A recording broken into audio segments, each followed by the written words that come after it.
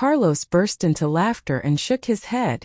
Putting a boiled shrimp into Debbie's mouth, he said, "There's no need to be dignified in front of Curtis." He and Curtis had been friends for nearly 20 years. But he had never expected that Curtis would someday become his uncle-in-law. Debbie felt stumped when Carlos put the keys inside her bag. She hesitated for a moment and then decided not to worry about it anymore. The two men talked business while she ate. When the meal was finished, Debbie touched her stuffed belly, which was the size of a football. "I shouldn't have eaten so much. It's almost bedtime. I haven't run or done any yoga recently. If I keep going on like this, I'll become fat soon." Carlos rubbed her soft belly and said, "Don't worry about that. You might have skipped running and yoga, but you've been engaging in other forms of exercises. With my help, you will stay fit." Debbie was confused. She looked at him and then at Curtis. The grin on Curtis' face had her realize what Carlos had meant. Embarrassed, she pinched her husband's arm without letting Curtis see. "Shut up," she snapped quietly. "Fine," he responded. And he kept his mouth shut for the rest of the meal. It started drizzling as they walked out of the restaurant, drowning Debbie's hopes of taking a walk after the big meal. Carlos took her back home after saying goodbye to Curtis. When they entered their bedroom, he asked while holding her in his arms, "Are you still feeling too full?"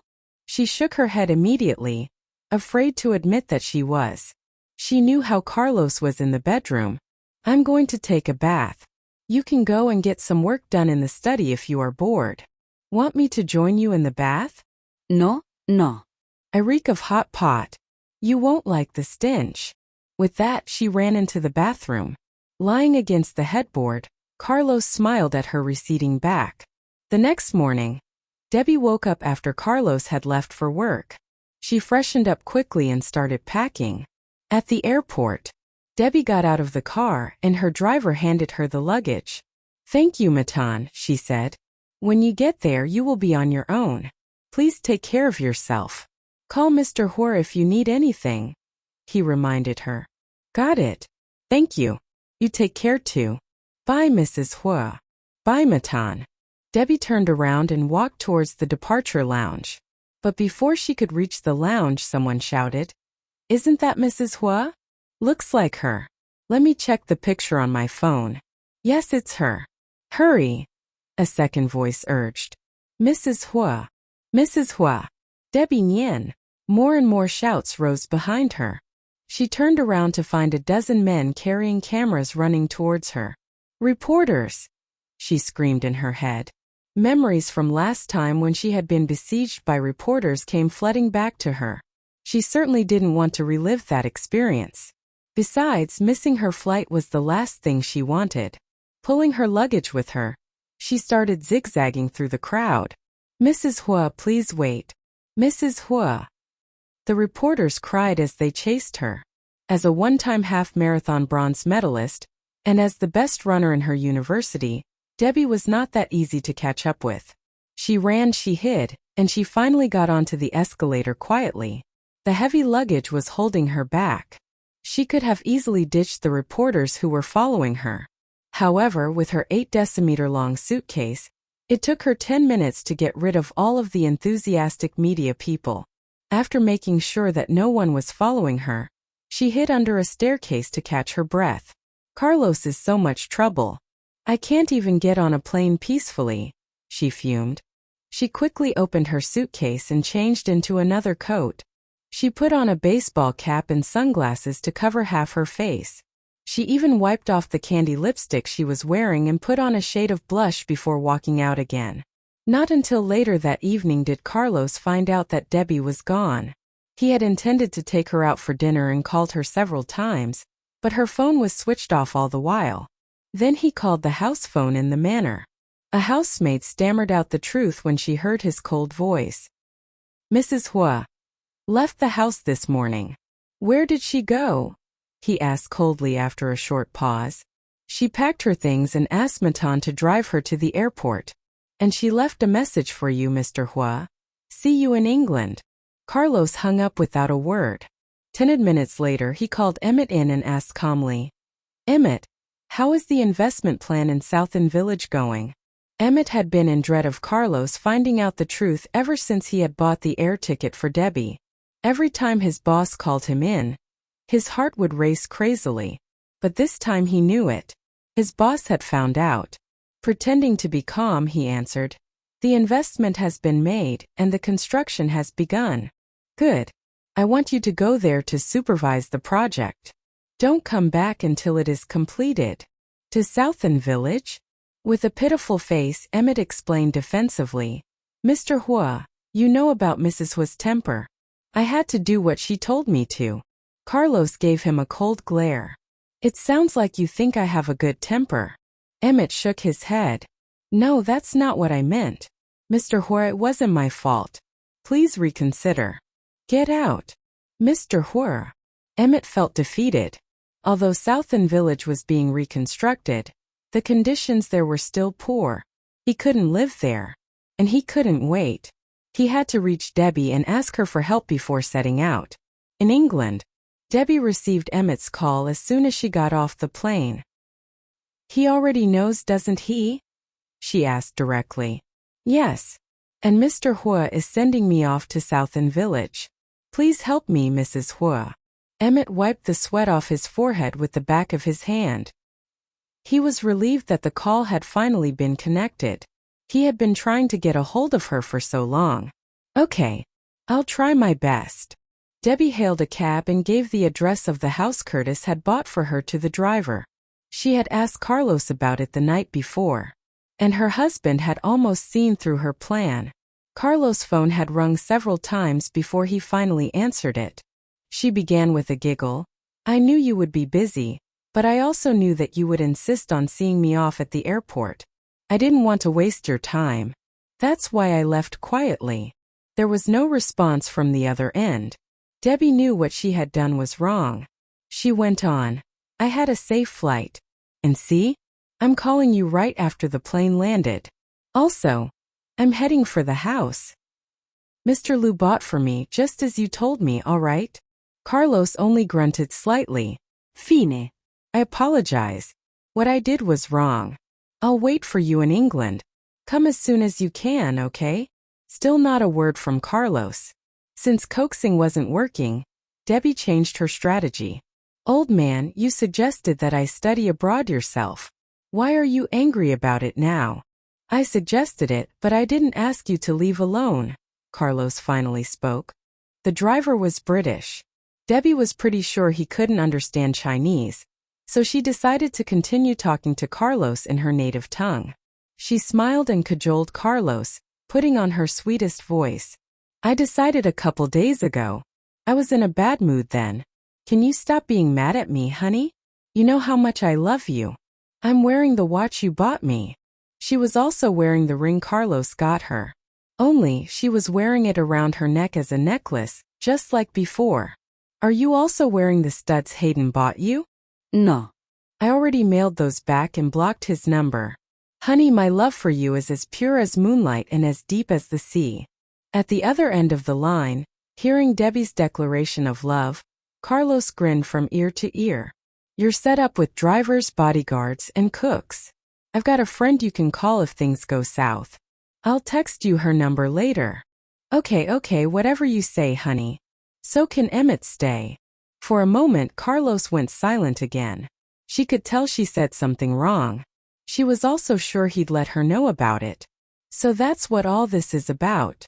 He, Mr. Handsome." Debbie pleaded with a giggle. "Debbie," her husband snapped. "Yeah," she replied immediately. "So it's about Emmett again. Do you remember how many times you've tried to get me to go easy on him? Every time Emmett made a mistake, she would plead with Carlos for him, sweeter and softer than ever. She wouldn't even do that for herself. But she liked the guy. He was well-meaning no matter what. I just don't want him in trouble because of me. He helped me out. And you didn't thank him but instead planned to exile him to some remote village. That's not fair." "He deserves it," Carlos said firmly. His stubbornness frustrated Debbie. "All right, I won't take up more of your time. Bye, Mr. Huo." Her tone became icy cold. Carlos rubbed his throbbing temples. Before she hung up, he said, Okay. He's not in hot water anymore. Happy. Debbie said joyfully. Thank you, honey. Moi. Carlos let out a silent sigh. And don't think you can get away with this again. You know this pisses me off, he warned. No problem. I promise I won't do it again. Honey, you're the best. Her voice was sweet as candy. After hanging up the phone, Debbie turned to look out the car window. The scenery was so different than in China. All sorts of things from farms to little communities could be seen on the drive. Half an hour later, the car rolled to a stop in front of a building in Manchester, where her apartment was. It was an upscale 17-floor block of flats located in the heart of the city center. Close to all sorts of businesses from chains to mom-and-pop shops, she was truly set if she wanted to step out for a bite to eat or do some shopping. What was more, it was a short walk to a bus stop. The entrance was framed by a row of beautiful colonnades, and she'd have to head through an ornate set of double doors of chestnut stain with elaborate glass work. Just when Debbie located the entrance, checking it against the address, and strode to the doors, a plump white-haired Chinese woman happened to be walking that way. The older woman quickened her pace, trying to catch up to Debbie. Excuse me, are you Mrs. Huo? Debbie nodded. Yes, and you are? Excitement sparked in the older woman's eyes. She took Debbie's suitcase and replied, I'm Ethel. Mr. Huo hired me to take care of you. Oh, thank you, Ethel. The elevator took her and Ethel to the 6th floor. There were 2 apartments on this floor. Brass characters bolted into the door read 601. The apartment was huge, at least 200 square meters. Debbie marveled at its simple yet sumptuous decor. There was a leather couch in one corner, and a white fabric one in the other. A glass end table held an ornate lamp, while a coffee table, also with a glass top, stood in front of the leather couch. There were little cubbies to store things like shoes and such, and a large flat-screen TV hung from a fixture on the wall. She had a corner space, and the fishbowl windows offered her an amazing view of the city.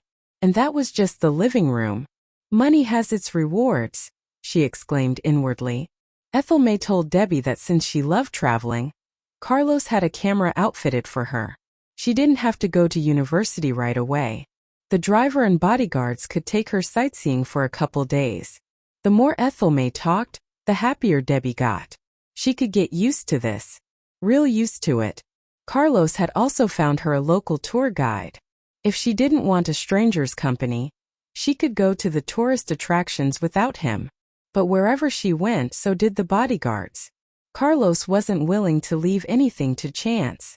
Although Debbie had traveled to a lot of places, she almost never used a guide. So she decided not to use one either this time. Assuming she'd be exhausted, she spent the first day resting at home and didn't set out until the next day. She grabbed the camera and asked the driver to take her to the most famous tourist attraction in the city.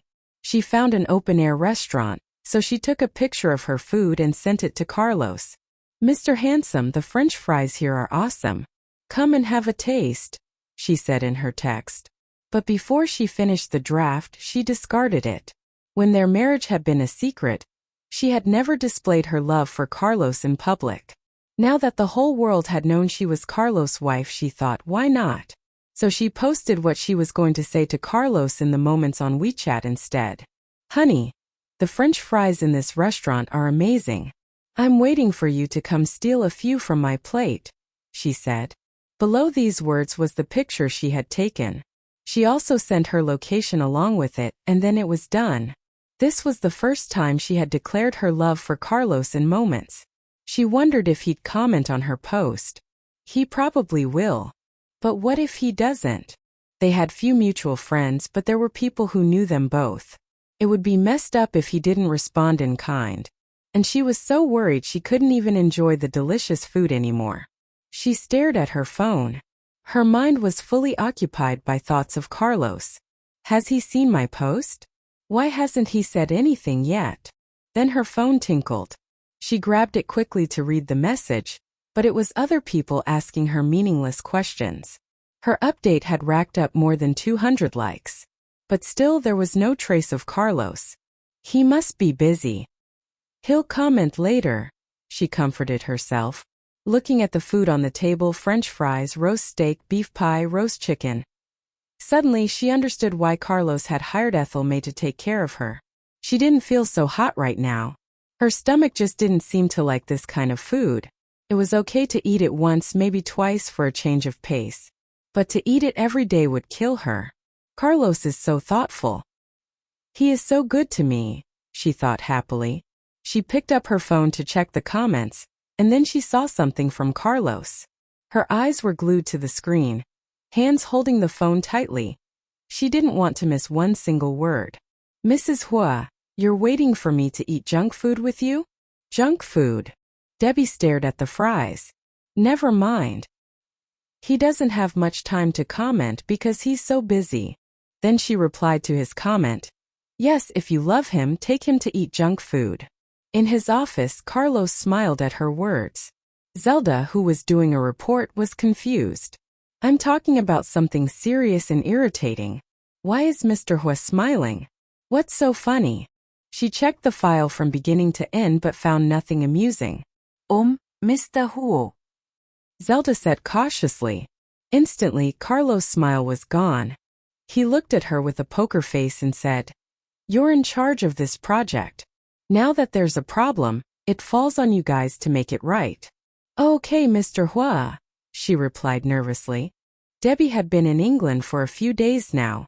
The day she reported to her university, she met someone she was familiar with. Gus, who had always been an odd egg, ran towards her with a huge smile on his face. Debbie, long time no see, he said, a complex look in his eyes. Debbie looked at him and walked past without a word. What did I do wrong? He mused with a confused frown. But it didn't matter. The thought that he was actually Debbie's uncle put him in a good mood again. He caught up with her and proclaimed, Niece, as your uncle, I have come here to keep you company. Are you moved? Come on. Call me uncle. The truth was that he didn't want to study abroad at all, because that meant being away from his girlfriend. Curtis had tricked him into coming here. Making Debbie call him uncle was the only thing he was interested in at the moment. Debbie stopped and looked at him coldly. I'm sorry.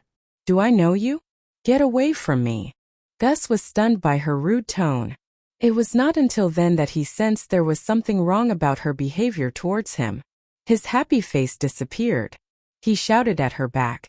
Debbie Nian, I was just asking you to call me uncle. As you rightly should. Do you have to pull such a long face for that? Without so much as a pause, Debbie walked straight towards her classroom. Damn that Curtis. Why does he put me on such frustrating tasks every time? He wondered sullenly. On the 8th day she was in England, Debbie video called Carlos and learned that he was sick. She asked Emmett how it happened, and he told her that ever since she had gone to England, Carlos hadn't gone back to the manor even once. He ate and slept at the company and worked more than 10 hours a day. The long hours, stress, and lack of sleep eventually damaged his health. Today was the 3rd day he had been sick, but he had taken no medicine and insisted on working without a break.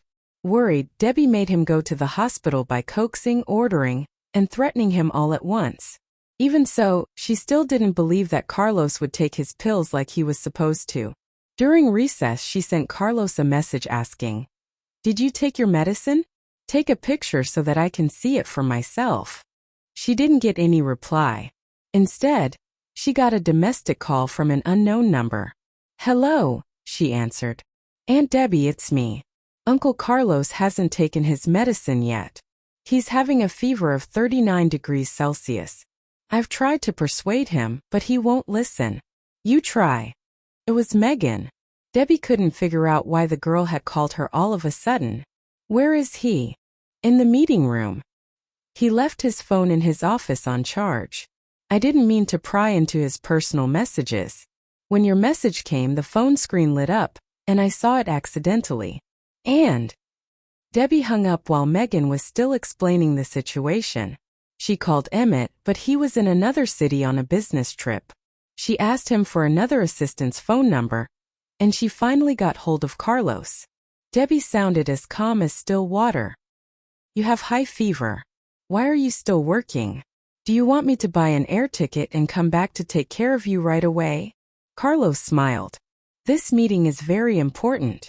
I promise I'll take my medicine as soon as it's over. Okay? No. I want to see you take your medicine right now. He's a grown man. Why can't he take proper care of himself? Carlos sighed. Okay. I'll go to my office and take it right away. After returning the phone to Ashley, he walked back to his office. Megan was doing her homework at his desk. Did your Aunt Debbie call on my phone? He asked her. Megan drew back her head in fear and answered honestly. No, she left you a message. I'm sorry, Uncle Carlos. I didn't mean to read it. Your phone was right there on the desk. I saw the message accidentally, and I was worried about you. Carlos unplugged his phone silently. Then he said, The rain has stopped. When you finish your homework, I'll ask the driver to take you home. All right. I'll need another 10 minutes. Megan continued with her homework. Looking at her lowered head, Carlos sank into deep thoughts for a moment. When he came back to his senses, he made a video call request to Debbie. It was accepted at once. Debbie had been sitting under a big tree, waiting for his message. Video chatting had become the main means by which Carlos and Debbie communicated with each other these past few days. He fixed his phone on the stand so that Debbie could watch him as he got a glass of water and took his pill. However, through the camera lens, Debbie could see not only Carlos, but also Megan, who was doing her homework at his desk. Her eyes burned at the sight of the girl, and her cheeks puffed with anger. At that moment, she realized how stupid she had been to ask Carlos to send her abroad so early. Now, she wouldn't know about it if Megan seduced Carlos again. She cursed herself a million times. Carlos picked up his phone after taking the pill. That was when he saw Debbie's unhappy face. There was a heavy downpour a while back.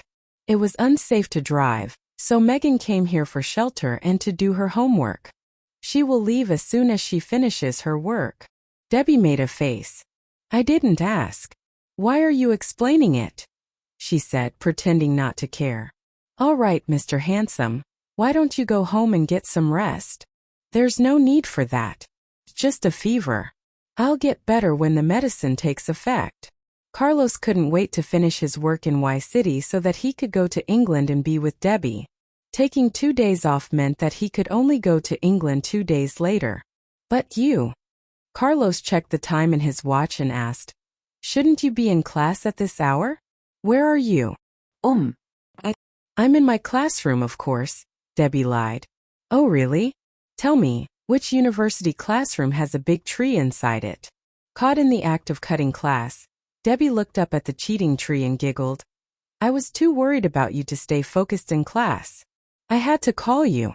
If you skip class again, I'll consider becoming an instructor in your university until you graduate, just to supervise you, Carlos warned as he walked into his office lounge. Debbie stood up and dusted the dirt off her butt. Mr. Huo, God has endowed you with the ability of being an extraordinary CEO, and to make money to boost the world's economic development, not to become an instructor in some university. That would be a waste of your talent. Carlos put his phone aside and started taking off his suit jacket. An instructor can cultivate more capable minds for the country. In that sense, being an instructor is more meaningful than pushing forward the world's economy. Wait, Mr. Handsome. Why are you taking off your clothes? Debbie had been running towards her classroom. But when she saw Carlos stripping himself, she stopped in her tracks, not being able to take her eyes off the phone screen. Carlos gazed at the big pair of eyes that had widened out of curiosity in his phone screen. What are you thinking? My suit jacket just got dirty. A female client's perfume was so strong that the entire meeting room had been filled with its scent. Even after she had left, Carlos could still smell the scent on his jacket. Debbie was disappointed. I thought you were gonna strip for me. Carlos picked up a brand new suit jacket from the closet and put it on. Wanna watch me strip? Debbie nodded excitedly. Yes, yes. The thought of his athletic body made her drool. Go to class now. You can feast your eyes tonight. Carlos winked. Debbie nodded at his magnetic voice. All right. It's a date. Don't back down later. She started shooting towards the classroom like a bullet. Carlos was amused. I won't. Bye. Bye. When Carlos walked out of the lounge, Megan was still doing her homework at his desk. He looked at her and said flatly, I'm going back to the meeting room. The meeting won't be over anytime soon. Ask Ashley to call a driver for you and tell him to take you home when your homework is done. Gotcha. Go back to your work. Don't worry about me, Uncle Carlos. Okay. Debbie's days in England were pretty boring. Studying took up most of her time. It surprised her that a once hopeless student like her could be studying so hard now. Without Carlos, her life was sort of like a photocopier. Every day was just a Xerox of the other. It was always just class, yoga, and music. Luckily, she had the weekends off to have some fun, or she would have gone mad already. It had been a month and a half since she had come to England. She had been away from Carlos for 45 days. During these days, she reflected on what had happened in Y City in the past. She came to a few solid conclusions. She had been too hot-tempered. Carlos had been nothing but good to her. No matter how busy he was, he always made time to keep her company. He provided the best for her. Why couldn't she have been more understanding? Why had she canceled the trip with him to the Maldives? He had had fights with her over Hayden only because he loved her very much and had gotten jealous of her being close to other men. She should have been more patient and comforted him. And then there was Megan. She always made things worse between Debbie and Carlos. She stirred things up and then pretended to be a good girl. She pretended to suck up to Debbie and comfort Carlos. Yet, Debbie had easily fallen into her trap. She had fought with Carlos over Megan. She had forced Carlos to send her abroad sooner than needed. Now that she was here, it took only one look at the A4 paper with Carlos' name scribbled all over it to know how much she missed him. He shouldn't have been so indulgent with her. And Curtis, he did nothing wrong. He had been good to her ever since he had found out that she was family. But she had refused him coldly. She shouldn't have taken her hatred towards her mom out on Curtis and Gus. She felt so stupid as she thought about everything that she had messed up in the past. She only wished that Carlos' love for her wouldn't fade because of her past follies. She had heard a saying that a person grew up suddenly at some point in their life. It was so true. Debbie felt she had become more mature after spending some time alone, thinking. She decided to start over with Carlos and treasure what they had. The process had been hard and tormenting. But a message from Casey changed everything again. She was pondering over a question on the English test paper when her phone rang. The message from Casey said, Tomboy, I wasn't planning on telling you this, but it's too important. I think as Carlos' wife, you deserve to know the truth. Carlos. He's injured. What happened? She texted back immediately. Emmett said that he got hurt while he was trying to save Megan, Casey replied. Carlos had asked Emmett not to say a word about it to you. But Emmett slipped it in front of me and I felt bad about keeping this from you. She added. Megan. Why is it Megan again? Debbie tried to calm down. She called Carlos immediately, but it was Megan who answered the phone. Where is Carlos? Debbie asked, suppressing her anger. Megan whimpered. Uncle Carlos is still unconscious. But the doctor said that his situation wasn't critical. The bullet has been removed. He needs to recuperate now. Bullet? You are saying that is not critical. Anger and anxiety made Debbie roar. He was shot in the arm last time because of you. Where did he get shot this time? Tell me. Megan cried. Aunt Debbie, I'm sorry. I'm so sorry. I didn't mean for this to happen. Stop crying and tell me where he got shot. Megan stopped wailing and said, His shoulder. Debbie closed her eyes in pain, too furious to speak. She didn't know what to say either. She couldn't really blame Megan, because her parents had saved Carlos' life once. That afternoon, Debbie bought an air ticket bound for Y City in the evening. After spending an hour in the car, 10 hours on the plane and another hour in a cab, Debbie dashed into the hospital. At the entrance to the inpatient department, Debbie stopped and took a few deep breaths to calm herself down before climbing up the stairs, hauling her luggage behind her. The VVIP inpatient department was always quiet, so the whisper of the two nurses in the hallway could be heard pretty clearly. I thought she wasn't Mr. Huo's wife. No, she is only his niece. Then what's with the hugging? She's not a child. She should have some boundaries. Debbie heard every word. Even strangers know that Megan should keep her distance from Carlos. But she acts like a little girl around him. Too focused on their gossip, the two nurses only nodded to Debbie as she walked past. Debbie heard the sobs from inside the ward even with the door shut.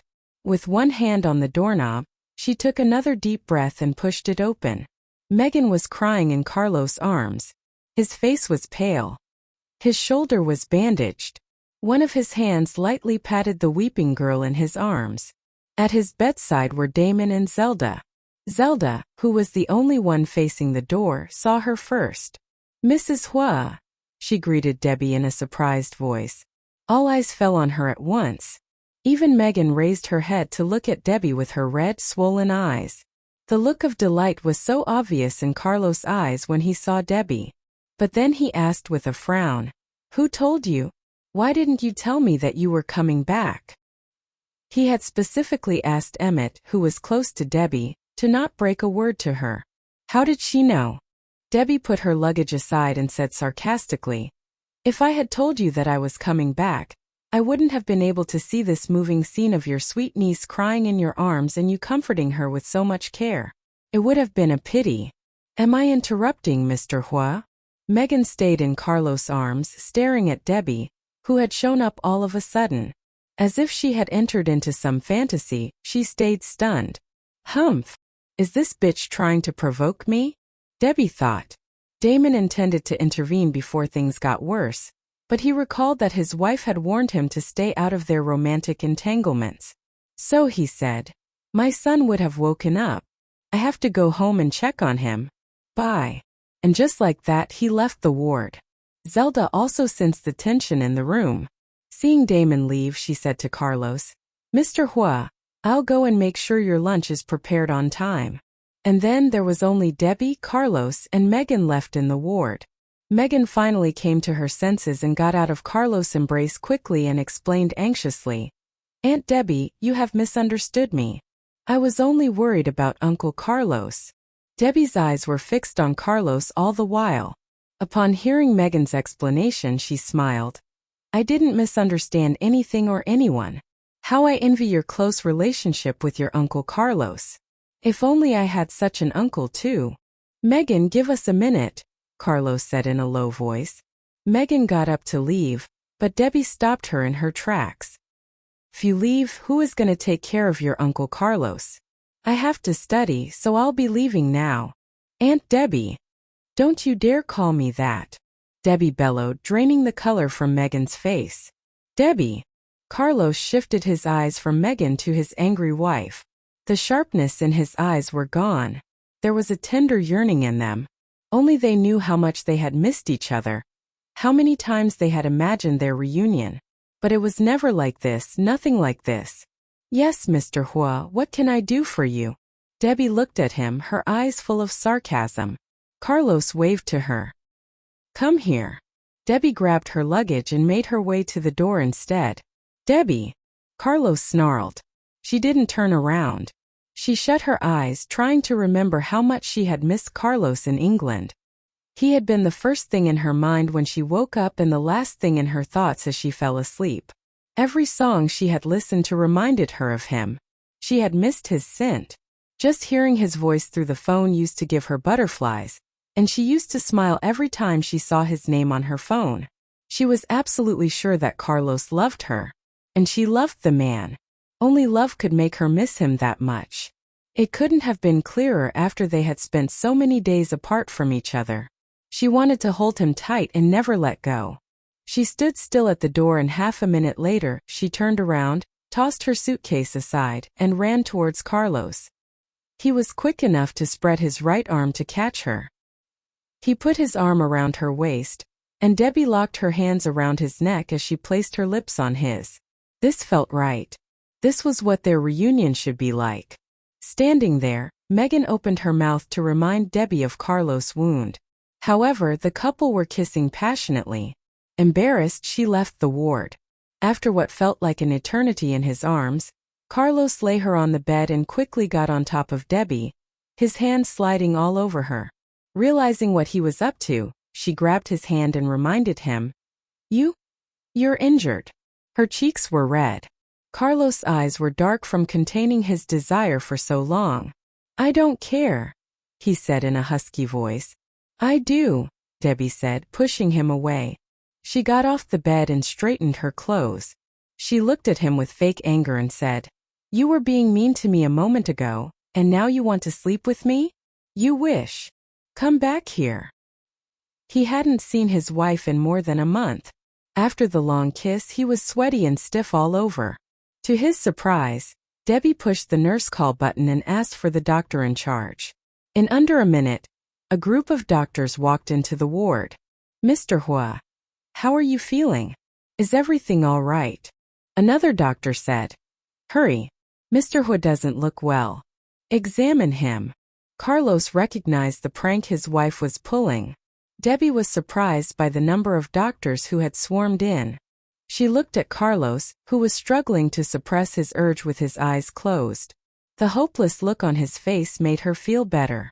So she said, "He's fine. The needle seems to be a little crooked. Blood has gotten into it." The doctor in charge adjusted the needle swiftly. Noticing Carlos' grimacing face, the doctor asked in concern, "Mr. Huo, you don't look well. What's the matter?" Carlos snapped, "Get out." Not daring to say anything else, the doctor led his subordinates out of the ward quickly. Again, it was just the two of them. Carlos opened his eyes and said, "Come here." His voice was much more tender. Debbie walked over to him slowly. She stood to his left and started unbuttoning his hospital clothes. Carlos grabbed her hand tightly. Debbie gazed at him. "I just want to look at your wound. It has been bandaged. There's nothing to look at. Why did you come back without telling me?" Not just her. None of his employees in England had informed him of it. "It looks like I will have to replace them all." Debbie wrenched free of his grasp. "How could I stay there any longer? My husband had almost become someone else's." "Don't talk nonsense." Debbie didn't respond. She didn't think she had said anything wrong. Carlos moved aside to make room for her. Then he pulled her onto the bed and said, "Sleep with me." "I don't need any sleep," she objected. "Yes, you do," he insisted. With Debbie in his arms, and the familiar scent of her around him, Carlos fell asleep soon. Debbie was tired too. But the scene she had witnessed earlier kept her awake. Assured that Carlos was fast asleep, she got out of his arms and left the bed quietly. She wanted a word with Megan. Megan was sitting on the bench outside the ward, playing with her phone. Seeing Debbie, she put her phone away and smiled without saying anything. "I'll take care of him. You can go," Debbie said coldly. Immediately, the expression on Megan's face changed. Before she could say a word, Debbie warned, "Save your crocodile tears for someone else. People might actually think that I'm bullying you. Your masquerade won't work on me." Even so, Megan pleaded quietly, "Aunt Debbie, I'm really worried about Uncle Carlos. Can you please let me stay here?" Debbie wouldn't buy it. "If you really cared about him, you wouldn't have let him get shot twice because of you. There's nobody else here, it's just you and me. Cut the crap and level with me. How long do you plan on pestering my husband?" The feigned sadness and weakness disappeared from Megan's face. She smiled at Debbie malevolently. "I love Carlos as much as you do, so how could I leave him alone? Besides, the entire Huo family likes me. They hate you. So it should be me asking you, Debbie, when are you gonna divorce Carlos?" Debbie wanted to slap her so badly. Carlos' relationship with Megan always bugged her, and every time she was justified. He's my husband?" It was less a question, and more incredulity that she would even ask. "So what if they like you? As long as Carlos loves me, it doesn't matter if the whole world's on your side." Megan smiled conspiratorially. "You really think Carlos loves you?" Of course. She could feel Carlos' love for her. His every act was drenched in affection for her. Her feelings wouldn't lie. Megan's words couldn't change that. If he loves you so much, why didn't he tell you about the birth control pills you took? Debbie was puzzled. What? Though he'd initially been angry, the two had already made up and put the issue of the morning after pills behind them. She wasn't the most experienced sleuth, so Debbie couldn't figure it out. Why did she test positive for those pills when she never took any? In the end, she had thought it was simply because she had a voracious appetite. Maybe she had eaten something that contained the ingredients they tested for. If she ate a lot of it, that would explain the high levels they found. But now that Megan had brought it up again, not to mention in that weird tone, Debbie knew something was fishy. What do I mean? Debbie Nian, you're pathetically naive. Since we're both women, I shouldn't have to tell you that I don't trust men. Carlos may have an open wallet when it comes to you. He may buy you a lot of pretty things. But that's not love. Stop. Debbie interrupted her. I'm a 22-year-old married woman, you're 18 and single. Why would I think you know anything about men? You're just trying to get between me and Carlos. Megan was young after all. Debbie could see what she was up to. She'd made it clear plenty of times that her motives were not pure when it came to Carlos. The younger girl bit her lip angrily and said, "Do you know why the tests came back positive? The pills had been ground up and put in your food. And the Huos did it. Almost every day. As long as Carlos was at home with you in the evening, they made sure you took the pills the next day. He knew it and said zilch to you. That has to suck." Every word Megan had said was like a bomb. Debbie felt dizzy now, and the world, which had made sense just moments earlier, didn't. Carlos' family slipped me birth control pills. That was too hard to take. For a moment she thought her ears were messing with her. Then she saw the smug look on Megan's face. She took a few deep breaths to center herself. And finally visibly relaxed, the tension draining from her shoulders and back. She told herself not to fall into the girl's trap. Who did it? I'll tell you, but you can't tell Carlos. Debbie thought about it for a bit. She wondered what harm it would do. Deal, she said. With Debbie's promise, Megan laughed weirdly. Your so-called parents-in-law. James and Tabitha. Debbie's hands balled into fists. She clenched them so tightly that her nails started to dig into her palm. She knew James hated her. Debbie could totally believe James was behind it. But Tabitha? She remembered the bracelets Tabitha had given her the first day they met. She was always nice to me. She couldn't do that. No way. That's not Tabitha's style. First you ruined my relationship with Carlos, and now my mother-in-law?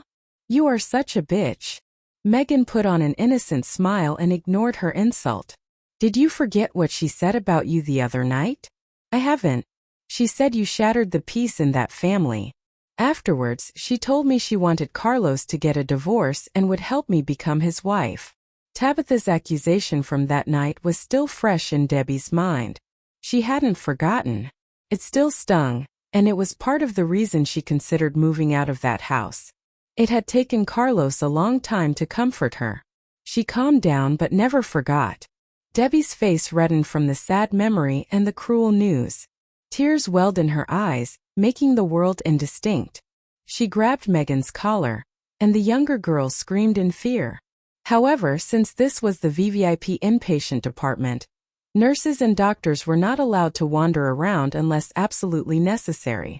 It was the uber-private wing, so there were only the two of them in the hallway right now. Debbie forced Megan against the wall, forearm against her throat. You're just hell-bent on stealing Carlos away from me, aren't you? Frightened, Megan turned pale. She stumbled over her next words. Yeah. Everyone deserves to be happy. Carlos makes me happy. Makes her happy? Debbie sneered. So? You screw me over just to be happy. What's wrong with that? You're nothing to me.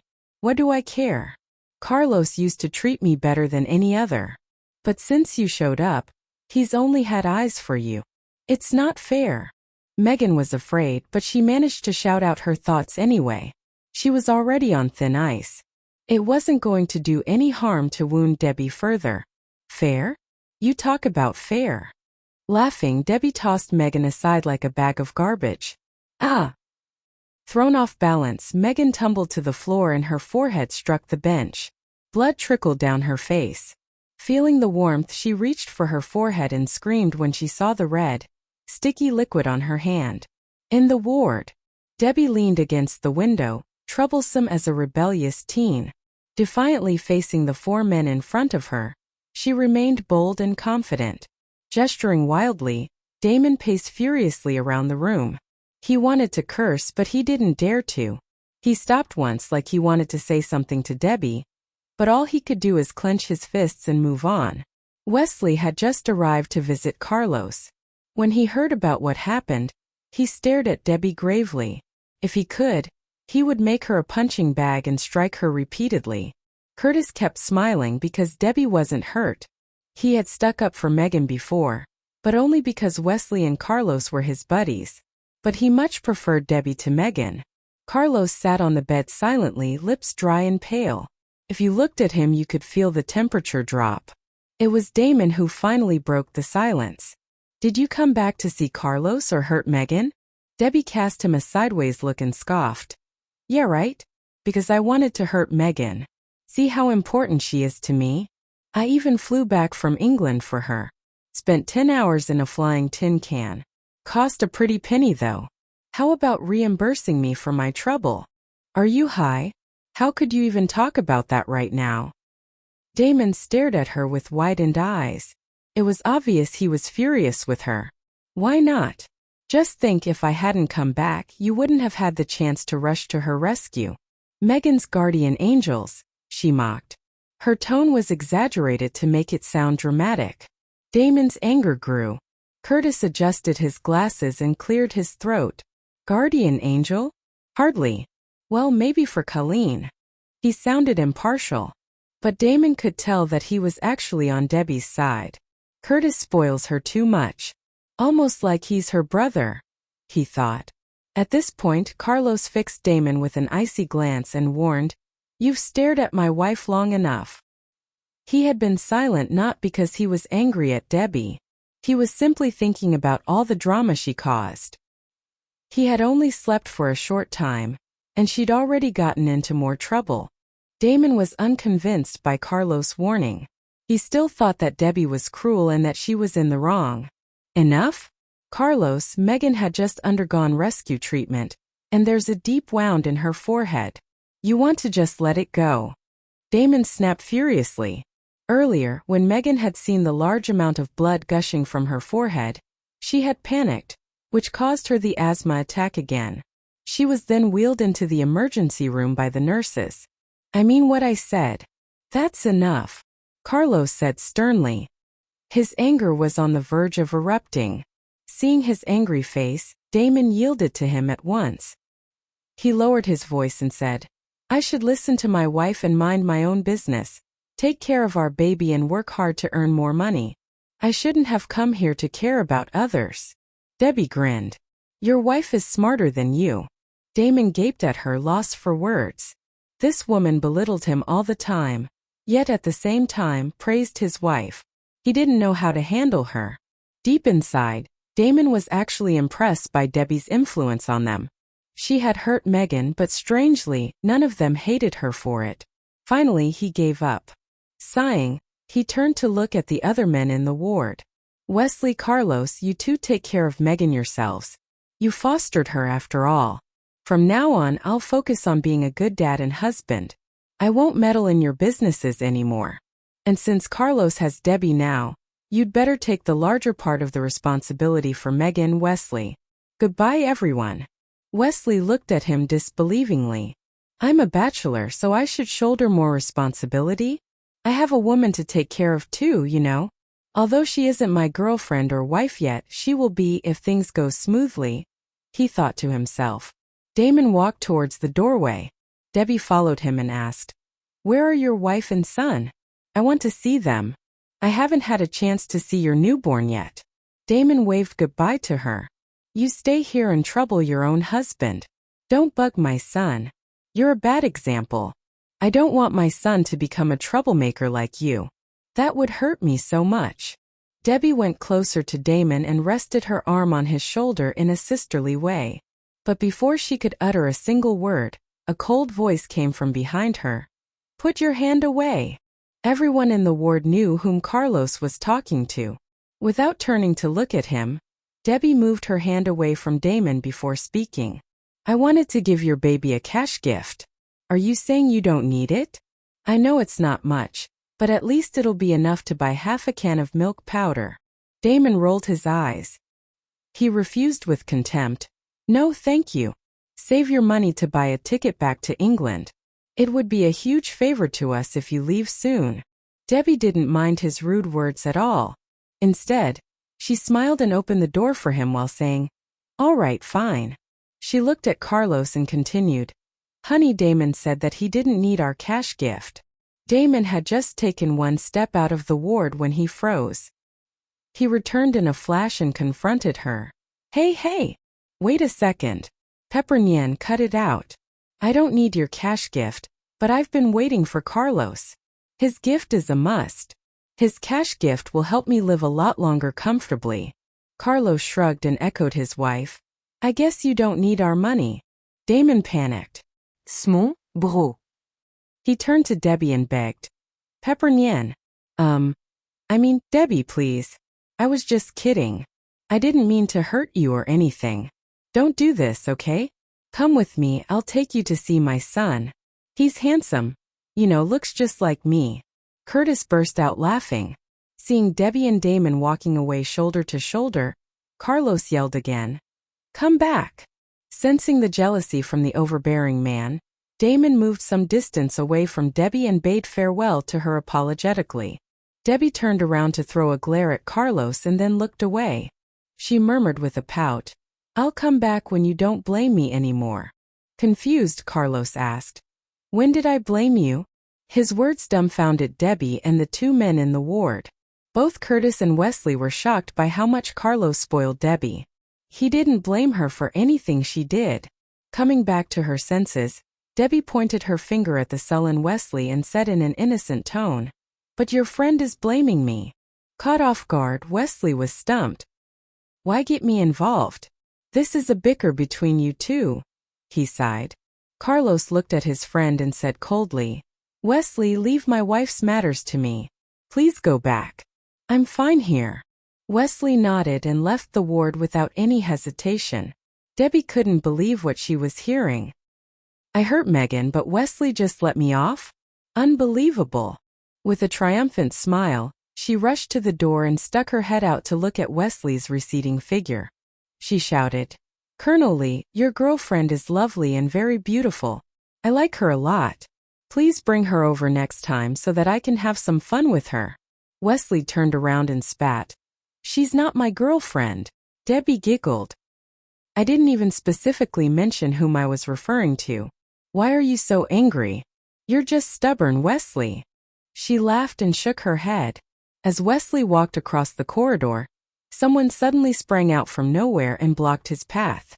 As a reflexive military officer, Wesley defended himself and attacked swiftly. The man was helplessly pressed against the wall. His arms were locked on his back by one of Wesley's hands and his face was pressed to the cold concrete wall by the other. He groaned in pain. "Hey, it's me, Damon. Calm down." Hearing his voice, Wesley finally took a closer look at his friend and loosened his hands to let him go. Massaging his aching cheek, Damon protested furiously. "Bro, you and Carlos need to change your attitude. Both of you are so vigilant and enjoy taking preemptive action." Damon had experienced the same misery twice by Carlos. Since then, he never dared to show up in front of him out of the blue. Wesley had seldom been alone with Damon in the past, because the latter used to be a member of a gang called the Macro Gang. Normally, they should be enemies to each other. Damon used to work in the underworld, while Wesley was in the lawman business. So secretly, Damon was always scared of Wesley. He knew that if he did something that crossed the line, he would definitely be caught and locked up in jail by this righteous fellow. But Damon had dropped out of the gang, for his wife's sake. So he could finally feel more relaxed while facing Wesley, and they had more chances to be together now. Wesley gave him a contemptuous glance and chided, "You're a mature adult. Can you stop being so childish?" Damon wasn't in the mood to argue with him. He stretched out his right hand in front of him, palm up, as if he was asking for something.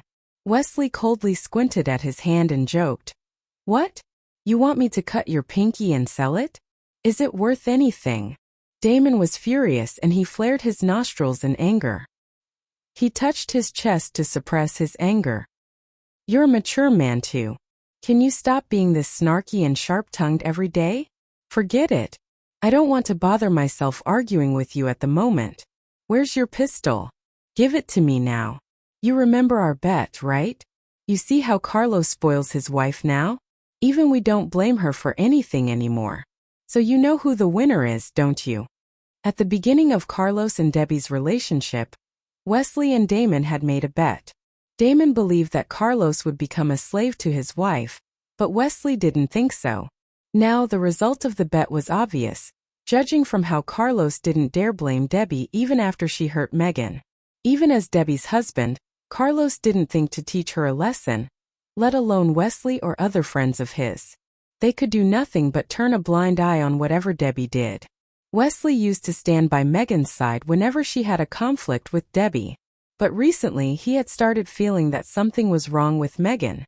She had become unpredictable and had taken the initiative to provoke Debbie time and again, which of course, made it even more impossible for Wesley to blame Debbie. No way. Wesley glared at Damon, bearing his anger. In his mind he cursed Carlos. "Carlos Huo, I'm so disappointed in you. Aren't you well known as a cold and overbearing CEO? How can you surrender to a woman so easily? You're too weak. Now I lost my bet because of you." That blunt reply got on Damon's nerves. He snapped in a displeased tone. "Wesley Lee, are you a man or not?" Stone-faced, Wesley squinted at Damon and teased, "Am I a man or not? You want to check it for yourself." Then he dropped the F word in such a casual way you'd think he was a crackhead from the backstreets. A chuckle rang in the corridor all of a sudden. But obviously, it was not Damon who had let out this chirpy chuckle. "Who's that laughing?" In confusion, the two of them simultaneously turned and looked towards the elevator, where the chuckle had come from. There stood near the elevator was a woman, staring at them with a smiling face that indicated she had stood there for some time, watching them argue. Holy cow! Wesley cursed when he realized it was Blair. "When did you sneak up on us?" Earlier, they had reached the hospital together and then separated, each one to their own businesses. Wesley had come to visit Carlos while Blair had come to visit her friend. She said there was something she wanted to pick from the friend. They'd agreed to meet later on, and Wesley would drive her back home. It only happened that Blair didn't take long at her friend's place. Since she had a lot of time on her hands, she had done a little window shopping on the street nearby the hospital and gone to a cafe for coffee until it was time to come here as agreed. For a few minutes she had tried to wait outside, but it was a little too cold. So she decided to come in and head upstairs where she knew he was. But the moment she stepped out of the elevator, she had accidentally overheard an improper talk that was going on between these two men. Stealthily, she had sneaked up on them, until she couldn't move anymore without being noticed. She had leaned against the wall only a minute before Wesley snapped with the profanity that made her chuckle. But immediately she had realized it was a crude remark that wasn't funny at all. Now seeing Blair covering her mouth, as if she was undecided between amusement and anger at his tasteless language, Wesley asked with a dark face, "Is it funny?" To which Blair retorted, "It's more thoughtless than funny if that's what you thought." Such a flat joke. Unless the two of you are used to such language from the gutter. Trying her hardest to maintain a calm face, she added, "I never knew. Colonel Lee, you have homosexual tendency." Damon, who had stood and watched her reaction quietly, now spoke, taking the chance to throw in wisecrack. In a mock gesture of flirting, he echoed Blair's retort by holding Wesley's shoulders and winking suggestively. "Wesley, let's get a hotel room now." Unable to hold back her laughter, she laughed and shot back, "Oh, now that's funny." Then she noticed Wesley's deadpan face and angry glare. But she didn't care and looked him straight in the eye, as she kept laughing loudly. Awkward, Wesley softly kicked Damon in the shins and spat coldly, Get your dirty fingers off my shoulders. I'll be at the barracks later. See me at the camp if you want my pistol. Then he made 2 quick steps to Blair, grabbed her by the arm and left straight away. When Blair saw the direction which he was dragging her towards, she stammered something in surprise and protested at once. Hey, I need to take the elevator. She excused herself. Is Wesley serious that we are taking the staircase from right here on the 18th floor? Geez, doesn't he even care that I've been up and down the whole day? She thought. However, ignoring her protest, Wesley dragged her all the way to the exit. Blair still struggled, trying to break free, only for him to tighten his grip around her wrist. After descending 1 floor, Blair clutched the railing of the staircase tightly and refused to go on foot anymore. I'm not feeling well. You take the stairs and I will take an elevator. Wesley turned around, staring at the complaining woman. You've just walked a short flight of stairs, but you're already exhausted. Obviously, you're in lack of exercises. Unconvinced, she retorted. I'm not planning to join the armed forces. I'm not under some obligation to guard our country or anything like that. Why should my physical form be a bother to anyone? But in a firm voice he replied, if you're out of shape, what pleasure do you think your future husband will derive from a woman who can't even satisfy his sexual needs? Can't you see that I'm only doing your marriage a favor? Blair was lost for words. Although she was still young, she could easily understand the subtext of his words. She blushed red all over her face. But after a few seconds, when she realized something, her face went pale, and her eyes became red with tears. Bearing the pain in her heart, she continued to walk down the stairs in silence. As Wesley watched her, he easily noticed her mood swing. Biting his lower lip in remorse, he picked up his pace in an attempt to grab hold of her wrist. But she shook off his hand at once. Determined to hold her close by his side, he grabbed her hand again. Jerking his hand off, she told him off in a low and stern voice. I don't need your help. I can walk on my own. Now defeated, Wesley sighed helplessly. Slowing down a bit, he silently followed her. After descending a few floors, he suddenly quickened his steps and stopped in her way. Eager to appease her, he squatted down and requested, climb up my back. Still unimpressed, she briefly looked at his broad shoulders and sidestepped him, cursing under her breath. No thanks, she politely declined, trying to act nonchalant. Deep inside, though, she was breathing fire as she walked around him and kept on going down the staircase. Not ready to give up the fight that easily, Wesley had a new idea. Just as she was turning the second corner after she had turned down his overtures, he suddenly ran over, lifted her up and carried her over his shoulder, running down the next flight of stairs. As he went, Blair, with her head facing the floor and her body tumbling on his shoulder, began to feel squeamish. It was as though all of her blood had suddenly started rushing to her brain. Flailing and kicking without success, she pleaded, it's uncomfortable. Please let me down. Amused by her helpless calls, Wesley slowed down and with a cunning smile he asked, will you laugh at me again? No. Will you allow me to piggyback you or not? Absolutely yes. She gave in without a second thought. Miserably, she thought, I'd better listen to him at the moment. A smile of satisfaction beamed on his face as he finally put her down. Blair then obediently climbed on his back and let him carry her the rest of the way downstairs. Honestly, Wesley, are you putting yourself through all this? She asked when they reached the 5th floor. What's the wisdom of struggling down the stairs for a whole 18 floors, instead of taking the elevator? And what's more, you're even exhausting yourself to piggyback me. Well, this is what I find pleasure in, he answered, making light of it. From the way he phrased his words, Blair didn't know how to carry on with the conversation. This dull man was really a conversation killer. She wondered why on earth she had previously had a crush on him. Was she fond of his sharp tongue or his ruthlessness? In Carlos Huo, since Damon and Wesley had left, Curtis didn't think he should stay anymore. So he stood up from the sofa, walked up to Debbie and tried to bring up something new, so that she would stop worrying. He said softly, I hope you still remember that Colleen and I have our wedding coming up next month. I'll send an official invitation later. To the contrary, the slight smile that had briefly appeared on Debbie's face faded. She opened her mouth but hesitated to speak. After a few seconds she slightly nodded. Okay. Well, look after Carlos. I should get going now. Debbie nodded again but remaining tight-lipped. After Curtis left, the couple was alone in the still ward.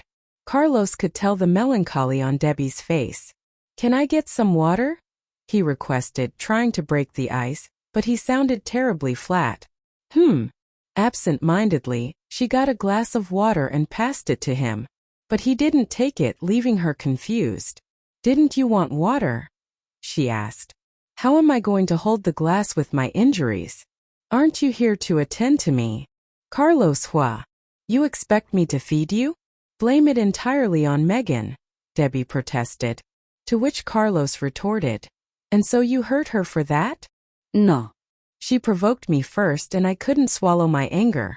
I couldn't put up with her affronts anymore. But it was out of her own carelessness that she lost balance and hit the bench.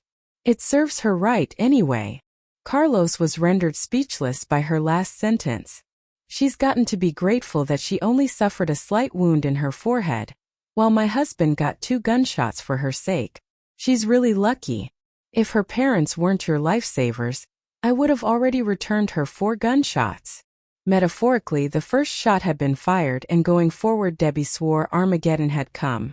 What other incentive did she have left to entertain Megan? Basking in the glory of the moment, she couldn't help but smile, flashing back on how after she had hurt Megan, the 4 men just watched helplessly. Were they not the same people Megan thought would protect her from Debbie if push came to shove?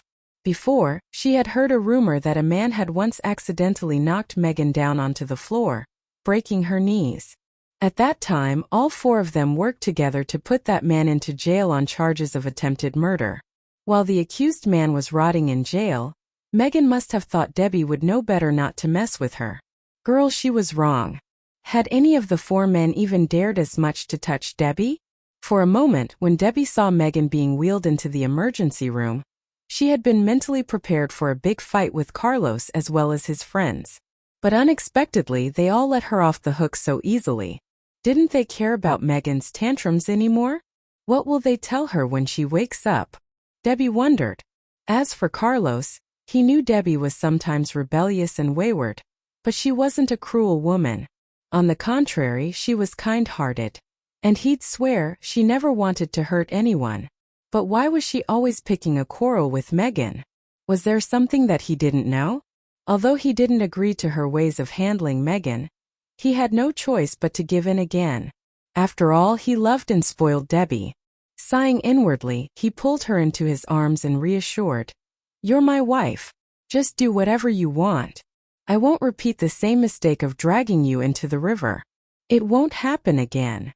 All right, you said it. Do keep your word. Actually, I just came up with an excellent idea. Debbie looked at Carlos with a sparkle in her eyes. He grinned broadly. You do know how to seize the moment. Of course. It's such a golden chance. Deep down, Debbie knew that Carlos spoiled her very much and allowed her to do whatever she wanted. But when it came to matters of Megan, it was hard to tell whether he would agree with her or not. So she wanted to take this chance to reach some sort of agreement with him. Tell me. Okay, since you've arranged for me to study abroad, I think it's only fair that you send Megan abroad too. See, you've sent me to England and Dixon to America. So you should throw Megan to some remote, poor country far away from all of us. Carlos was at a loss for words. My wife is crueler than me, he thought to himself, smirking. Debbie didn't really want to drive Megan away to some remote country. As long as Megan stayed away from Carlos, any country was fine with her. If Megan kept pestering her husband, Debbie was afraid that she would snatch him away sooner or later. Carlos pondered about it for a moment. Then he said, "Since this semester has already begun, let her finish it. I'll send her to a country after her final exams." Wesley was originally from a country. The Lee family was rooted there, so Wesley and his family could take care of Megan if she went there. Now that Carlos had made an appropriate decision, Debbie thought she'd better stop asking for too much. She nodded happily and kissed his cheek. Honey, you treat me so well. Carlos pinched her cheek lovingly. You're my wife. A husband is bound to spoil his wife, right? A happy smile crept over Debbie's face. She pulled him closer, pressed his head against her chest and patted him as if comforting a child. Rest assured I feel the same way. I'll love you for the rest of my life. Carlos took the opportunity to run his fingers on her chest and kissed her neck. Startled by his movement, she protested. Hey, behave yourself. You are wounded. Lie down. I'll give you a massage. He raised an eyebrow. Massage? When did you acquire such skills? Debbie pulled away from his arms and made him lie down on the bed. As she adjusted the height of the bed, she replied calmly, I never said I had any special massage skills. I'll just casually help you relax your muscles a little. Carlos sighed, shaking his head helplessly. Debbie took his right arm and began massaging it as she muttered, Thank you, Mr. Huo, for your dedication to this family. You've been working so hard to earn us all this money. It's my duty to serve you. So, let me help you relax your arm first. Carlos was suspicious about her sudden sweet words. His wife was buttering him up. It was not like her at all. Is this another trick? He wondered. Spill it out. What do you want? He asked outright. Whatever it was, he decided that he would try his best to meet her needs. Why do you think I want something? I really meant it. I do think that you work hard day in and day out. You have a mountain of work in your office, and meanwhile you also have to act as someone's bodyguard, making sure that person is safe. I feel sorry for you. He could sense sarcasm in her tone. So, you are not going to tell me what you want? You might not get a second chance, he said, studying her face. Debbie moved to massage his leg. I don't care. I just want to do my best to protect my husband, while he selflessly puts himself out there for another person. I don't really want anything from you. Finally, Carlos could sense her jealousy filling the space. She continued without looking at him. I won't ask for anything, nor do I want anything at the moment. All I want is my husband's care. I hope that the next time my husband personally goes to the battlefield to protect another woman, or take a bullet for her, he would kindly think of me, his poor wife, who is waiting for him at home. As she finished, she raised her head to look at him. With a fake smile, she asked the silent man, Honey, do you think I'm asking for too much? Carlos instantly shook his head. No, not at all. Glad to hear that. Looks like my husband still has me in his heart. Honey, could you please enlighten me? You're a skilled fighter. You have better martial arts skills than me. How did you get shot again? Her cute tone had stirred his heart. When his lust was about to be triggered, her sudden sharp question snapped him back to his senses. He couldn't tell her the whole story. There was a good chance that the truth would make this woman go crazy again. He was afraid that she would go to Megan's ward and throw her out of the hospital window. Hearing no response from him, Debbie massaged his shin more forcefully, as if venting her anger. Why the silence? Are you hiding something from me? Is it a secret between you and Megan? To appease her, Carlos had to spill the beans. No. It's just that there were too many enemies this time and they attacked all of a sudden. Megan couldn't protect herself. You got 2 gunshot wounds to protect Megan, she thought angrily. Her hands stopped moving. Carlos went on. Wesley was not around at that time. I couldn't just sit back and watch her get shot. Besides, her asthma attacks are more frequent these days. If she got shot on top of that, she would likely. Unconvinced by his explanation, Debbie clenched her fists. Did you consider my feelings? If the bullet had hit your heart or head, instead of your shoulder, you. Her voice trailed off and her eyes brimmed with tears. With a quiet sob, she added, if something worse had happened, what would I have had to face when I came back here? Did you ever stop to think about that? Do you love me at all? You will worry me to death. Tears streamed down her red cheeks. Carlos immediately sat up and grabbed her wrist, pulling her into his arms. Please don't cry. I can't help it. Are you forgetting that you are not single anymore? You have a wife and you have your parents. But you almost died for that, Megan. How could your family live without you? Even if you are not concerned about me, think about how sad your parents and your grandparents would be. Debbie cried even more hysterically. She was so scared when she imagined a life after losing Carlos.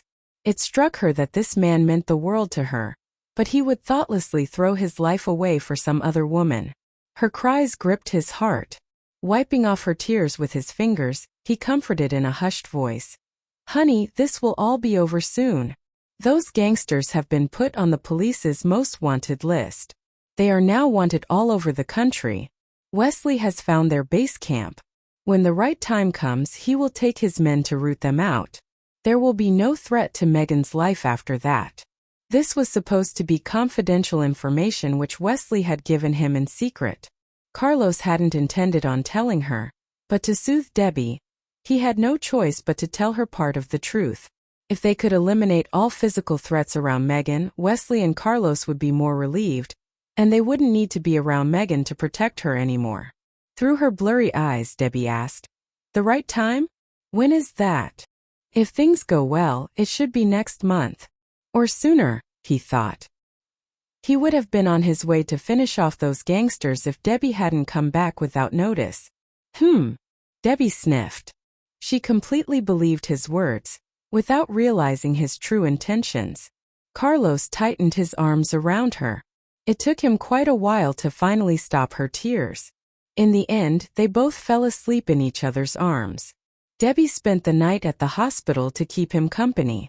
She had wanted to ask Carlos about the incident of James adding birth control pills in her food, but throughout the night she couldn't find a chance to ask him about it. She had already argued with him over Megan, so she didn't want to stir up more matters to annoy him. She understood that Carlos must be stuck between a rock and a hard place. After all, it was his own father. Under no circumstances could he deal with his father like how he dealt with his rivals in business. Even if Carlos was ready to punish James ruthlessly, Debbie wouldn't agree to it. The last thing she wanted was for Carlos to turn his back against his family because of her. But little did Debbie know that Carlos had already had a terrible fight with James. The next afternoon, as Debbie drowsily lay next to Carlos, her phone suddenly rang, jarring her awake. She grabbed her phone and saw that it was from an unknown number. Since Carlos was working on the bed, she didn't want to interrupt him. She got out of bed and walked to the corridor to answer it. Hello, is this Mrs. Huo? Yes, who's asking? A few minutes later, Debbie returned to the ward and threw a glance at Carlos, who was having a video conference. She silently opened her suitcase and selected a set of light-colored clothes and her cosmetics bag before going into the bathroom to freshen up. Half an hour later, Carlos saw her come out of the bathroom, wearing delicate makeup. He was about to ask her where she was going, but she paid no attention to him. Without giving him so much as a glance, she grabbed her handbag and walked towards the door. Wait, Carlos said and paused the video conference. Debbie turned to look at him. What's up? Where are you going? Why are you wearing makeup? He asked curiously. Is she dressed well to meet a man? He thought angrily. Remembering the phone call earlier, Debbie could hardly force a smile. Tell you after I come back. Ignoring his glare, she turned around and left. Debbie arrived at a crowded street in downtown and got out of the car. It was already 5 minutes later than the agreed time. Entering a cafe, she quickly walked upstairs as per the instructions given by the woman on the phone earlier. There was only one person sitting at a table on the second floor. She looked quite pretty and was around the same age as Debbie. She was wearing a red dress and a white coat, along with soft flats. She had some light makeup on her face. As soon as the woman spotted Debbie, she stood up. Debbie noticed the slight baby bump. She's indeed pregnant. Debbie confirmed in her mind. The woman took the initiative to greet Debbie. Nice to meet you, Mrs. Huo. Instead of feeling raged, Debbie was actually amused as she stared at the woman who claimed to be Carlos' mistress. She wondered if all mistresses nowadays were this shameless to blatantly challenge a legal wife. Besides, this woman had played her cards well. Debbie had just returned to Y City the day before, But this woman was able to get wind of the information and had even managed to contact her. Debbie took a glance at the glass of orange juice on the table and apologized politely. "I'm sorry for being late. I don't think I know you." "It doesn't matter that you don't know me. Mr. Huo knows me very well," she said outright. As she spoke, she took out a few photos from her handbag. With a smug smile lingering on her lips, she laid them on the table, gesturing for Debbie to sit down. When Debbie sat down opposite the woman, a waiter came to take her order. But Debbie shooed him away. She wasn't intending to waste much time with this shameless woman. Moreover, she didn't think she could share a conversation with that woman for as long as a cup of coffee's time. The woman scanned Debbie from head to toe. Trying to hide the envy in her eyes, she collected herself and ridiculed. "I never expected Mrs. Huo to be such an ordinary woman. I heard that you'd gotten married to Mr. Huo 3 years ago, but you still haven't given birth to his child. Is that true?" While she spoke, she deliberately touched her swollen belly. Debbie slowly picked up the first photo from the table. It was a picture of the woman holding Carlos' arm as they walked out of a parking lot. As she examined the photo, Debbie casually replied, "Yes, that's true. I'm still a student. I don't want a child yet, so my husband respects my decision because he cares for me. What about you?" She coldly shifted her gaze to the woman and asked, "You look like you're around 30. Why did you wait for so long to have a baby? Do you have any unmentionable disease or something like that?"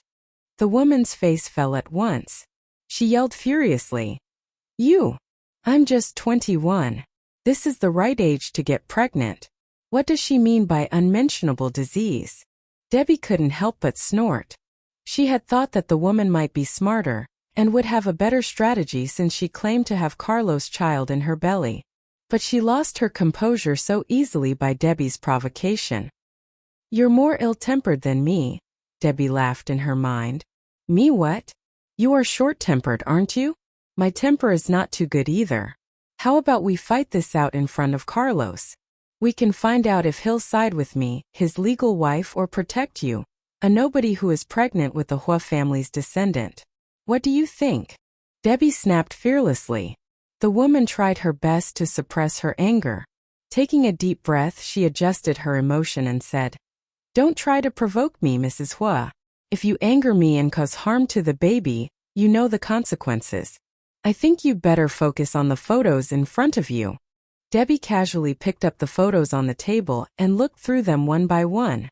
The photos were well taken, or edited, showing her intimacy with Carlos. The photos showed them entering a hotel room together, and when they came out, her long hair was disheveled and her clothes were in a mess. Anyone could figure out what they had been doing in the hotel room. Placing the last photo down, Debbie mocked, "That's it? Too bad. I expected to see something more sexy. You should have taken a photo of Carlos' sexy face after having sex. You know, he looks really hot and charming with that sensual look of his." As she spoke, she indulged herself in the memories of Carlos' hot face while they made love. Debbie's answer was an unexpected one. The woman was completely dumbfounded. "Oh right." Debbie came back to the present and asked the woman, "By the way, how many months pregnant are you?"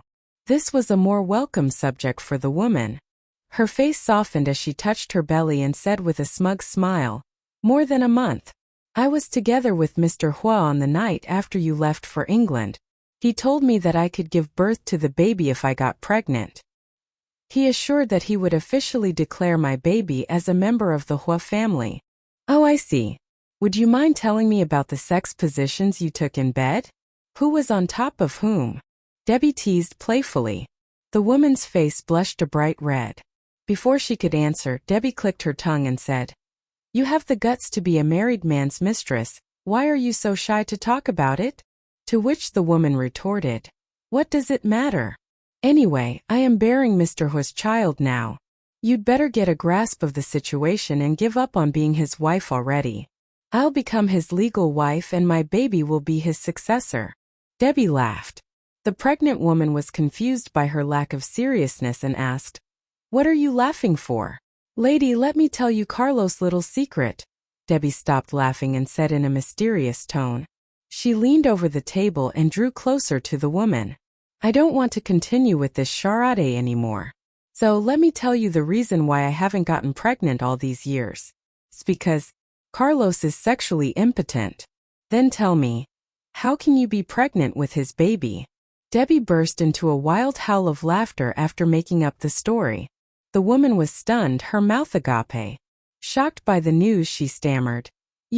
Are you trying to fool me? Fool you? Why would I? Do you know what Carlos did before becoming a businessman? Yes. Everyone in Y City knew that Carlos had been in the special force.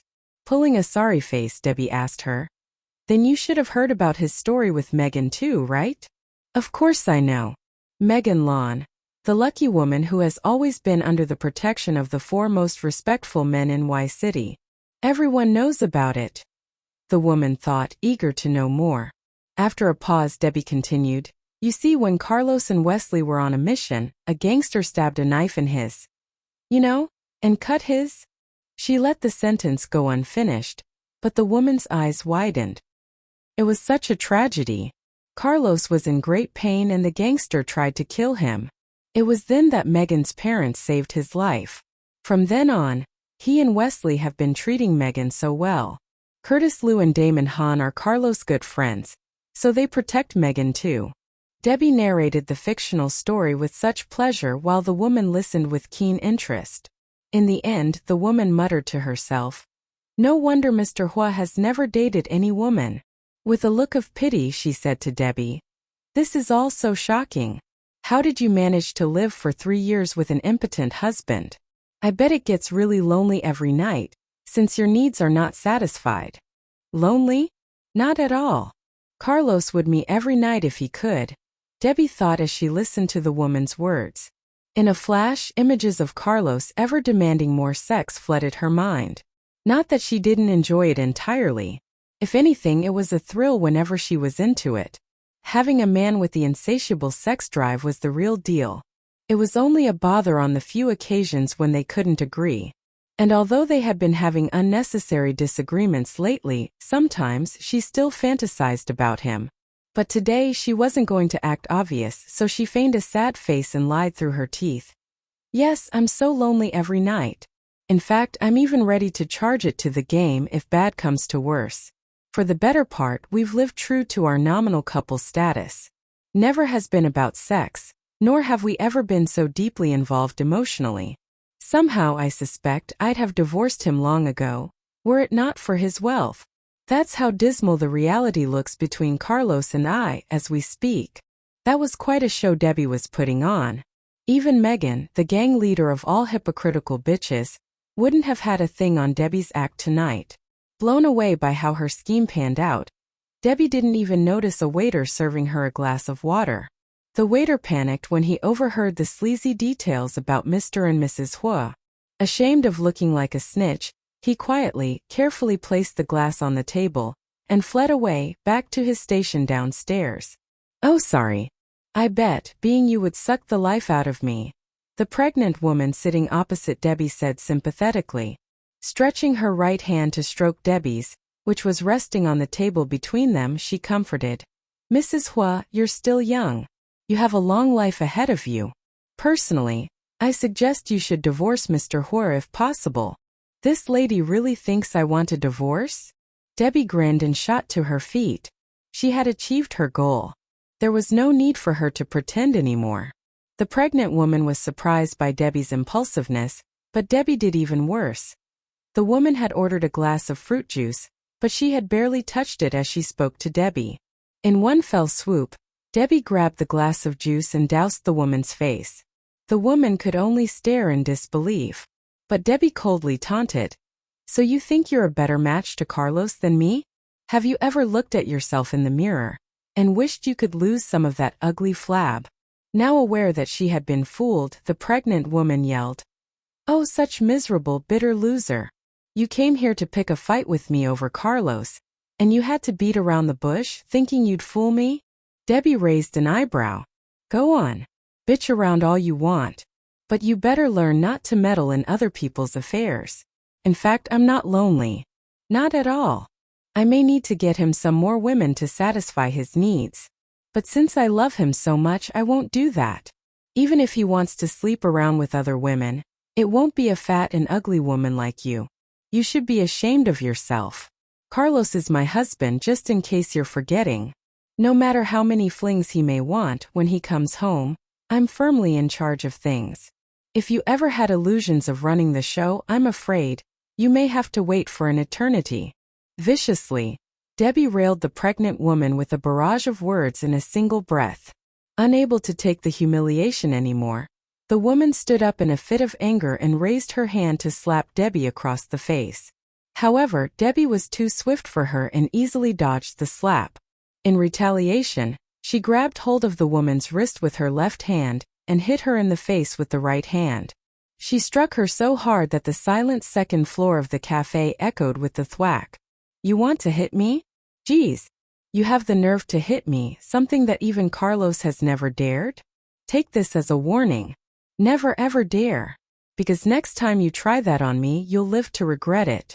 I swear. Now go back home and behave yourself. The woman's face was already red and swollen from the force of Debbie's slap. Earlier today when she left the ward, she had given Carlos a cold shoulder because of this woman's phone call. Now that she had taught the woman a lesson, she might have to make peace with him later on. That thought incensed her. Thank God she had hit the woman hard enough. You are a bitch, the woman cussed. Debbie then popped her head up and stretched herself, dropping into a fighting stance. As she approached the woman, she asked with an evil smile, Did you just call me a bitch?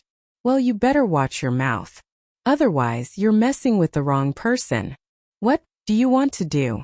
Don't act rashly. I'm a pregnant woman. The woman was scared stiff by Debbie's threatening advance.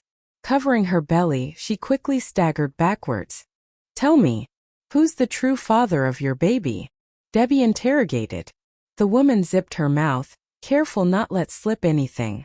But when she saw Debbie raise her fist, she got flustered and had to tell the truth. It's Mr. Louis Huo, she said, trembling. Over a month ago, after she found out that she had been pregnant with Louis' child, she happened to have a chance to attend a banquet as Carlos' date and a business associate with ZL Group.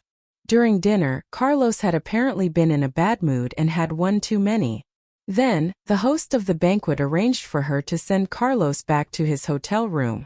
Nothing had happened between them, but it was then that she came up with an idea to take those photos and make up a story between her and Carlos. Taking advantage of those photos, she set her eyes on replacing Debbie as the new Mrs. Huo. According to her game plan, if Carlos disputed paternity when the baby was born, the DNA result would still prove that the baby belonged to the Huo family.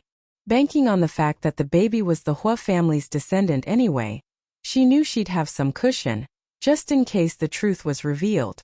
Debbie drew back her fist and massaged her aching temples. Louis Huo, you scumbag. Luckily for Casey, she never had sex with him when they were in a relationship. Debbie sighed. I pity you. We're both women, so let me be kind enough to give you an advice. Louis is a playboy for the time I've personally known him. I can't count the number of women he's made pregnant only to dump them. I guess you know what that might mean for you. Louis was really a scumbag and Debbie doubted he was really done fooling around. Would he be willing to take responsibility and not push for yet another abortion? Although the pregnant woman was aware of the fact, she still didn't want to admit it. Maybe just to put on a bold face, she retorted. What if I told you that I'm special in Louis' heart? Debbie didn't want to waste her time anymore. Fine then. Keep on living in your fantasies. Without uttering one more word, she grabbed the photos on the table and left the cafe. At the hospital, before entering Carlos' ward, Debbie paced up and down in the corridor, wondering how she should face him. After several minutes of hesitation, she took a deep breath and pushed open the door to the ward. Not giving Carlos a chance to scold her, Debbie forestalled him and pretended to be angry. Carlos Huo, see what you have done. Then she threw the photos in front of him. Carlos took a glance at the photos and shifted his gaze to the angry woman. What did I do? He asked honestly. Look at the photos yourself. Now you know why I left the hospital without paying attention to you. I went to take these sleazy photos of you. The woman in these photos claims to have your baby, and these pics are her solid evidences. Now explain yourself." By that confrontational tone, Debbie was looking to avoid giving an explanation as to why she had left the ward in a huff earlier this afternoon. Emotionless, Carlos took up the photos and casually studied them. In a calm voice he said, "You already knew you'd misunderstood me, so you are trying to explain to me why you got pissed off earlier, right?" "What?" Debbie acted surprised by his question. "Haven't you found out the truth yourself? Didn't you punish the woman already? These photos were deliberately taken in some angles. And the baby's father is Louis. But you knew you and I still have a bone to chew." In fact, soon after Debbie left the cafe, someone had already reported everything to Carlos. Debbie was shocked. How did he get to know this? She wondered. Unwilling to concede, she ignored his assertion and carried on. "No. Anyway, if you hadn't taken her to the banquet, how would such things have happened? Honey, you wronged me. It was just an arrangement by the host and I only did it without any serious intentions. It was kind of trying not to be a party pooper. A matter of etiquette or something like that. You know me well. I've never been unfaithful to you, right?" When Debbie didn't answer, he continued. "You tricked the woman into telling you the truth, and then you smacked her. Now you're purposely throwing a tantrum, afraid I might get even with you. Am I right?" Debbie was lost for words. "Oh, my excuses have been so easily uncovered." After a while, she finally found her voice again. "You had someone stalk me?"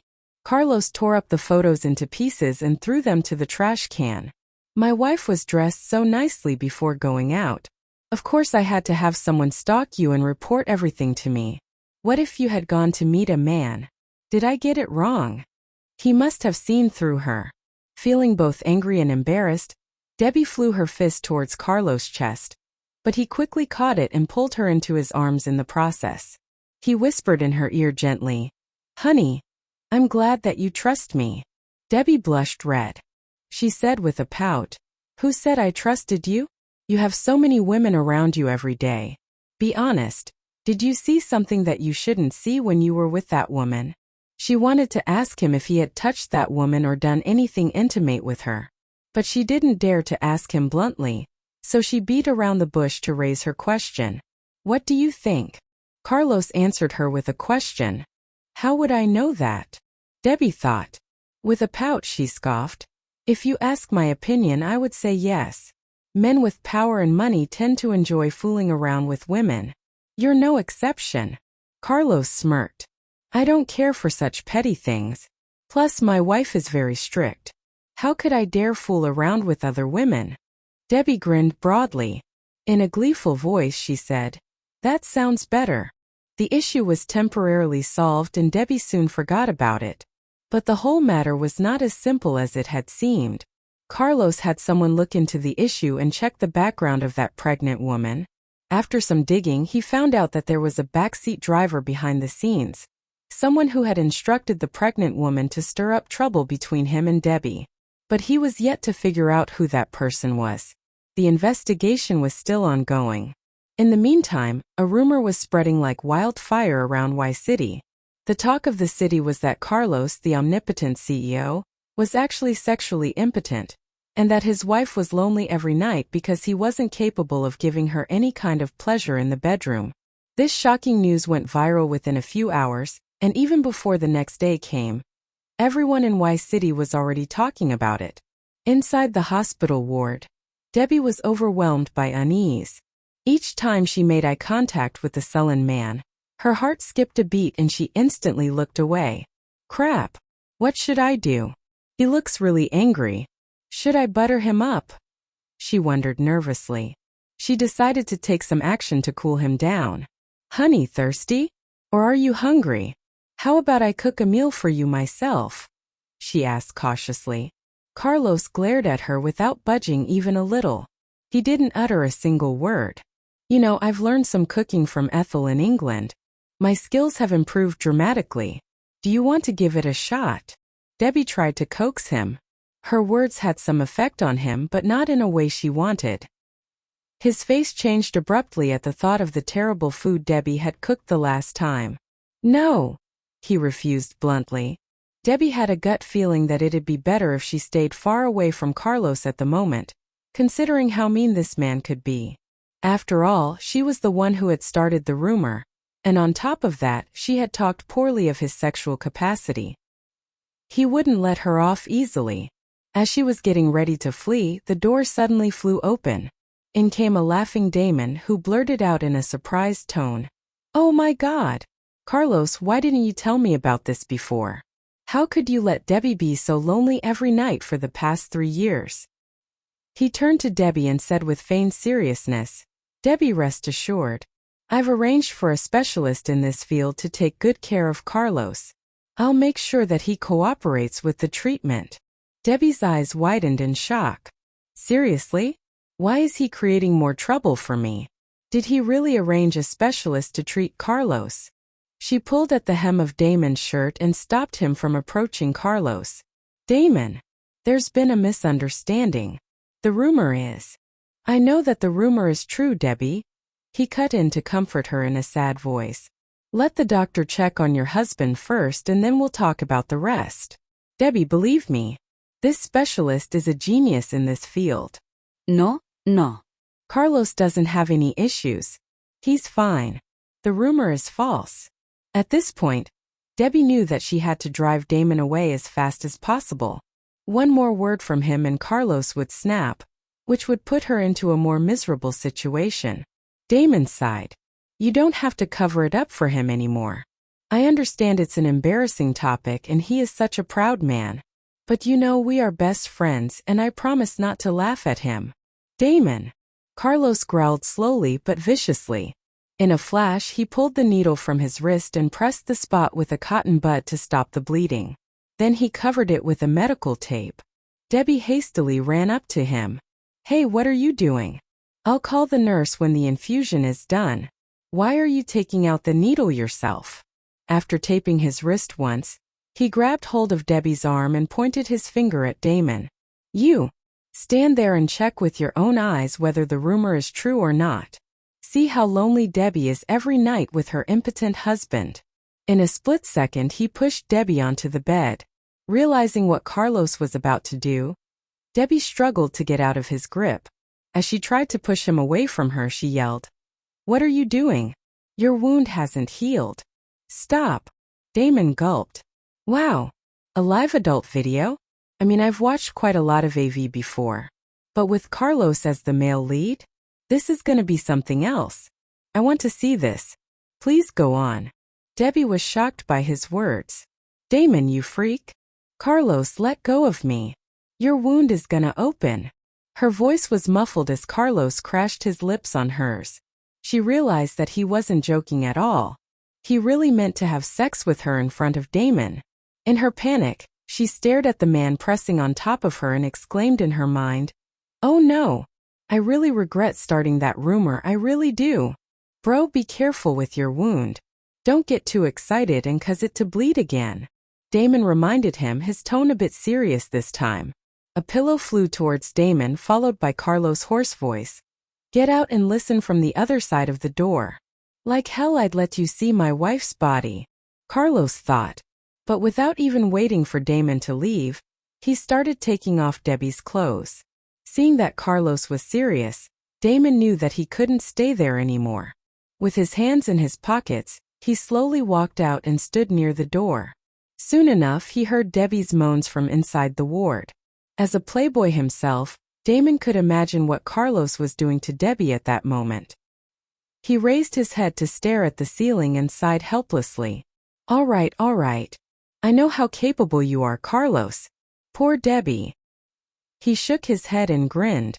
Her moans and his grunts became louder and more deafening. Damon couldn't stand it any longer and covered his ears.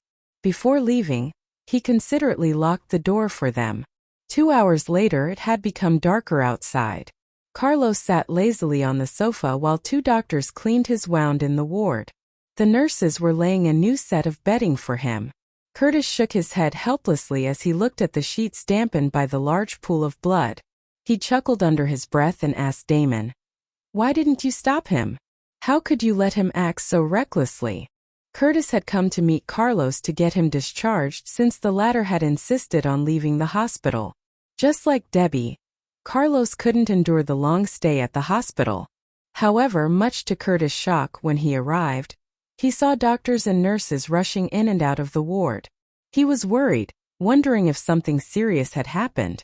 So he hurried in, only to find Carlos' patient clothes soaked in blood and the ward in a mess.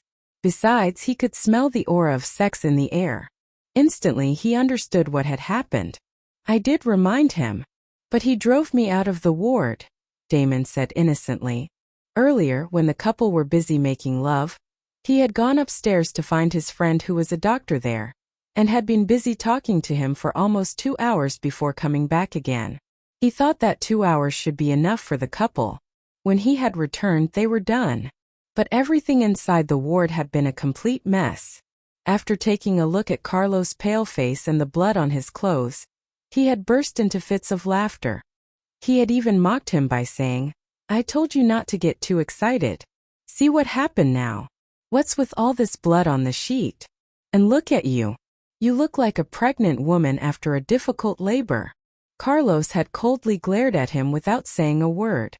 Shortly after, Curtis had arrived. Curtis looked around the ward in search of Debbie. "Where's your wife?" he asked Carlos. The doctor was applying some ointment on his wound at the time. Carlos looked at the closed bathroom door. Debbie had been hiding in there ever since they had finished making love. Curtis followed his gaze and looked towards the bathroom. He smiled understandingly. Sitting opposite Carlos, he asked with a grin, I heard a rumor that had been going around Y City all day. What the hell is that all about?" With his eyes fixed on the bathroom door, Carlos replied calmly, "Ask her yourself. She started the rumor, so she has to shoulder the responsibility for clearing the misunderstanding," Carlos thought with a frown. Curtis chuckled under his breath. "You two are indeed a weirdly hilarious couple. And anyway, I have no doubts about your capability in bed after seeing this upside-down ward. You better believe it. Otherwise I would have just bled in vain," Carlos said to Curtis.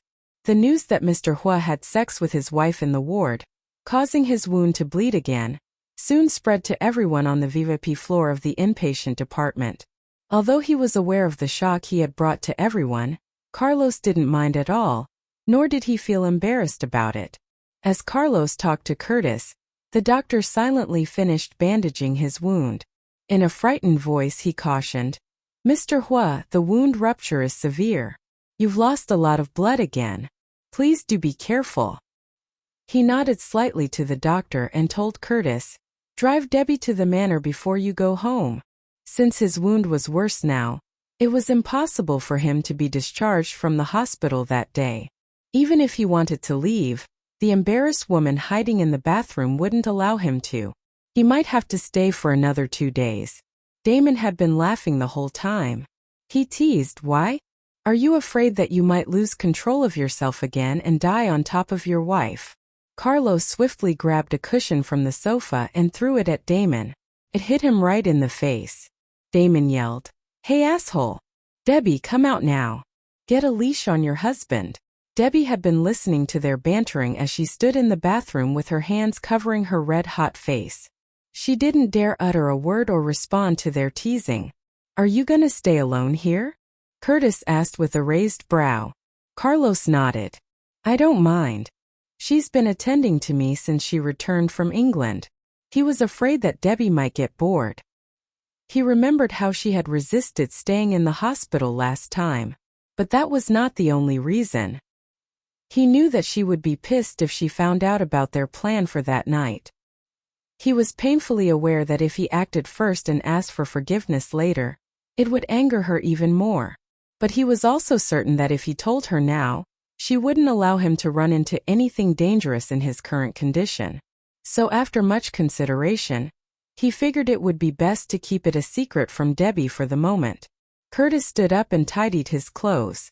He walked to the bathroom door and knocked. "Debbie, come out. The doctors and nurses have left." Debbie was baffled.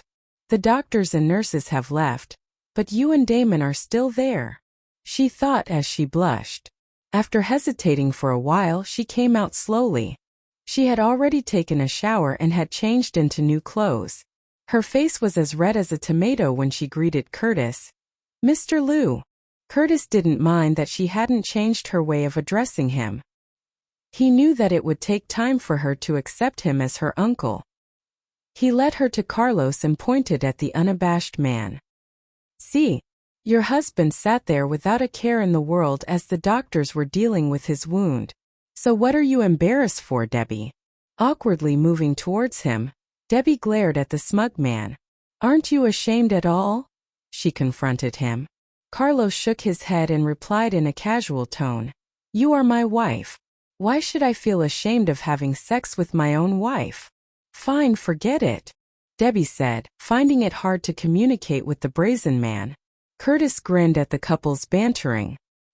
He looked at Debbie with a thin smile lingering on his lips. I'll drive you home now. You can come and visit him tomorrow. Why? She asked in confusion. Curtis explained. Carlos said that you've been staying at the hospital to look after him. You must be tired. He wants you to go home and get some good rest. Damon chipped in as he waved a fashion magazine at Debbie. In order to save Carlos' life, it'd be better if you weren't around. Go and do some shopping instead. Look, the Pet Woman brand has released some new products. I've seen you wear their clothes and shoes several times. You like this brand, don't you? To save Carlos' life? Debbie asked, perplexed. What does he mean? Is his life in some sort of danger now? Damon cleared his throat dramatically and said, You know, if these were the ancient times, you would be the imperial concubine who was powerful enough to make the emperor leave his title and people behind, just to stay with you.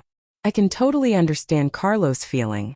When he is with you, all he thinks about is having sex with you and of all the different positions he should take while doing it again and again. So, to stop him from bleeding out again, it'd be wise of you to avoid him for a while. Got it? Debbie's lips twitched into a half smile. Mr. Han, you flatter me. An imperial concubine? You probably meant to say that I was the enchantress who had bewitched the great Carlos Huo, right? Damon clapped his hands in excitement and nodded. Yes, that's exactly what I meant. It would have been difficult for him to compare Debbie to an enchantress, but he found it amusing that she said it out herself. Damon, I think your wife is being really nice to you lately. Why are you so free? Don't you have to earn your living? Carlos grumbled. Damon sat cross-legged next to Carlos on the sofa and said casually, Never mind that. My dad is rich. I can just live on his money. Besides, my parents are more than happy to spend all their money on my little son. So why should I care about earning any money? Carlos didn't want to waste his time talking this nonsense with Damon again. He turned to Debbie and said in a soft voice, Why don't you go for some shopping like he said? Buy whatever you want and he will pay for everything. Whoa, hold on a minute. She's your wife, not mine. Why should I pay for your wife? Damon protested. Carlos cast him a cold glance. It's you who suggested that she go shopping, isn't it? Well, yeah. But. No buts and ifs, Carlos said, giving him no chance to protest. He looked back at Debbie and said, Honey, go ahead. Get some sleep after shopping. You can come back here tomorrow. Debbie hesitated. Carlos' wound had bled again. She wasn't exactly in the mood to go shopping. But since he had asked her to leave on his own volition, she thought it would be better if she did. Considering he had been so bold to have sex with her in his wounded state, it wouldn't be safe for him if she stayed by his side, just like Damon had said. She decided that she would come later on. Okay, fine, she nodded. The couple reached an agreement, but Damon had still not agreed to pay for Debbie's shopping expenses. Ignoring his continuous protests, Curtis said, Debbie, let's go. He dragged her luggage behind him and escorted her out of the ward. Hey, don't go. I haven't agreed to anything yet. Hey. As soon as they were out of sight, Damon stopped at once. As the door closed behind them, the playful expression on Damon's face was instantly replaced by a serious look. He turned to Carlos and persuaded in a stern voice, Carlos, you don't have to join the action tonight. Wesley and I can handle it. He was well aware that Carlos had deliberately found an excuse to make Debbie leave. He didn't want to worry Debbie. Carlos lit à cigarette. I need to be there too. One more person joining in the action will increase the chances of winning the battle. I want to get this over with once and for all. Deep down, he didn't wish to get hurt again in the process of protecting Megan, making Debbie angry and worried. They would have already taken action to finish off the enemies if Debbie hadn't come back from England all of a sudden. Their plan had already been delayed. It would become more difficult to fight those gangsters if they didn't take prompt action. Damon took out his phone and looked at the message which Wesley had sent to him earlier. Wesley has planned everything well and has already set a trap for them. If everything goes well, we will be able to take about 100 men along with us to root the gangsters out. We will surely succeed. You stay here and get well. Instead of responding to his concern, Carlos changed the subject. Where's Megan? How's she doing? She is awake. But she's scared of your wife, so she wouldn't dare come anywhere near you at the moment. Damon shrugged. He was impressed by how Debbie had become a beast in Megan's eyes, although she looked like a beautiful angel. Now, whenever Debbie's name was mentioned, Megan would be stricken with fear. Carlos smiled tenderly as he thought of Debbie. Yeah, she's indeed scary. Even I'm scared of her, aren't I? He thought. Damon rolled his eyes at Carlos and taunted. Man, look at you. You are like a teenager who has found his first taste of love. He paused and then realized something. He stared at Carlos, whose face was still pale from the blood loss, and asked in disbelief, Wait, she is your first love, isn't she? Carlos Huo, the CEO of a multinational group, has fallen in love for the first time at 28. He thought, his mouth agape. You're so noisy. Get out. Carlos demanded coldly. What? You're pissed because I guessed it correctly, huh? Fine. I'm leaving. Humph. I am not going to tell you when we start the action this evening. Damon stood up and walked towards the door. By the way, I will be super busy for the next few days, and will have absolutely no time to check up on you. You'd better be nice to me while I'm still here. Carlos ignored him completely.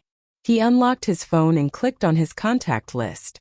Damon was pissed off by his cold attitude and turned around to give him a burning look before he left the ward. After leaving the hospital with Debbie, Curtis drove her to the shining International Plaza. Debbie was too worried about Carlos to pay attention to where they were going. When she snapped back into reality, she saw that they had reached the entrance of the plaza.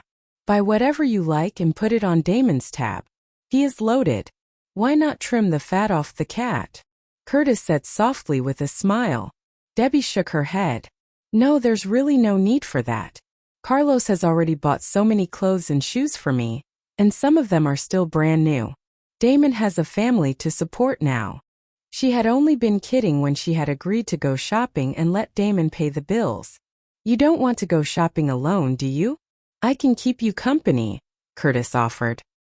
He pretended to not know the real reason why she wasn't looking forward to having any fun. Why is he insisting that I go shopping? Debbie thought. I don't feel like going shopping now, she told Curtis frankly. Her husband was seriously injured. She just wanted to go back to the manor and make some nutritious food for him. Why don't you buy something for Carlos? It is not Zelda but you who is responsible for buying clothes for him now, right? Seriously? He knows everything going on between me and Carlos, Debbie sighed inwardly. He has many new clothes as well. I don't think he requires any more. Curtis chuckled and sighed in defeat. All right. I'll drive you home. Thank. Realizing something, she hit her forehead with her palm. I need to go to the supermarket. Mr. Liu, you may leave now if you have work to finish. I'll grab a taxi after I'm done. I'm free. I'll come with you. No. I'll be quick, Debbie said without any hesitation. Just wait for me here. She got out of the car and ran towards the entrance of the plaza. There was a large supermarket on floor B1. She needed to buy some tampons, and it would be embarrassing if Curtis was with her. Watching Debbie's retreating figure, Curtis shook his head with a smile. She is so adorable. When she was finally out of sight, he called Carlos. Man, Debbie said she didn't feel like shopping. She is in the supermarket now, and I will drop her back home after that. But are you sure that she'll stay put at home the whole night? I really don't think she will. Carlos knew that Curtis was right. Debbie was incredibly unpredictable, and even he, who was closest to her, wasn't sure whether she would stay at the manor obediently. We'll see, he said. All right. There's no other choice now. And by the way, my men have discovered that Forecd was behind the incident involving the pregnant woman. If I remember right, the headmaster of her college is one of your friends, isn't he? Teach her a damn good lesson, Carlos said, gritting his teeth. He was really pissed off when he had found that Portia had intentionally tried to destroy his relationship with Debbie. Curtis was stunned. For a while he wondered who Portia was. It took him some time to figure out whom Carlos was talking about. Oh, I'll take care of her, he replied. He and Carlos would never spare anyone who dared to hurt Debbie. After hanging up on Carlos, Curtis dialed another number. Hey bro. It's me, Curtis. My wedding is set for next month. Do come and attend the banquet. At the Goo Group. In her 4-inch high heels, Portia entered the hall of the huge building. Miss Goo. Hello, Miss Goo. Employees stopped and greeted her warmly as she passed by them. Portia, however, didn't even spare a glance at them. She remained emotionless and entered the lift in a hurry. She headed straight to the top floor and pushed open the door to the CEO's office without knocking. Hayden, our headmaster's secretary, just called me. Originally, I was supposed to be attending a fashion show on behalf of the college. But he told me that I was weeded out. Hayden, you have to help me, she complained. Hayden, who was working on some important documents, put aside his pen and rubbed his arching eyebrows. Portia, you've gone too far this time, he said. And it's rude to barge in without knocking, he added in his mind. Portia's eyes widened. Hayden, your own sister's career is being destroyed. Yet all you have to say is that I've gone too far. She couldn't believe it. Hayden stood up from his seat and went over to her. He patted on her shoulder and said, Let me guess. You must have offended Debbie again, huh? He had also crossed Carlos, who in return, had done something unbelievable to the Goo Group in retaliation. The company's shares had dropped dramatically, and Hayden had to work overtime for more than a month to make up for the loss. He hadn't had the time to contact Debbie or fly to England to visit her during the last month. Portia was fuming. Damn it. Does Carlos have his magical umbrella over the entire city? He has already found out what I had done and even got back at me so quickly, she thought angrily. Recently she had gone through days when everything had gone utterly wrong. She had no commercials in hand at all. And it was all because of Debbie. In order to make her happy, Carlos had shut Portia out of the entertainment circle. That was why Portia had asked the pregnant woman to go to Debbie and drive a wedge between her and Carlos. She had done it in a fit of rage. She hadn't thought Carlos would dig out the truth so soon. Her eyes brimmed with tears as she yelled at Hayden. Why would Carlos fall in love with a woman who was dumped by you? I thought a CEO like him would have better taste in women. Is he blind? What's so good about her? She must have seduced him with her fake innocence. She couldn't accept the reality. She hated to admit that Carlos preferred Debbie over her. Hayden poured a glass of water for her and said casually, Deb is a good girl. You are blinded by hatred. He really felt sorry for Debbie. His sister and mother had mistreated her. She's a good girl? Hayden, I'm your sister. She once cut my precious hair and slapped me before so many people. No one had ever dared to do such a thing to me. She used to suck up to me. And now she's so arrogant because she's Mrs. Huo. I swear I'll make that title mine. Hayden, you still love her, don't you? How about this? We'll figure out a plan to destroy their marriage. Portia grabbed Hayden's arm and looked at him with a hopeful expression in her moist eyes. Hayden pulled away from her and said coldly, She's married to Carlos Huo, not Emmett Zhong. You want me to fight against Carlos? Are you crazy? He had tried to steal Debbie from Carlos more than once. But whatever he did, Carlos would find out immediately and get back at him with no delay. Portia crashed into a nearby couch, frustrated. The very thought that Debbie was Carlos' wife was torture to her. She had no appetite and she could barely fall asleep at nights. Hayden, do you know how Debbie managed to get married to Mr. Huo? Portia asked angrily. She hated that Debbie could easily live a life that she had dreamed of. And he spoils her so much. Everyone in Y City, in the world knows Debbie is Mrs. Huo, and how much Mr. Huo loves her. She must have saved the world in her previous life. What else could explain her never-ending streak of luck? Portia thought to herself in dismay.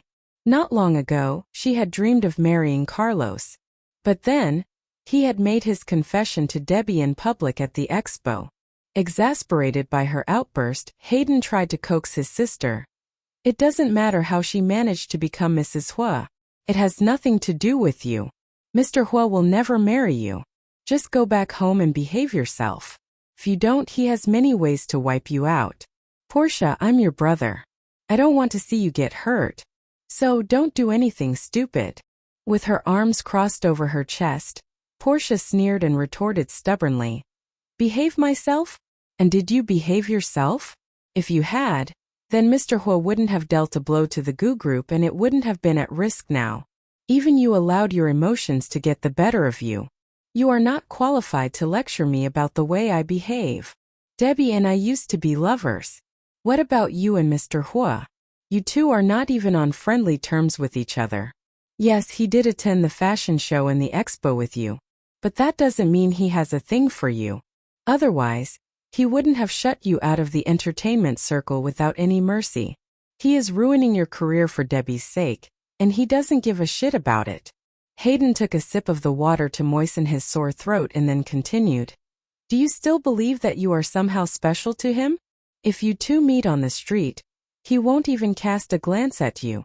Hayden knew how cold and uncaring Carlos was. He also knew how much Carlos spoiled Debbie. He loved Debbie to the core of his being, and wouldn't give her up for the world. He knew that now. He didn't want his sister to feel the same pain as he did. Not to mention, Carlos and Portia were merely strangers. He didn't think Portia loved Carlos. He knew his sister well. She loved Carlos' money and power. No. I am special to Mr. Huo. I'm sure he has a thing for me. The reason why he keeps me at arm's length is that he's married to that wretch and that he is concerned about his reputation, Portia yelled. She was trying to deceive herself, and as she repeated this fictional plot in her head, she eventually started believing that this was the truth. Whenever she couldn't fall asleep, she would coax herself with this lie. Hayden's expression changed dramatically. As far as he could see, Portia had become a little mentally unstable. He put his hands softly on her shoulders and looked her in the eye. As an experienced businessman, he had dealt with a lot of different people and was much more sophisticated than Portia, who had been spoiled rotten by their parents and was, in his eyes, an innocent girl. He tried to make her understand by saying, Portia, listen to me. You've gotten this all wrong. Trust me, okay? You need to face the reality. But Portia turned a deaf ear towards her brother. She shook off his hands and interrupted him angrily. Enough, Hayden. Since you blatantly refuse to help me, I'll just go to Dad. He got me the date with Mr. Huo to the fashion show last time. I believe he can help me again. Hayden was having a headache because of her. He closed his eyes to cool himself down and opened them again. Portia, do you have any idea what Dad had to do to get you that date with Carlos? He had to leave behind his honor and dignity to beg Carlos for it. I don't think that's gonna work again. What? Portia exclaimed in shock. You're lying. Hayden, I know what's on your mind. You want your beloved woman to live a happy life. You don't want Mr. Huo to abandon her for me, do you? Hayden looked at his sister in disbelief. Is this really my sweet sibling anymore? Is she possessed by the devil or something? Before he could say anything more, Portia grabbed her purse and stormed out of his office. As soon as she walked out of the building, her phone beeped. She had received some WeChat messages. In a group chat on WeChat, someone had sent a message saying the wife of some high-ranking official was holding a tea party, and asked whether they had received the invitations. Portia cast a casual glance at the pink invitation, which lay abandoned on the passenger seat of her car, and snorted. It's just a tea party. Why are they so excited about it? She thought. However, a girl's message caught her attention. It said, I heard Mrs. Huo was also invited. Really? I didn't get a chance to see her at the expo. I heard she was really pretty. I'm going to the tea party to have a look at her in person, another girl said. Debbie Nian will go to the tea party? She wondered with a frown. After a while, an evil smile appeared on her face. She had a plan. Curtis drove Debbie to the manor and left soon after. She walked inside and to her surprise she saw Casey, Christina and Jared waiting for her. The moment they saw Debbie, the three of them rushed towards her and hugged her warmly. After all, they hadn't seen her in quite a while. Hey Jared, why are you here? I thought you were still angry with me because of the fight. Debbie teased while still holding on to Casey's and Christina's hands. Jared pulled a long face. Since you've already apologized to me, I forgive you, he said. The three girls looked at each other and burst out laughing. Casey rolled her eyes and snorted. Jared, you are such a liar. It was you who apologized to Debbie. Jared and Debbie had exchanged punches at the hot pot restaurant last time, and she had gone to England the very next day. On the third day, he had sent her a text message to apologize and told her that he missed her a lot. Jared scratched the back of his head sheepishly and gave Debbie an embarrassed smile. Then he grabbed her hand and told her with his usual charming smile, Tomboy, Sasha is my girlfriend now. Did you know that? The news didn't come as a surprise to Debbie. About 10 days after she had gone to England, Sasha had given her a call to ask her how Jared had initially formed his relationships with his ex-girlfriends. And what had Debbie told Sasha back then? She had told Sasha that Jared had slept with all of them first and then gotten into relationships with them. Debbie had also warned her against falling in love with Jared, because he was a playboy and had too many ex-girlfriends. Jared was a loyal friend, but he was a terrible boyfriend. Debbie was curious to know what had happened between Jared and Sasha, so she asked, I thought you didn't like her. You even called her a pest. How did you two get together? I know how that happened, tomboy.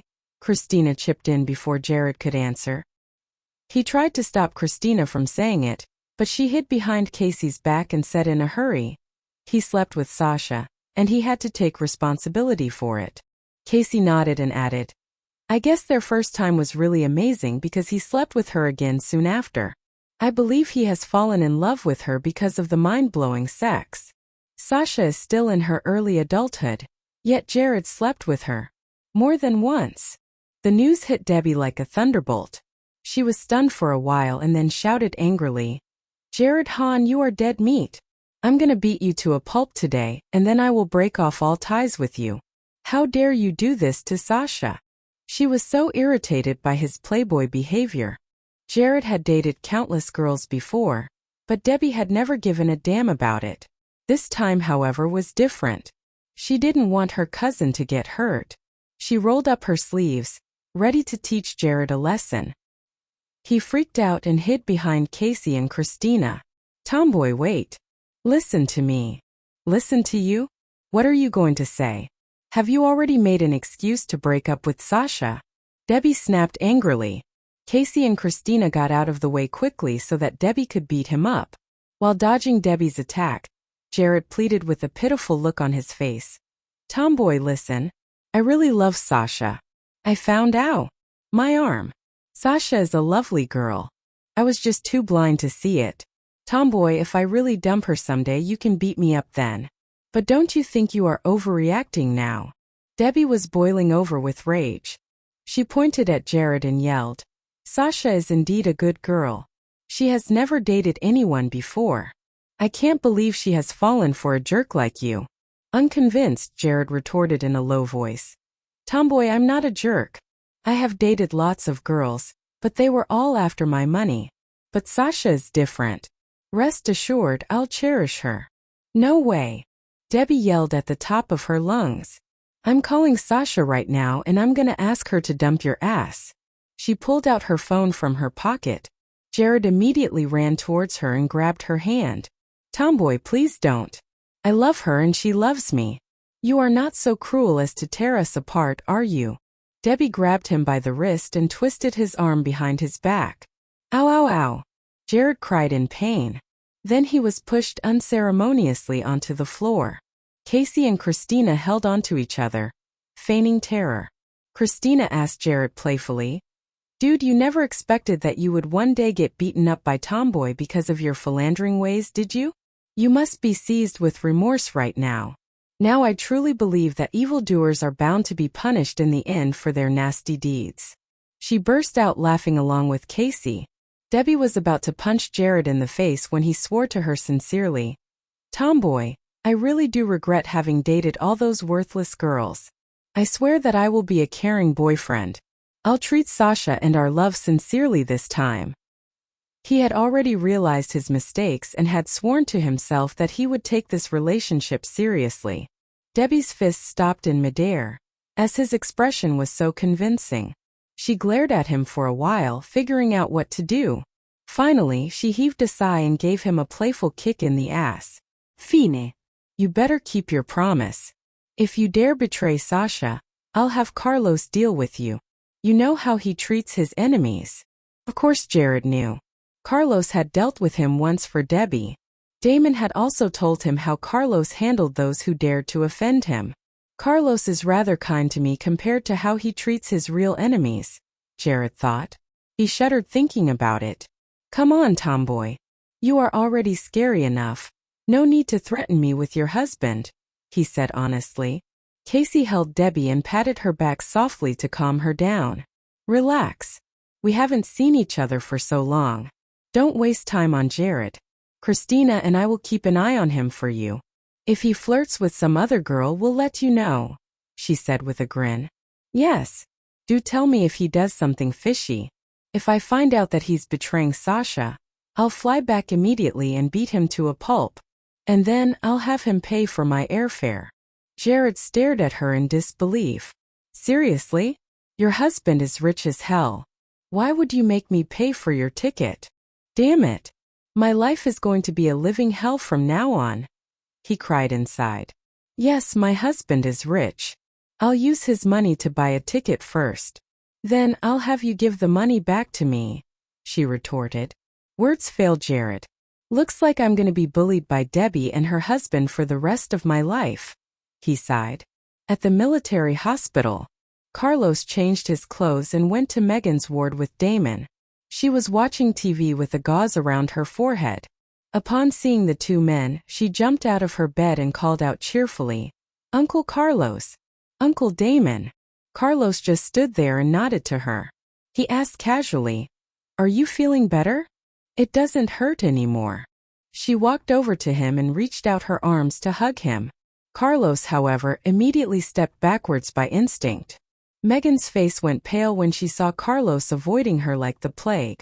Realizing what he had done, Carlos rubbed his arching eyebrows with a short sigh.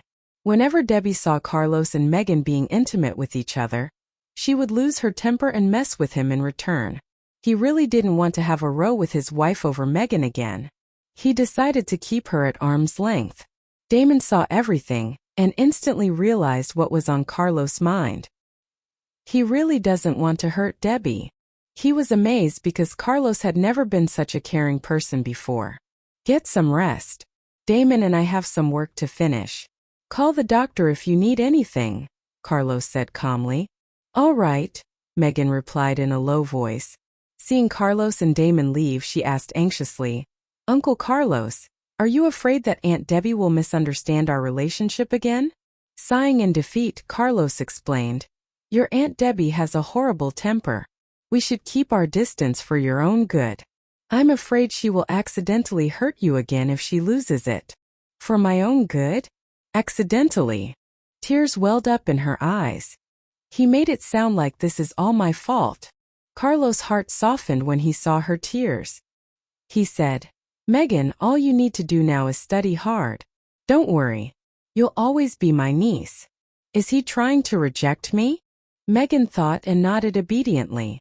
I understand. Thank you, Uncle Carlos. Good. Go to sleep now. Saying that, he left the ward with Damon. Debbie and her friends stayed at the manor the whole day. In the evening, she turned off the stove and ladled out 3 bowls of soup for them. Come here and taste this soup made by the great chef Debbie. Now or never. Staring at the hot soup, Casey burst into fake tears. Tomboy, we've known you for so many years. This is the first time you've cooked for us. Christina smelled the soup and praised. Smells good.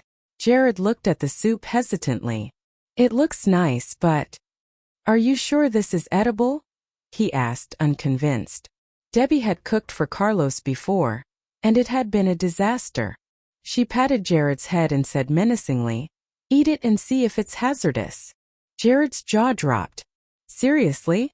Tomboy, you will lose your beloved Jared if you keep acting this way. Ugh, Jared, you are making me sick, Debbie complained. Christina and Casey burst into laughter. Christina blew on her soup and took a sip. Debbie took off her apron and told her friends apologetically, Sorry guys. I'd love to hang out with you, but Carlos is still in the hospital. I need to bring him this soup. You guys leave after finishing the soup. I'll treat you to dinner some other day. Deal. Carlos' wound had still been bleeding when she had left the hospital. She was really worried about him. Casey, Christina, and Jared exchanged knowing looks. Recalling what Carlos had told them, Jared suggested, Tomboy, don't worry about Mr. Huo. My brother is there, and the nurses will take good care of him. Have some fun with us tonight and go to the hospital tomorrow. I'll drive you there myself, okay? Kicked by Jared under the table, Casey echoed. He's right. Tomboy, we've missed you a lot. Come with us, please. We've already booked a private booth. Christina ate her soup silently. After a while, she said in a low voice, Dixon has been gone for more than a month. We've never been separated for so long. Debbie, keep us company tonight. Debbie felt weird. It seemed like people around her all wanted to drag her away from the hospital and keep her at the manor. Something is off. Or is it just my imagination? She thought. But she shook off her strange thoughts and said, I'm really sorry, guys. Carlos' shoulder was still bleeding when I left the hospital. I can't leave him behind and have fun with you. I need to bring him some food. Guys, you're my best friends, and I know that you won't blame me for not keeping you company tonight. When his situation is stable, I'll treat you to a sumptuous meal. Not daring to look Debbie in the eye, Jared continued to persuade her into staying. Damon just called me. He said Mr. Huo was all right. Tomboy, don't worry too much. Jared was confused about the whole situation too. He remembered Carlos telling him over the phone, Make Debbie stay at the manor or any other place. Stop her from coming to the hospital at all costs. Jared's words made Debbie even more confused. Why do they keep trying to make me stay away from the hospital? She wondered. How about this? I'll take the soup to the hospital and then meet you guys at the private booth. Debbie offered. Why bother? You have so many housemates. Why not ask one of them to send the soup to him? Jared blurted out.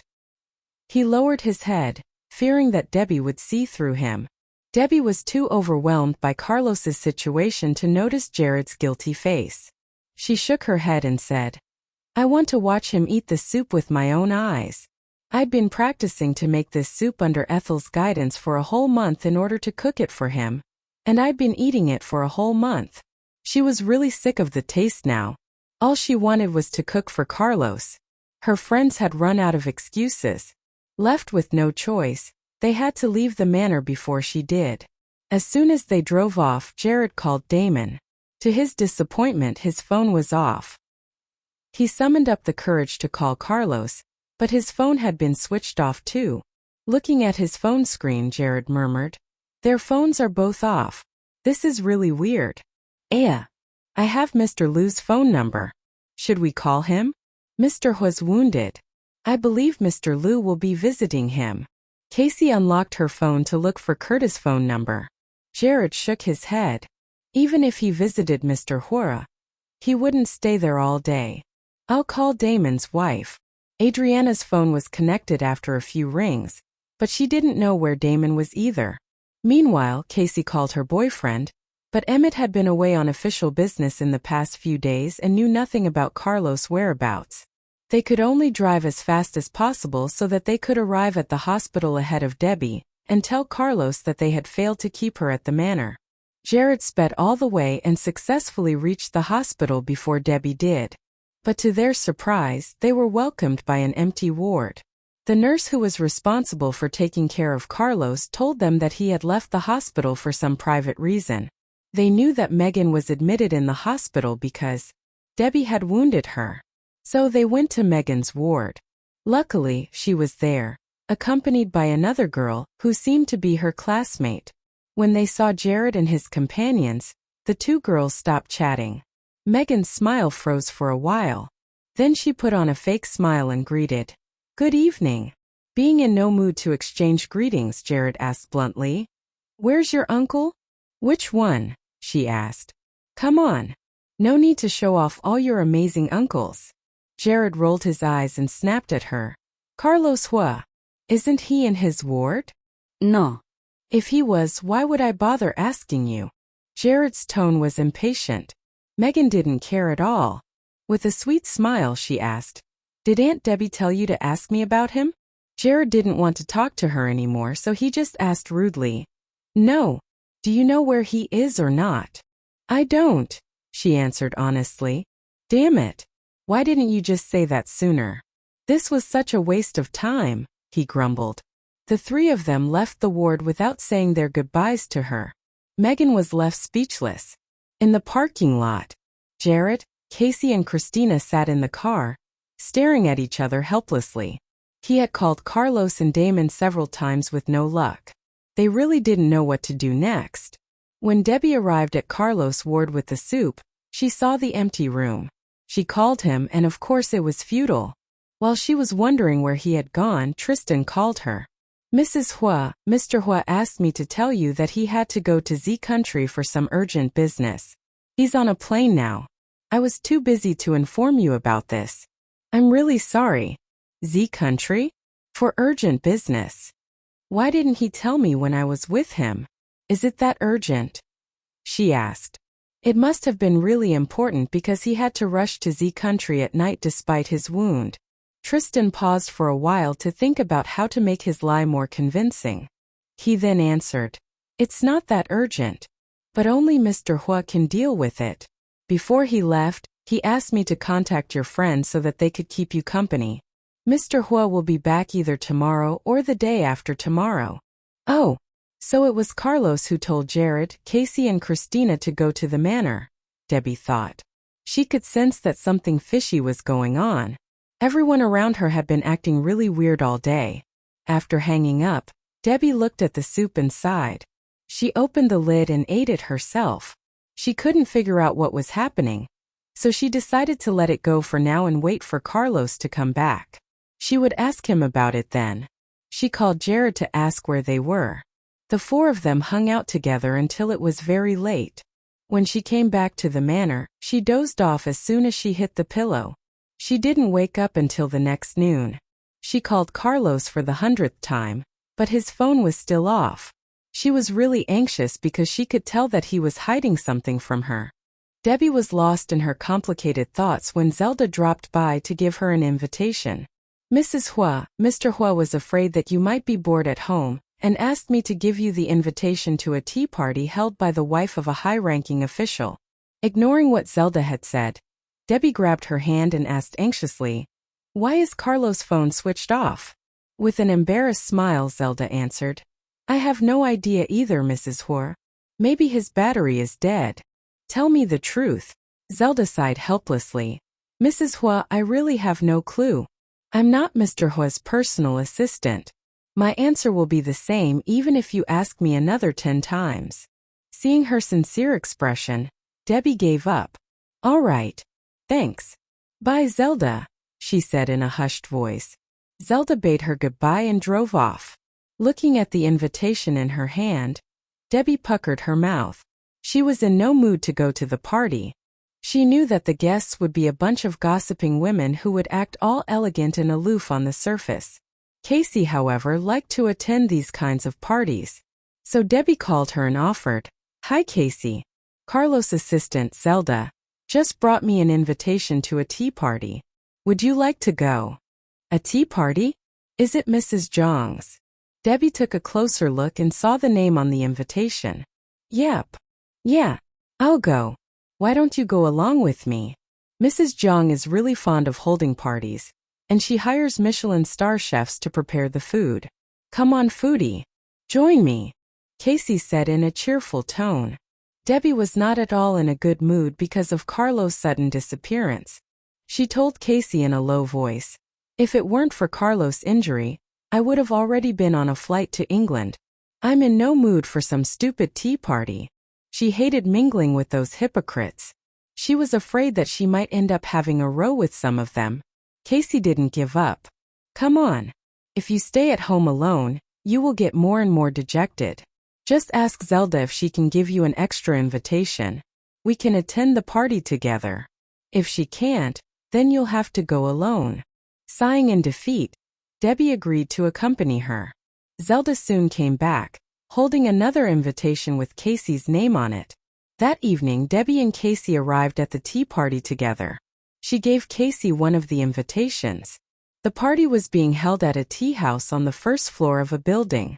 The building also had hotel rooms on dozens of floors. There was a security guard at the entrance of the tea house. Debbie gave him the invitation. It was only then that she noticed the invitation in her hand had Casey's name on it. It was not a big deal, so she didn't give much thought to it. The guard eyed Casey from head to toe when he saw the name on her invitation. But Debbie didn't notice it. They entered the tea house. Just as Debbie had expected, the party was filled with ladies from well-off families in Y City. Many walked over to Debbie to greet her. Debbie, however, barely knew them. Nevertheless, she had to smile back at them politely.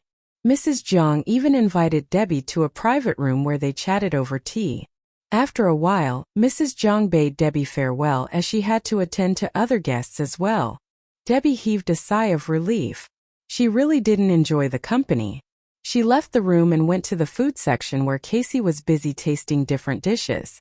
"Casey, how's the food?" Debbie asked with a faint smile. "Yummy. Here, taste this." Casey fed her a macaroon from the spread. "Wow, indeed. It's not too sweet." They sat together eating and talking. Before long, a woman came over and invited Debbie to join them. She was Lucinda's friend, and Debbie had to oblige. Debbie even caught a glimpse of Portia, who was as arrogant as ever. Neither of them greeted each other. When Debbie returned to the food section, Casey was nowhere to be found. She waited a long time, but Casey didn't come back. She pulled out her phone and called her, but her phone was out of range. It was weird because Debbie had seen Casey playing on her phone earlier. She put her plate on a nearby table and began to look for her. Debbie looked everywhere, but to no avail. She got anxious and began to ask people about Casey's whereabouts, but no one had seen her. She had a bad feeling like something horrible had happened to Casey. As time ticked by, she became more and more unsettled.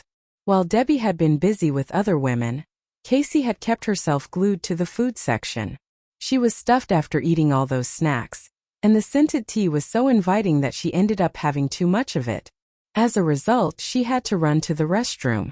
Casey was washing her hands in the ladies' room, and she saw a tall woman in the mirror. The woman was taking out a handkerchief from her purse. Casey didn't pay much attention to her because she didn't know the lady. The next thing she knew, the woman grabbed her from behind and covered her mouth and nose with the handkerchief. After wriggling to get out for a while, Casey passed out. She didn't know how long she had been unconscious. When she came to, she felt someone throw her onto a bed. She struggled to open her eyes, but there was no lighting in the room.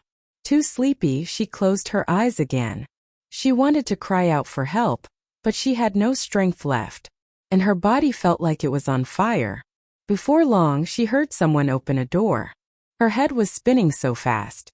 She wanted to look who it was, but she didn't even have the strength to open her eyes anymore. After she heard some rustling of clothes, a person pressed against her. She wanted to struggle and yell, but she was too weak to defend herself. There was a sudden loud sound, and she passed out once again. As Debbie was struggling to find Casey, a girl came running towards her. Debbie recognized her. They had attended a dinner party together some time back. It was at that party that Debbie had splashed wine at Olga and Portia. Olga had tried to spill wine back at Debbie, but the latter had dodged and the wine had spilled all over this girl. She had been a little chubby back then, but now she was a lot thinner. That girl had been looking for Debbie as well. Upon seeing her, she said anxiously, "I saw a woman take your friend to the lift, and it stopped on the 12th floor. You better hurry. Something was not right with your friend."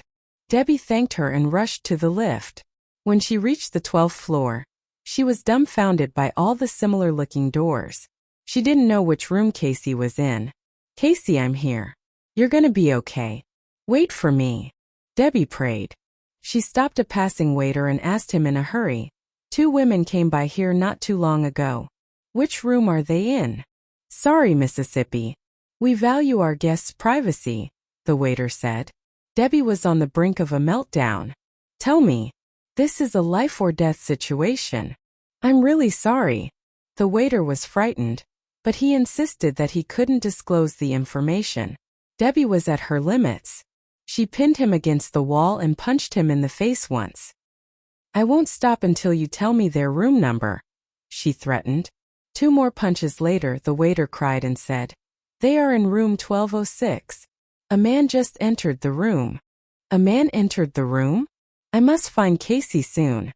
Room 1206. Where is room 1206? Debbie ran in a panic. Soon she found the room, but the door was locked. "Open the door. Casey, open the door. Are you in there, Casey?" She kicked the door several times, but it wouldn't budge. She tried to calm down and kept telling herself, "Debbie, keep cool.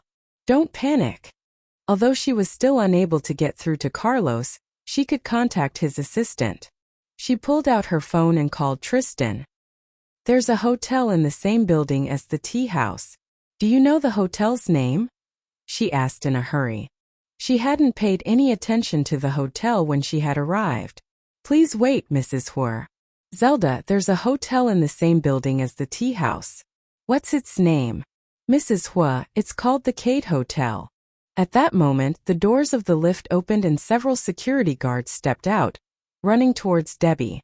Her heart pounding, she said into the phone quickly, "Have someone give me the key to room 1206 right away. Hurry up. Casey is in danger." "Yes, Mrs. Huo," Tristan answered quickly. "Miss, is it you who stirred up trouble and beat up our employee?" the head security guard asked in a rough voice. They were about to take Debbie away from there. Debbie took a deep breath and told them in a calm voice, "I'm Carlos Huo's wife, Debbie Nian. My friend is in this room and she's in danger. Open this door. Now." "Mrs. Huo." The guard eyed her from head to toe. "Yes, I know Mrs. Huo's name. But can you prove that you are Debbie Nian?" "How can I prove that?" Debbie was losing her patience. She yelled at them, "I didn't bring my ID card. Open this damn door right now. If something bad happens to my friend, my husband will not spare any of you." She was on the verge of tears, but none of the guards moved. Obviously, they still didn't believe her. She kicked the door again and demanded through gritted teeth, "Open the fucking door. Open it." The head security guard spoke into his intercom. "Mr. Liu, a lady on the 12th floor claims to be Mrs. Huo, and is asking us to open the door to room 1206. Please come over and check if she is telling the truth." Tristan had just called Mr. Liu, the manager of the hotel. The manager immediately told him, "She is Mrs. Huo. Open the damn door. Quick." The guard called a cleaning lady over and opened the door with the master key. Debbie barged in first. The light had been switched off and it was pitch dark inside. As the light in the hallway entered the room, Debbie saw a man throwing his pants away and forcing himself on Casey, who was completely naked on the bed. There was a camera not too far away from the bed. The red blinking light suggested that it was recording. The man was startled when he heard someone barge in. He immediately wrapped himself with a quilt and got off Casey. "Debbie, why are you?" Louis cried in stunned disbelief. He then turned to look at the unconscious woman beside him, and finally saw her face clearly. It was Casey. The guards tried to enter, but Debbie stopped them and demanded, "No! Stay out of the room." She pushed them out and locked the door from inside. "Louis Huo! You fucking asshole!" she yelled, completely losing her rationality when she saw Casey's condition. She dashed towards him and kicked him in the abdomen. "Stop! Debbie, are you crazy?" "No, that isn't enough," she thought angrily as she grabbed his hair and dragged him out of the bed. She swore under her breath that she would beat the hell out of the pig. Heartrending cries came from inside the room. The manager wanted to go inside and help Debbie, but the cries were coming from a man. He realized that it was better to wait outside. The beating lasted a long time, and Debbie's hands were numb. Casey rolled and murmured, "I'm so hot." Debbie yelled at Louis, "What did you do to her?" "I thought that it was you." No, no. "Someone asked me to sleep with you. Sleep with her and told me that she was in the room," Louis stammered. Debbie could tell from his rambling that his target was actually her. "What's wrong with Casey? Why is she so hot?" Louis shivered and answered honestly, "Someone drugged her." She was drugged. Trying her best to suppress her anger, she pulled out her phone and called the police. "Sir, please come to the Kate Hotel immediately. Someone has been caught red-handed committing a crime here." "Debbie, please don't call the police. I'll be the laughing stock of the city," Louis pleaded. "You should have thought about that before harming my friend." "Louis, I swear I will put you behind bars this time," she said through gritted teeth and gave him another kick. Then she quickly grabbed Casey's clothes and began to dress her. It was extremely difficult to dress her because she was not in her senses. After Debbie was done, she opened the door and said, "Guys, help me carry my friend to the parking lot." "Yes, Mrs. Huo." 2 guards entered the room. Louis put his clothes on and was about to sneak away. Debbie grabbed his collar and threw him back into the room. She told the manager, "Mr. Liu, right?" Debbie's tone was rather stern because she was in a bad mood. The manager couldn't help but think, Mrs. Huo is as intimidating as Mr. Huo. He couldn't afford to offend Debbie and answered humbly, "Yes, Mrs. Huo. What can I do for you?" "I have already called the police. Have your men guard this room and make sure no one takes him away except the police." She was not going to let Louis off the hook this time. "Yeah." The manager hesitated for a second and then nodded, "Sure, Mrs. Huo. Thank you." Despite Louis' pleas, Debbie carried Casey to the parking lot with the 2 guards. Debbie wanted to drive the car herself, but Casey was behaving restlessly in the back seat. She had to give the car keys to one of the guards and sat in the back to take care of Casey. The guard drove the car to a nearby hospital. Debbie held Casey in her arms and kept coaxing her. "Casey, don't worry. We'll arrive at the hospital soon." Casey's body was burning, and it made Debbie's heart ache. She swore that she wouldn't let Louis go even if the Huo family was against it. "Debbie, help me. Call Emmett." Casey was unable to resist the fire in her body. She bit her lips so hard that they started bleeding. She then bit her arm to ease the desire.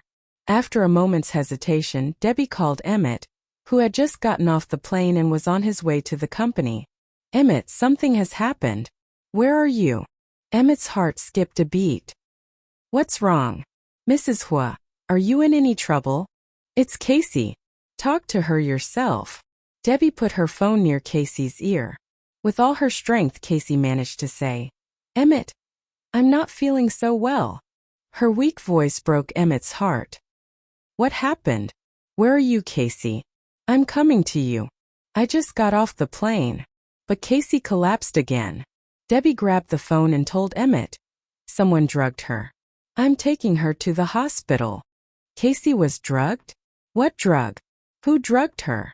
Emmett asked anxiously. "Yeah." Debbie was too embarrassed. "That kind of drug."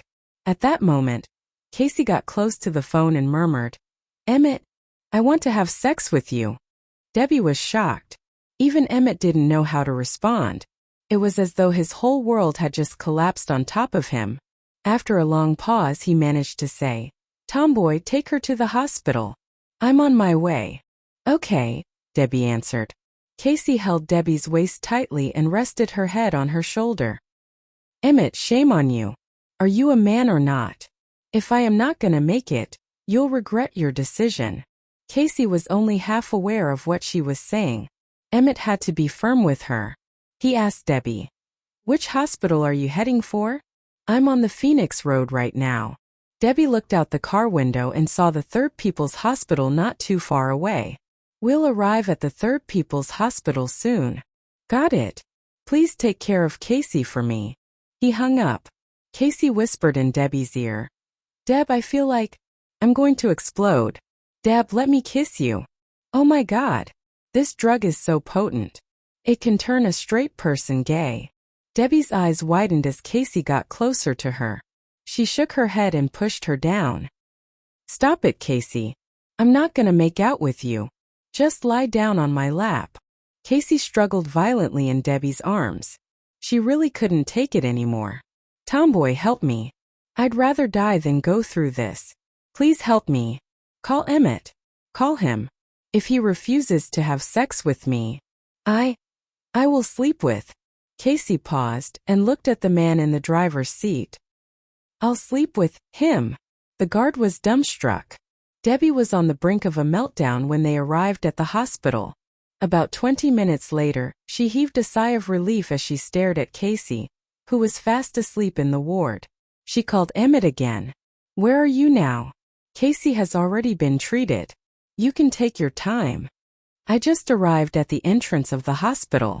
Are you in the inpatient department? Tell me the ward number. Debbie walked out of the ward and gave him the number. She then added, Emmett, where is Carlos? Don't lie to me. There was a pause. Then Debbie heard Emmett shut the car door and say, I'll tell you in person. Okay. After hanging up, Debbie leaned against the wall and dialed Carlos' number for the 1000th time. As she thought his phone was still off, anxiety flooded her. Where is he? Why is his phone always off? Before long, Emmett rushed into the ward, running short of breath. He stared at the unconscious Casey and his face went pale. Emmett was in a suit and leather shoes as usual, but his tie was loosened and his hair was a mess. He was too anxious to pay any attention to his image. Debbie told him. The doctor said that she had inhaled that kind of drug. Luckily, she was brought to the hospital in time. Nothing serious, except that she bit her lips and slightly broke her arm. Emmett sat on the edge of the bed and took Casey's hand, kissing it softly. After a while he asked in a low voice, Was she? Casey's hair was disheveled, and her face was as pale as a ghost. He couldn't tell whether she had been raped or not. Debbie was confused at first, but then understood what he meant. She decided to check Emmett's sincerity towards Casey. Feigning sadness, she said, Yes. Emmett, do you mind that Casey was raped? Emmett stood up and clenched his fists, his face livid. Who did it? I'll kill him. Do you mind it? She insisted. Do I mind it? Emmett closed his eyes and answered, Why would I mind it? He opened his eyes, turned to Debbie and said in a serious tone, She is a victim. I feel bad for her. I'm angry for her. Who did this? I swear he'll pay. He was fuming. I will kill the asshole with my own hands. I will get justice for her. Debbie heaved a sigh of relief. Good. Actually, she did almost get raped, but... What? Emmett was confused now. So, was Casey raped or not? Don't worry. I rescued her in time.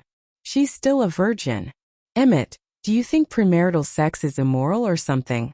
Why did you turn her down when she said she wanted to have sex with you? Debbie patted his stressed shoulder. Emmett wiped the sweat off his forehead.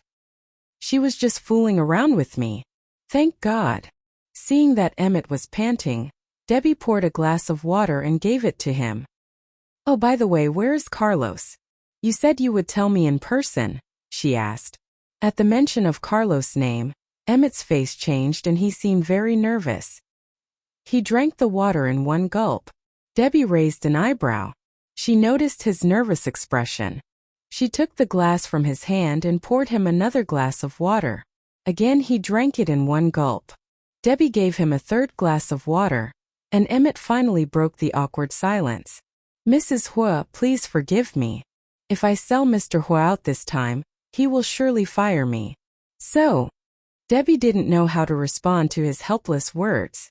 Rest assured, Mr. Huo will be back either today or tomorrow, he added. Debbie snorted. Rest assured? What are you all hiding from me? Carlos is still wounded and has been missing for 2 days. How can I rest easy? Debbie gnashed her teeth and thought angrily, I won't spare Carlos this time. Emmett didn't know how to calm her down, and had to change the subject. Who did this to Casey? He asked. With a sneer, Debbie said, if you don't tell me Carlos' whereabouts, I will ask Casey to break up with you. So, do you want to get fired or do you want to break up with Casey? Emmett couldn't believe that she would threaten him like this. Seriously? I really can't bear this couple anymore. When he didn't respond, Debbie yelled at her friend. Casey, wake up. Emmett is breaking up with you, arg. Don't pull me. Let me go. Emmett grabbed Debbie's wrist and pulled her out of the ward. There were many people passing by outside the ward, so Emmett let go of her hand. After all, people might recognize her. Emmett wiped the cold sweat off his forehead with his eyes closed. He gritted his teeth and decided, fine, I'll have to betray Mr. Huo then. In light of the years he had worked for Carlos, his loyal nature, and Carlos' intimidating personality, it was a hard decision for him to make. Debbie smiled and patted his shoulder. Good boy. Emmett waited until there was nobody around them before whispering to her. Mr. Huo went on a mission with Wesley and Damon. Debbie was confused. What mission? Carlos has been out of the army for more than 5 years now. Why is he on a mission all of a sudden? And Damon is a gangster. Why is he on a military mission? Her confusion was nothing beyond Emmett's expectation. However, he didn't intend to explain everything to her. Even though he had given in to Debbie, he didn't want to betray Carlos thoroughly. He had kept some of it unsaid as a way out. Yeah, there was a mission, but I have no idea what it was or where they have gone. For a moment, Debbie was quiet as she took in the news. She was furious and also found the whole thing absurd. Under normal circumstances, I would understand if Carlos went on a military mission. But he had just been shot. Didn't the military officers know that? And his wound reopened yesterday. Debbie flushed recalling what had happened in the ward yesterday afternoon. But she recovered soon. She continued angrily. Is there no one else available in the army? Why did Wesley have to put Carlos, a freshly wounded man, on this task? Is this their so-called brotherhood? Emmett explained anxiously. It's not like that. It was originally agreed on that all 3 of them would take part in the task. However, Mr. Huo was wounded later on. Both Wesley and Damon tried to talk him out of the mission. But you know Mr. Huo. He always goes through with his decisions. What kind of mission is so important that Carlos would be determined to be a part of it? And Damon is concerned about it too, Debbie thought. Suddenly, a possibility occurred to her. A dash of gloom covered her face. This has something to do with Megan, right? She asked. Emmett was surprised. She is so smart. I don't know. Mrs. Huo, I have to go and check on Casey. But Debbie wouldn't let him go. She took a deep breath and grabbed him by the arm. Her lips were trembling from anger and heartache. Tell me the truth, she demanded. Emmett hesitated. After a moment, he decided that since she had already figured it out, it would be pointless to hold his tongue. So he told her in a hushed voice, yes, it's about her. Some bandits have been trying to harm Megan. Mr. Huo, Wesley, and Damon laid out a plan and they have gone to take them all out. The expression on Debbie's face was heartbreaking to watch. Emmett comforted her. Mrs. Huo, those men have been watching Megan every day because her parents had 2/3 of their people wiped out. Now they are seeking revenge. Things would only get worse if these men are not annihilated. This is not just about Megan. To protect her, Mr. Huo and Wesley have also put themselves in danger for so long. They are just doing what they have to do in order to solve this menace once and for all. A bitter smile brushed Debbie's lips. As a reasonable woman, she understood the situation. What baffles me is, why does Carlos have to be a hero at a time like this? He needs proper care now. And why did he keep this from me? I know martial arts, I could have gone with him and helped them. Even if I couldn't help with the fighting, I could have at least stayed by his side and taken care of him. Why didn't he tell me? When she was done, she covered her mouth to muffle her cries. The thought that right now, a wounded Carlos was somewhere in danger, made her frantic with worry. Mrs. Huo, please don't be upset. I didn't go either. Do you know why? This isn't an ordinary task. Everyone involved in the mission has been trained to use guns. But I have no experience. People like us would just be a dead weight. I can't stay here. I have to go find him. The weight was killing her. It felt like the minutes were creeping by at a snail's pace.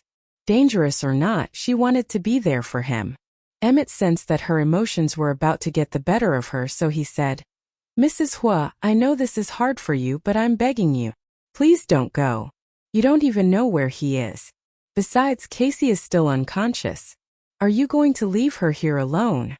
Casey won't be alone. She has you. I trust you will take care of her. Tears fell out of her eyes, blurring her vision. She stared at Emmett and said, Tell me where he is. I have to find him. I promise I will be careful. Believe me, I know how to fight. I can protect myself. Emmett nodded, trying everything to ease her mind. I know that you can fight and you are good at it too. But out there bullets will come flying out of everywhere. What good is a Taekwondo black belt or a world championship in a place like that? One bullet and that's it, you are dead. Tomboy, make your friendship with Casey a priority right now. I not only see you as my boss but as a friend too. You have always cared about your friends. If you think of me as a friend, please listen to me and calm down. If anything happens to you, Mr. Huo will skin me alive. Sure as sunrise. Calm down? Somebody tell me how to do that. Bullets. Carlos. He could be wounded again any minute. Debbie completely lost control over her emotions. With one hand over her mouth, she slumped onto the floor, wailing. Carlos had been so good to her, but right now, despite knowing that he was in danger, she could do nothing at all except cry. She hated herself for being so useless. Eventually, Emmett managed to take her back to the ward. He sat her down on the sofa, hoping that she could collect herself in a while. 10 odd minutes later, Debbie grabbed her phone and darted towards the door. Emmett hurried towards the door with a flustered face and was just in time to stop her. Tomboy, I thought you had calmed down. Where are you going? She closed her eyes sadly for a second and took a deep breath before saying, Relax. I'm not going to find Carlos. I don't even know where he is. I need to ask that jerk something. Louis? Emmett asked, puzzled. Yes, she replied. Debbie considered it wise not to tell Emmett what Louis had done to Casey in the hotel room. I'll be gone for a while. Take care of Casey. Call me if I'm needed. No problem. But can you tell me who did this to her? I need to know. Debbie hesitated. I can't. Not yet. Things are still unclear. But don't worry, I'll tell you as soon as I find out. She turned to leave, but Emmett got in her way again. Does it have something to do with Louis? Maybe, but that's uncertain. That's what I'm going to ask him. Emmett was silent. What should he do if it was Louis who had done this to Casey? Debbie walked out of the ward while he was still deep in thought. But it was too late for her to go to the police station. So she went back to the manor. Looking around the empty house, she became depressed and restless. Without Carlos, it didn't feel like a home anymore. She felt insecure. After a quick shower, she climbed onto their bed and lay down. Unbidden, all kinds of thoughts crossed her mind and kept her awake until midnight. The next morning, Debbie didn't sleep in as usual. She got up early with plans of meeting Louis. Before she left the house, she called Tristan, asking him to locate Louis. Since she had seen Louis at the hotel last, Debbie suggested that Tristan call the hotel manager. He should know where he was. 3 minutes later, Tristan called back with the bad news. Louis wasn't at the police station. The police had arrested him. But Louis had pulled some strings and was released before he was taken to the police station. Debbie was furious. "Can no one touch him except Carlos?" she asked Tristan. "Something like that," he replied. Louis was Carlos' cousin after all. Nobody dared to offend him, unless it was a direct order from Carlos. Fine. Find out where Louis is. I need to talk to that jerk. Debbie was frustrated. Without Carlos at her side, she couldn't even put Louis in prison after what he had done to Casey. "Yes, Mrs. Huo." While Tristan was tracking Louis down, Debbie took a cab to the military hospital where Megan was hospitalized. She went straight to Megan's ward. The girl was sound asleep. Debbie walked over and sat on the edge of the bed silently, sensing someone's cold stares on her. Megan woke up and saw the person sitting on her bed. She jerked up and moved away from Debbie, frightened. "WH, what are you doing here?" she asked. Seeing how intimidated Megan was, Debbie smiled. "I'm glad that she thinks I am scary. Carlos is on a military mission." She got straight to the point. "That's normal. He used to be an outstanding Special Force soldier." Megan didn't sound surprised at all. "He is doing it for you," said Debbie, studying her face. Megan was a little taken aback by the news, but then she said, "Who else would he do it for?" Debbie gritted her teeth. "Are you saying that it's obvious that he is willing to go on such a dangerous task for you? Or that he is willing to do it only for you?" Before replying, Megan got out of bed and sat on the sofa, trying to move farther from Debbie. "What difference does it make? And anyway, he only engages in such dangerous missions for my sake. He has turned down dozens of provisional missions before." Bitterness filled Debbie's heart.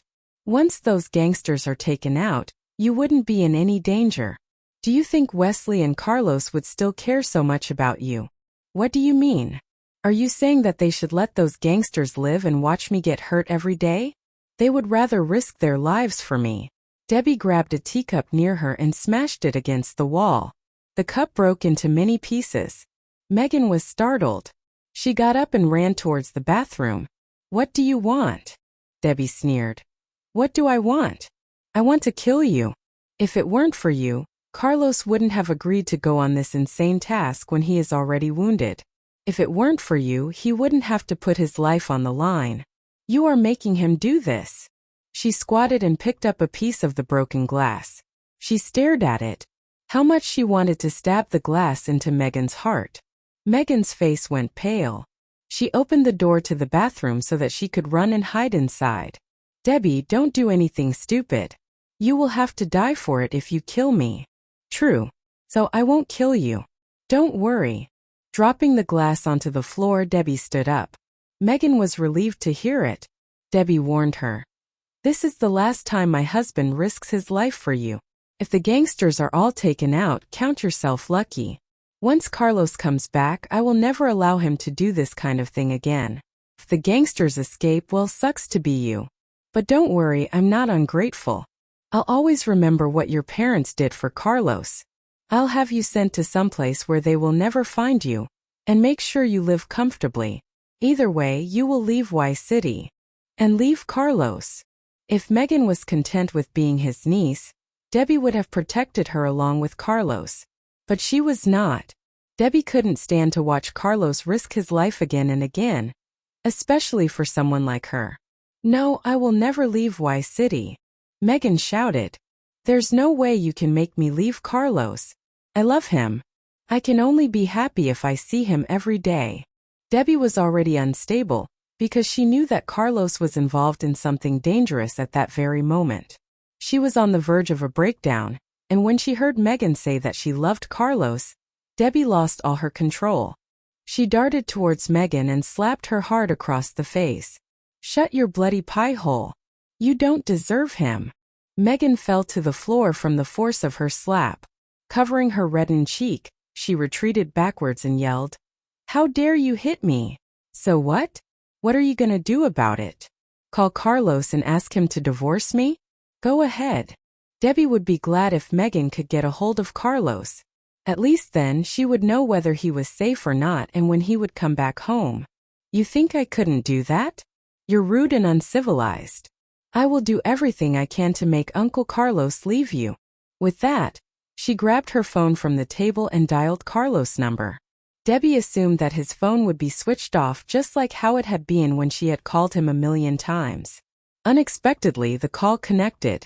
Megan put her phone on speaker. Megan, what's up? It was Damon who answered the call. Uncle Damon, where are you? Aunt Debbie is trying to kill me. Help me, Uncle Damon.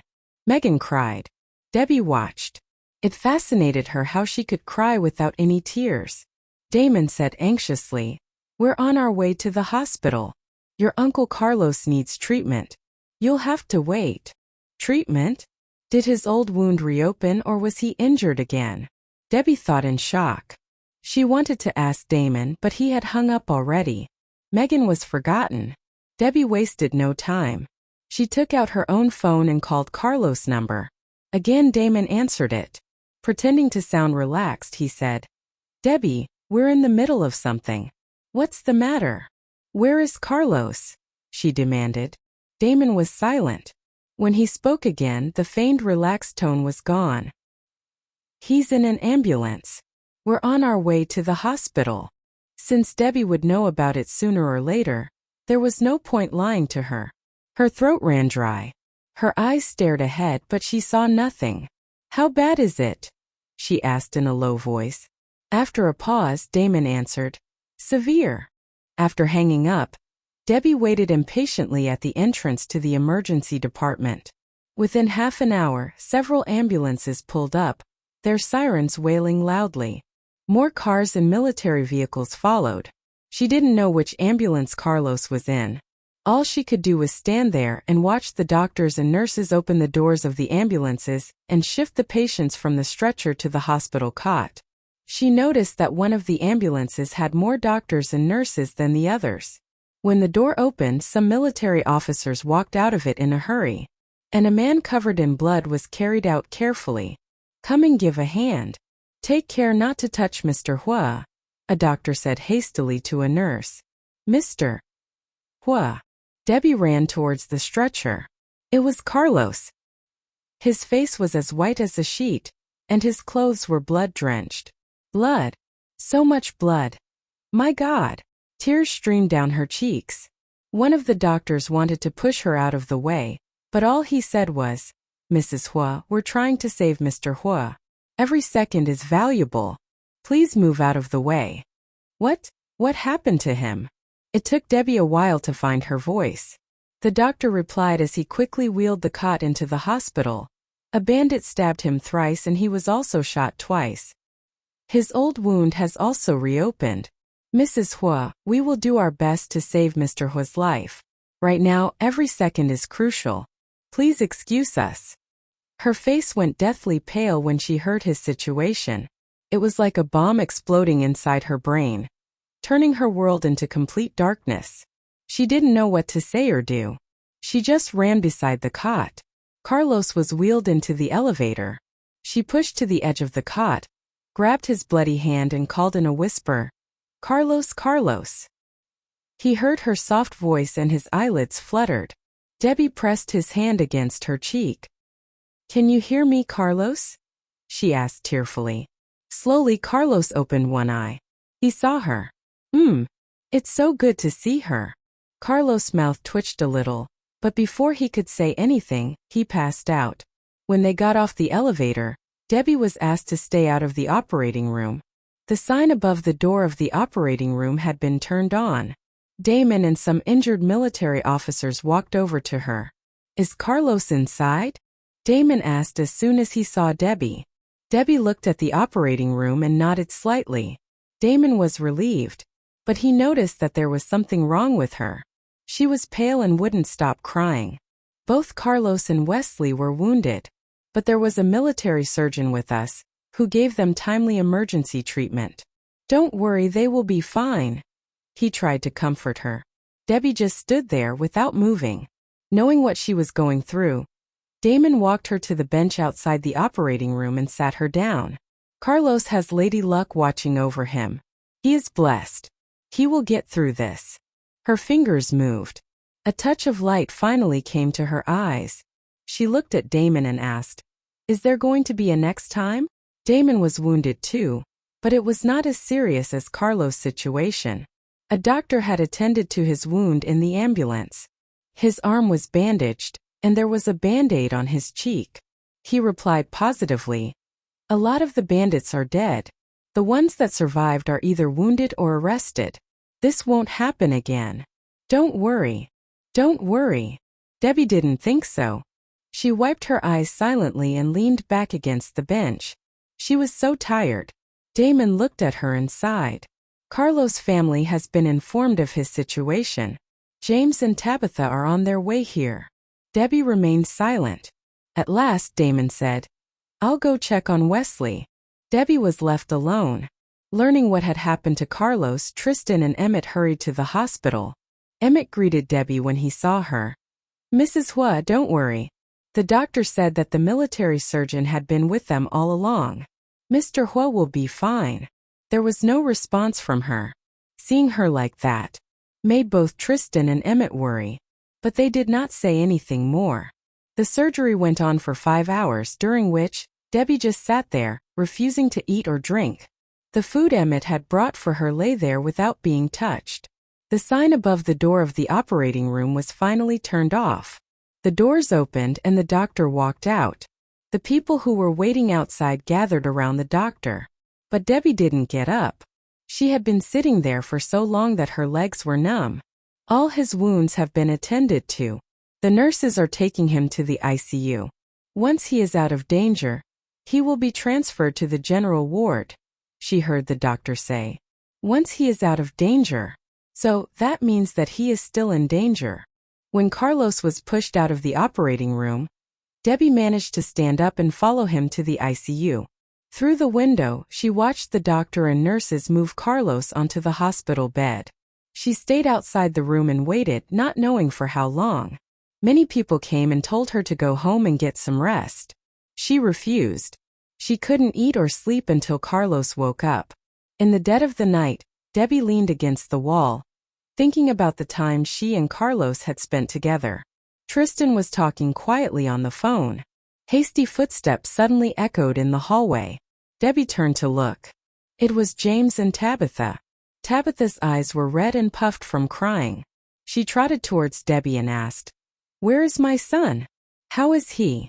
Debbie stood up from the bench and nodded to them in greeting. Before she could answer, James slapped her across the face. It was such a heavy blow that Debbie went right to the floor. Lying there, she raised her head and saw the anger in James' eyes. His face was twisted in rage. "Huh. How ironic this is. I slapped Megan this morning, and now the slap has been returned to me. Karma is a bitch," she thought bitterly. Tabitha and Tristan were both taken aback by James' action. "James, why did you hit her?" Tabitha asked, trembling. Tristan hung up immediately and helped Debbie to her feet. James pointed at Debbie and barked, "Is this how you take care of my son? As his wife, what have you done for him?" "Nothing," Debbie sneered. "Learn the truth first before you point your finger at others. Your son got wounded because of Megan, not me." The expression on James' face worsened. "Don't talk back to me. Look how rude you are. Carlos has spoiled you too much. Why didn't you stop him? This is ridiculous. He is a CEO now, not a soldier. Why did he want to be part of this mission?" Debbie laughed. She looked at James sarcastically. "I was explaining the situation to you and you call that talking back? I didn't even know that he was going on a mission. How was I supposed to stop him? Since you are Carlos' father, I won't hit you back this time. But I won't tolerate it if you ever lay a finger on me again." Debbie's warning made James angrier. He raised his hand to slap her again. Tristan nerved himself to grab his wrist and said, "Mr. James Huo, Mrs. Huo is telling the truth. She knew nothing about the mission. If you want to talk about it, why not wait until Mr. Carlos Huo wakes up? You can ask him directly." James shook Tristan's hand off and continued to insult Debbie. "I know how much money Carlos has spent on you, you blood-sucking harpy. You asked him for a huge ring, you wear only designer clothes worth hundreds of thousands of dollars. You even made him buy you a limited edition watch to apologize to you. What right do you have to do all this? Debbie clenched her fists and demanded. I am a blood-sucking harpy? You want to know what my rights are? What about you? She looked James directly in the eye and went on. You are my father-in-law, and yet you asked the servants to put birth control pills in my food for a really long time. Right now, Carlos is lying in there unconscious, but as his father, you don't even try to check on him. All you want to do is bellow at me. What kind of father are you? You. James raised his hand again. Tristan and Tabitha stopped him. James, let's go check on Carlos, Tabitha persuaded. How? He is in the ICU, and this is not visiting hours. We can't get in. The fierce conflict between the two had drawn a lot of gazes. Tabitha looked at Debbie resignedly and asked, Can you leave for now? No. I'll only leave when Carlos is out of danger and has been transferred to the general ward. Needless for them to say, she had already decided to leave by then. James snorted. Shameless. Why should I put up with his insults like this? She thought angrily. She lifted her fist to strike James. Tristan saw it. He let go of James immediately and stood in front of her. Mrs. Huo, this is a hospital and Mr. Huo is still unconscious. Calm down, he whispered in her ear. Suddenly Debbie felt dizzy. Her head spun uncontrollably. Her legs were too weak to support her, and she collapsed onto Tristan's shoulder. Tristan was flustered. Mrs. Huo, what's wrong? He asked as he led her towards the bench. Debbie closed her eyes a moment, trying to clear her head and regain some strength. Then she waved her hand and replied, I'm fine. James spoke with a cold snort. Even as a married woman, you flirt with another man in public. How much shame do you intend to bring on this family? This is outrageous. Tristan let go of Debbie's arm quickly and stepped away from her. Mr. James Huo, it's not what you think. Mrs. Huo hasn't eaten anything since Mr. Huo was brought here. She isn't feeling well. Debbie leaned back against the bench with her eyes closed, trying to hold her temper. If anything, she just wanted James to get out of her sight. He was the worst father she had ever met. At that moment of tension, Damon came back from Wesley's ward after visiting him. He smiled at James and Tabitha and greeted them. James acted as normal as he could. When Damon turned to Debbie, he saw the slap mark on her face. Shocked, he asked, Pepper Nian, which son of a bitch had the nerve to slap you? He must have a death wish if he's brave enough to slap Carlos Huo's beloved wife. Carlos is powerful enough to wipe out anyone off the face of the earth. What kind of fool would take that risk? Debbie burst into laughter when she heard Damon cussing James without knowing it. Her anger evaporated. James and Tabitha stood there embarrassed. But Damon didn't notice. He continued. What are you laughing about? Tell me who hit you, and I'll beat the shit out of that bastard. No one can treat you like this. It was me. A familiar voice came from behind Damon. Damon knew who it was. Dumbstruck, he looked at Debbie for confirmation. There was a smirk on her face. He apologized immediately. I'm so sorry, Uncle James. I didn't know that it was you. I thought it might have been someone else. I never would have said that if I knew it was you. James' face was hideous, like he had just accidentally eaten a fly. He snorted and sat on the nearest bench. Not long after, Carlos' condition stabilized, and he was transferred to a VIP ward. The doctors assured them that Carlos was out of danger, and that he just needed to recuperate. Debbie felt a weight lift off her chest. Soon, Carlos' ward was crammed with visitors. Silently, Debbie took out her phone and booked the earliest flight back to England for the next morning. After midnight, Debbie asked Tristan to take her back to the manor. When she got out of the car, Tristan couldn't help asking, Mrs. Huo, why did you leave the hospital? She had stayed in the hospital for so long, waiting for Carlos to wake up, and he would soon. She just needed to wait a little bit longer. Tristan didn't understand why she had left before he woke up. Debbie gave him a faint smile. Thank you for everything you did tonight, Tristan. Drive safe. Bye. Tristan knew that she didn't want to talk about it, so he nodded and left the manor. The next morning, before getting on the plane, Debbie sent Carlos a message. Mr. Huo, when Casey and I went to a tea party the other day, she was drugged and taken to a hotel room. When I found her, Louis was trying to violate her. I tried to have him arrested but couldn't. Apparently, nobody would dare to touch him without your saying so. So please help Casey. She deserves justice. Thank you very much, Mr. Huo. Take care. Her tone sounded very formal in the message, as if she were talking to her boss and not her husband. Carlos woke up later that day. He wanted to see Debbie, but she wasn't there. When he read her message, he was so angry that he almost passed out again. He sent Emmett to the manor to get Debbie, but when he came back, he told Carlos, Mrs. Huo has gone back to England in the early morning flight. I have received news that she has arrived safely.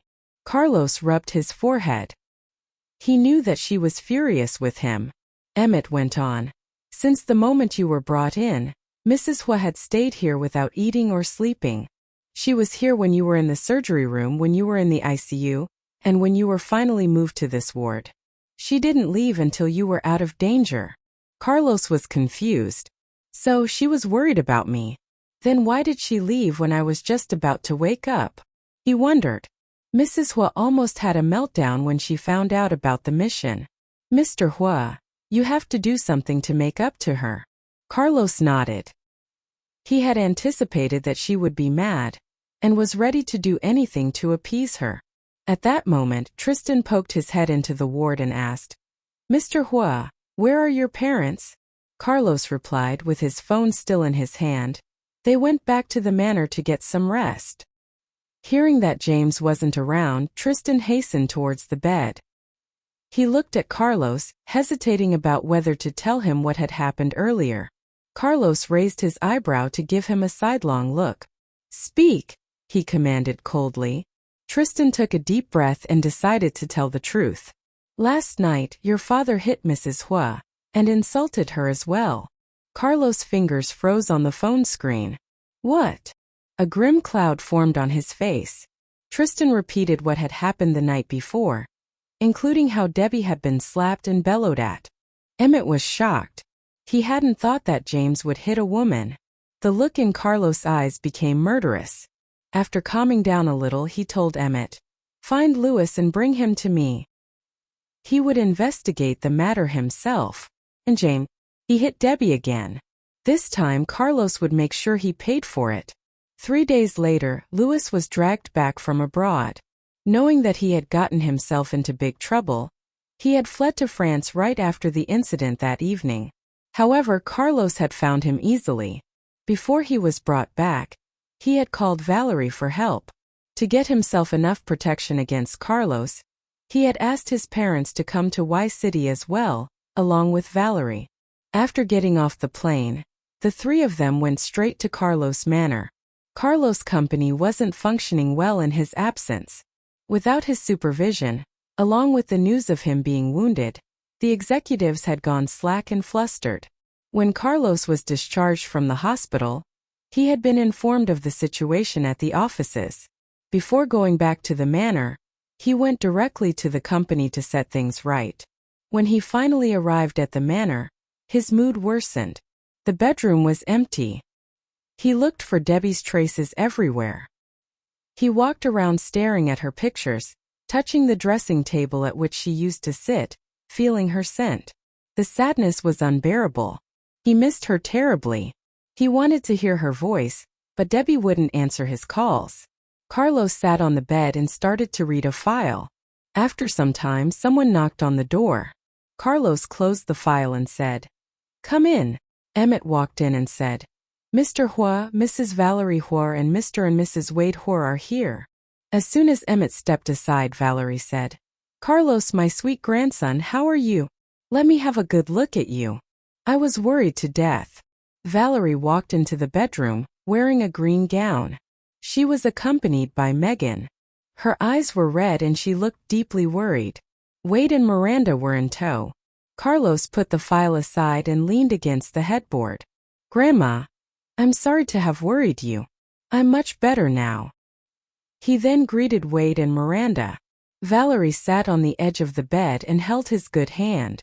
When she spotted the file, she looked at Emmett and reprimanded. Carlos has just had a surgery. How could you let him work so soon? Are the executives of ZL Group so useless? ZL Group had tons of executives and they were all capable. Emmett stepped forward and began to apologize. I'm sorry, Mrs. Valerie Huo. Before he could go on, Carlos gestured for him to stop. He turned to Valerie and consoled. Grandma, it's not Emmett's fault. The wounds are not that serious and I'm recovering quickly. Reading files is not gonna tire me out. Valerie sighed and stayed silently by his side. Wade walked up to him and said, It does seem a little early to be getting back to work. Why not rest and wait until you're fully recovered? Miranda nodded in agreement. She never talked much, but at this point she chipped in. Your Uncle Wade is right. Health is more important than anything else. You're not a child anymore. You should know how to take care of yourself. I'll keep that in mind. Thank you, Uncle Wade, Aunt Miranda. The room was quiet for a while. Then Megan said in a depressed voice, Uncle Carlos, thank you for saving me. I'm really sorry. It was because of me that you and Uncle Wesley were wounded. Valerie sighed again with a sad look in her eyes. Miranda and Wade looked unhappy when they heard Megan's words. Carlos said flatly, Don't be so hard on yourself. The matter had to be dealt with. Megan gnawed at her lower lip. Her eyes were brimming with tears. Thank you, Uncle Carlos. Since Aunt Debbie isn't around, I'll take care of you, she said. Debbie isn't around? What does that mean? The others wondered. Valerie's brows knitted. She looked at Carlos and demanded, I didn't notice that until Megan brought it up. Where is your so-called wife? Why isn't she here to take care of you? The blame in her tone wasn't anything Carlos desired. The look in his eyes turned icy cold. He responded indifferently. I asked her to go back to England. She had been away from school for several days to look after me. She is falling behind in her class. Now that I'm fine, I asked her to go back. However, Valerie wasn't happy with his explanation. Fine. Your wounds haven't healed yet, and you have to stay in bed to rest. You are not fit enough to move around. How could she leave you in this state? That heartless woman. Emmett couldn't stand to hear her talk about Debbie like that. He explained, Mrs. Valerie Huo, that's not true. Mr. Huo was injured even before this incident, and Mrs. Huo had been taking care of him all that while. And she never left the hospital until Mr. Huo was brought into the VIP ward. She stayed outside without eating or sleeping. Valerie snorted and pounded her cane on the floor. Don't try to make her look good. The truth is that Carlos needs her, and she is away in England. What kind of wife? Grandma! Carlos interrupted her. That is between me and Debbie. Please stay out of it. All you need to know is that Debbie is always good to me. So stop blaming her. There are many people here who can look after me. She doesn't have to stay by my side just to look like the good wife you want her to be. I know how much she loves me. I have made her unhappy again and again. Right now, all I want is to recover soon and fly to England to apologize to her. His voice was stern and firm. The elders in the room were astonished. They couldn't believe that the ever-proud Carlos would go all the way to another country just to apologize to a woman. Once again, the way Carlos cared about Debbie surprised them. Nonsense. Valerie couldn't allow her outstanding, distinguished grandson to grovel before a woman. She and Carlos looked at each other, their gazes sharp and fierce. Grandma. Grandpa used to do things to make you happy before he was hospitalized. Have you forgotten? Do you think that was nonsense too? Valerie was tough and stubborn, while Douglas was easygoing. He was always the one that caved in. He humored her in everything. Valerie's lips trembled at the mention of Douglas. She flustered. Your grandpa is weak. He has been weak all his life. But you're different. You have always been proud and strong, shining like a star. Why should you flatter that kind of woman? And what kind of woman is that? Carlos asked, fury rising in him. She is my wife, the woman I will spend the rest of my life with. Carlos didn't want to talk to Valerie anymore. Emmett, take my grandma to her room. She is tired. Yes, Mr. Huo, Emmett replied. Megan and Emmett held out their hands to hold Valerie's arms. Wait, she said to them. She used to think she knew Carlos, but right now she wasn't so sure. He was more aggressive and more arrogant than she was. She couldn't change his mind, but she could change the subject. I have something else I want to talk about, she said in a softer tone. Carlos didn't say anything. He didn't see the point. He had figured out what it was, and it turned out that he was right. Valerie took a deep breath and continued in a concerned voice. You know, Louis is your cousin. You two are blood. You even sprang to get him back here from France. You shouldn't be fighting over a woman. She paused, waiting for a reply. Carlos sneered. He rubbed his forehead and looked at Wade and Miranda. What do you guys think? Surprised by his sudden question, the couple fumbled to come up with an answer. They came up short.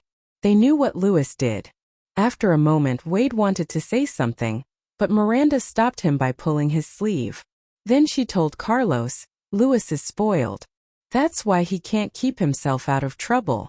If you need to nail him to the wall, just do it. Just remember he's our kid.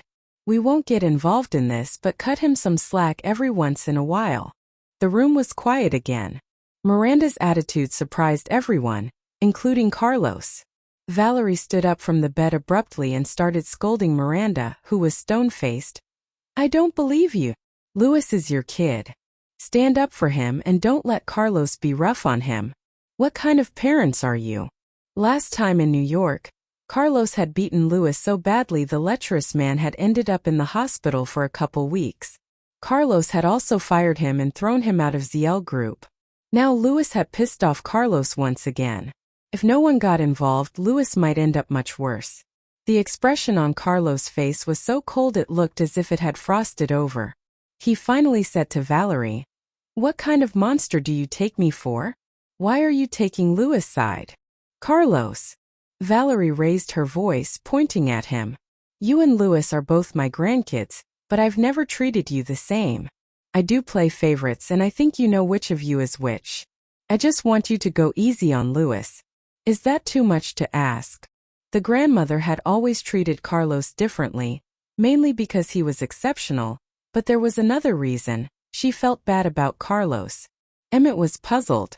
Louis' parents were standing right there. How could Valerie confess that she was biased in favor of Carlos right to their faces? Wasn't she afraid they might get angry? Emmett turned his head to study Wade's and Miranda's faces, only to find that they were calm as still water. He still didn't get it and wasn't sure he wanted to.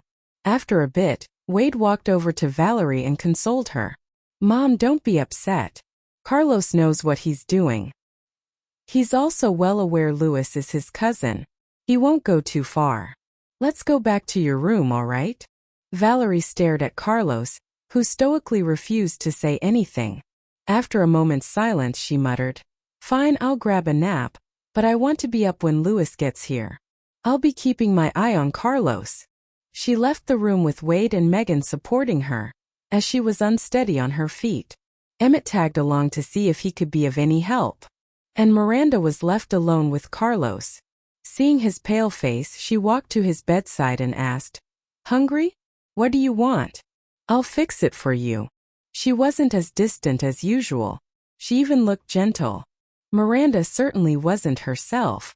Carlos found she acted quite odd lately. He tried to relax and responded, Thank you, Aunt Miranda. I already ate. You must be tired after the trip. Why not get some shut-eye? Miranda didn't object. Before she turned to leave, she seemed to remember something. Debbie left because she was angry, right? Was it because you risked your life for Megan? She hit the nail on the head. Carlos didn't confirm or deny it. Miranda smiled. She was jealous. And you scared her. You went on a dangerous mission when you were still wounded. And just as she feared, you came back in an ambulance. But she still stayed with you till you were out of danger. It proves only one thing, she loves you. A lot. If I were her, I would have left too. You do need to apologize. Anyone in their right mind could see how wrong it was to marry Megan or Stephanie. Even if Carlos hadn't married Debbie, it wouldn't work. First of all, Megan was always scheming and arranging things so she always came out smelling like a rose. Her parents had saved Carlos' life. So what? There were other ways to repay them than marrying her. As for Stephanie, she was a lot like Carlos. Condescending, aggressive, bossy, and decisive. With two people like that together, love would be like a battlefield. They would fight all the time over who would get the last word. It would be a marriage made in hell, and it wouldn't last. Debbie was stubborn and unyielding, but unlike Stephanie, she was still shy and simple. She wasn't vicious like Megan, nor was she a hypocrite. When she was with Carlos, she could soften Carlos' heart, and she'd sacrifice to make him happy. That was the ideal relationship. The best you could hope for. Those two would live a long, happy life. Miranda helped him clear things up, and his headache finally subsided. I get it.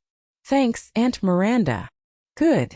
As if that were enough emotion for tonight, Miranda's expression melted back to indifference. She turned and left. Louis rolled up in front of the manor an hour later. Too afraid of Carlos, he tried to stay in the car. It took 2 robust bodyguards to haul him out, trying to pry his hands off various parts of the vehicle so they could get him inside. Carlos went downstairs and met him in the living room. At the same time, James and Tabitha came back inside. Valerie, Wade, and Miranda all gathered in the living room when they heard the clamor. Both Carlos and Louis were pale. Carlos from pain and Louis from fright. When the elders took their seats, Louis was pleading, hands out in front of him. It's not what it looked like, Carlos. It wasn't my idea. It was Portia. She asked me to sleep with Debbie. Carlos' face darkened. Portia. Emmett was also confused. But Casey was in the room, he said. How did that happen? He wondered in his mind. It also surprised Louis to discover that it was Casey in the room, and not Debbie as expected. I don't know. When I got the call, I was told Debbie was in the room. But later on, when Debbie kicked the door open, I was shocked. Afterwards, he did his investigations. Only then did he realize Portia was behind the whole trick. Had he known it was Casey in the hotel room, he wouldn't have gone there. Not that he wasn't interested in her. Rather, he happened to be in the middle of something more important when he got the call. Certainly, for Casey, he wouldn't have put aside important work. But the person on the phone had assured him that it was Debbie in the hotel room, waiting for him. Straight away, he had rushed to the hotel, his excitement rising with every step. That was a mistake he would live to regret. While he was still fumbling for an explanation, Carlos shot up from the couch and angrily charged forward with a clenched fist. It frightened Louis and he quickly hid himself behind Valerie. The old lady spread her hands, ready to push Carlos back. By now, the tension in the air was palpable. Take a moment and cool your jets before you do anything rash, Carlos, Valerie advised, her voice unusually firm. And you think I'll cool my jets that easily? Carlos retorted. Forget about it, he threatened. Knowing the kind of person that he was, Valerie didn't see the point of arguing with him. Education and impressive work ethic aside, sometimes Carlos could be a pain in the ass. Right now, rage nearly clouded his sense. Frightened, Louis managed to summon up his courage to speak up. What's the point of us quarreling over a woman, Carlos? Given that Grandma and your parents are all against the woman, I'd be reluctant to marry her, if I were you. At least, for the sake of peace within the family. Megan is. Before he could finish, Carlos swept him off his feet. Clutching for support, he knocked hard into the vase beside which he was standing while they argued. Feeling disappointed in Carlos, Tabitha moved in swiftly. With all her might she grabbed his clenched right hand, which was ready to strike. Carlos, from what we know, Debbie wasn't hurt at all, and neither was she raped. Are we going to live in terror just because your woman has been offended? How many more squabbles are you going to pick with people over the same woman? Standing by and watching in silence, Emmett opened his mouth wanting to say, but Casey would have been raped if Debbie hadn't gotten there in time. Obviously, he also wanted revenge for Casey. But before his words could come out of his mouth, Carlos angrily retorted to Valerie's scolding. Squabbles? This is not the first time I'm confronting Louis for improper conduct towards my wife. It's only that I have been patient with him, seeing that we are cousins. But my patience has its limits. True, Debbie didn't get hurt. But what about Casey? She was drugged. What if Debbie had arrived at the hotel room only a little later? Do you know what we'd be dealing with now? He sneered. According to Louis, most likely, Debbie was the wire puller's target. It only happened that Casey was at the wrong place at the wrong time. Or maybe Casey might have posed a threat to the plot in some way. That night, Carlos, Wesley, Damon, and Curtis were all out of the city. Emmett too was out of town on a business trip. If Debbie had been drugged and Casey happened to be the only person around to help, it was unlikely she would have stopped Louis. Or maybe Casey might have posed a threat to the plot in some way. That night, Carlos, Wesley, Damon, and Curtis were all out of the city. Emmett too was out of town on a business trip. If Debbie had been drugged and Casey happened to be the only person around to help, it was unlikely she would have stopped Louis. Mulling over how the situation might have turned out, the elders were mortified. Turning to Emmett, Carlos commanded, "Go fetch Portia at once." Just as Emmett stepped aside to give orders to his men over the phone, the doorbell rang. "Hello, how can I help you?" asked the housemaid who had run to answer the door. "We're the police. We came at Mr. Huo's request." "Let them in, please," said Carlos to the housemaid when he heard them. "All right, Mr. Huo," she replied respectfully. 6 policemen in full uniform walked in. "Hello, Mr. Huo. We're with the City Bureau. Chief Lee sent us here," they greeted Carlos. "Please have a seat," said Carlos, nodding to acknowledge their arrival. Then turning to the maid, he directed, "Please get some water for the police officers." They must have been flattered with that welcoming gesture. "Thank you, Mr. Huo," they said one after another. Meanwhile, the police's arrival had gotten everyone in the room apprehensive, except Carlos. James furrowed and demanded, "Carlos, what the hell is happening? Do you have to go so far as to call in law enforcement agencies? Since when do minor disagreements within the family need outside intervention?" But unbending as ever, Carlos would have neither his old man's persuading nor threats. "Just wait. I called not only the police but also lawyers," he shot back without the slightest show of remorse. "They will tell you how long you will stay in prison for assault," he added. James' face turned purple with anger when he realized what Carlos was doing. He pointed threateningly, but when he opened his mouth to say something, anger choked out his words. Looking on, Valerie too had lost her cool. "Carlos, do you really intend to press charges against your father?" Moved to tears, Tabitha stroked James' back comfortingly. But the look on her face said she needed more comforting herself. With disbelieving eyes, she glared at her son and asked ruefully, "Is that how you want to treat your dad and cousin, all because of one woman? Honestly, I'm so disappointed, Carlos." Seeing the gravity of the situation, Wade offered, "Carlos, I know you're angry, but I hope you can reconsider it. For heaven's sake, he is your father. Being my father does not mean that he can hit and insult my wife and get away with it, does it?" Carlos' voice was deadly cold. For a moment, no one said a word, until James suddenly collapsed into a heap on the couch. In an instant, the entire house turned chaotic. Now almost wailing, Tabitha shouted at the housemaid to fetch the medicine. A visibly flustered Valerie left Louis' side temporarily and walked to the sofa to feel the old man's heartbeat. Only Miranda and Carlos remained composed from the beginning. But even after giving everyone a scare, the worst was yet to hit James. As soon as he came to, Carlos' lawyers arrived at the door. For a moment, everyone waited with bated breath, fearing what Carlos was up to. Then Portia was brought in, drained of color as though she had aged all of a sudden. She had been practicing dancing at school when a group of men barged in and whisked her away. She was still wearing her dance costume, shaking from the cold. When they hauled her into the living room, she shook even more, terrified at what was going on. At the sight of Carlos and Louis, she wished the ground would open up and swallow her. Louis cut a hunched, desperate figure that told her hell had broken loose here.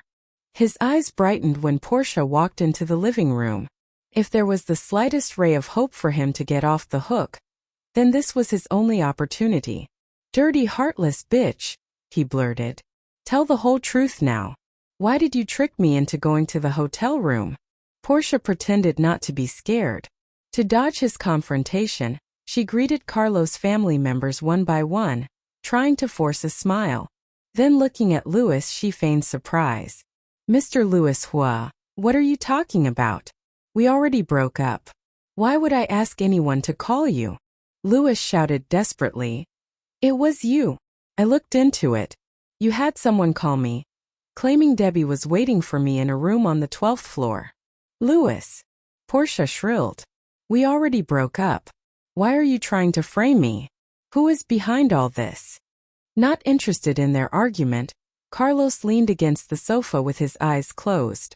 "Take Miss Gu outside and give her a preferential interrogation," he said to Emmett. "Take her outside. Don't dirty my place," he added. That last sentence was in coded language. In an instant, several bodyguards appeared, ready to execute their master's wishes. When they saw Portia in her dance costume, they swallowed hard and grabbed her roughly, eager to get her out of his sight. Carlos' words sent a shiver down Portia's spine. Engulfed by fear, she struggled to break free from the bodyguards and screamed in a hysterical voice, "Mr. Huo, what do you want from me? Let go of me." With his eyes shut, Carlos asked casually, "Miss Gu, that's exactly what I should be asking you. What did you want with my wife, huh? What were you thinking trying to drug my wife and her friend?" With those words, he opened his eyes and shot a sharp glance at the trembling Portia. "You had the guts to lay a finger on my wife. How dare you?" he shouted between gnashed teeth. "No, I didn't. I didn't." Frightened by his icy cold stare and the dangerous aura, Portia could hardly find her voice. She kept stammering, "I didn't." Carlos sneered and ordered to the bodyguards, "Deal with her. Enjoy yourselves." Knowing that Portia was the daughter of the Gu family, Valerie didn't want her grandson to act rashly just for Debbie's sake. So she tried to persuade him, "Carlos, she's a girl. Don't do this." Clutching at her last straw of survival, Portia looked towards Valerie with her teary eyes and pleaded desperately, "Mrs. Valerie Huo, please help me." Carlos smirked at his grandmother. "She is a girl? Then what about my wife and her friend? Aren't they girls too? Grandma, since you have enough mercy to spend on an irrelevant person, why don't you give a little thought to my wife, your own granddaughter-in-law?" he snapped, sounding sarcastic. Shocked by his strong retort, Valerie took a quick step backwards. Shifting his gaze back to Portia, he ordered angrily, "Take her out. Now." "Yes, Mr. Huo," the three bodyguards answered together. In an instant, they forcibly dragged Portia towards the door. Knowing that Carlos was not joking, she struggled to turn her head around and shouted in a panic-stricken voice, "Megan! It was Megan who told me that Debbie would be attending the tea party." Caught off guard, Megan's heart skipped a beat. She had been keeping silent this whole time, afraid that Carlos' white-hot rage would be directed towards her. As her name was pointed out, everyone's attention shifted to her. Meeting Carlos' cold eyes, she shuddered and said in a shaky voice, "Uncle Carlos, no, I had nothing to do with this. I'm not even familiar with Portia. We've only met a few times. How is it even possible for me to collude with her to harm Aunt Debbie?" Portia broke free from the bodyguards. She madly rushed back to the living room and pointed at Megan, who was standing close to Valerie for her safety. "It was her. She told me that you were not in Y City that day, and that Debbie would attend the tea party with her friend," she said to Carlos. That day, Portia had seen the message which Megan had sent in the WeChat group, and instantly had come up with the plan to drug Debbie. In a fluster, Megan quickly pulled out her phone and walked over to Carlos. She explained, "I just casually sent a message in a WeChat group, saying that Aunt Debbie would be attending the tea party. I didn't personally talk to her, nor did I mean any harm.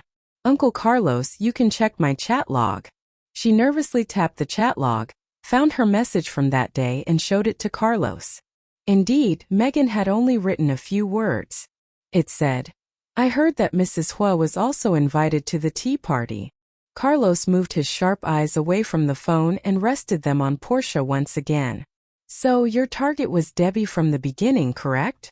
Portia repeatedly shook her head, unable to find the words to defend herself. The only thing she could do now was deny everything. Otherwise she would end up being dead by morning. Looks like you won't tell me the truth till you see the depths of hell. He gestured to the bodyguards. Seeing them stride towards her, Portia abruptly collapsed onto the floor as her legs gave out. She said in a low whisper, "I'll say it." Despair was written all over her face. She decided to spill everything, hoping that Carlos wouldn't punish her by giving her to those bodyguards. She knew what would happen if he did that. She was still a virgin. The bodyguards stopped. Everybody in the room waited for her confession. At that moment, the doorbell rang again and a person slowly walked into the living room. Since she was at the point of collapsing, Portia didn't notice the person who had come in and continued to confess in a trembling voice. "I did it. I wanted to drug Debbie, but those stupid men got them confused with each other and drugged Casey instead. Casey came to the party with Debbie's invitation card, and they mistook her for Debbie. That was why Casey was the one who was drugged and carried to the hotel room in the end." Louis had had a major part to play in Portia's plan. At a previous party, Portia had heard from someone that Louis had been coveting Carlos' wife for too long. He had been desiring for her, and even had gone so far as to climb onto Debbie's bed. But he had failed, and had even gotten beaten up black and blue by Carlos. And therefore she decided to include Louis in her plan. She asked someone to call Louis and inform him that there was a chance for him to have sex with Debbie. As expected, Louis, who had lost his job and had been idly hanging around the streets, immediately agreed and hurried to the hotel. But there was a precondition: he had to take a video of them having sex. At the time, Louis' mind was completely preoccupied by the fantasy of having sex with Debbie, so he agreed without hesitation. When he walked into the hotel room, the lights were off and he was so excited that he didn't take a closer look at the woman's face. He simply believed that it was Debbie. So, after turning on the video camera, he took off his clothes and jumped onto her. That was when Debbie barged into the room. Only then had he noticed that the woman under him was not Debbie, but Casey. Louis was then badly beaten up by Debbie, and Casey was taken to the hospital. As he was being taken away by the police, he made a phone call to pull some strings. Finally, he was exempted from the case and the police couldn't arrest him. But soon after the incident, Louis knew that things were very serious this time. He felt more and more uneasy as he thought back to what he had done. So in no time he bought a ticket and flew to France. Tragically for him, he had hardly settled down for a good sleep when Carlos' men found his whereabouts and brought him back to Y City. And now, he was at the manor awaiting Carlos' judgment. "Portia, I'm so disappointed in you." Hayden's upset voice boomed across the living room. He was shocked to hear his sister's confession. Earlier, when Portia had been forcibly taken away from school by some men, Hayden had received the message. His gut feeling had told him that it must have been Carlos' order. He had someone look into it and found that they were indeed Carlos' men. So, he had hurried to the manor without any delay. The security guard at the gate had asked for Emmett's instructions before letting him in. When he had stepped into the living room, he heard everything. With tear stains on her disheveled face, Portia quickly ran over to her brother and grabbed onto him as if he was a lifesaver.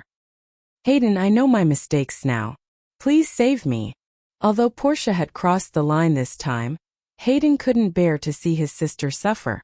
Inhaling deeply, he looked at Carlos and begged, "Mr. Huo, this is all our fault. I have failed to guide my sister well.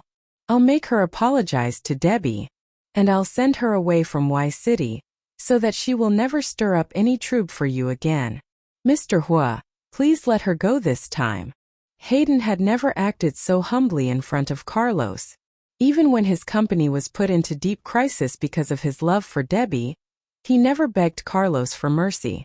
But now, because of his sister's rash behavior, he had no choice but to eat the humble pie. He had to swallow his pride and ask for Carlos' mercy. However, Carlos didn't buy it. Hayden's words carried no weight to him. How could he easily let Portia off the hook after she had attempted to drug his wife? He looked at the stunned lawyers and asked, "Kidnapping, attempted and intentional injury. What will the sentences be for all these crimes?" He spoke in such a way that made their crimes sound immensely severe. One of the lawyers cleared his throat and replied, "Mr. Huo, according to the law, whoever commits the crime of kidnapping shall be sentenced to more than 10 years or even life imprisonment, and shall also be fined or be sentenced to confiscation of property.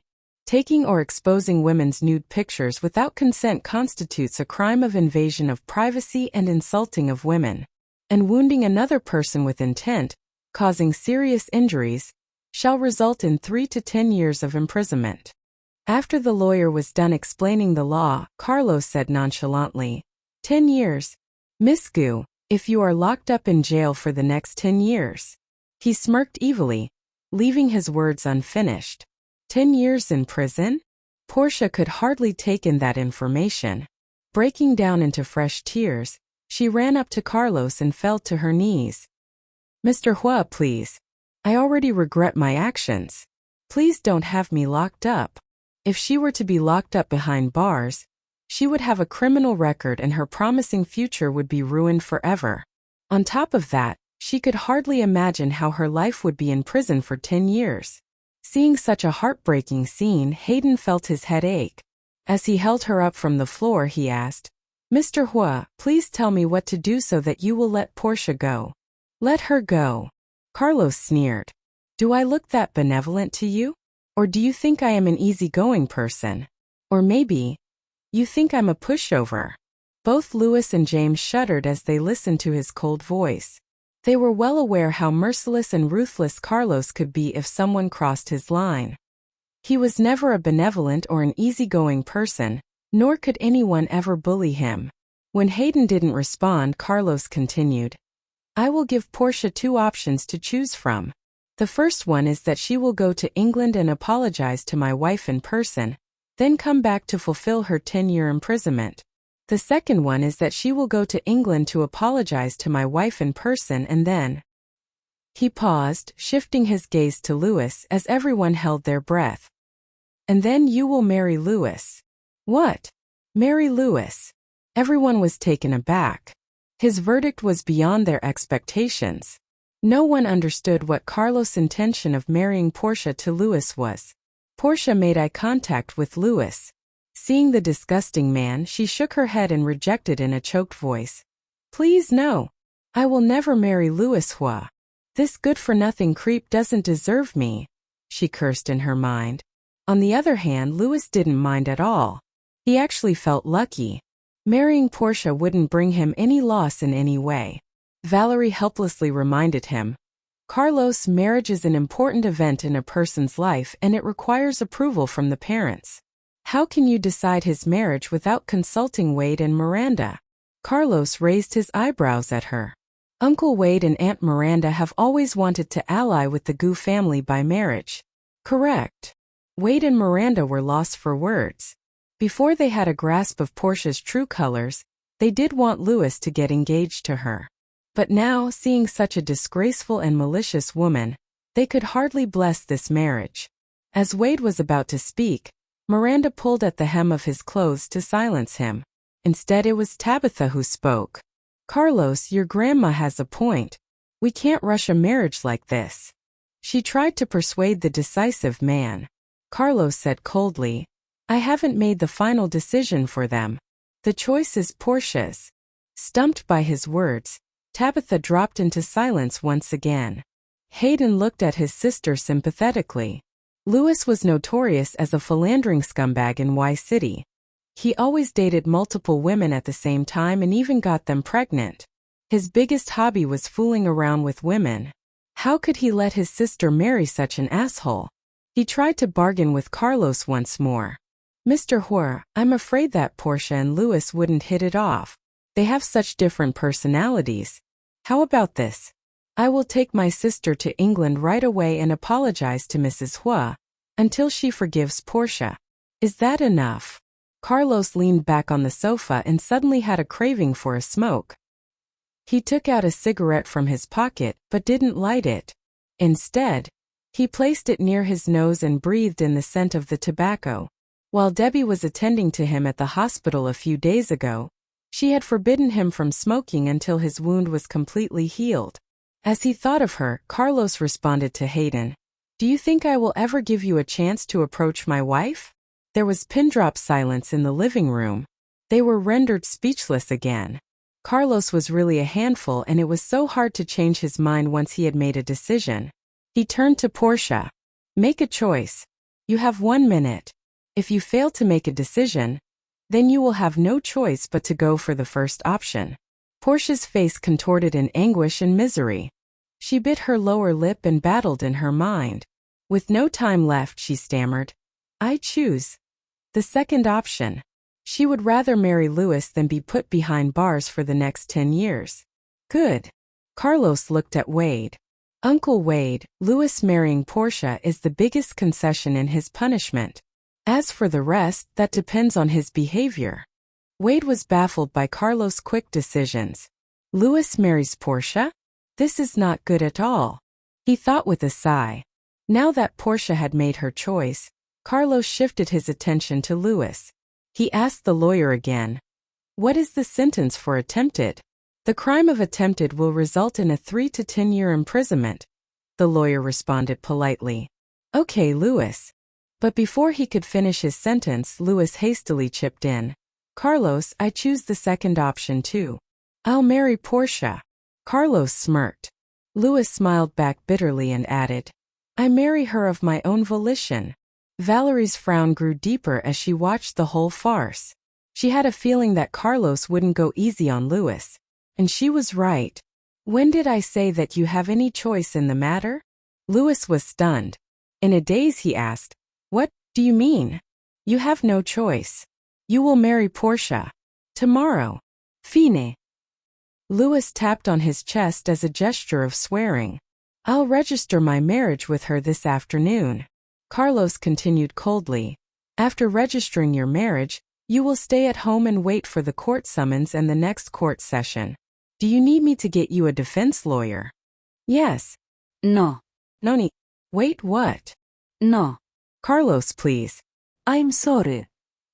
Louis was incoherent as he couldn't fully process Carlos' words at first. James, who had been silent for so long, finally opened his mouth to speak. "Carlos, Louis is your cousin." "Yes, I'm aware of it. And I'm also aware that you are my father, but I won't let you get away with this either. Be patient, Dad. Wait for your turn," Carlos said in an icy tone. Shocked, James slammed his palm on the table and yelled, "You ungrateful asshole." Annoyed and exhausted by this whole mess, Valerie yelled at her son. "James, be quiet." She moved her gaze to her grandson and softened her tone. "Carlos, please. Spare your cousin." But Carlos wouldn't listen to anyone, not even his old grandma. He wasn't planning on letting go of anyone who had hurt Debbie. "I don't want to hear anyone plead for Louis. For every word uttered in his favor, he will serve an extra year in prison. Think well before you speak again." There was complete silence in the living room once again. After a few seconds of absolute shock, Tabitha said with a sob, "You won't change your mind? Carlos, why are you so merciless towards your own family? Have you considered your uncles' and aunts' feelings? You've turned the whole Huo family upside down.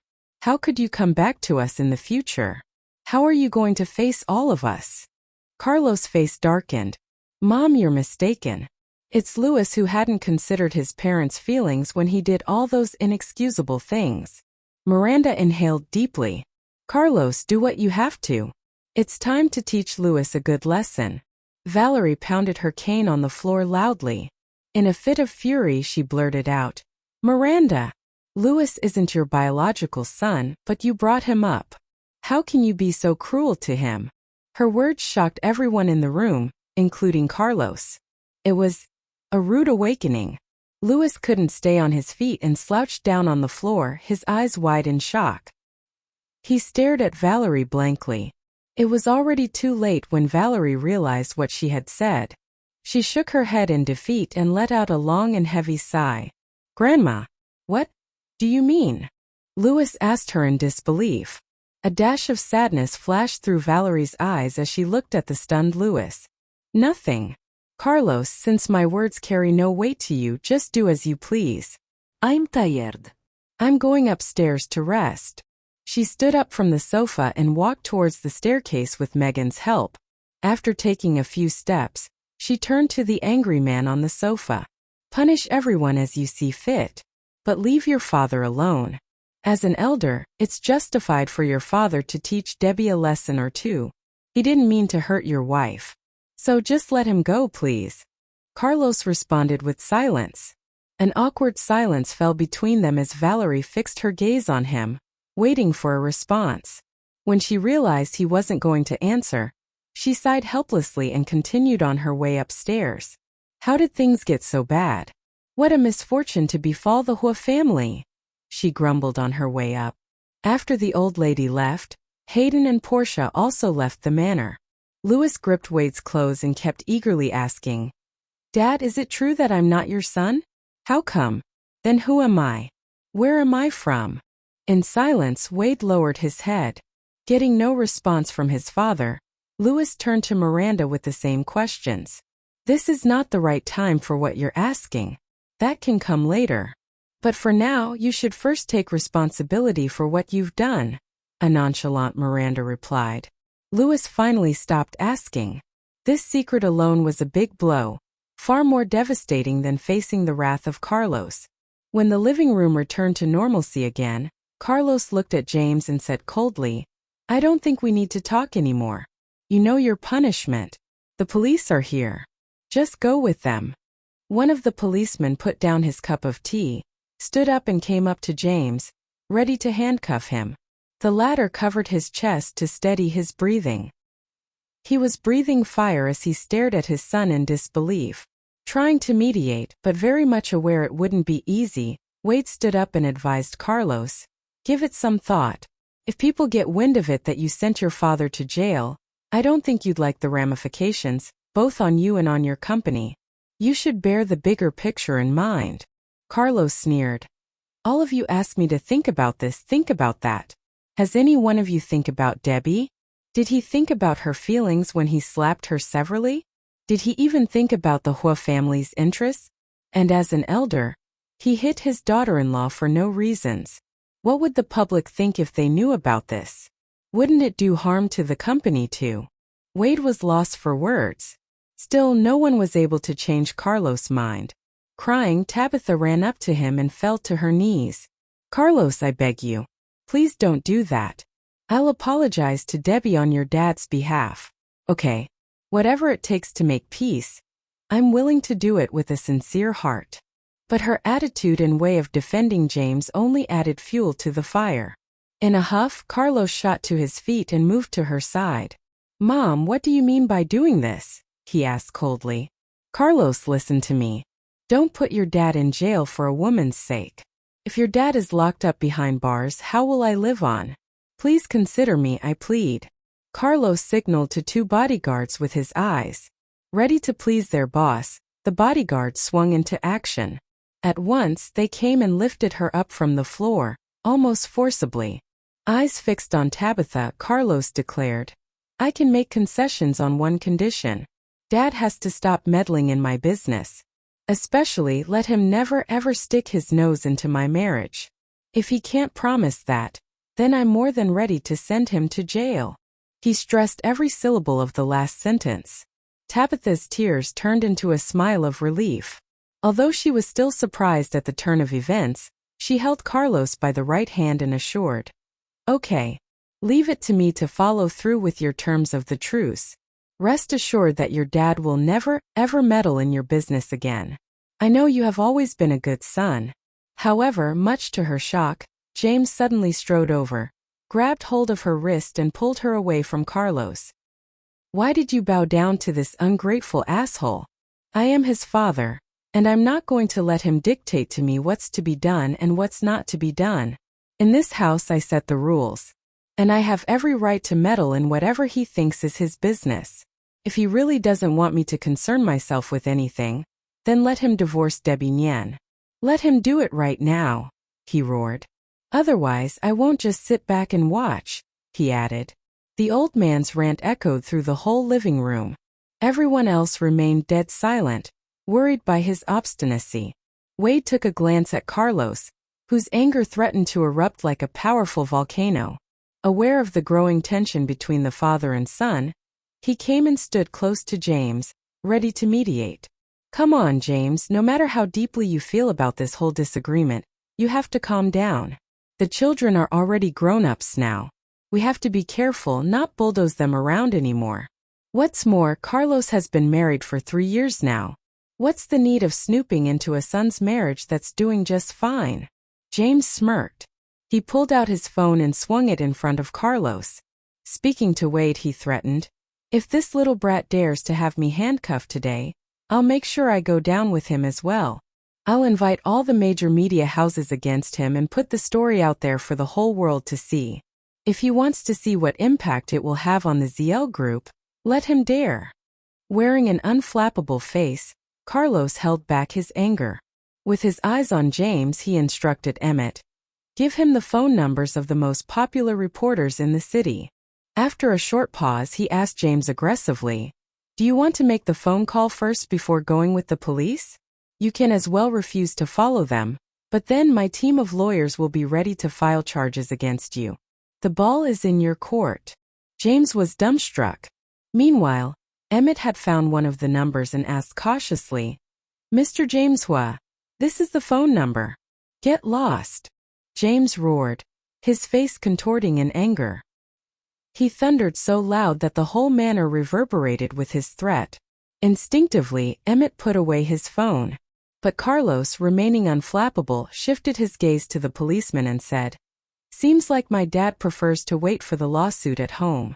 Please go back first." "Okay, Mr. Huo. Goodbye." As the policeman left, Carlos went upstairs, ignoring anyone. In Valerie's bedroom, when she heard no more noises coming from downstairs, she let out a deep sigh. With Megan's help, she dialed a number. In England, Debbie stood in front of her apartment door as she signed for a parcel. The young deliverman handed her a bunch of Louis XIV roses, beautifully packed in a quality gift box. As she opened the door to her apartment, she took out the card from the flowers. There was a line of English words on it. With the help of a translation app, she got to know the message. "My dear, I have someone send this bouquet of roses to you by air from France. I think you would love them. They have a meaning. You are my only love," read the card. She looked at the bottom to check who the sender was, but there was no name. It simply ended, "So honey, I love you. Louis XIV roses? You are my only love." The meaning of the flowers clicked in her mind. "Mr. Huo, you are a busy CEO. How on earth do you still get time to learn about flowers?" Debbie thought, unconvinced. At first, she had thought that the flowers were from someone else since the whole message was in English. If she knew they were from Carlos, she would have refused to sign for it. Then she turned around and left her apartment. In a car nearby, she found a bodyguard who had been secretly protecting her all the time. When the bodyguard wearing sunglasses and a pair of Bluetooth headsets saw Debbie waving at him, he quickly ran up to her and asked with respect, "Mrs. Huo, may I help you?" Without a second thought, Debbie stuffed the box of roses into the bodyguard's arms. "This is the present from Mr. Huo. He wanted to thank you for your hard work," she said. In a daze, the bodyguard looked at the roses. "What? Isn't this the parcel for Mrs. Huo?" he wondered. As part of his work, he had checked the deliverman's identity before he could approach Debbie, so he knew that it was for Debbie. But why did she say it was a present for him now? Regardless of his confusion, she continued with a smile. "These roses are really expensive. I've been told they were sent by air from France. You can give the bouquet to your wife." With that, she turned around and went back to her house straight away. A lot of question marks seemed to have popped up on the bodyguard's face. Not wasting her time, Debbie went to her study and got ready to do her homework. Right then, her phone rang. On assumption that it was Carlos calling again, she didn't intend to answer. But after a quick glance at the phone screen, she noticed an unknown number. She grabbed the phone from the desk. After a moment's hesitation, she decided to answer it. Hello. But there was no response from the other end. Confused, she took another look at the screen again. Hello? Who is it? She asked. Debbie? An old woman's voice came. It sounded like a familiar voice, but Debbie couldn't put a name to it. Yes, I am. I'm sorry. Who am I talking to? She asked again. Hearing the young girl's courteous voice, Valerie hesitated to speak. All of a sudden she began to feel lost, uncertain whether she had really misunderstood Debbie. She sounded such a nice girl. After collecting herself, Valerie finally broke the silence. It's me. Carlos' grandma. Debbie instantly got tense up. Carlos' grandma? What? What does she want?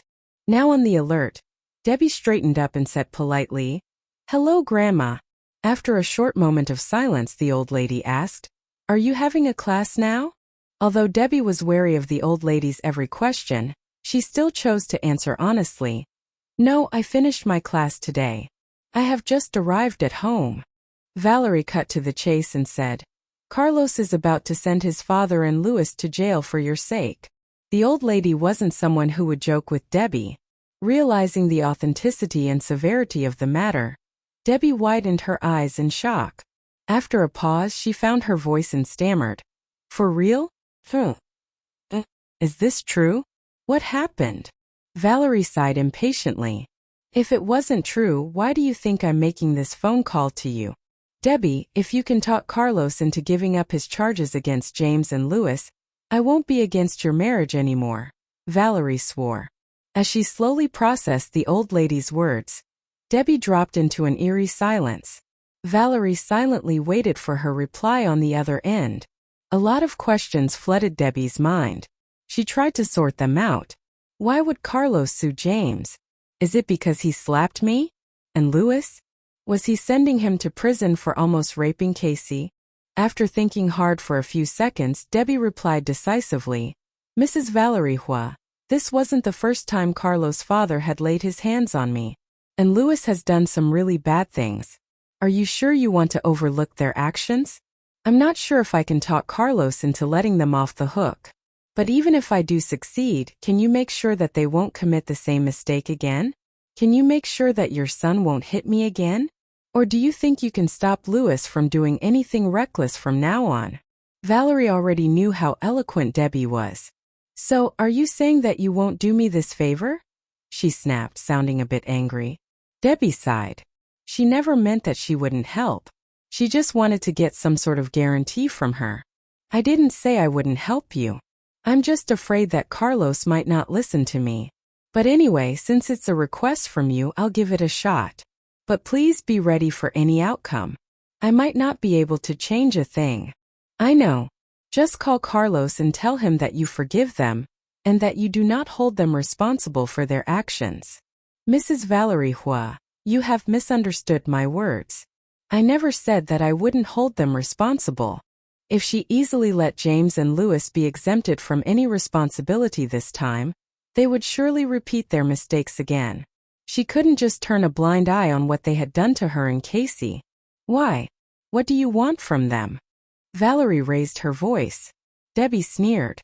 If you think I will just let them walk away without making them suffer at least a little, then this call is pointless. Did this old lady really think that she could threaten me into doing whatever she wanted just with a phone call? I'm not a pushover. Debbie laughed silently. Valerie took a deep breath to compose herself. Debbie, don't get too smug. I'm too smug. Debbie snorted. To be honest, I had a huge fight with your grandson over Megan. We are not even talking to each other at the moment. So, I don't want to take the initiative to contact Carlos. I will be happy if you don't need me to call him. Valerie panicked slightly. She won't call him? No, I can't give up now. Debbie was her last straw in helping Louis and James out of the lawsuit.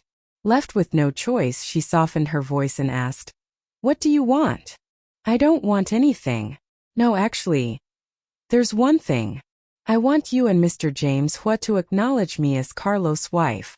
If I'm not good enough, just tell me what I should do. But give me the respect that I deserve. Don't go against me for everything I do and resort to violence. I don't think I'm asking for too much. What else do I need from you? Carlos has already given me everything. I just want some spiritual comfort from the Huo family members, she thought to herself. Valerie agreed without a thought. Okay.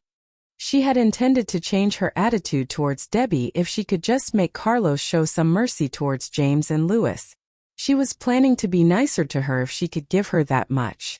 After ending the nervous call, Debbie heaved a sigh. She was lost in deep thoughts as she stared at the locked phone screen. She felt so annoyed. Every time she had a fight with Carlos, she always had to be the first one to contact him because of some reason or the other. Frustrated, she grumbled under her breath. Their previous quarrels were not as serious as this one, so it was okay for her to make a concession in the past. But for this time, what he had done infuriated her to no end. How could she take the initiative to talk to him? She had already rejected at least 100 calls from him in the past few days.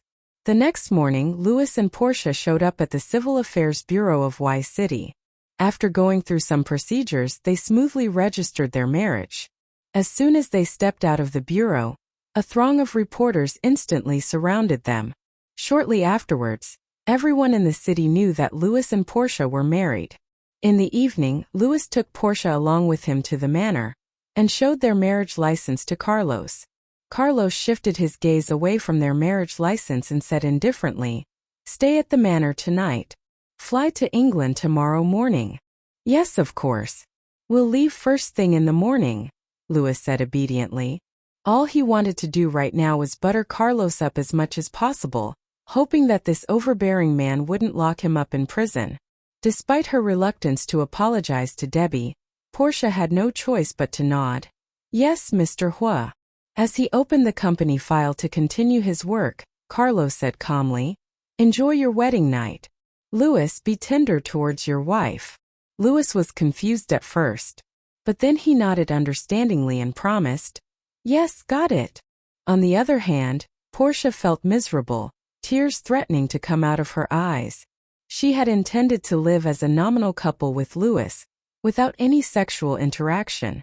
She believed that Louis couldn't do anything to her if she continued refusing to sleep with him. What she hadn't expected was that Carlos would mention this openly. On an impulse, she asked bluntly, "Why are you so cruel as to use every means to make me?" She couldn't finish her words. She was too ashamed to say those words in front of two men. But Carlos understood. He flashed a sarcastic smile and said, "You should count yourself lucky that Debbie and Casey are safe and sound. If anything had happened to either of them on that day, do you think you would have been able to stand in front of me like this today, Portia?" He had a ton of ways to deal with a woman like Portia. Thanks to Debbie, he had become much more benevolent than he was before. If not, he would have not spared Portia for what she had done. Portia held her breath. Remembering how Carlos had wanted to let those bodyguards have their way with her yesterday, she got flustered and her face went pale. In an instant, she apologized in a hushed voice. "I'm sorry. I'll fly to England and apologize to Debbie tomorrow." Carlos shot her a glance. "Do remember, this is your last chance. If you ever try to lay a finger on Debbie again, you know the consequences. Just as how easily I made you marry into the Huo family, I could also make you leave. In a very miserable way," he said with an evil scowl on his face. Portia dramatically shook her head and promised, "No, I will never do it again. I swear." Louis couldn't stand the tension in the room anymore. He wanted to stay away from his cousin. So when Carlos didn't respond to Portia, Louis took Portia's hand and dragged her towards the door while saying, "Carlos, we're retiring to the guest room now. Goodbye." Portia struggled to break free from Louis' grip, but sensing Carlos' cold gaze behind them, she gave up on the struggle and with tears in her eyes, she resignedly followed Louis into the guest room. Half an hour later, Portia felt like vomiting. Louis was a pervert. She couldn't stand his torture any longer. While he was off guard, she kicked him and pushed him off the bed as she rushed out of the guest room with her clothes in a mess. However, just as she ran out the door, she bumped into Carlos, who had come downstairs. He gave her a quick look and then stared into the guest room. Louis bent over on the floor, groaning in pain.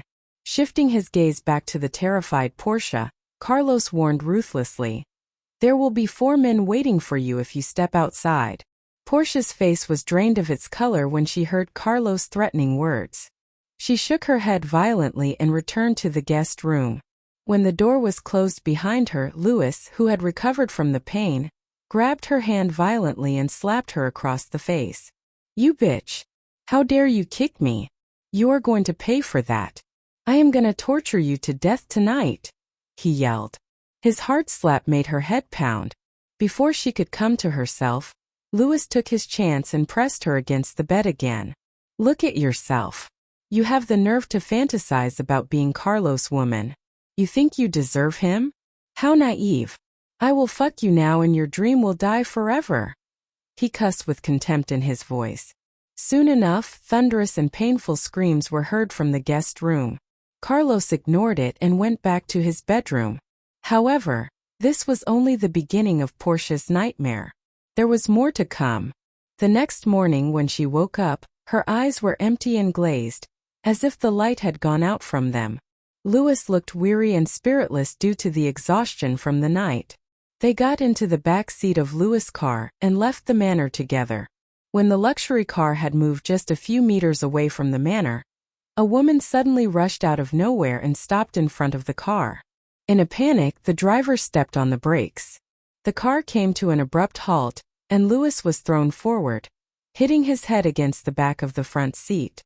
"Damn it! What the hell are you doing? Do you even know how to drive?" Louis roared at the driver. "Mr. Louis Huo, I'm sorry. Someone has jumped in front of the car, blocking our way," the driver explained nervously. Louis looked through the windshield and saw a pregnant woman standing in front of them, crying. Next to her, there were a bunch of reporters holding cameras and microphones. The woman cried out loud, "Louis Huo, you promised that you would marry me. You said you would acknowledge my baby as a Huo family member. But now you're married to another woman. Louis, get out of the car now. Explain yourself." It was the same pregnant woman whom Portia had arranged to fool Debbie. She had then claimed to be Carlos' mistress and had said that the baby belonged to him. Ignoring everything else, the woman shouted in a hysterical voice, "Louis, Portia, I know you two are in the car. Come out. You have conspired with each other and cheated me. If you don't give me an explanation today, I will die right here, and you will be held responsible for my death." Annoyed, Louis flung open the car door and got out. But before he could reach the woman, the reporters surrounded him. A barrage of questions came one after the other. "Mr. Louis Huo, is the woman really carrying your child?" a reporter asked. "Mr. Louis Huo, you have just gotten married to Miss Gu, but there is already a woman claiming to have your baby. Can you give us an explanation?" another reporter asked. "An insider has divulged that your private life is an ugly affair. You have a lot of women around you. Why did you decide to get married all of a sudden? Are you in love with the daughter of the Gu family?" Another reporter bombarded him with questions. Louis was annoyed by the crowd. He pointed his finger at all those reporters and warned ferociously, "Get out of my way. Whoever dares to stand in my path will be thrown out of Y City." The reporters were unimpressed by his threat. They ignored his warning and began shooting videos of his every move. "Mr. Louis Huo, this is a live broadcast. Please mind your manners," a reporter reminded him with a smirk. Louis took out his cell phone and threatened the reporters again. "One more word and I will call my cousin. His manor is just around the corner and he's still in there. It will take him only a few minutes to get here and slam all of you down to hell." The reporter sneered. "Mr. Huo already knows what you have done. You've offended him, and his team of lawyers are about to charge you soon. Do you think Mr. Huo will come and help you? So please go ahead. Call him." Louis put his phone away and dashed towards the reporter. He grabbed him by his collar and smashed his video camera while yelling angrily, "How dare you speak against me? Huh? You have so much guts. Arg! Help me. He is going to hit me. The other reporters immediately pulled Louis away. It was chaos all around them. Sitting inside the car, Portia shed her tears silently as she watched the mess outside. She could hardly imagine her life with this man. Should I really spend the rest of my life with this good-for-nothing creep? She thought sadly. Shortly, the news about Louis' damaged private life, and that a pregnant woman had come to seek justice for her baby on the second day of his marriage, spread all over the internet. Some netizens even dug into Portia's past.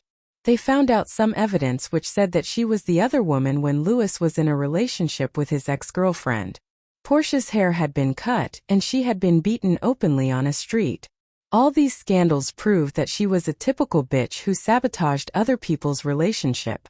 Louis and Portia were a notorious couple now. Wherever they went, they were hated and despised by others, just like a couple of sewer rats. In England, Debbie was walking down the path to her campus in the morning.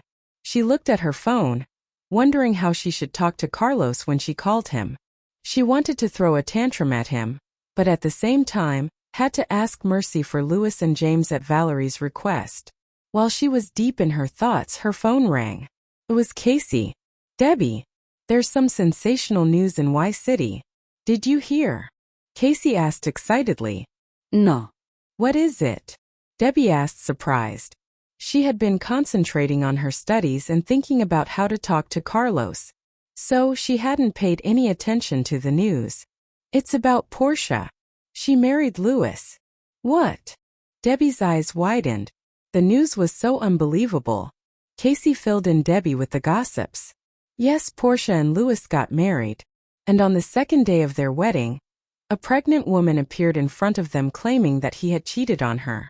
A lot of other scandals were also exposed. Louis hit a reporter, he has been deprived of his position in ZL Group, his private life is ugly as hell, Portia was the other woman in his earlier relationship, and so on.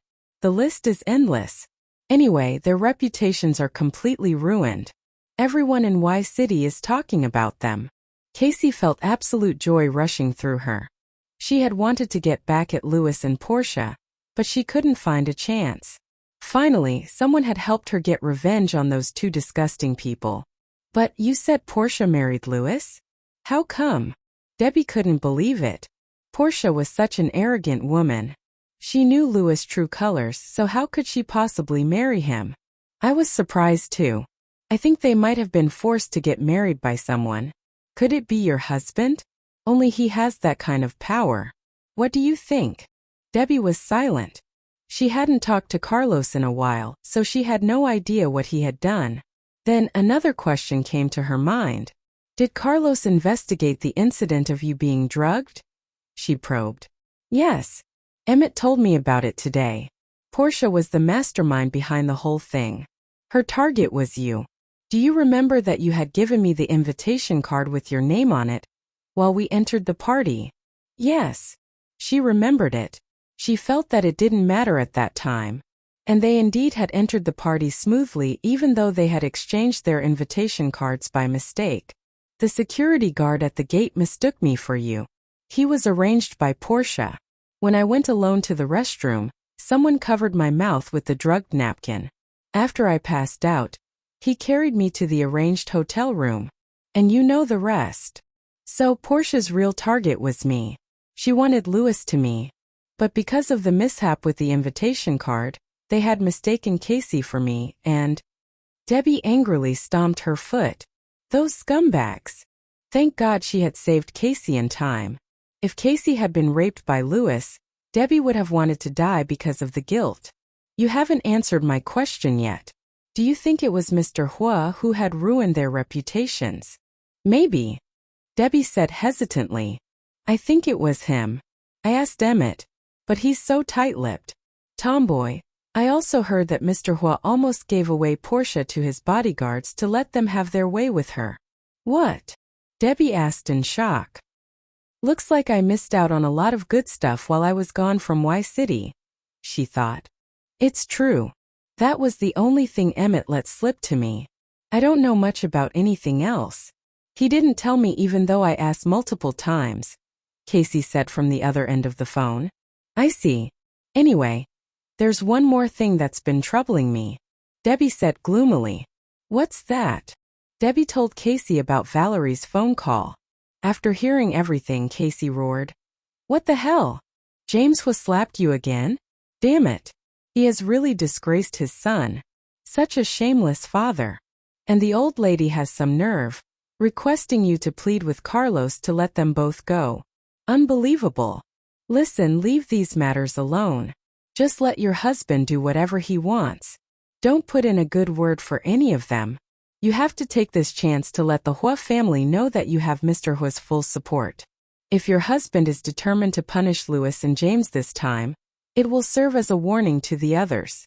Even the old lady won't dare bully you again. But I already promised Carlos' grandma that I'd try to help. Frustrated, Casey scolded. Debbie, why are you so soft-hearted? Ugh, I'm so pissed. Your husband is serious about giving them harsh punishment. How can you be such a lamb now? Debbie dropped into silence. After talking to her for a while longer, she ended the call. A few minutes later, Debbie's phone rang again. The call was from an unknown number, but it didn't look like Valerie's.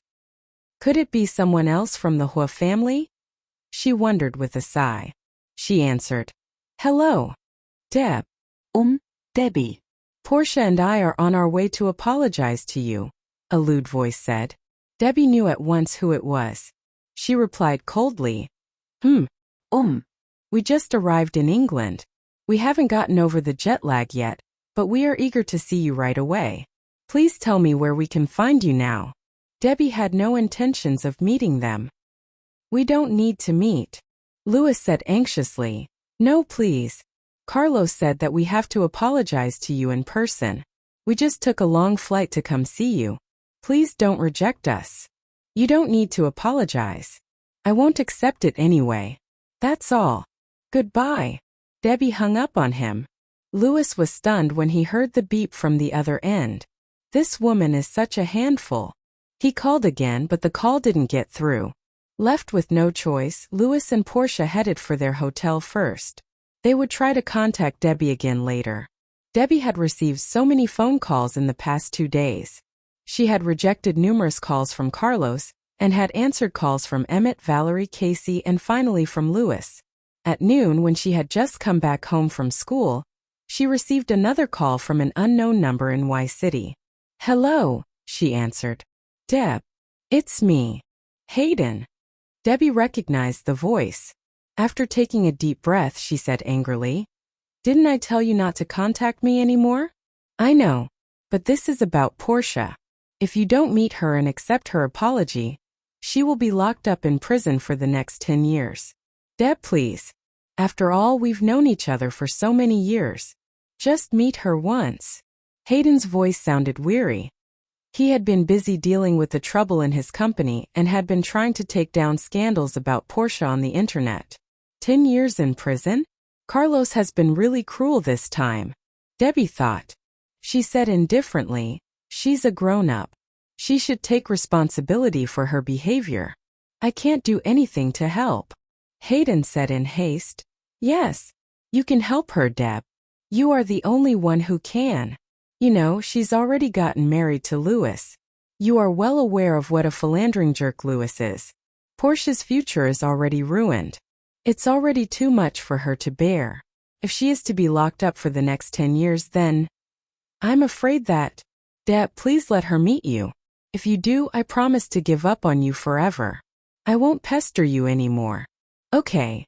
Debbie hesitated. She asked, Are you sure that she has realized her mistakes? Yes, I'm sure. Deb, I know you are a kind-hearted girl. You wouldn't wish to see a young girl, who hasn't even reached her 20s yet, be locked up, right? Listening to Hayden's compliment, Debbie smirked coldly. You're wrong. I'm not the kind-hearted girl you used to know. If she hasn't realized her mistakes yet, I don't care if she stays in prison forever. Detecting a sliver of hope from her words, Hayden immediately assured her. Portia knows her faults now. She will surely change for the better. Trust me. Please just accept her apology. Deb, thank you. Don't thank me yet. She didn't want to make a rash decision. Hayden wasn't such an important person to her. She didn't want to easily change her mind just because of one phone call from him. After a moment of silence, Hayden said affectionately, "Deb, I love you. I have to say goodbye to you now. But please do remember, I will love you forever. Even if I have to marry another woman, you will still be the most important person in my life." Mr. Gu, that's not something a decent man would say. Don't you feel bad for your future wife? Be a good and responsible man, please. Debbie chided sternly. Hayden flashed a bitter smile. Deb, my love, goodbye. Debbie got goosebumps all over her body. She quickly hung up. There was silence all around her. Debbie grabbed a bottle of red wine from the wine cabinet and opened it. She gulped down a few glasses. After mustering enough courage, she called Carlos. It was evening in Y City. Carlos had come back to the company even though his wound hadn't completely healed yet. He was in a meeting with the senior managers when his phone started vibrating on the table. A dash of happiness flashed through his eyes when he saw the caller ID on his phone screen. "You finally called me," he thought gleefully. He grabbed his phone and stood up. "We will discuss this tomorrow. You're dismissed now." With those words, Carlos left the meeting room. The managers let out a sigh of relief. They could finally relax. Emmett left the meeting room and caught up with Carlos. "Mr. Huo, you look pale. You shouldn't work anymore. I will drive you home." He knew that Carlos hadn't recovered completely yet, but he had forced himself to come to the office. Carlos turned around and shushed him with a finger on his lips. He tapped the answer key and said in a soft voice, "Honey." Hearing Carlos address the person on the phone, Emmett instantly understood who it was and shut his mouth. He quickly stepped backwards to give them some privacy. Debbie was a little tipsy after gulping down all that wine. Taking full advantage of her drunken state, she said bravely, "Carlos, I heard that you are going to charge a case against your father and Louis. Don't do that. I've told you many times. Don't fight against your family for my sake. If you do that, they will just think that I am making you do it." Carlos sensed that something was wrong about her. Frowning, he asked, "Are you drunk?" "No, I'm not. Don't interrupt me. I really do want to punch your father black and blue, but he's your father. I can't do that. I will tolerate him for now. Let me tell you a secret about your father. He had an affair with a woman. I saw it with my own eyes while in New York." Carlos was surprised that Debbie already knew about it. "You are so tight-lipped, Debbie. How long would you have kept it from me if you weren't drunk right now?" He wondered. "Your mom treats me well. Don't put him into jail for her sake. Okay. And as for Louis, was it you who exposed his scandals?" As Debbie spoke on the phone, she gulped down 2 more glasses of wine. This is good. You never let me drink. Anyway, you're so far away. You can't punish me. Hey, why did I even call? No, that's not right. I'm pissed, so I didn't call. Did you call me?" Carlos had walked back to his office as he listened to the drunken woman babbling. He closed the door and patiently waited for her to finish. "Yes, I called you. Where was I? Oh, right. Don't charge your father and Louis with anything. You feel me? If you don't listen to me, I'll find someone else who will. You aren't here, so you won't know. Go ahead. See what happens," Carlos said angrily. You're so loud. How could you yell at me?" she whimpered, breaking into tears. The woman's sudden tears confused Carlos. He quickly corrected himself. No. It's okay. Go ahead. Go ahead? Okay. Remember, I won't forgive you. Don't call me again. I'm still mad now. Maybe forever. I love you so much, but..." The grief grew in her heart as she spoke. She cried again and continued. "I love you so much, but you lied to me and risked your life for another woman. You don't think of me as your wife. You just want me for sex." She cried even louder. Hearing her cry worried him. He began losing his cool and comforted her in a concerned voice. "Please don't cry. Of course you're my wife. I love you too." Debbie's crying came to a stop all of a sudden. "Really? No lie. No lie. Carlos loves Debbie, you know? he said tenderly. Hey? Okay. Well, your wine is really tasty. She hiccuped. Oh no, I hiccuped in front of you. I feel so bad. So ashamed. Still love me if I'm rude. Yes, he replied helplessly, knowing that she was really drunk now. That's good. By the way, Carlos, when are you flying out here? I miss you so much. I'm lonely. And Gus, that brat. All he does is show how much he and his girl want each other. Huh. When you come here, we need to do that too. Okay. I'll be there before you know it. Cool. Baby, I'm yawning. I need to hang up and get some rest. I want to hug you while I sleep. You can hug me too. And then I can kiss your chocolate abs that I love so much. She got more and more flirtatious. Carlos massaged his forehead helplessly, trying hard to suppress his desire. She could still get him hard thousands of miles away. Unknowingly, Debbie drifted off to dreamland. When she woke up, it was already dark outside. Shaking her aching head to sober up, she tried to recall what she had done that noon. In her vague memory, she remembered that she called Carlos. Oh crap! She hastily grabbed her phone beside the pillow and checked the call log. She was right. She did call Carlos, and they talked for precisely 52 minutes and 1 second. 52 minutes and 1 second? Damn. I must have talked his ear off. What did we talk about? She wondered. What frustrated Debbie even more was that she couldn't remember a single word of their conversation. When she tried to think of anything, her head pounded. So did I talk about James, I wonder? Did he promise he wouldn't put them behind bars? She sighed helplessly. Isu er isholdente drunktiol. In defeat, she rested her head in her hands. She had one too many. But Carlos' collection of red wines tasted so good, so she got drunk and babbled. Fine, forget it. What's done is done. She decided to text Carlos and ask about it.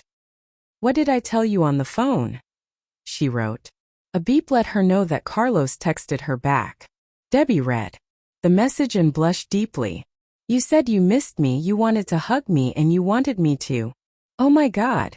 I wouldn't say that. But I was drunk. She quickly typed a message back. No. You're just teasing me. We talked nearly an hour.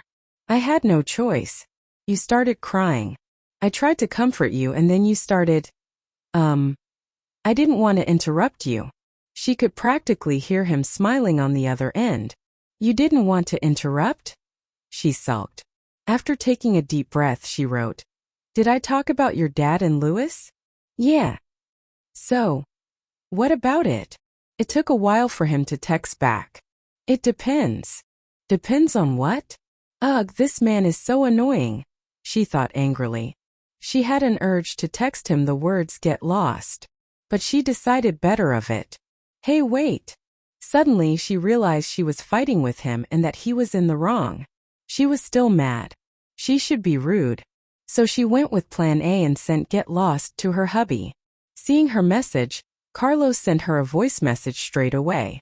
Want to know everything you told me on the phone? What? Oh no. She refused outright. No. Ignoring her refusal, he sent her a second voice message. You said, Carlos, tell me I'm hot. Say you miss me. We can video call on WeChat. Take off your clothes and Debbie's face was the color of a tomato when she heard the message. She kept sending emojis to drown out his voice messages. Finally, she couldn't stand it anymore and sent back a voice message of her own. Will you be serious for a second? Sometimes you are so annoying. I'm still pissed off. Shock of shocks, it worked. Carlos stopped sending her voice messages. A sigh of relief escaped her chest. But her relief was short-lived. She was about to get out of bed when he sent another voice message. You sure you don't want to video chat? You are so hot.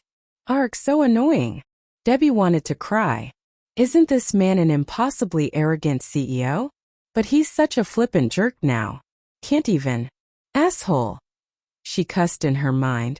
In an instant she texted him. You're just a beast in a business suit. He responded back with sex-laced messages. She couldn't win. so she just turned off notifications and set her phone aside for the night. The next morning after class, Debbie finally answered Louis' call and agreed to meet him and Portia at a cafe. Maybe it was time to talk.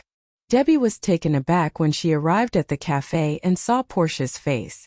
It wasn't that long since last they met, but Portia looked like a totally different person now. She appeared haggard and downcast, as if all the life was sucked from her. And Louis was the same. He didn't look the part of a wealthy and carefree playboy. "Debbie, we flew out here to apologize to you.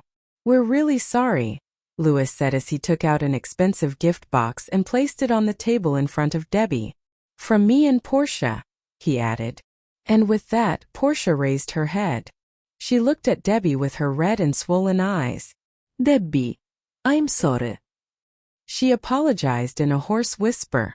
Portia sounded truly pathetic. Her voice was unusually hoarse.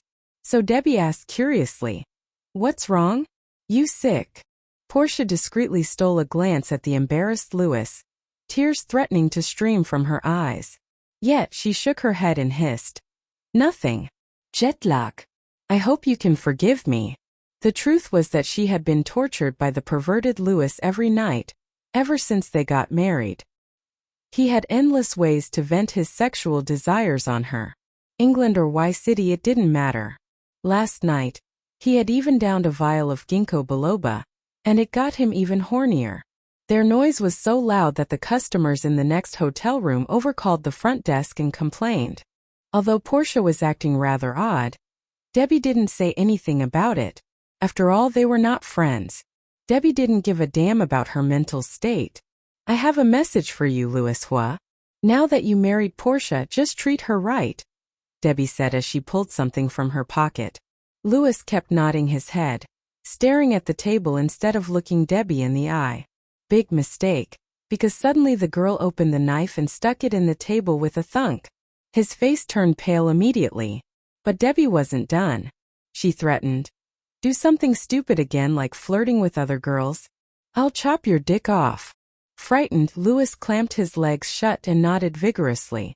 "Easy, easy. I swear I'll be nice to Portia." Geez. The truth was Carlos had already fixed it, so Louis would no longer be welcome at any club in Y City or New York. Debbie's husband was nothing if not thorough. Upon hearing that, Debbie took the knife back and pushed the gift towards Louis. "I don't need this. Buy your wife something nice instead." Louis gulped and nodded again. "Got it." Saying nothing more, Debbie cast a warning glance at him before leaving the cafe. A few days passed. Casey called Debbie and told her the Huo family members had returned to New York. But Louis was not among them. Carlos put him behind bars and told him he had 3 months to reflect on what he had done. If Louis realized where he'd gone wrong and promised to mend his ways, Carlos would let him go. If he didn't, Carlos would still stop him from being released from prison. Portia, the once proud princess, couldn't accept this and tried to OD on sleeping pills. Luckily, her family discovered it in time and took her to the hospital to have her stomach pumped. After being discharged from the hospital, Portia went back home and transferred to a new college. No entertainment company would sign her, since her damaged reputation preceded her. Casey had no idea what college Portia was attending. After Louis got imprisoned, Portia went back to the Gu family and into Hayden's care. He would look after his sister. And the pregnant woman who lied to Debbie? Before Carlos put Louis behind bars, the latter had taken her to the hospital to get an abortion. He had paid her for her silence and told her to leave Y City. When Debbie thought that her life would finally be back to normal, Carlos' grandpa woke up. Of course, the Huo family members notified Carlos, and he flew to England on his private plane to pick up Debbie. Then they flew to New York together. At the hospital, by the time Debbie and Carlos arrived, all the other members of the Huo family were there. Wade and James were talking outside the ward. Carlos walked over and shook his uncle's hand. "Uncle Wade," he said in greeting. Debbie greeted Wade as well. Neither of them said a word to James. Not a hi, not even acknowledging he was there. James' face turned livid. Wade spoke up, breaking the ice. "Took you long enough." Carlos, your grandpa has been waiting for you for a while. He'll be glad you came. Carlos nodded and entered the ward with Debbie on his arm. Inside the ward, Valerie sat on the edge of the bed, staring at her husband, who drifted in and out of consciousness. Tabitha and Gloria were standing behind her, weeping. The air inside the ward was too thick to breathe. When they saw the couple walk in, they made room for them. Tabitha wiped her tears from her face, bent over and called out in a soft voice, "Dad, Carlos is here." The old man in the bed was a mere bag of bones. He struggled to open his eyes. Carlos disentangled Debbie's fingers from his own and came over to the bed. He slowly and gently took his grandpa's hand. In a hoarse voice he said, "Grandpa, I'm here." Seeing his beloved grandson, Douglas flashed a smile. He gasped, "Carlos. Grandpa." Carlos' voice was shaking. His calm and cool persona was shattered at the sight of his grandfather one step away from the pearly gates. "My grandson." Douglas shifted his gaze from Carlos to the girl behind him. With a grin, he raised his finger and pointed at Debbie. Carlos grabbed Debbie's hand and pulled her to Douglas. "Grandpa, this is my wife, Debbie Nian. Remember? You arranged our marriage." Trying hard to suppress her sadness, Debbie gave the old man a big grin.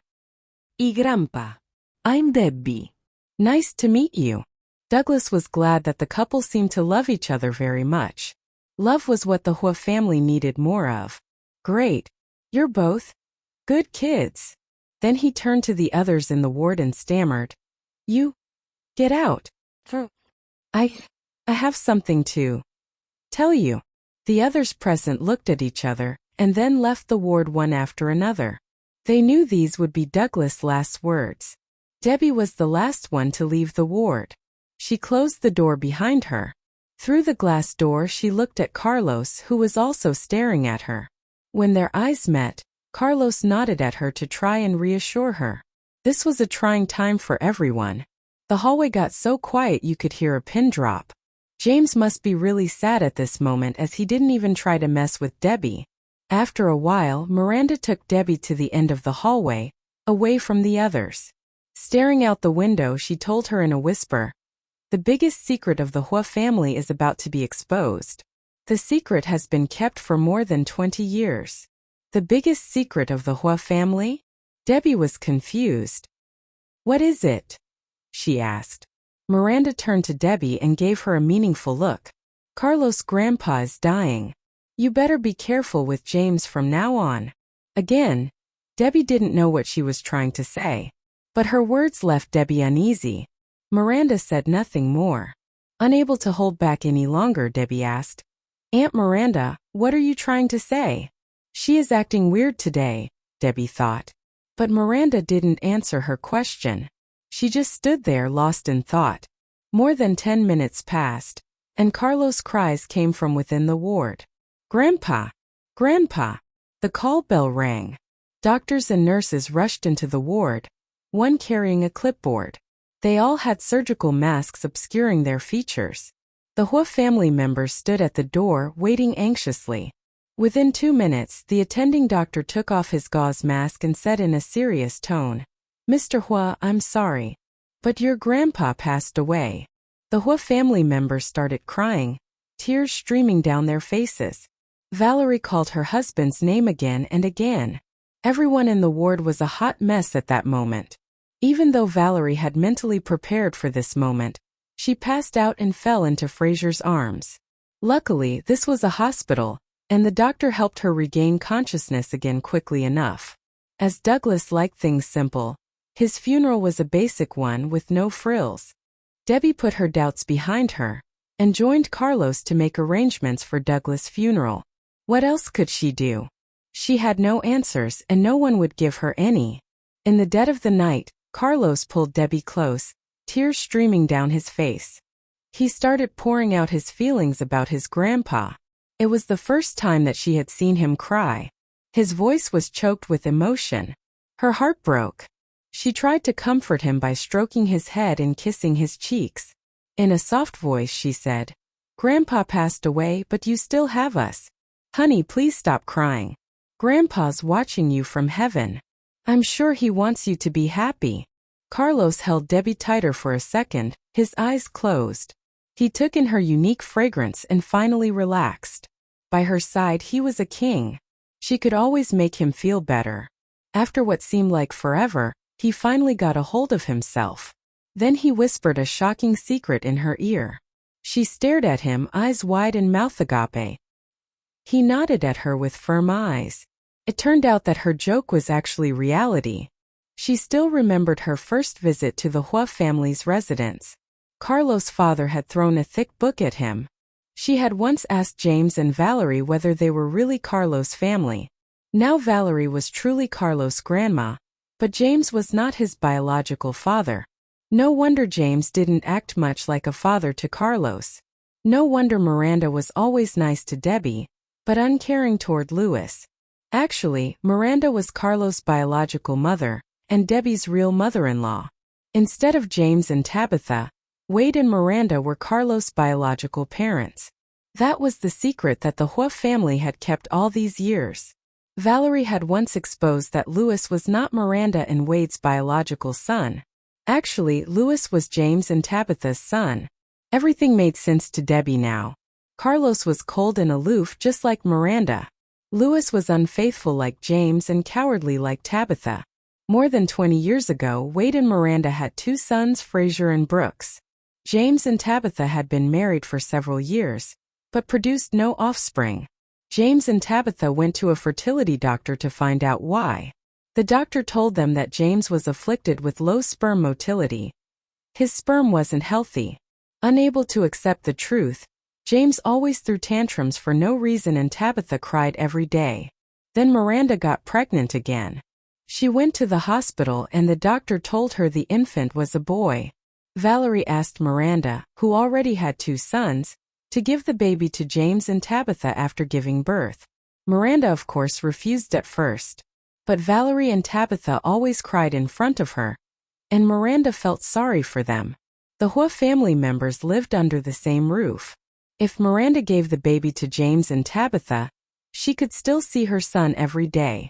Despite her reluctance, she gave the boy to James and Tabitha after he was born. That boy, of course, was none other than Carlos. Unexpectedly, when Carlos was a year old, Tabitha got pregnant. James had beaten her after he found out, and insisted she must have cheated on him. During the third trimester, she underwent a paternity test, and it proved the baby was James. They had raised Carlos for a year and gotten quite attached. They were not willing to return him to Wade and Miranda. Valerie intervened in it again, and James and Tabitha gave their newborn boy to Wade and Miranda instead. That boy was Louis. Then the two boys grew up. Carlos became a successful businessman, yet Louis was a playboy and spendthrift. Their parents kept this from the two men all this time. Douglas had admitted all this to Carlos before his death, and now Carlos told Debbie. But none of the other family members knew that Carlos had been informed. That was when Debbie remembered what Miranda had told her at the hospital. She guessed that Miranda knew Douglas would tell Carlos the truth. After a couple of days, Carlos took Douglas' ashes back to Y City and poured them in the river in front of the Huo family's old house. This was the so-called fallen leaves returning to the roots. Although the Huo family members had spent a while preparing for Douglas' death, they still couldn't accept it. Valerie fell ill and remained in bed. When Carlos took Douglas' ashes back to Y City, Debbie stayed in New York to take care of Valerie. She didn't leave the city until she had to go to England for exams. Everything seemed to go back to normal. Half a month passed, and it would be Curtis and Colleen's wedding soon. Staring at the calendar, Debbie mused. Curtis and Colleen's wedding is in a week. So when should I fly back? I miss Carlos so much. After they separated, Carlos called her from time to time. But she was too proud to tell him how much she missed him. But she still cared for him. She called Emmett to ask about Carlos' health. She felt relieved after knowing that Carlos had recovered. Before long, some bad news came from Y City. This was urgent. She immediately packed her belongings and flew back. Casey had been in a car accident. It was a hit and run, and Casey was still in a coma. The moment she stepped off the plane, Debbie hailed a taxi and went directly to the hospital where Casey was recuperating. Casey's mother, Mia Fu, who used to be bright and bubbly, was a changed woman. She sat beside the bed, weeping quietly. Casey's father, Mason Zheng, sat on the couch with a deep frown marring his features. When she saw Debbie, Mia Fu wiped her tears and forced a smile. Ida via. When did you fly back? Debbie dropped her suitcase and came over to them. Iung clamazun, aun mia. I just got off the plane. How's Casey? Mason Zheng stood up to his feet and sighed. She's not well. Casey is still in a coma. She had a broken rib, a broken left leg and a slight concussion. Debbie's heart broke at his words. Tears welled in her eyes and streamed down her cheeks. Her world got darker. She stood beside the bed and looked at the girl. There were scratches on her face. Her forehead was swathed in bandage. Her leg was in a plaster cast. She looked pretty bad. Debbie didn't even dare to touch her friend. In a choked voice, she asked Casey's parents, "What happened? How did she get like this?" "She was hit by a car when she was out for a walk. The driver took off," Mason Zheng said through gritted teeth. "Once I find out who did this, I'll kill him with my bare hands." A hit-and-run accident? Debbie's heart skipped a beat. That bastard. We need to find him. Where did she get hit? Did you call the police? Yes, we called the police. She got hit on Poplar Road. The CCTV camera was broken though, so we don't have footage. The case is still under investigation. Debbie couldn't believe her ears. When's Casey gonna wake up? And will there be any lingering aftereffects? She asked. Mia shook her head. We did a functional MRI test and expect her to wake up by tomorrow morning. She hasn't really been in a coma long enough for there to be any kind of aftereffects. She may be confused when she wakes up, but that won't last long. Debbie heaved a long sigh of relief when she heard that. The women chatted for a while and then Emmett came in. He raced to the hospital as soon as he got back from his business trip. He was surprised to see Debbie in the ward. Still, he checked on Casey first. He stroked her hand softly, his heart broken. After a long time, he turned to Debbie and asked, "Mrs. Huo, when did you get back? Mr. Huo said he'd pick you up next week." "I just got here. Casey's in a coma. How could I wait till next week?" Emmett nodded. "Does Mr. Huo know you're back?" "Nope. Haven't told him yet." She was going to head back to the manor after bidding Casey's parents goodbye. "How about I have the driver bring you home? I'll stay here and take care of Casey," Emmett offered. Mia echoed. "Right? Debbie, you haven't seen Mr. Huo since you got back. Just go home now. We'll look after Casey. Don't worry." Debbie was exhausted after a 10-plus-hour flight. Now that she'd come by to see Casey, she decided to accept their kind offer. Emmett told the driver to take her to the manor. When she arrived at the manor, Carlos wasn't there. Carlos is probably still at work, she thought. It was still daytime after all. She took a shower to wash off the day's grime, and then settled down for a nap to try and recover from her jet lag. By the time she opened her eyes again, it was already dark outside. She got into her car and drove off. At ZL Group, Debbie's sudden appearance drew all eyes to her. Before she even approached the receptionist, someone recognized her. "Good evening, Mrs. Huo." A woman greeted her. Debbie got more greetings after that, mainly because they'd heard the woman refer to her as Mrs. Huo. "Hi, Mrs. Huo." Debbie nodded at them with a smile. "Good evening." While walking towards the elevator, she could hear people gossiping. "I thought she was in England. Why is she back already? She looks like a teenager. Mrs. Huo rarely comes around here. Why now? Is she here to check on Mr. Huo?" Upon hearing that, Debbie sighed helplessly. "Seriously? How dare I check on the great Mr. Huo?" she thought to herself and rolled her eyes. The receptionist trotted over to Debbie and offered, "Good evening, Mrs. Huo. You're here for Mr. Huo, I take it? He just got back in. Let me show you the way." "Thanks, but I'm good. I know where it is." "All right. This way, please." The receptionist followed Debbie to the elevator and stayed until the doors closed. Debbie stepped out when she reached the top floor. She saw all the secretaries bend over their computers working hard. No one seemed to notice her as she walked towards the CEO's office. It was not until Tristan heard footsteps that he raised his head to see Debbie. Instantly, he sprang to his feet and ran towards her. "Good evening, Mrs. Huo." The other secretaries also greeted her warmly. Debbie greeted them back and pointed to the closed door of the CEO's office. "Is he busy right now?" "Yes. Mr. Huo is with a business partner." After a short pause, Debbie told Tristan, "Make 2 cups of coffee for me." "Thanks." Despite his confusion, Tristan went to the tea room and made 2 cups as he was directed. Debbie took the tray from him and gestured for him to open the door. Just as Tristan had said, Carlos was talking business with another man in the office. He didn't even cast a single glance at the girl who came in. Instead, he was intent on business, explaining some of the latest stock figures and some other things Debbie didn't quite understand. The businessman himself raised his head and looked at Debbie in confusion. Debbie put the tray on the table and placed a cup of coffee in front of him. The man thanked her politely. When she served Carlos, he thanked her as well. But then he realized something was off, as a familiar smell wafted into his nostrils. He looked up and stopped talking. The girl he had been missing was standing there, right in front of him. He flashed a broad smile. His eyes lit up. This was the best surprise. He stood up from the couch. Despite the other man's presence, he pulled Debbie into his arms and kissed her on the lips. They held that pose for a long time. The businessman was no dummy. He knew who she was now. "Ah, no wonder you look so familiar. You're Mrs. Huo. Good evening." Debbie freed herself from Carlos' embrace and reached out to shake hands with the man. "Evening. Sorry to disturb you," she said with an embarrassed smile. "Not at all. We're almost done here.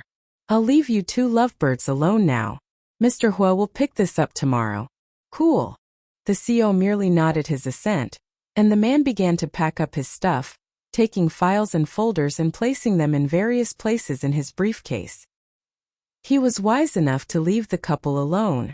Flashing Debbie a meaningful look, Carlos saw the businessman out and walked him to the elevator. When he came back, he locked the door behind him. Carlos pressed Debbie against the couch, and before she could say anything, he kissed her passionately on the lips. Longer than last time. Debbie hadn't thought that possible. And now we fade to black. It took a while, but Carlos walked out of the bathroom with a towel wrapped around his waist.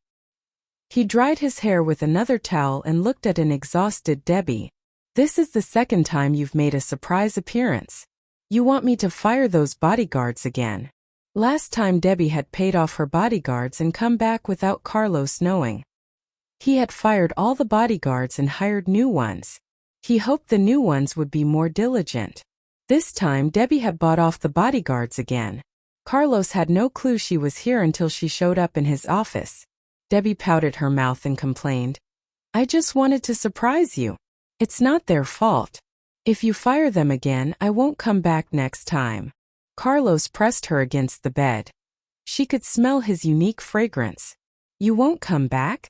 Then I'll go to England myself." "Liar." Debbie snorted. "I've been stuck in England for several months. You only went there once, and it was because you had to pick me up and so we could fly to New York together. I've come back twice now." Carlos felt rather guilty. She was telling the truth. He had promised her that he'd stay in England after he handed his work to his trusted employees. But it was taking so long. He kissed her forehead and apologized sincerely. "I'm sorry.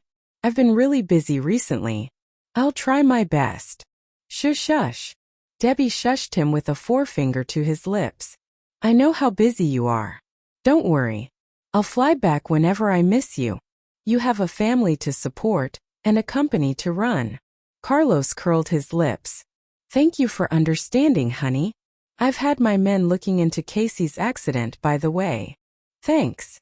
After some consideration, Carlos decided to tell Debbie something that he had been pondering on for a long time. "Honey, how about you come back and study here in Y City? Why? Debbie was confused. Arranging things at work is taking a lot longer than I thought. Every time I think I'm almost done, something new pops up. I don't want you studying abroad alone. I'm worried about you. Debbie rolled her eyes and joked. Don't worry.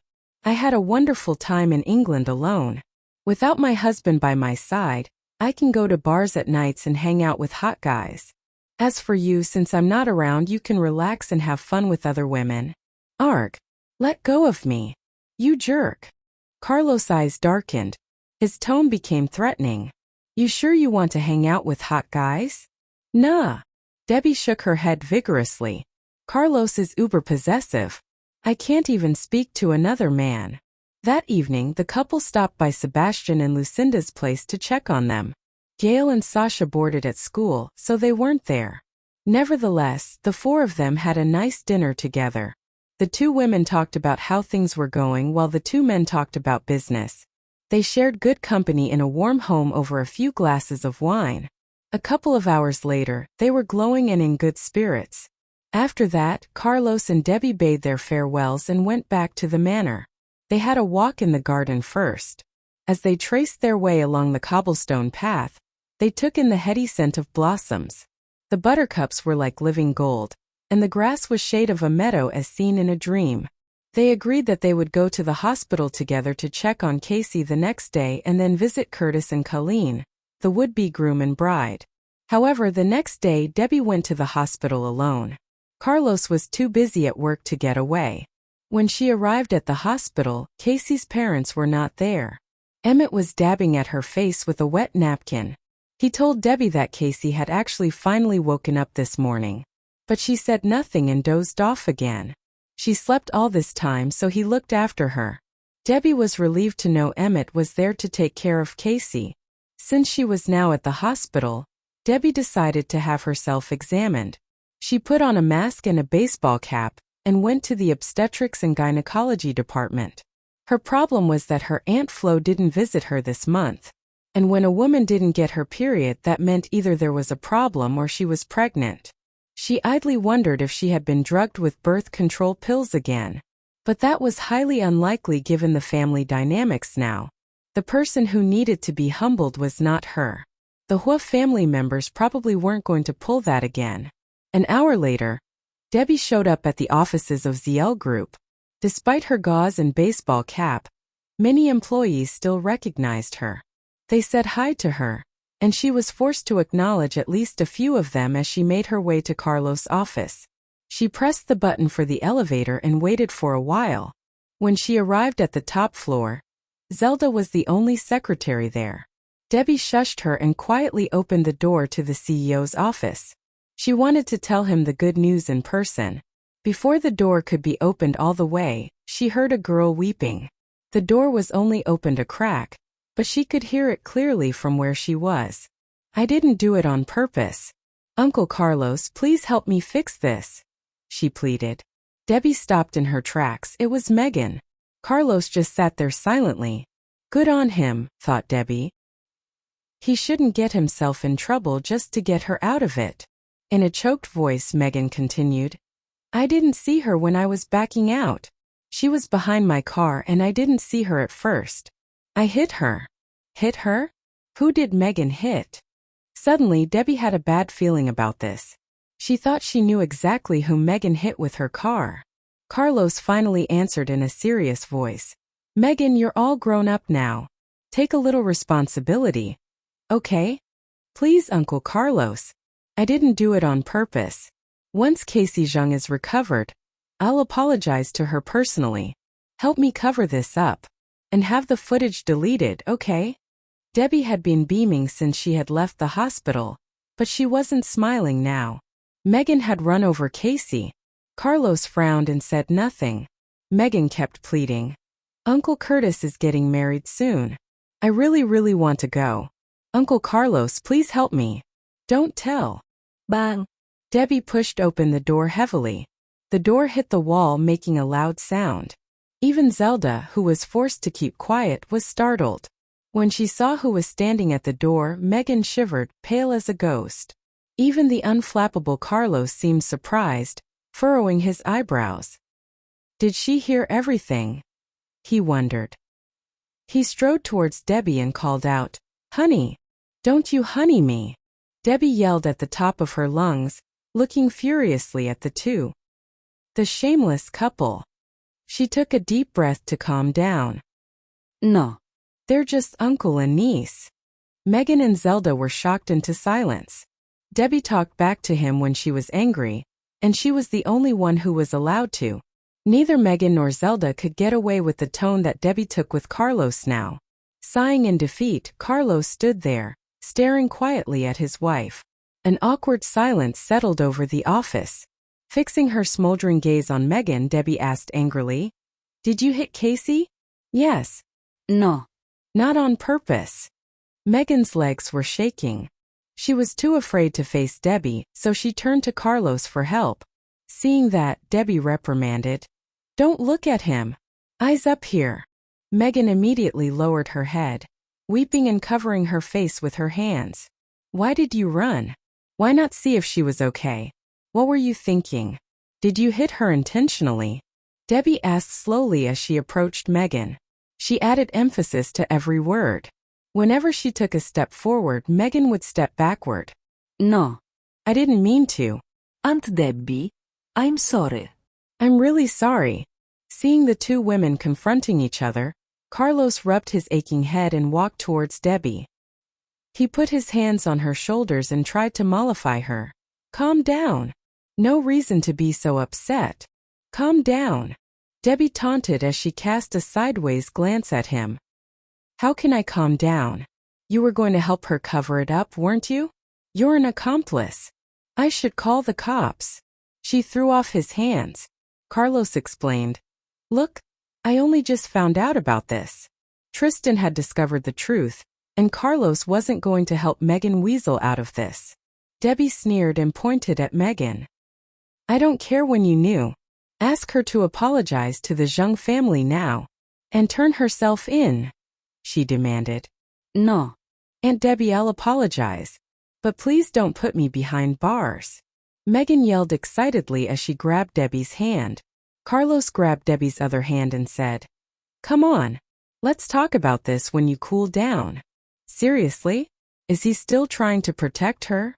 Debbie withdrew her both hands, took a deep breath and took out a piece of paper from her purse.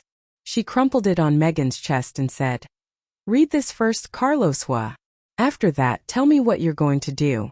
Make sure it's the right decision. See you in the operating room." Megan had to take the paper, because otherwise it would have fallen onto the floor. Debbie said with a sneer, "You want to marry him, huh? See if you do now. Just look at this and see who he loves more." After saying that, she walked off, head held high. With shaking hands, Megan smoothed the paper and set her eyes on it. When she saw what was printed on it, her eyes widened in shock. Carlos wanted to catch up to his wife, but seeing Megan's expression, he decided to check the paper first. He took it from her and looked at the paper. His heart skipped a beat. He took a second look at the name on the paper. It was indeed Debbie, his wife, the one he loved. A broad smile appeared on his cold face. He was thrilled at this moment. "I'm going to be a father. My wife is pregnant. She is 2 months along." Then he realized something was off. "She just said that she would be waiting for me in the operating room." Confused, he ran out of his office. What did she mean by that? He decided to call her. The call connected soon. Too excited, he stammered, "Honey, wait. Debbie said indifferently, "You saw the results, huh?" Yeah, I'm pregnant. "If you don't put her behind bars, you will never see your son again." "What do you want?" "What do I want?" Debbie sneered. "If you keep protecting Megan, I'll abort your son." After saying that, she hung up and turned off her phone. There was a certain finality to it, as she held the power button down, saw the option to either restart or shut the phone down, and opted for the latter. Carlos was frightened by her threat. He called her several times but to no avail. Each time it went to voicemail. He got tired of hearing the robotic voice, so he called Emmett. "Find Debbie. She just left my office." By now, she may be on her way to the hospital where your girlfriend is. Yes, Mr. Huo, Emmett answered despite his confusion. Find Debbie? Hospital, he thought. Carlos got in the driver's seat of his own car and started the engine. He headed for the hospital where Casey was staying as a patient. More than 10 minutes later, his phone rang. It was Emmett who panted. Mr. Huo, bad news. Mrs. Huo asked a doctor to reserve an operating room. While speaking, he scampered up the stairs to the floor where the operating rooms were located. She's in the operating room now, he added. Carlos closed his eyes. When he opened them again, he said in an icy tone, "Stop them at any cost. If something happens to my wife and son, no one in the hospital will live to see another day." Then he sped up and drove to the hospital at top speed, barely missing some cars as he maneuvered through the streets and hitting the streetlights just right. Sensing something was off, Emmett immediately contacted the director of the hospital. He was going to convince him to stop Debbie from aborting the baby. Debbie, on the other hand, lay on the operating table, staring at the ceiling. The attending doctor, who had been forced to do this, hesitated and asked, "Mrs. Huo, does Mr. Huo know about this?" The doctor felt more than a little scared. The baby in Mrs. Huo's belly is a member of the Huo family. What if Mr. Huo knows nothing about the abortion? I can't take the consequences, she thought. Debbie stroked her flat belly and told her in a soft voice, "Doctor, don't worry. I won't abort my baby. I'm just doing this to teach someone a lesson." There was no way she'd go through with this. She was just trying to frighten him and threaten him. She wanted him to choose between Megan and their baby. When she heard that, the doctor heaved a sigh of relief and shook her head helplessly. "I really don't get rich people. Mrs. Huo is faking an abortion to teach someone a lesson. Wow, first time for everything, I guess." Before Carlos got there, a group of doctors rushed into the operating room. They didn't even disinfect themselves before entering the room. The director of the obstetrics and gynecology department took the lead. She gasped and said anxiously, "Mrs. Huo, we can't abort your baby." These doctors didn't want to know what Mr. Huo would do to them if the baby was aborted. "Mrs. Huo, every baby is a gift from God. If you have any problem, please let us know. You don't have to abort it, right?" Another doctor echoed, "Mrs. Huo, a baby's like an angel. They're soft and adorable. You'll love it at first sight." Debbie's heart softened at their words. She was extremely happy to have Carlos' baby, and couldn't stop herself imagining this child as it grew up. But she didn't have long for her reverie, because a roar sounded from outside the operating room. "Open the door." It was Carlos. A happy surprise for Debbie. He actually came. She closed her eyes and told the attending doctor, "Hurry up. Pretend that you're going to carry out the procedure." The doctors who had just entered lapsed into stunned silence. Pretend. When Carlos entered the room, the doctor held a scalpel to her belly, like she was about to make an incision. It gleamed evilly under the lights in the operating room. "Stop. No one lays a finger on my wife," he thundered. The moment he entered, the operating room felt like a refrigerator. His voice was bad enough, chilling them to the bone. The CEO's strong aura made the doctors shiver. No doctor dared to move under Carlos' sharp gaze. He then walked past the doctors and stood at the side of the operating table. If looks could kill, everyone in that room would be dead. He cast a cold glance at the doctor holding the scalpel. She was too frightened to hold it any longer, and it clattered to the floor. With a gloomy expression on his face, Carlos ordered, "Get out." He was so intimidating that all the doctors wasted no time vacating the operating room and closed the door behind them. They silently prayed for Debbie's safety. The couple were left alone in the operating room. They looked at each other wordlessly. Both of them were still trying to sort out their emotions. Carlos stared at the woman, who still lay on the operating table. A myriad of feelings flooded his head and heart. He wasn't sure exactly how he felt. He was both angry and thrilled. In a soft voice he told her, "Get off that table. He's also my son. You want to do something, ask me first. He's mine." He has nothing to do with you, she retorted in a harsh voice as she held her belly. Can you get pregnant by yourself? Debbie was stunned for a while. Then she snapped, he's not yours. Her words amused Carlos. You said he was my son, and now you say someone else is his dad. He scooped her up in his arms. Debbie struggled, rather ineffectually pounding on his chest. She yelled, let me go. Why did you shoo the doctors away? I'll abort your son. Then you'll have to operate on yourself. No doctor in Y City would touch my son, he said calmly. When they left the operating room, Emmett was already standing at the door chatting with some doctors, who were extremely nervous, doubly so when they saw Carlos. Carlos told Emmett, we got the footage. We know who's at fault. It's up to you now. Emmett knew what his boss was getting at. Casey was hurt and he wouldn't let the person at fault off the hook. He hadn't expected it would be Megan. But he needed the green light, and Carlos had just given him free rein. He wouldn't do a thing without his boss's say so, especially since Carlos used to dote on Megan. Now Emmett heaved a long sigh of relief. Yes, Mr. Huo, he answered in a grateful voice. Debbie was also happy about Carlos' decision. She cradled his neck and gave him a kiss on his cheek. He loves me more than Megan, she thought. Carlos sighed in defeat. Debbie knew his sweet spots and knew just what to do to make him give in. In the elevator, Carlos cornered Debbie. Ignoring another couple's curious eyes, he asked her, why didn't you ask me to go to the doctor with you? He didn't understand why she had gone to the hospital alone before coming to see him. Debbie reached out and touched his chest. In a light voice she said, what if I wasn't pregnant? I didn't want to disappoint you. Carlos smiled and kissed her on the forehead. She was devoted to him and he to her.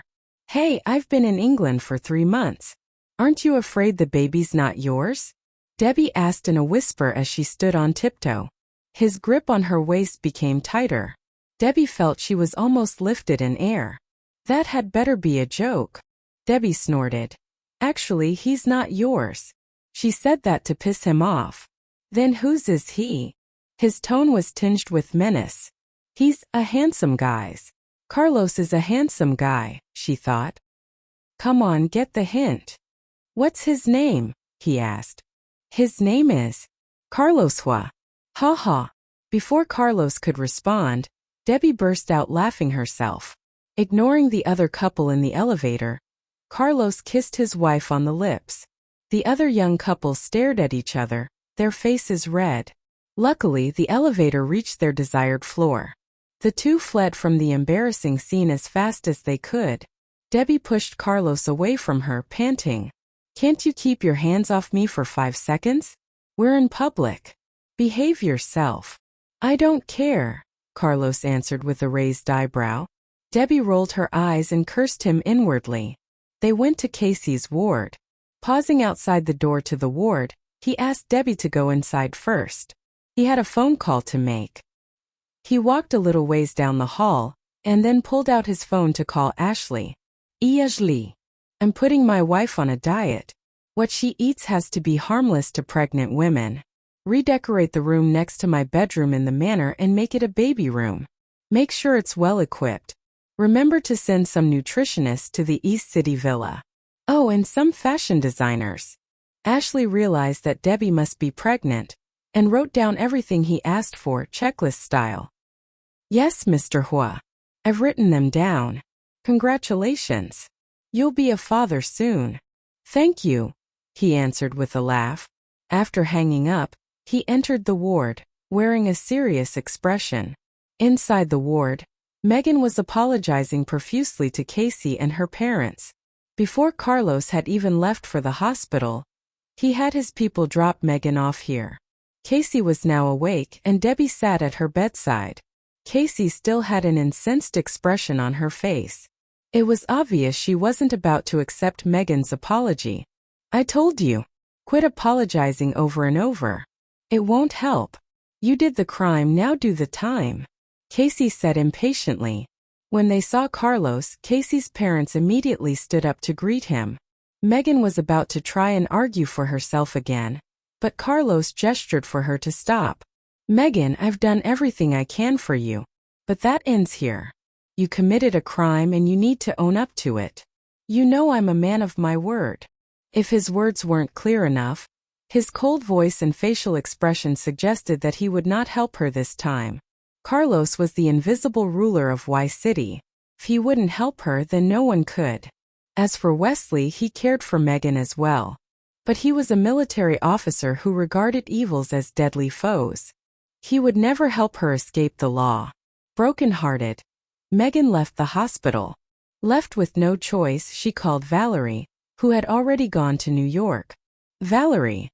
She burst into tears as soon as she called Valerie's name, which broke the old woman's heart. Megan, what happened? What's going on? I made a mistake. I hit someone. I freaked out and drove off. Uncle Carlos found out. Valerie, please help me. A few minutes later, Carlos' phone rang. It was Valerie. He looked at the caller ID and realized what was coming next. He left the ward and answered the phone. Grandma. Think about what you're doing, Carlos. Megan has a bright future, but not if she goes to jail, she said anxiously. Carlos' eyes darkened. Grandma, please stay out of this. Megan made her own bed, and now she has to lie in it. A hit and run was no small thing, and it was stupid. If Megan hadn't run off, she wouldn't have been facing jail time. She'd only need to apologize to the Zhang family and pay a fine. But she opted for the dumbest thing. The sentence is at least 3 years. Are you that cruel? Although Casey didn't die, Megan could be facing 3 to 7 years in prison. Listen, Grandma, if she turns herself in, they'll probably go easy on her. But 3 days gone, that's out. This was the 3rd day after the car accident. Valerie sighed helplessly and murmured, You put Louis behind bars and now Megan. I'm too old for this. Do what you want. Eventually, Megan surrendered herself to the police. She also promised to pay the Zhang family $1 million for compensation. Then she had to wait for her trial to find out her sentence. Curtis and Colleen's wedding was in 2 days, so Damon hired an expert lawyer for Megan. He bailed her out so that she could attend the festivities. At East City Villa, Carlos filled Debbie in on what was happening with Megan. She looked him in the eye and asked, Your heart must be broken now, huh? Not really, he answered honestly as he stroked her belly with the utmost concern. Debbie rolled her eyes. Not really? So you still feel sorry for her? But I don't give a damn about that. She deserves it. Besides, this has nothing to do with me. Carlos was amused and teased her. Nothing to do with you? I seem to remember a bit of blackmail involved. Debbie grabbed his hand and took a bite to vent her anger. She snapped at him. Blackmail? Who would do something like that? Carlos decided to play along. You don't know her. But I do. I will always remember a woman threatening me with my son's life. I bet he'd be interested to hear that from his dad. Debbie pinched his waist hard. Ouch! Why did you pinch me? He retorted. I pinched you. So what? You're so petty. Snitching on me to your son. Trying his best to suppress his giggle, he came back with, Snitch on you? No. I'll snitch on the woman who threatened me with my son. You don't know her, do you? Debbie beat his chest and yelled. So this is how you treat your son's mom? You jerk. Carlos pulled her into his arms and kissed her on the lips for a long time. Then he let go of her and coaxed her. Honey, you know I love you. She smiled smugly at his words. I love you too, but I'm still mad. Oh, one more thing. Remembering something, she straightened herself and looked him in the eyes. Megan bullied me a lot, and you turned a blind eye to it. If you let her off the hook this time, I'll cry. Her threats amused Carlos. Actually, he had already made up his mind to exile Megan from Y City. Plus, he decided to not treat her as family anymore. Honey, trust me. When she's out, I'll send her to a country. She won't be allowed back in Y City unless it's a must. He decided to treat her like a stranger from now on. Yes, her parents had saved his life before. But he had done everything for her. Instead of feeling grateful, Megan always tried to get between him and his wife. Before Debbie could respond, he added, "If that's not enough, we can have her behind bars here in Y City. She won't be released until you're good with it." When she heard that, Debbie sighed with resignation. Forget it. Carlos' words indicated he'd break all contact with Megan. Debbie thought this was enough. After all, the car accident was not that serious. Carlos kissed her forehead. "You're so kind." "Ah, hardly," Debbie retorted, pouting her mouth. "If I were, I wouldn't have always tried to drive her off." Her reaction amused him. She made her own bed, and now she has to lie in it. "You were kind enough to her." Debbie heaved a sigh of relief. "Since you made up your mind, let's not talk about her. Hey old man, we should have a name for our son." "You're smart. You name him." "Sure it's a boy?" he asked in confusion. Since Debbie knew she was pregnant, he always heard her refer to the baby as son.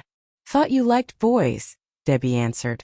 He had once said that he wanted a son, so she called the baby Son to make him happy. Carlos now remembered what he had said before. He explained, "You know I'll love it, boy or girl.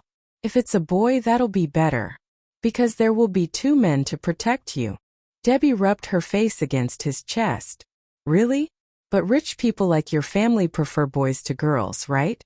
Your grandparents, your uncle and aunt, and your parents all gave birth to boys. Even Fraser and Gloria had a son. Carlos had no biological aunts, female cousins, or nieces to speak of. Just think. That's why they'll be happy if you have a girl. Grandma will finally have a granddaughter." Debbie was struck speechless. Makes sense. But he said he wanted a son before, she thought. She still didn't quite believe him. "How about this? Pick a boy's name and a girl's name." "All right." They didn't stop talking about it until midnight, but they still hadn't decided on anything. Carlos pulled her into his arms and said, "You should go to bed. You're pregnant. We can pick this up tomorrow." Okay. Yeah, I'm kinda tired." Within 30 seconds, Debbie dozed off. Carlos smiled when he looked at her sleeping face and quietly turned off the light.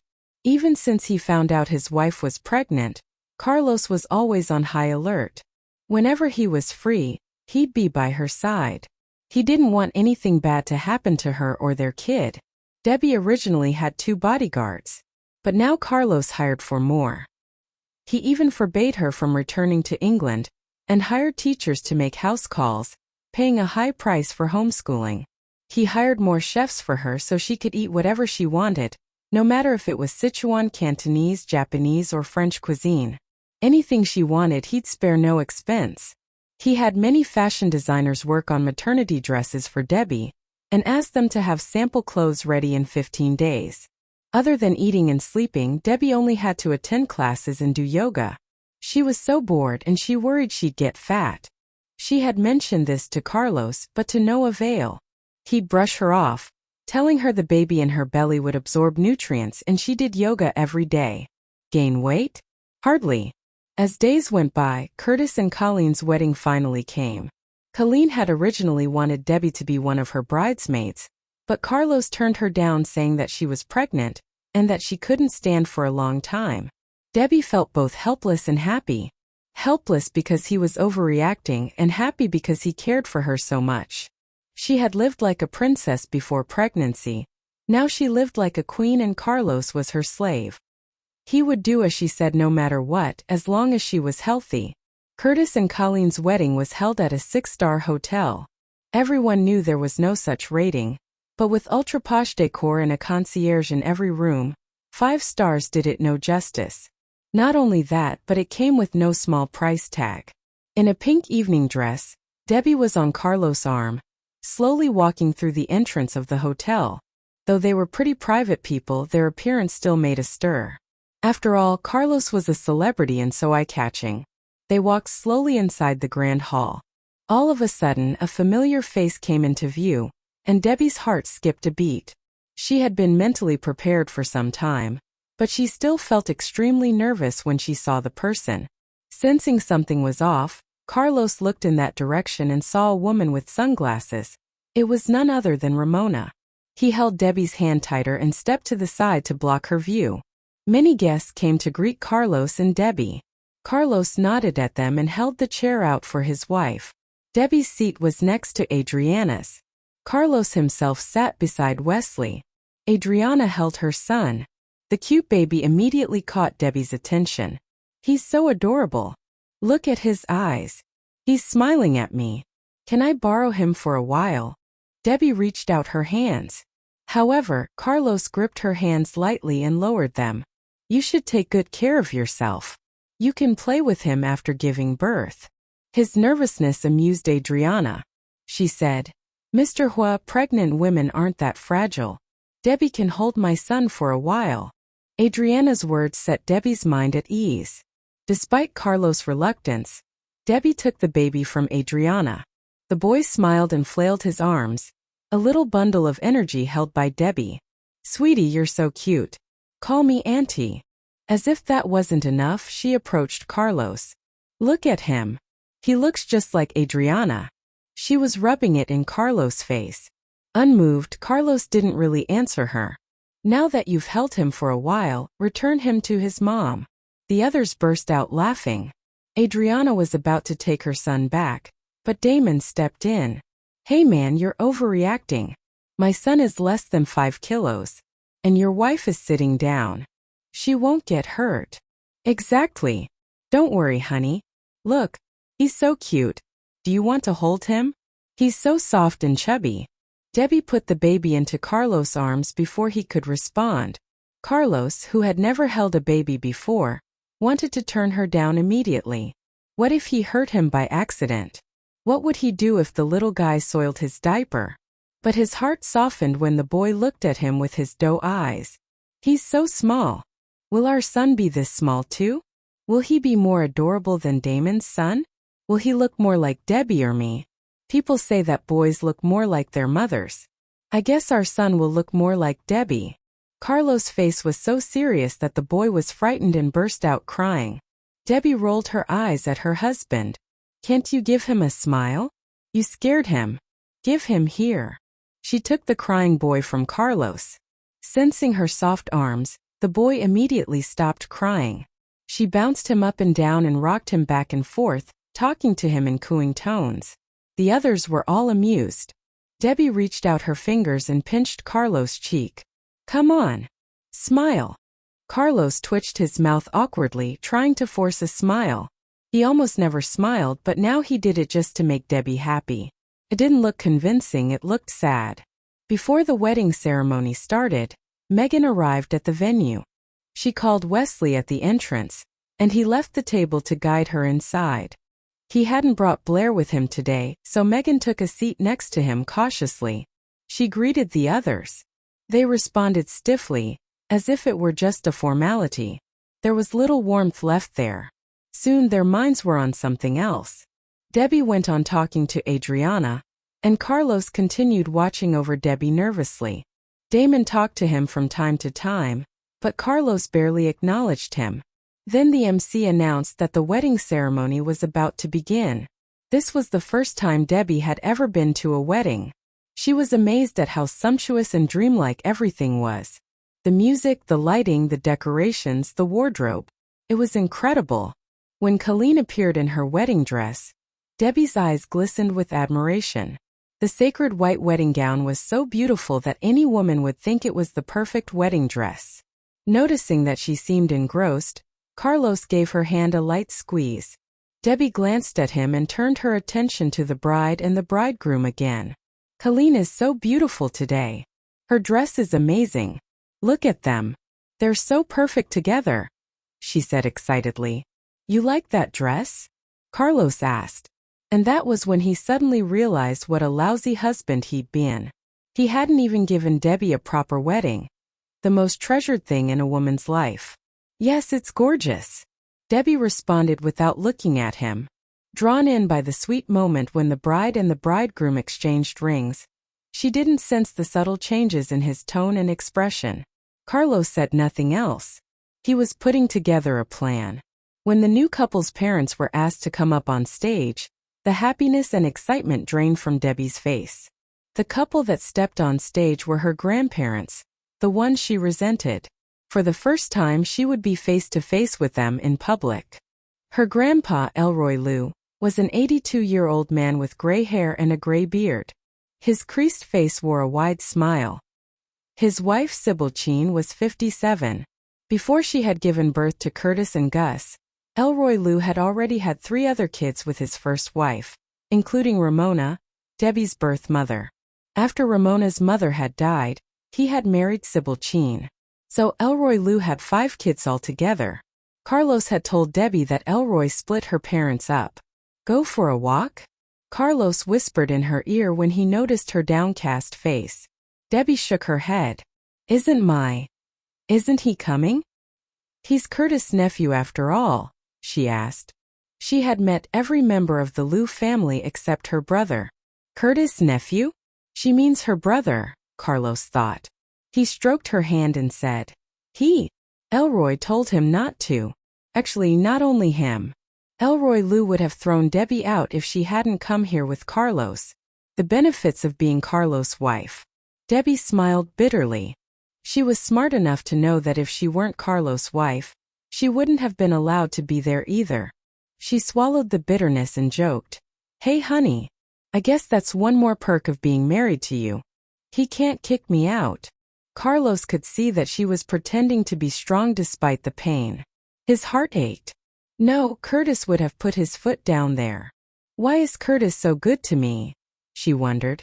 But Curtis and Ramona were only half-siblings. Debbie didn't think she and Curtis were that close. Sometimes his regard for her seemed over the top. She wondered why. Carlos turned to look at Curtis and replied, "He saw how badly Elroy Liu whipped your mother just because she wanted to see you." He also heard Elroy Liu viciously threaten her. Reportedly, Debbie's mother's flesh hung from her in bloody shreds by the time he was done. Carlos spared Debbie that morbid observation told to him in secret. Debbie looked at Carlos with shocked eyes. How could Elroy Liu treat his own daughter like that? So it's because Mr. Liu feels bad for that woman, she said. Carlos shook his head. No, he feels bad about you. Another thing Carlos didn't tell Debbie was that Curtis had known for a long time that Ramona had a son and a daughter, but back then he hadn't known who they were. Until one day, by chance, he met a girl who was bringing takeout to the man she liked. She came to the man's company with the food, carrying it through bad weather in rain-drenched clothing. However, what she got was a good scolding from him. The food was not what he wanted. The girl's eyes reddened, but she didn't cry. She smiled at him and told him that she would get something else for him. But the man just walked away in anger. He didn't spare so much as a word as he stalked off. She stood there alone. After the rain stopped, Curtis went out to eat. Then he saw the man eating at a table with another girl, laughing and talking. A few days later, Curtis came to the hospital, intending to visit someone.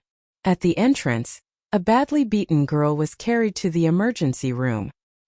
He hadn't paid much attention to her, but when he saw the man following them, he recognized him immediately.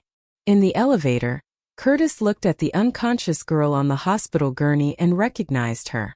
She was the girl who had brought takeout to the man the other day. When the girl's condition stabilized, she was moved to a double general ward. It was fate, kismet, whatever you wanted to call it. She was in the exact same ward as the patient Curtis had gone to visit. Then the man came with a rose and asked her to be his girlfriend. The girl smiled through her swollen face. Wincing from the bruises covering her body, she smiled happily and said yes. The girl was Debbie and the man was Hayden. Later, Curtis noticed that Ramona almost never came home, and when she did, she'd disguise herself from head to toe and go to Curtis school, but only when Elroy Liu wasn't home. Every time she arrived, she would watch a girl from afar. Debbie had been a freshman back then. When Curtis discovered what Ramona was doing, he had someone look into Debbie's background and found out that she was a Nian. That was how he found out that Debbie, the girl who Elroy Liu had bullied Ramona into abandoning, the girl who was so humble in front of her boyfriend, was Ramona's daughter and his niece. He had started to help her out, influencing things behind the scenes ever since. She'd never know the extent he had gone to. That time at the cruiser party, Elroy Liu had wanted to kill her. Curtis protected her secretly. Although the Liu family was powerful, they couldn't hold a candle to the Huo family. So, after Curtis had learned that Debbie had married Carlos, he didn't have to hide it anymore. And he had started to be good to her openly. Elroy Liu had warned him 1,000,000 times to leave her alone, but Curtis didn't give a damn about the old man's warnings. So right now Curtis' relationship with his father couldn't be worse. And Curtis didn't care because he had a strong sense of wrong and right. Today, if it weren't Curtis' wedding day, Elroy Liu would have outright refused to appear in the same place as his son. But Debbie knew nothing about all this. She thought that Curtis felt bad about her because her mom had never been around. That was all. Then the issue was the last thing on her mind. She didn't think much more about it. When the wedding ceremony was over, Elroy Liu, Sybil Chin and the newlyweds took their positions and were ready to offer some toasts. Then Elroy sauntered over to Carlos' table. This was the first time he and Debbie had seen each other face to face. Slippery as an eel, he remained composed when he stood in front of Debbie, as if he were simply looking at a stranger. He even raised his glass and toasted her and Carlos cheerfully. Debbie, on the other hand, could barely maintain her composure. After congratulating Curtis and Colleen, she lowered her head and stared at the glass of juice in her hand to hide her feelings her face was about to betray. She remained silent, listening to them talk. Carlos held her hand tightly. Elroy noticed it and understood that Carlos was doing it not so much to reassure her, but to warn the older man not to think about harming Debbie. On the way home from the hotel, Debbie had mixed feelings. She was happy for Curtis and Colleen, but she was still sad about her own life story. Carlos took her in his arms and kissed her forehead. "Just sleep. When you wake up, maybe you can tackle all this fresh," he said. She was tired, she couldn't deny that. She decided not to fight sleep. She nodded her assent and closed her eyes in his arms. Tabitha flew out to Y City for Curtis' wedding. She stayed at East City Villa for 2 days and flew back to New York with news of Debbie's pregnancy. When she told James, he decisively told her to tell no one else. Told her? No, he warned her. James had to take hypertension meds 3 days in a row thanks to the anger caused by Debbie's pregnancy. The odd thing was, he said and did nothing about it. Soon after the wedding, Megan paid the Zheng family $1,000,000 for the injury. It was painful to her finances, but nothing compared to what Casey had been through. When Casey discovered it was Megan who had run her over, she refused to settle. But considering Megan was just a little girl and she was related to Carlos and Wesley, Mason decided at the last not to be so cruel. She was only sentenced to 15 days detention. Carlos had decided to send her to a country when she got out of lockup, and she was banned from coming back to Y City unless it was vitally important. After the wedding, Curtis and Colleen enjoyed their honeymoon. They traveled to Gillen to take in the amazing views, and stayed at a sumptuous bed and breakfast there. The Zen Tea House 7-star park. The couple were treated to plenty of natural light streaming through the windows at dawn, and lovely lavender sunsets. The decor was very tea house art style. But part of what drew them to the area was where else they could go. They marveled at the rainbow colors of Reed Flute Cave, and the majesty of the Jingjiang Prince's Palace. Walking through the Ming-era walled city was an intense experience, capped by the vistas from a limestone peak. After that, they flew off to a country. Colleen even quit her job in Y City to stay around Curtis. So basically they settled in a country. Debbie hadn't seen Jared and Christina for a long time. They decided to have dinner together. When Casey learned of this, she protested that her friends decided to go to dinner without her. In the end, they had to bring her with them, though her injuries hadn't healed yet. Debbie was concerned about how things were going between Jared and Sasha. At the table, she kept asking Jared about it. It felt like forever since she'd last seen him, and wondered if Sasha were even still in the picture. Jared patted his chest happily and promised, "Don't worry, tomboy. She's the woman of my dreams." Happiness was written all over his face. One had only to look at him to know without a doubt that he was in love. Not accustomed to hearing those sweet words coming from him, the other three were all surprised by his declaration. Among the banter between the four friends were suggestions that maybe they should take his temperature. Casey retorted, I remember someone saying the other day. What was it? My friends are my family. No girl can hold a candle to that. I wonder who that was. She repeated what Jared had said, imitating the way he spoke with her hand at her throat. Ah! Debbie and Christina laughed. Jared scratched the back of his head, embarrassed. It's all Sasha's fault. She's so clingy. I'm a kept man. Knock it off. Then who is it that calls her every day? Who keeps calling her my queen, my sweetheart? You are such a liar. Again, Casey laid his lies bare for all to see. Jared was unhappy. He rolled his eyes at Casey and poured a glass of beer for her. Geez, you're nice. If you can't talk nicely, then drink. No problem. I'll drink you under the table. Casey picked up the glass of beer and clinked glasses with him. Both of them drained their glasses quickly. Debbie cleared her throat and looked at Jared. His face reddened from the beer. I hear you. You need a good job to give that one everything she wants. Of course. I have to be on my toes to beat out my brother. I'm the one who should be running the company, not Damon. As long as you're happy. Debbie was glad to hear that he had some ambition. Hey tomboy, no, since you're leading such a happy life now, we should stop calling you tomboy. Dear Mrs. Huo, can I be your son's godmother? Casey asked, locking her hands around Debbie's neck. Debbie burst into laughter. Of course not. So far you haven't even given my son a red envelope yet. I can't let my son have such a cheap godmother. Casey grabbed her bag quickly and handed it to Debbie. Here you are. It's yours. Anything you want, I'll do it for him. Debbie was still stunned when Casey added, or her. Thinking of the baby in Debbie's belly, everyone felt warm and happy. Ha ha, your money will be mine from now on. Debbie took Casey's bag and hugged it tightly to her. Then I'll just mooch meals off you. They both laughed. Christina gulped down a glass of beer, watching her friends having fun. She had been laughing with them, but now she looked at them, as if there were something she wanted to share. Casey was the first to notice her expression. Something wrong, Christina? The other two were drawn into it by her question. What is it? Debbie queried. Christina poured herself another glass of beer and told them in a low voice. Dixon and I, we broke up. Everyone was stunned. Dixon had just left. Casey asked, why? Did he do something? Tell us. If he did, I'll fly to the US when I'm better and kick his ass. Christina shook her head dejectedly. No, he was good to me. But it just didn't feel right. We just drifted apart. No biggie. After dinner, Emmett drove Carlos to the place where Debbie was waiting. Casey climbed into the passenger seat. Since her place was closest to the restaurant, they dropped her off first. But Emmett had to drive Debbie and Carlos home, and so having to drop her off first was sad for him. Casey didn't let him go until he promised he would take her out for a meal the next day.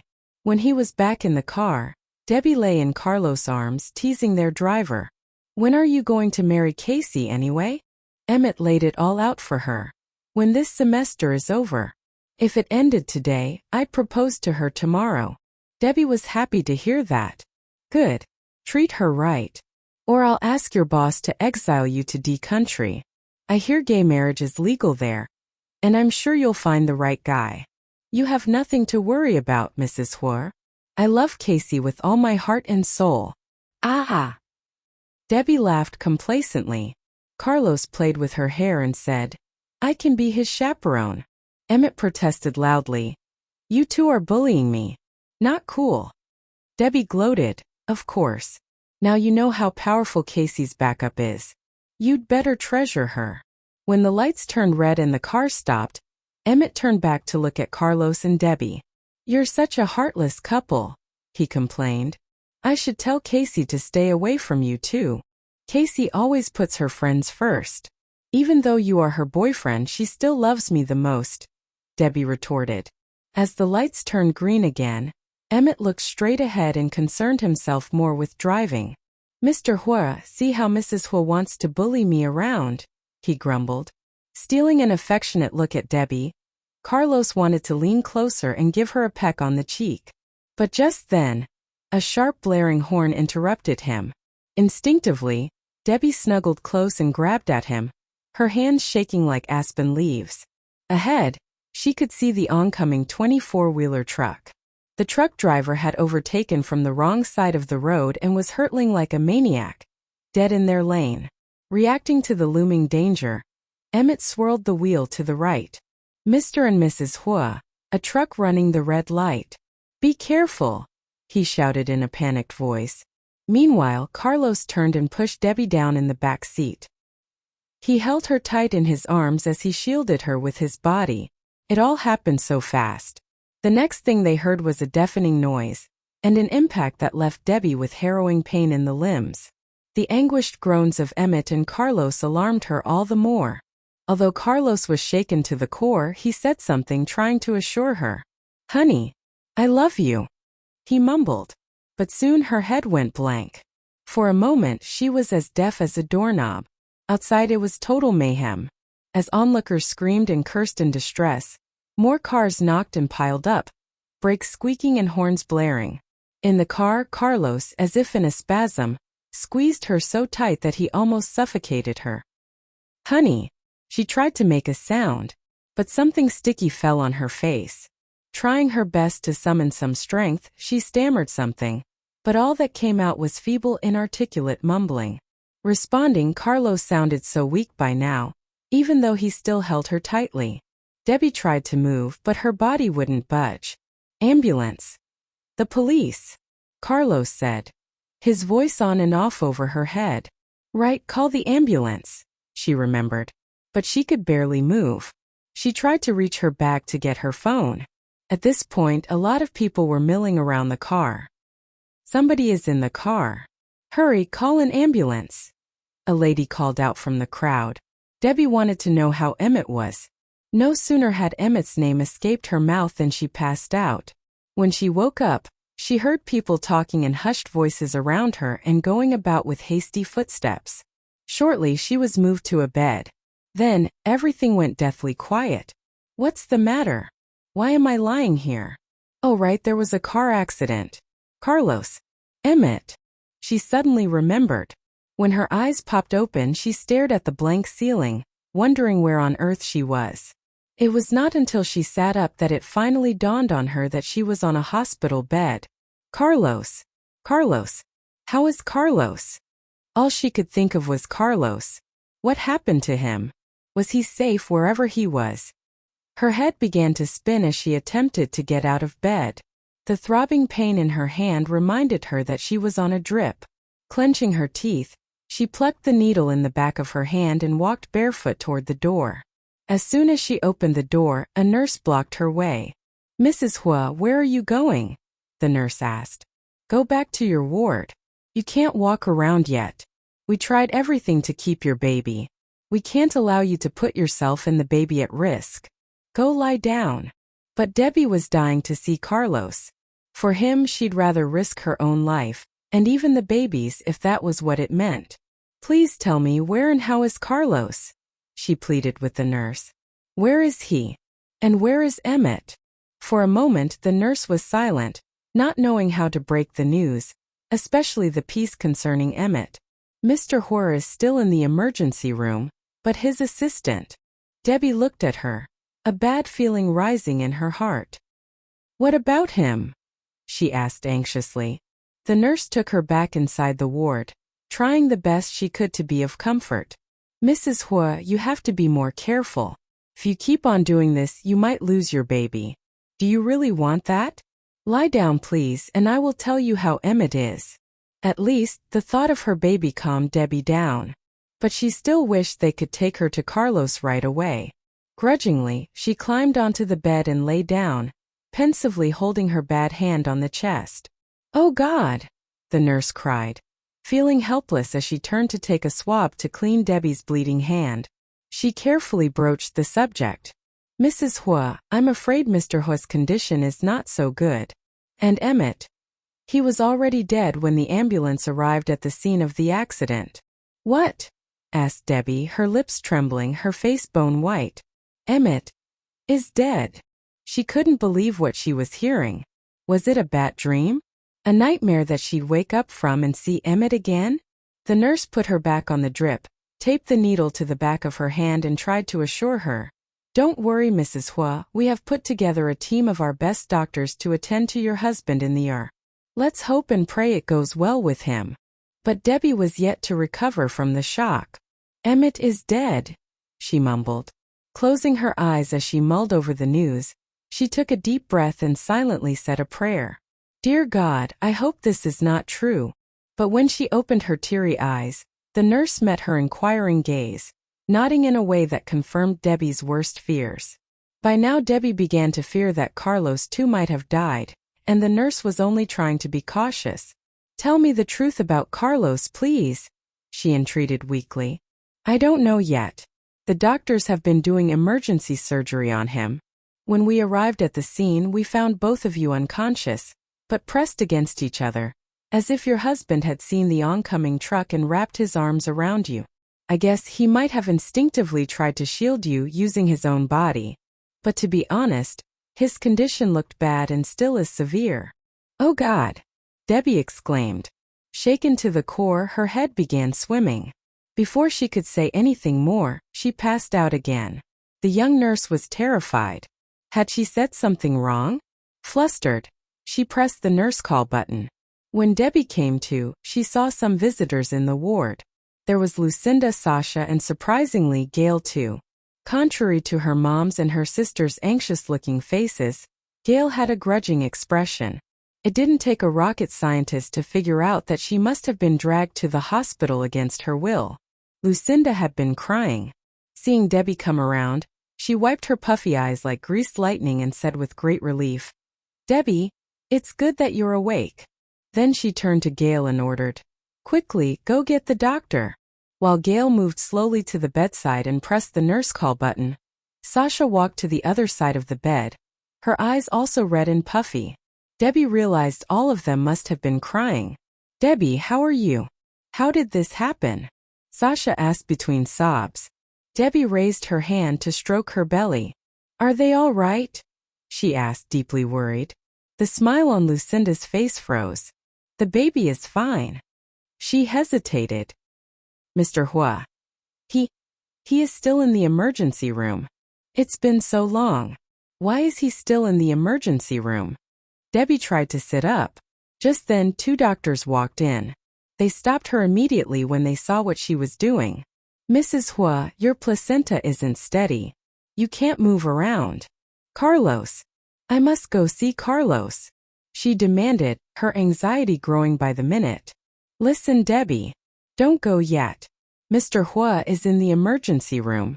You could only stay outside the room even if you went there. Why don't you have a rest? As soon as he is out of the surgery, I'll take you to see him, all right? Shaking her head, Debbie protested. No, I must see him. By any means I have to know how he is, Auntie. He got hurt while trying to save me. Please take me to him. Let me wait for him to wake up. Her sobs drowned out her words. The doctors comforted Debbie as they examined her. Mrs. Huo, we understand. But think about the baby. It's not just you we're worried about here. When Debbie heard this, she started breathing deeply, trying to slow her heartbeat down and banish her anxiety. She tried to relax and lay back in the hospital bed. She grabbed Sasha's hand tightly and said, Can you stay in the ER? I want to know how Carlos is. Sasha, please. Tears welled up again in Sasha's eyes when she heard Debbie. I will. I'm going now, she promised. She paused at the door. Get some rest, Debbie. And then she left.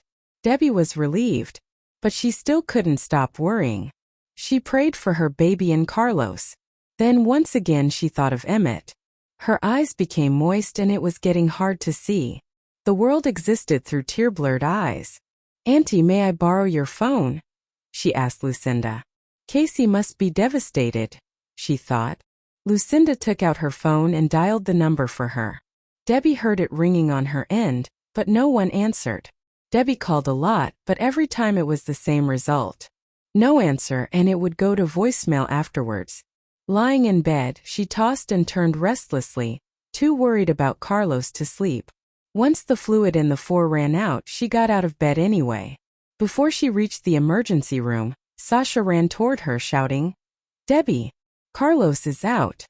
Her excited shouts echoed through the hospital and even spilled into the hallways. The girl was so loud everyone stopped what they were doing to look. "Shush! You're too loud," Lucinda reprimanded. Sasha grabbed Debbie's arm, jumping up and down anxiously. "I can't. It's been 8 hours but it doesn't look good. They moved him to the ICU. 8 hours. Doesn't look good." These words struck Debbie hard. Her legs shook, and finally she collapsed into Lucinda's arms. Lucinda caught her, and Sasha ran over to lend a helping hand. Together they got her back to her feet. Debbie didn't know how she managed to walk to the ICU. When she got there, many people were already outside the ward, forming a crowd and blocking the door. Damon, Carlos' assistants, and some executives in Carlos' company were already there. The Huo family was still in New York. Or at least, they hadn't arrived yet. When the people at the door saw Debbie, they all greeted her. "Hi, Mrs. Huo. How are you holding up?" "Hello, Mrs. Huo." Debbie nodded to them numbly. She walked through silently to the ICU and looked inside through the glass. It was like she was in a dream, and all of this wasn't real. Earlier, her life had been so perfect, but now everything she cared about was being robbed from her. The young woman regarded the figure lying there. The man, who had been so vigorous and confident, now lay there motionless, covered with tubes and hooked up to machines. A dreadful sight to Debbie. Unbidden, tears blinded her vision. The grief was overwhelming. She shut her eyes and covered her mouth, trying not to cry out loud. "Be strong," Lucinda said to her. "Mothers need to be strong for their babies. And you're a mom, not a little girl. You need to believe he'll be okay." "Yes, I'm a mom now. I can't be weak. I must protect my baby. Come on, old man. Pull through. For our baby, okay?"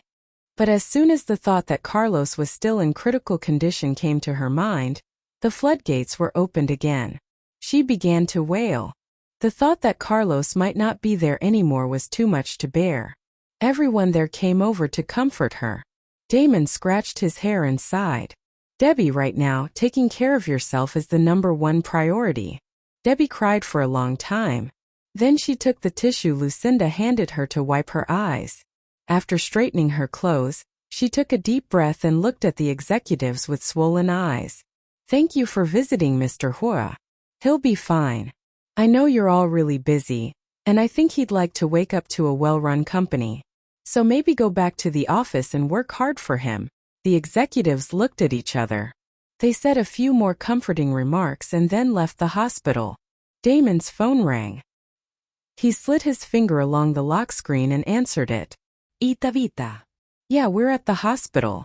"Okay, see you later."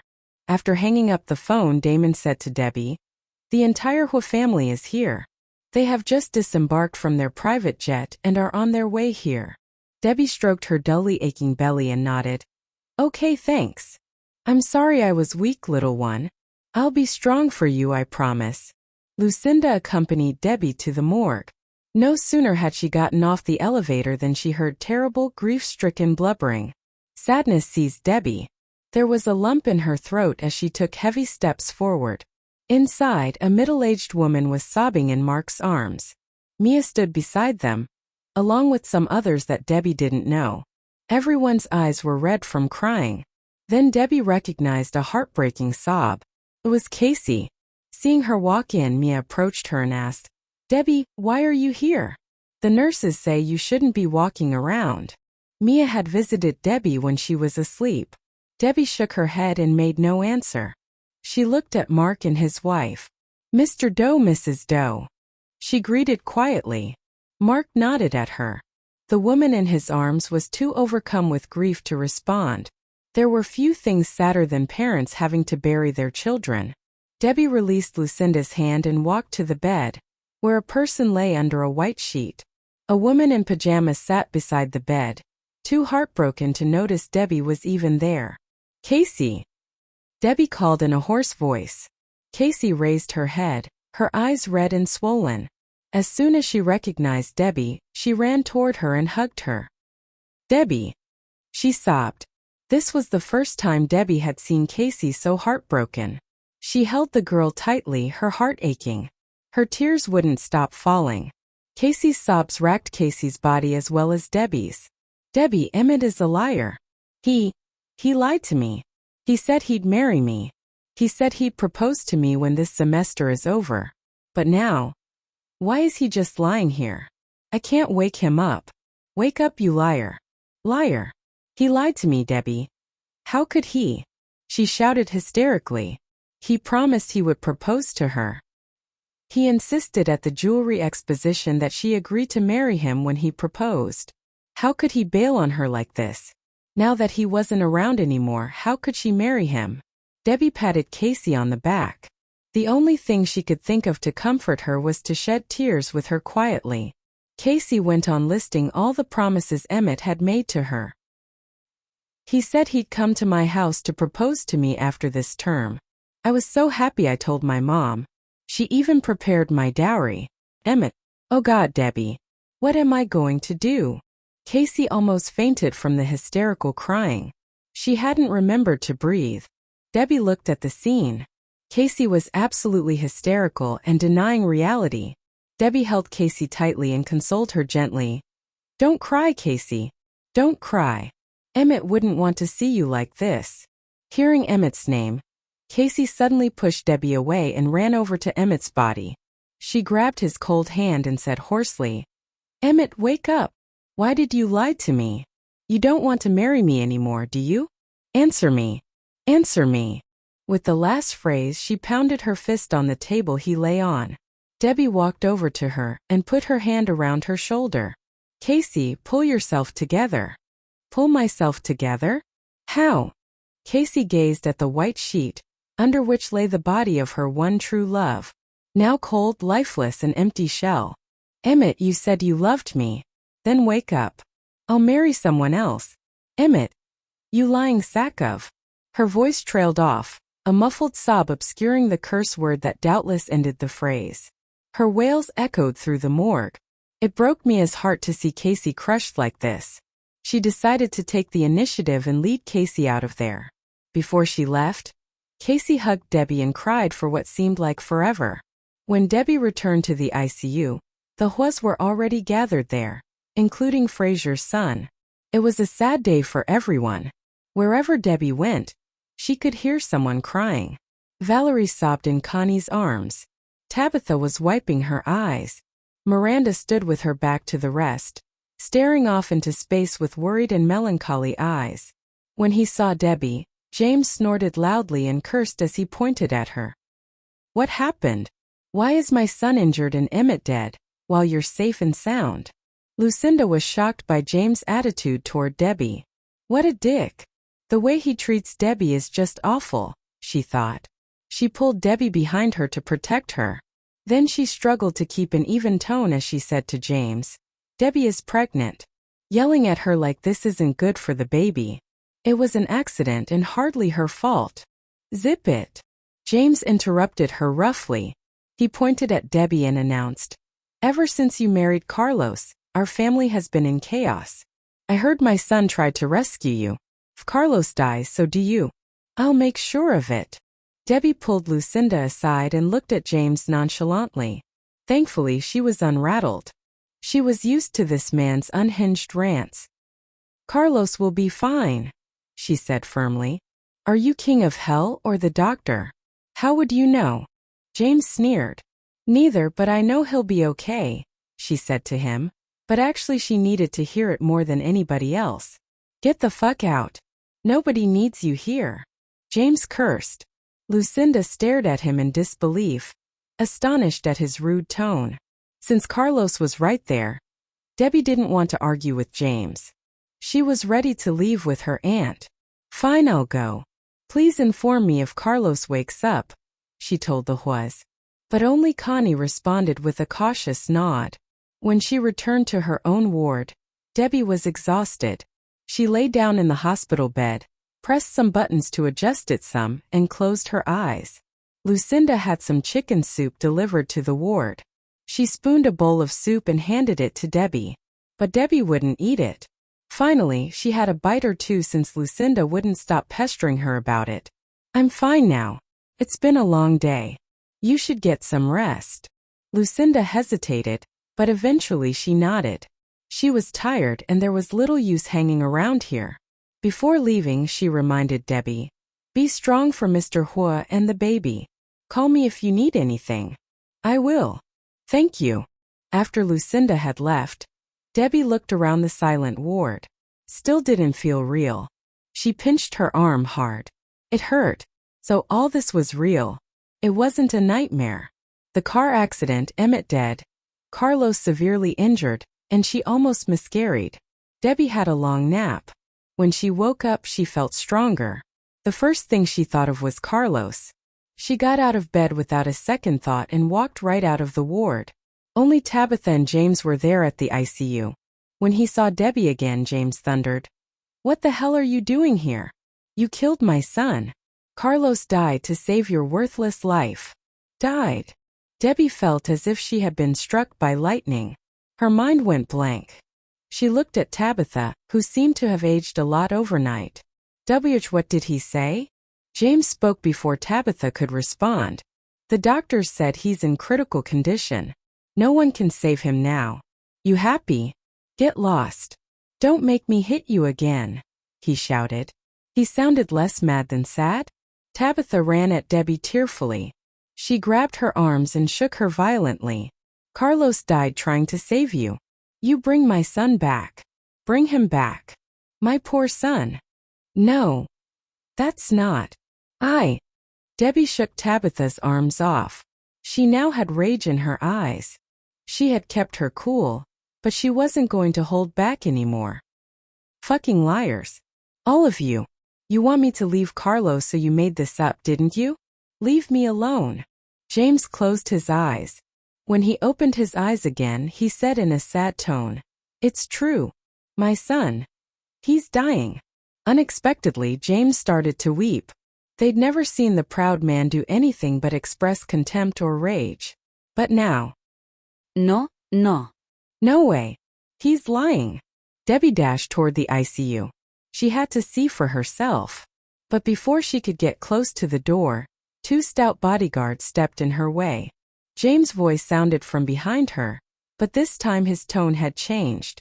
Hoarse from yelling, his voice sounded grim and creepy as if it were from hell. Want to see my son? Debbie nodded. Then sign this. You can see him one last time, he said, handing a document to her. Her heart tightened at the sight of its title, Divorce Agreement. No. I won't, she refused firmly. They just never stopped. She didn't believe Carlos was dying. It had to be a trick James was pulling to break them up. Look carefully. A DNR notice.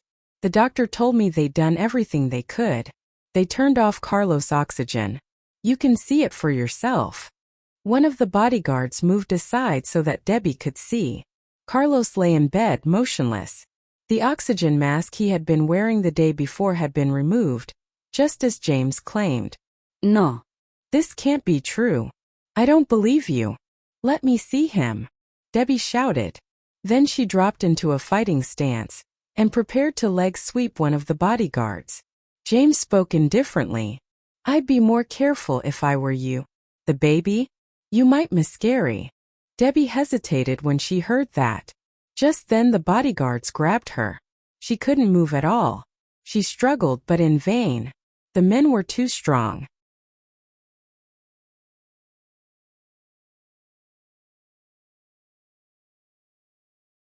Debbie yelled desperately. James Huo, you don't deserve to be a father. Oh, I forgot. You're not Carlos' father, are you? That's good. Because you're not worthy of the title. James cared nothing for what she said. Once again, he held the divorce agreement in front of her. Sign it and you can see him. Suddenly, there seemed to be a strange force surging inside her. A renewed sense of purpose and a strong sense of self. She wrenched free from the bodyguard's arms and stalked toward James, who had a look of fear on his face. She snatched the divorce agreement, tore it into pieces and threw them in James' face. You don't get a say in this. Not at all. Carlos and I are a couple. Now and forever. You can just drop dead. The scraps floated like snowflakes as they landed lightly on the floor. Furious, James raised his hand and smacked Debbie hard. Her face jerked aside because of the force, her head continuing in the direction of the slap. She felt a little dizzy for a moment. Slowly, she righted her head, turning to James. Her eyes turned dark and cold. How many times is this now? This is the third time you hit me, right? James was frightened by her expression. So what? Debbie sneered. I only put up with you because you were Carlos' dad. But I can't even. With that, she aimed a roundhouse kick at his face. His head rocked and blood flew. Before anybody else could do anything, she clenched her teeth and kicked his fat belly. He crumpled, moaning in pain, blood pouring from his mouth, pooling on the floor. Debbie was like a machine programmed to humiliate James. She pounced on the man, showering him with punch after punch. The bodyguards stirred themselves, but it was too late. Ah! Debbie! Tabitha had been in a daze. When the two bodyguards rushed over to stop Debbie, she finally came to her senses. She screamed and attempted to pull Debbie off of James. But before she could reach her, the bodyguards already had it handled. Debbie drew her arm back, ready for another strike, and one of the bodyguards had trapped her arm between his elbow and chest, grabbed her wrist and turned, wrenching her arm. Controlling her with pain, he dragged her to her feet. They were martial experts. Knowing that Debbie knew martial arts, James had hired them to handle her. The other bodyguard helped James to his feet and went to see if he was okay. He drew a handkerchief from his pocket and helped the older man clean the blood from his face. James straightened his clothes and looked around with embarrassment and more than a little pain. Luckily, he had given orders that no one else was allowed to come here. You son of a bitch. I'll never divorce Carlos. James' eyes were filled with venom. He waved at the bodyguards. The one that had corralled her took a rag from his pocket and covered Debbie's mouth and nose. Debbie struggled and then everything went black. She woke up to find that some people were talking around her. Her head ached so badly she felt it was about to explode. She opened her eyes slowly, and she felt like she had just stepped into a house of horrors. Some doctors wearing masks stood around her, all manners of medical tools in their hands. Near her was James, wearing a weird expression. What are you doing?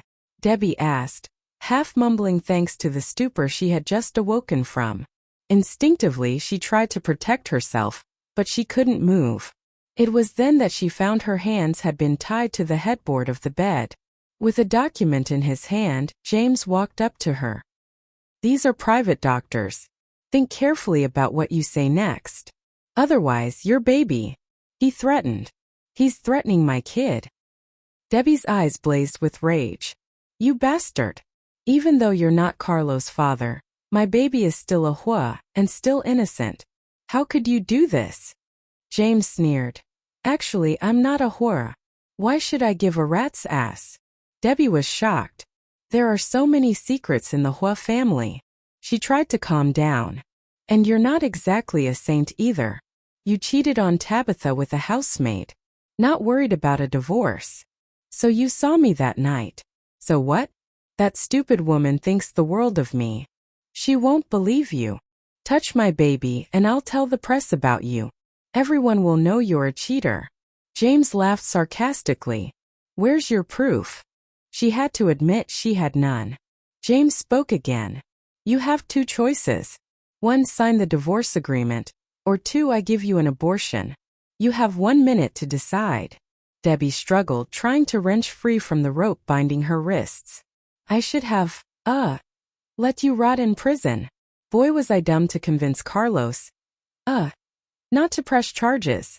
Let, me go. When Carlos wakes up, he'll kill you. He's dead. ZL Group posted an obituary on their website. The company's a mess. Except for Carlos Huo, I'm the biggest shareholder. With him dead, I'm the new CEO. They need a leader to guide them, so I'll announce it a couple days from now. I've severed all your ties to the company. Think I could do that if Carlos were still alive? Staring at James' hideous face, Debbie wished she could snatch a knife from one of the doctors and kill that son of a bitch. Even a vicious tiger won't eat its cubs. Carlos isn't your son, but you raised him, lived with him for nearly 30 years. How could you do this? Hey, you know what does eat its young? Vermin, she spat. James laughed. He didn't give a damn. Cut the bullshit. Why do you insist we get a divorce? Carlos is dead. What's the point? She asked. James gave her a creepy smile. You married into the family. You became one of us. Divorced, you're not. Psycho. Debbie thought. She gritted her teeth, refusing to say anything else. James gave the doctors a look, and one of them picked up a syringe and filled it with some kind of clear fluid. He pressed the plunger to clear the air from it, and it squirted a bit.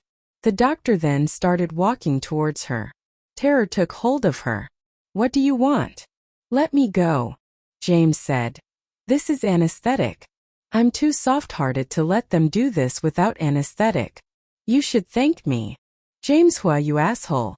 I'll kill you. Debbie tried to kick the doctor approaching her, but a few more came over and held her legs. Cold fluid was injected into her veins. Debbie despaired. Okay, I'll sign. She had to compromise to keep her baby safe. Her and Carlos' baby. The doctor withdrew the needle then, when the syringe was half empty. A tear left her eye and streamed down her face. I'm sorry, old man. I'm sorry, honey. I failed our marriage, she wept inside. She dully took the pen the doctor handed her. Under James' gaze, she signed her name on the last page of the agreement. The drug took effect very quickly. Everything began to melt away as soon as she signed her name. James was pleased to see her capitulate. Don't make trouble. Remember, Carlos isn't around to protect you. Killing you and your baby would be like squashing ants underfoot. He continued threatening her. Debbie cursed through gritted teeth. You bastard. Now that he had gotten what he wanted, James was as happy as a clam. He didn't react to her cursing. He even said, when you wake up, you can see him one last time. As if he were merciful. Debbie closed her eyes, ignoring him. He didn't mind and left the room with his minions before Debbie fell into a dreamless sleep. When Debbie woke up, she found out that she was in a room next to the ICU. She changed into scrubs and a mask, then dragged herself into the ICU weakly. A nurse followed her inside, watching her like a hawk. The moment Debbie saw Carlos, grief overwhelmed her. She grabbed his hand tightly. Old man, it's me, your wife. Wake up. Look at me. Look at me. His hand felt icy cold, like he truly was dead. Debbie put it to her lips with trembling hands and kissed it gently. Old man, I miss you so much. I'm worried about you. Open your eyes and look at me, all right? But Carlos didn't respond at all. He was indeed as quiet as a dead man. Just when Debbie felt his forehead, the nurse reminded her. Your minute is up, miss. Please leave. My minute? Debbie realized that she had traded her marriage for a single minute with Carlos. Can you give me a few more minutes? I need more time, Debbie pleaded. However, the nurse wouldn't budge on this. She shooed Debbie out of the ward. Once she stepped out of the ICU, Debbie sat on the bench dejectedly. Till now, she still couldn't believe Carlos was gone. It had to be a trick. James was behind it. But it still didn't feel real. Debbie left the hospital temporarily. She borrowed a phone and called Jared. When it all went down, Jared had gotten blind stinking drunk and was crashing at a friend's place. His phone was dead. When Debbie called, he had just gotten home and put his phone on the charger. It was not until he got her call that he knew something horrible had happened. He unplugged his phone and called Damon immediately. Damon, is Carlos Huo really dead? Yeah. Tabitha told me. I'm on my way to the hospital. Wesley was on a mission for the military, and they couldn't get a hold of him. Curtis and Colleen were on their way home, returning from abroad. Damn it. What about Debbie and the baby? Realizing how serious the matter was, he hopped in his sports car and zoomed to the hospital. He didn't stop for anything. Narrowly avoiding being hit, he rounded the last corner for the hospital. When he saw Debbie, she was crouching in a corner, dejected. as if her wits had left her. Hey tomboy. Sorry I wasn't around last night. I was out drinking with friends. I just woke up. Debbie stood up dully and walked over to the car. Give a girl a ride home? Jared nodded. No problem. You okay? Debbie shook her head. After getting in the car, she asked, Did you call your brother? Yes, I did. He said. Carlos' mom confirmed it. Debbie gnawed at her lower lip and remained silent. On the way to the manor, she changed her mind. She asked Jared to take her somewhere to eat first. They got some nice spicy takeout. Afterwards, they drove on toward the manor. When the car came to the entrance to the manor, 3 security guards stepped in the way, blocking the car from going any further. Debbie rolled the car window down and said, It's me. The original security guards had been replaced. She had never met any one of this new batch. One of them seemed a bit embarrassed when he said, You divorced Mr. Huo, so you're not Mrs. Huo. You're not allowed inside. James was pretty thorough. I need to get my stuff. Another security guard responded immediately. Miss Nian, your things are already packed up. I'll get them for you. He went inside the manor. In a couple minutes he walked over with a suitcase. My boss says everything you had was bought with Mr. Huo's money, so they don't belong to you. Debbie smiled bitterly. Okay, thanks. Jared punched the wheel and cursed. That old son of a bitch. On the car ride over, Debbie let him know she signed the divorce agreement. When he heard that, he was so angry that he had wanted to drive back and find James and have him killed. But Debbie stopped him. It was the same story at East City Villa. The security guard stopped her and told her she wasn't allowed inside. James is quite ruthless, she thought. Jared pulled over. What do we do now? He asked her. Debbie was silent. This was the first time she had been in a situation like this. She didn't know what to do either. I don't care about all this. I just want to know if Carlos is really dead. Nothing else mattered. Jared nodded. Once again he rang up Damon. Hi Damon, been to the hospital yet? What did the doctors say? Half a minute later Jared's face turned pale. He hung up and looked Debbie in the eye. Is it true? She looked at Jared expectantly. It took Jared a long moment before he responded with a nod. Listen to me, tomboy. I know you're hurting, but you have to pull it together. You have a baby to protect. Debbie shook her head. I don't believe it. She didn't believe Carlos had died just like that. Then she asked Jared to call Curtis.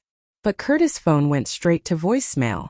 Maybe just as Damon said, Curtis was on a plane bound for Y City. Debbie pressed her head against the car window, mumbling, Damon never liked me. I don't trust him. I'll ask Mr. Liu when he comes back. He's a good guy and wouldn't lie. However, a few minutes later, another big news item shocked the entire city. It was about Debbie, and it had gone viral. The headline read, Mr. Huo injured in accident. Wife files for divorce and gets abortion. Reading further, the subheader detailed how his assistant died at the scene and she cheated on him. Jared clicked on the link to read the details. It claimed that after Carlos' accident, the CEO went to the ER. Debbie ignored him and cheated on him with another man. She even filed for divorce. Later, when she found out that she was pregnant, she went to the hospital and had an abortion. As proof, the article had pics which stunned Debbie. One of them was taken when she was in bed. She was sleeping in a stranger's arms with bare shoulders. The last one was taken when the doctors walked out of the ward where she had been forced to sign the divorce agreement. Those doctors had told the press that Debbie had come to the hospital willingly to have an abortion. A few minutes later, some netizens had figured out the identity of the man in the bedroom pic. After that, a video of an interview with the man was shared on social media. At the start he kept denying it but finally broke down and admitted it. He said he worked in a club, and he had been in an intimate relationship with Mrs. Huo for 2 months. And the last bit of evidence came from James himself.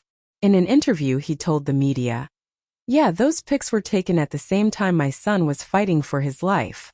He changed his tone to sound sad. And I saw Debbie sign the divorce papers with my own eyes.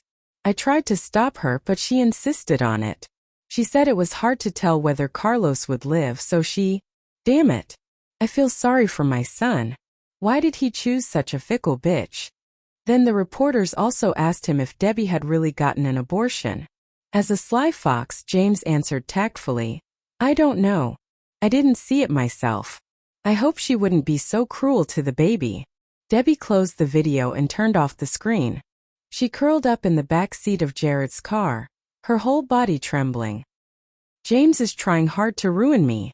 Jared gripped his phone tightly and yelled angrily, I'll have somebody kill that fucking old fart. No sooner had he said this than he started dialing a number to contact his men. Debbie put a hand on his phone to stop him. With her lips quivering, she muttered weakly, It's useless. We'll figure something out. Don't do something stupid. Okay, calm down. Don't panic.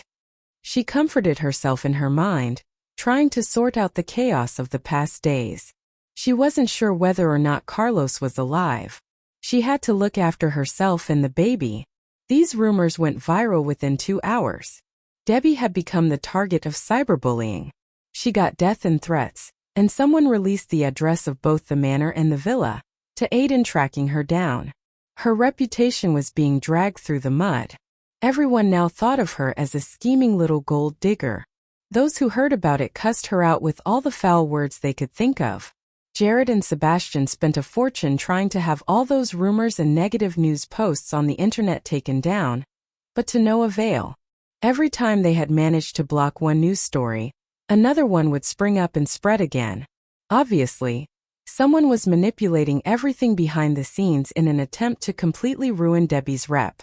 It was already 7 o'clock in the evening when Curtis touched down in Y City. Things had already gone from bad to worse. Curtis got a hold of Debbie through Jared. She had been staying in Jared's car this whole time. They hadn't gone anywhere, not even driven around. And where could they go? After discovering Debbie's location, Curtis came along with Colleen to pick her up and drove her to his apartment. On the way there, Curtis asked a chef to prepare some food for the foursome. When they arrived at his apartment and escorted Debbie inside, he asked her to eat something first before getting her side of things. Jared was impatient and sat there without taking a single bite. He was on pins and needles waiting to know more about the matter. But Debbie ate silently opposite him. Curtis and Colleen were also eating quietly without uttering a single word. The atmosphere was grave. Jared had no choice but to shut his mouth for now, occasionally picking up a slice of food to eat. Eventually, dinner was polished off and the four of them walked into the living room. With a sympathetic look on her face, Colleen made Debbie lean over her shoulder. Curtis broke the silence and stated, I went straight to the hospital after I got off the plane today. When I got there, I couldn't find Carlos anywhere. I heard that Carlos already, and the Huo family members had taken his body back home. Silence filled the room, and you could hear a pin drop. Everyone understood what he meant to say. When nobody said a word, Curtis continued, Then I went to the manor, hoping to find out the truth. But the security guard stopped me at the gate. They wouldn't let me in, saying that the Huo family was in mourning and no visitors were allowed. Curtis called Tabitha, but the call didn't go through. Finally, he had been able to get through James' phone. On the phone, James had told him in tears that he was very sad. He wanted to let Carlos spend his last moments at home. Curtis tried to argue that he wanted to see Carlos, but James shut him down. Damon and I asked someone to look into the car accident, but the truck driver died at the scene just like Emmett, so we have no more clues now. I've arranged for more men to investigate. There will be some cops coming by. Don't be scared or worried. Just tell the police everything you know. Got it? Curtis asked the pale girl in a concerned voice. It hurt his heart to see Debbie in such a sad and heartbroken state. She nodded and pleaded. Mr. Liu, Carlos isn't dead. Please be thorough. I know. Will do. Carlos and I go back 20 years. We'll get to the bottom of this. I can't get a hold of Wesley yet. But once he gets involved, then we'll find out what's going on. She trusted Curtis, so his reassurances felt nice, like a light at the end of the tunnel. But it wasn't without its downside. There are a lot of rumors about you and people want to track you down. Stay at my place and don't go out. And if something happens, call me. Okay. Debbie nodded. She settled down in Curtis' apartment and tried to relax. However, after waiting uneasily for some time, she got the worst news from Curtis. He told her Carlos' funeral was 2 days away. Losing her last hope, Debbie was on the verge of collapse. Unable to wait 2 more days, she desperately begged Curtis to take her to the manor. In East District Manor, Debbie left Curtis' car when they arrived at the manor gate. Tears welled up in her eyes at the sight of the familiar and magnificent gate. Memories flooded her brain. She remembered the time when Carlos took her here for the first time and told her that was their home now. But everything changed in the blink of an eye. A row of bodyguards stood in front of the gate, halting Curtis' car. There was no way he was going to get in without running them over. One of the bodyguards told him, "Sorry, Mr. Liu. Mr. James Huo told us that if Miss Nian is along, she comes in alone. The Huo family would like to have a word with her." Debbie remembered how James forced her to sign the divorce agreement, so she thought going in alone was a terrible idea. She wouldn't be able to stop him from doing anything like that on her own. Shaking her head, she declared defiantly, "No way. Miss Nian, this can go one of 2 ways. If you work with us, then you'll be able to say your last goodbyes to Mr. Huo. If not," the bodyguard said. Debbie panicked. Known for his mild and gentle personality, Curtis rarely showed his anger. But now he shot a cold glance at all these bodyguards and said firmly, "I'm going with her. Try and stop me." The bodyguard was baffled. His boss's orders didn't cover this situation. Rather than make the wrong choice, he hastily contacted James. After ending the call, the bodyguard returned to them and said, "Begging your pardon, Mr. Liu. They want to see her alone. If she does that, she gets to see Mr. Huo one last time before the funeral. Otherwise, go away and come back the day of the funeral." James had become too bold. He even barred Curtis from going in. Just then the phone rang. It was Wesley. At last, Curtis let Wesley know what was going on, and he gathered a force together to meet them at the manor. Less than 30 minutes later, a dozen military vehicles arrived at the manor gate. Wesley quickly jumped out of the lead vehicle and ran up to Curtis. "So what the hell is going on? What happened to Carlos?" Dozens of armed soldiers in uniforms disembarked from the other vehicles and lined up in 3 orderly rows, waiting for their leader's instructions. "Carlos had a car accident. The Huo family has announced his death, but they want to talk to Debbie alone and won't let me go inside." "Something's not right," Curtis explained simply. He looked at the bodyguards. They were visibly nervous, being confronted with armed soldiers.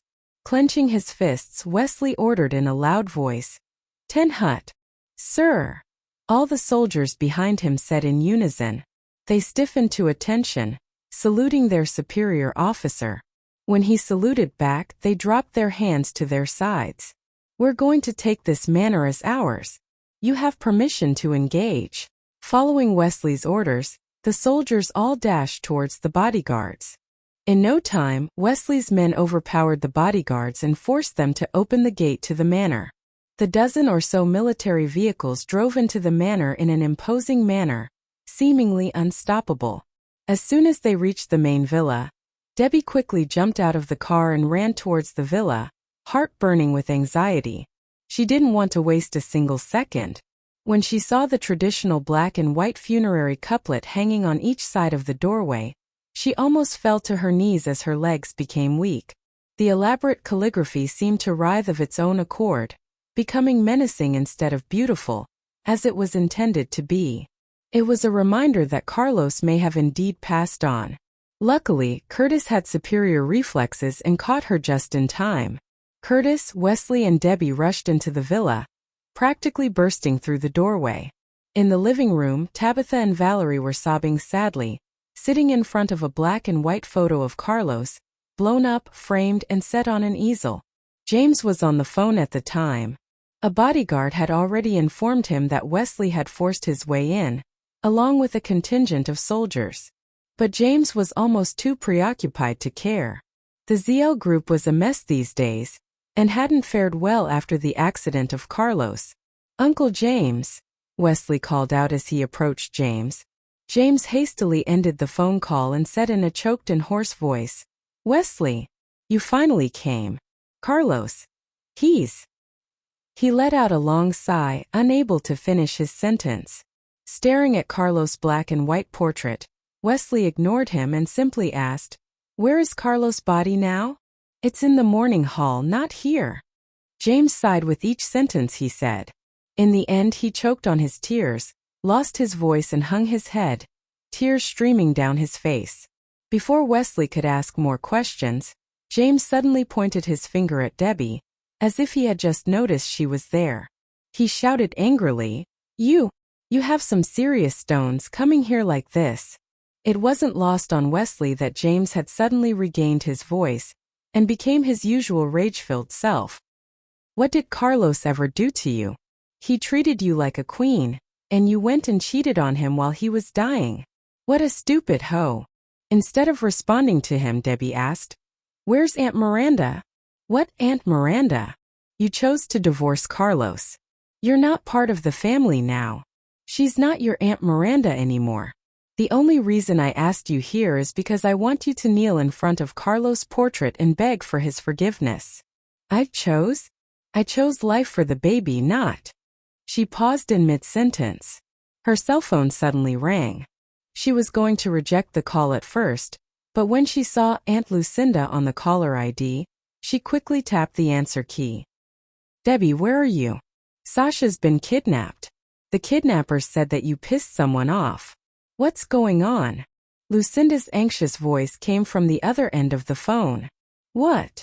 Debbie wasn't able to take in her words at all. It was already too much for her, but troubles came at her like waves. It seemed, and this time it threatened to knock her off her feet and drag her under. "Someone called me and said you have to go where they tell you. Do that and Sasha's safe. Tell anyone and they kill Sasha. Tell you what, let's meet at my house and figure out what to do next," Lucinda said worriedly. Her eyes widening in shock, Debbie shifted her gaze to the now silent James. She had initially wanted to have it out with James in front of Wesley and Curtis, let them know it was James who had forced her to sign the divorce papers. But now all the words stuck in her throat. She knew what would happen if she said anything now. She clenched her fist and closed her eyes in anger. Taking a deep breath to try and calm her frazzled nerves, she said, "Okay, Aunt Lucinda. I understand. I'll be there soon." After ending the call, she took one more look at Carlos' portrait and whispered to Curtis, "I have to get to my aunt's. If you could stay here as a show of strength." "Something wrong?" Curtis asked in confusion. Debbie looked at James again. He was calm now, gazing back at her with a meaningful look in his eyes. She turned to Curtis and said, "I don't know. So I guess you're in charge of figuring out what's up with Carlos' death. For now anyway." Sorry. Curtis wanted to go with Debbie, but he also wanted to stay here and look into Carlos' death with Wesley. Pulled in two directions, he finally decided. He directed two of the bodyguards to drive Debbie to her aunt's house. On her way to the Mu family's residence, Debbie looked out the window, deep in thought. She prayed Wesley and Curtis could uncover the truth. She also prayed for some good news. She could use that right about now. Lucinda and Sebastian anxiously paced back and forth in the living room. When they saw Debbie come in, they quickly jogged over to her, as if clutching at the last straw of hope. Lucinda held Debbie's hands in hers and asked, "Tell me everything. Did you tick someone off? What's going on? Why did they kidnap Sasha?" Debbie didn't know how to explain everything, nor did she have the time. Sasha's safety was paramount. So she asked, "You know where she is?" "We're holding off calling the cops because they said they'd kill her if we did. But we can't let you go there in exchange for Sasha," Sebastian said. He racked his brain trying to figure out the best solution. Debbie shook her head. "I know who's behind this. It was James. He stirred up all this trouble.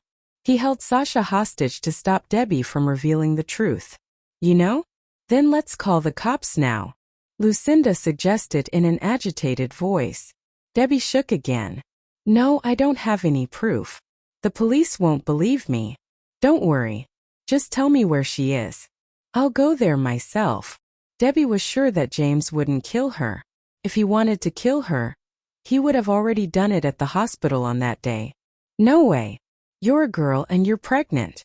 Why don't we let the authorities handle this?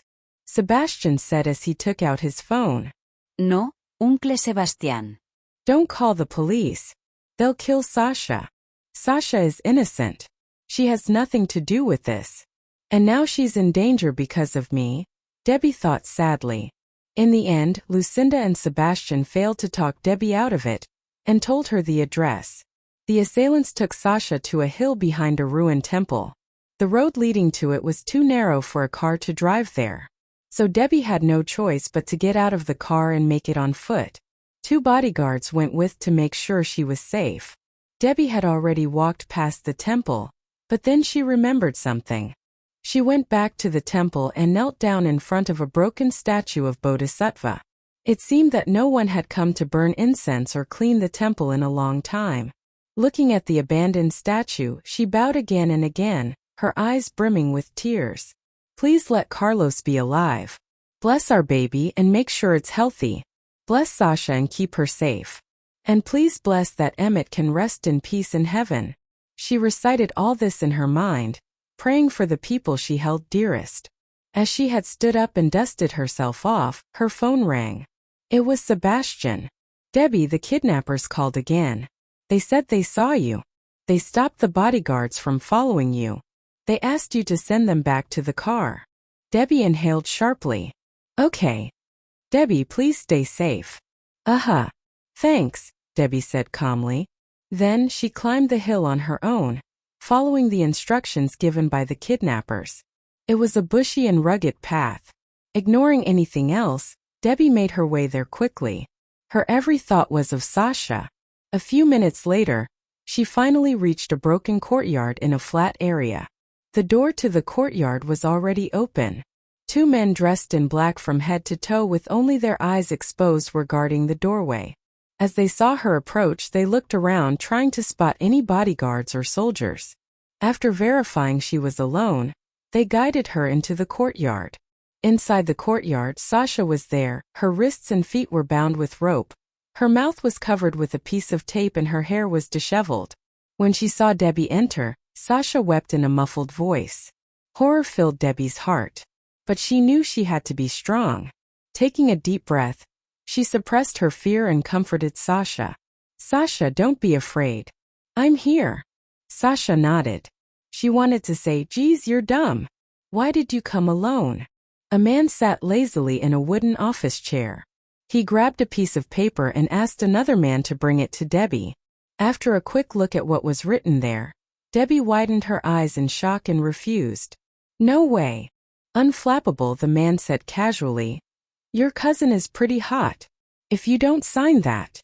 As he said that, he stood up and took his coat off. Realizing what he was going to do to Sasha, Debbie balled her fists in fury. As the man took off his shirt, he turned to look at Debbie and said in a lewd voice, make a choice. Sign your name and leave Y City, or I'll give her the D. She'll never forget me. Sasha was startled by the man's movements. Her eyes almost popped out of her sockets. She wriggled and tried to kick her legs, trying to say something through the tape over her mouth. All to no avail. She was still tied up. Debbie's eyes burned with flames of rage. She wouldn't surrender to them so easily. Debbie felt her blood boiling. Overwhelmed by white-hot rage, she suddenly raised her clenched fist and rushed the man who had already taken off his shirt. She leaped into the air and kicked at him, using her momentum to plow into the thug. Caught off guard, the man lost his balance momentarily. Seeing her start the battle, 2 other kidnappers instantly darted towards her, intending to take her down. The bare-chested man lifted himself up from the ground. Massaging his aching arm, he cursed ferociously. You bitch! Kick me, will ya? You're dead meat. Get her, boys. As he finished speaking, he picked Sasha up, slinging her over his shoulder like a sack of potatoes. He moved off to the side. Sasha wanted to cry out, but her mouth had been taped. The kidnappers were hired by James. They all were trained in various martial arts styles. But Debbie's main problem was that she was pregnant. She couldn't strain herself, so she couldn't attack at full strength. In spite of that, she still was able to handle 3 of them. One of them rushed towards her, and she simply sidestepped. His momentum carried him right by her, and she struck under his chin with her palm as he passed. His head snapped back and he fell to the ground. Another of the thugs thought he'd fare better, and she trapped his arm and shoved him deftly into another kidnapper, and they both fell into a heap. Realizing Debbie was better than they thought, they quickly pulled out knives from inside their clothes and pointed them at Debbie. She saw all sorts of knives. Butterfly knives, wicked-looking tea knives, and even some models she was unfamiliar with, though they definitely looked Western in origin. The glint of the sharp blades made her heart skip a beat. Meanwhile, she began to feel a dull pain in her belly. Worried about the safety of the baby, she didn't move a muscle.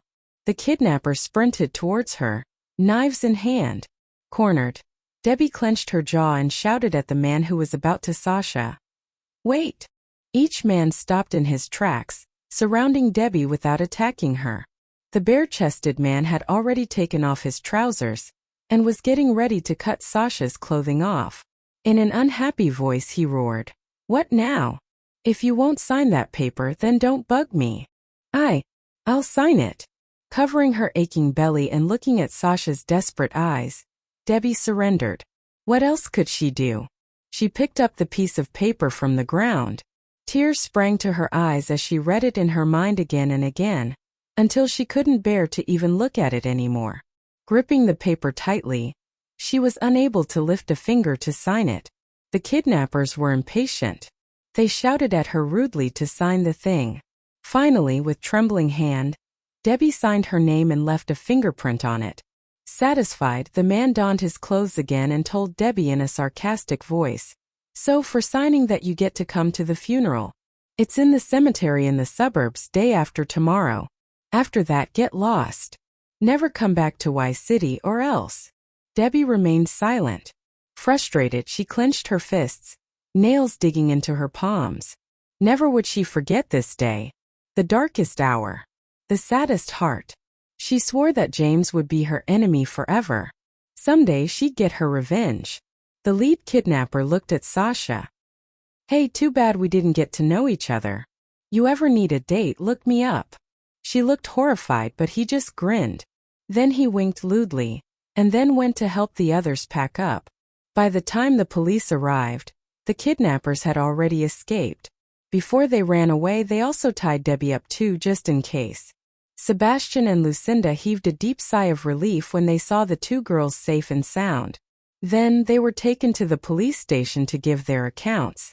On their way there, everyone all noticed something was wrong with Debbie. It seemed like all the life was sucked from her. Sasha didn't know anything about the paper that Debbie signed. She asked her several times yet got no reply. Even at the police station, Debbie still wasn't able to answer the officers' questions properly. In the end, the police had no choice but to let them go home. Debbie's mental state worried Lucinda. She wanted to take Debbie to the Mu family's residence, but the depressed girl refused.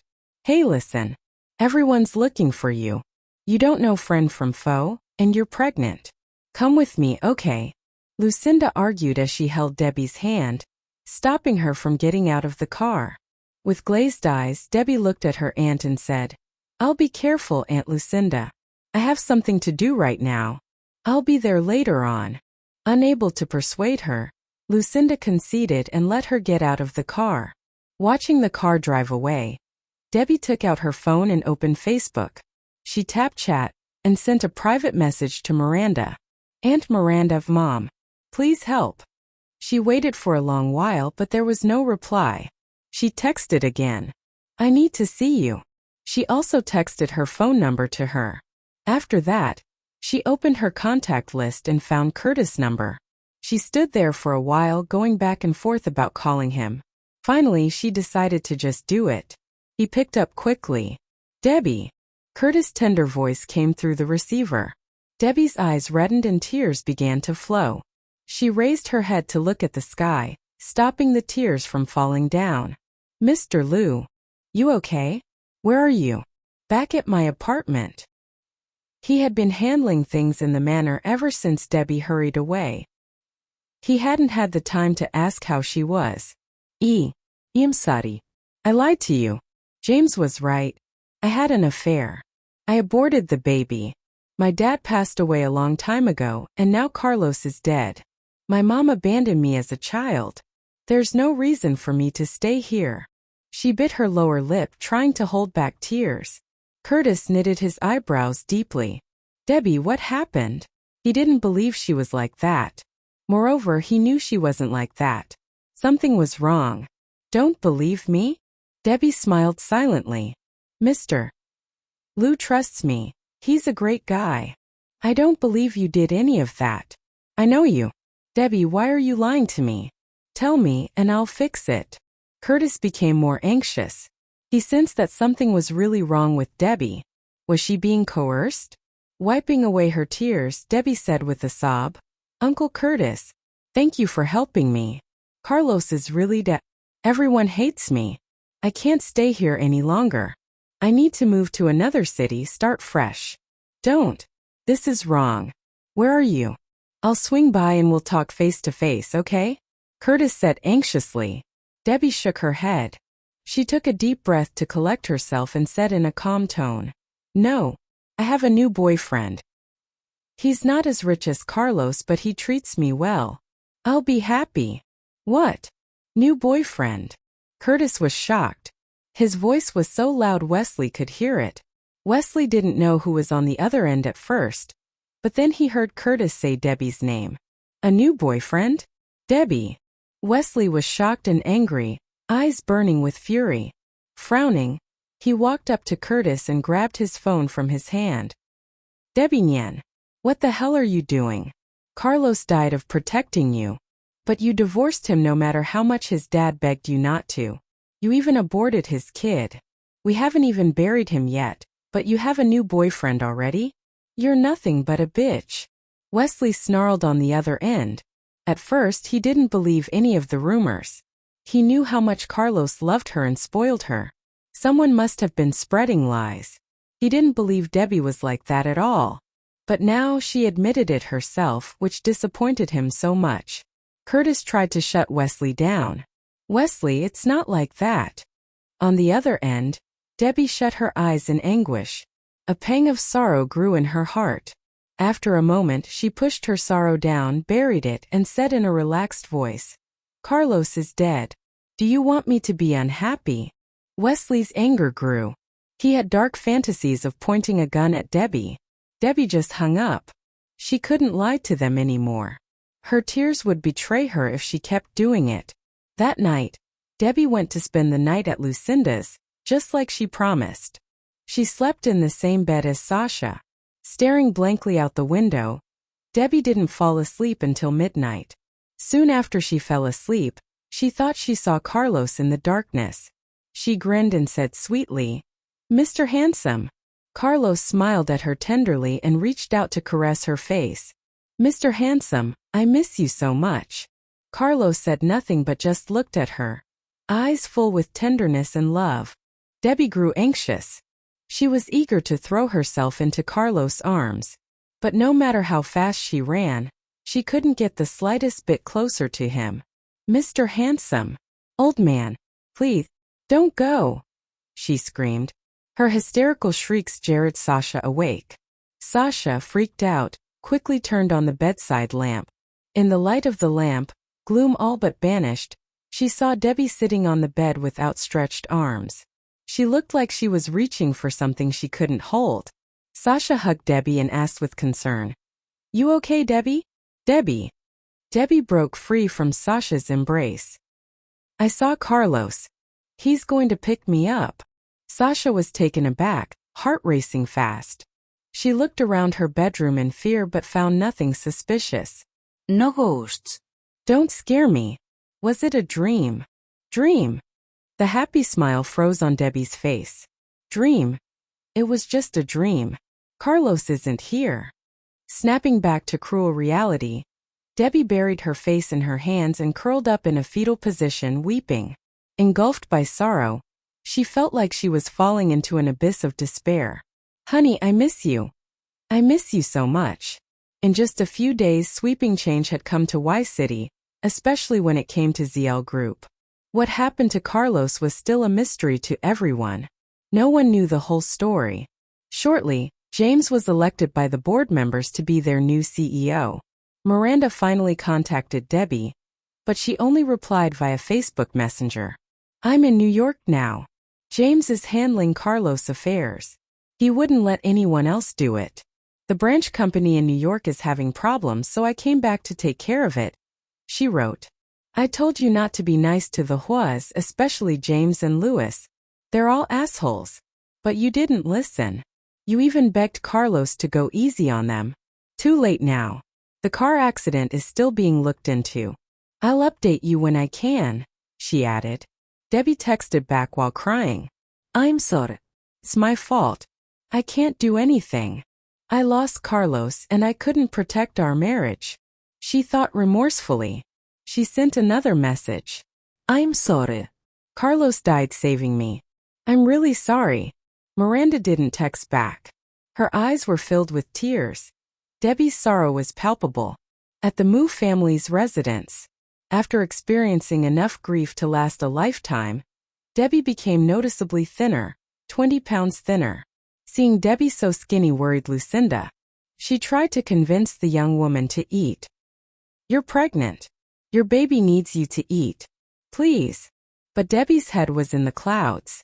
It took her more than a few seconds to register that Lucinda said anything.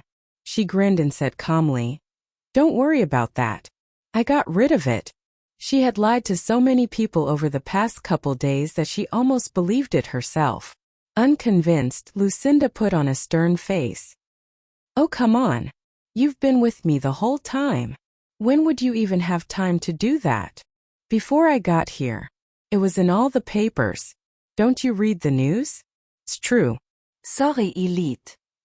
Debbie shifted from tears into hysterical laughter, which startled Lucinda. Without a second thought, she quickly placed the chicken soup on the table and sat next to Debbie. Hey, I think we need to go to the hospital. I don't think you're okay. Debbie held her hand to stop her. No. I'm fine. Is that Jared? Let him in. Jared came calling several times trying to find Debbie. Several times last night, in fact. But Debbie had kept locking herself in Sasha's bedroom and refused to see anyone. Sasha led Jared to her bedroom and then left, giving these two old friends their privacy. Jared's eyes reddened the moment he saw Debbie's emaciated state. The once strong and active tomboy now looked fragile and depressed. It was heartbreaking. He called out in a hushed voice, Tomboy. Debbie turned around and looked at him. She forced a smile as thin as she was and said, Hey Jared. Haven't seen you for a while. Where have you been? Something in her voice sounded odd. Jared's face went pale all of a sudden. In a panic, he walked over to Debbie, grabbed hold of her arm and asked worriedly, You okay, Tomboy? Debbie sighed and giggled. She slapped his hand away and asked, Why are you yelling? See, totally okay. For a moment, it seemed like the old Debbie was back. Jared heaved a sigh of relief and sat down next to her. I've been worried about you. Casey is at Emmett's house and doesn't want to leave. Dixon's flying back from America soon. He had rambled on for a few minutes, but Debbie was quiet. He tried to probe. My brother said you aborted the kid. He said that kid wasn't Mr. Huo's. I didn't believe a word of it. I even had a fight with him. Before he could finish his indignant words, Debbie chipped in. Your brother was right. I did it. Sorry, Elite. She smiled sweetly, as if she was talking something trivial. Jared widened his eyes in shock. He was sure that Debbie was off her rocker now. Without asking her, he called a doctor to the house and asked him to check up on Debbie. Debbie didn't turn him down. She cooperated with the doctor and kept smiling the whole time. When the doctor was finished, he came out the bedroom and closed the door quietly. Everyone was curious about what was going on. The doctor cleared his throat and told everyone in a grave tone, As far as I can tell, it's depression brought on by trauma. You need to watch over and encourage her. Be positive. Otherwise, she'll get worse. Everybody was worried even more, saddened by the news. To stop Debbie's depression from getting worse, Jared invited her out to have some fun. He had also invited Gregory and Christina to tag along. They hadn't seen her for some time. Jared initially didn't want to ask Christina along, because strangely enough, she hadn't even tried to call Debbie. The moment Christina saw how vacant Debbie's eyes were and how weak she looked, she broke into tears. She ran up to Debbie and hugged her tightly, rocking her back and forth. Debbie had to shift from foot to keep from falling over. "Tomboy, I didn't mean to avoid you. I'm so sorry. I thought you were mad at me, blaming me for breaking up with Dixon. I just couldn't." Debbie smiled without saying anything. "You're so skinny. What the hell? I'm sure Mr. Huo will be fine." "No, he's dead." Debbie's words shocked Christina. She suddenly stopped crying and let Debbie out of her arms. She stared at Debbie in disbelief. "What?" Debbie wiped the tears from Christina's face. She finally spoke, but incoherently. "Emmett's gone. Carlos died protecting me. Christina, I'm pregnant. I need to be strong." She paused and continued. "Tell me this is only a dream, a nightmare, please. Didn't Carlos want to bury me alive last time? I won't run away again. If I was buried alive then I'd die, so he wouldn't die protecting me. Why is he dead while I'm still alive? I should be dead, not my Mr. Handsome." Debbie cried out loud, reflecting all the grief and sorrow in her heart. Standing near the two girls, Jared and Gregory felt so sad that their eyes reddened and tears formed. Jared turned to Gregory and asked, "Mr. Liu know anything more? Ever since I learnt of Mr. Huo's accident, I've met Curtis only once. He has been busy with the investigation together with Colonel Lee. What about your brother? Have you heard any news from him?" Gregory asked, looking hopefully at Jared. "My brother has been up and down with the investigation too. But Mr. Huo's old man appears determined to keep everyone at arm's length. Generally, the senior Huo has always been discreet with his family business, but after the accident, he's been almost paranoid about it. As such, my brother has not bothered much about the Huos. Instead, he's focused on helping out Emmett's parents. They are more accessible together with their whole family. Coping with the loss of their son has been hard on their end." Shortly after she received news of Emmett's death, the old lady was hospitalized and up to now, she still remains in critical condition. "It's been a full plate for my brother," explained Jared at length. Then the two men dropped into silence. After catching up on what happened to Debbie, Christina choked with sobs. "I'm so sorry, Tomboy. You'll be all right," she consoled. "Mr. Huo would hope to see you better than this. He must want you to live on, especially now that you have a baby. Cheer up, please." However, Debbie didn't respond. Apparently, she was so locked up in her own world, withdrawn and cold. The usual spark of life in her beautiful big eyes was not there anymore. Hoping to offer comfort, Gregory walked up to her and patted her gently on the shoulder. "Debbie, you have to take it easy. That's a part of life, but we are here by your side through this difficult time." Then they took Debbie to her favorite shopping mall, the shining International Plaza. Pretending a playful look, Jared pointed at the huge mall and lightheartedly nudged her. "Come on, Tomboy. Didn't you want me to buy you lipsticks before? Today I'll buy them for you. Just pick up whatever you want and I'll pay for them. I won't give a damn even if you want the whole mall. Lately, I've been in the chips, thanks to my dad's excitement about my girlfriend. The old man has never been this generous to anyone before, I swear." The first time when they ran into Carlos at the plaza, Debbie deliberately kept bugging Jared to buy her the lipsticks. Just on purpose, she wanted Carlos to misunderstand her. But in the end, when Jared agreed to pay, she stopped him, pretending to have changed her mind. "Lipsticks?" Debbie now teased, blinking fast to feign surprise. Silently, as she reflected back on the encounter at the plaza, she cursed that day. Not sure why Jared had mentioned it, she took a deep breath and pursed her lips, a blank look on her face. When Christina noticed Jared's goof, she pulled at his collar and chided. "Good grief, did you have to say that?" Embarrassed that he had mentioned something that reminded Debbie of Carlos, Jared genuinely apologized. Then he signaled to Gregory with his eyes to carry on with the conversation.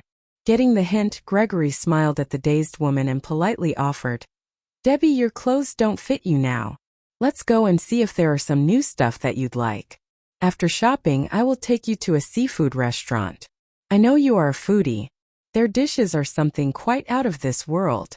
With a smile, he paused and took a glance at Jared, who was nodding. "It's Jared's treat," he joked, trying to lighten the mood.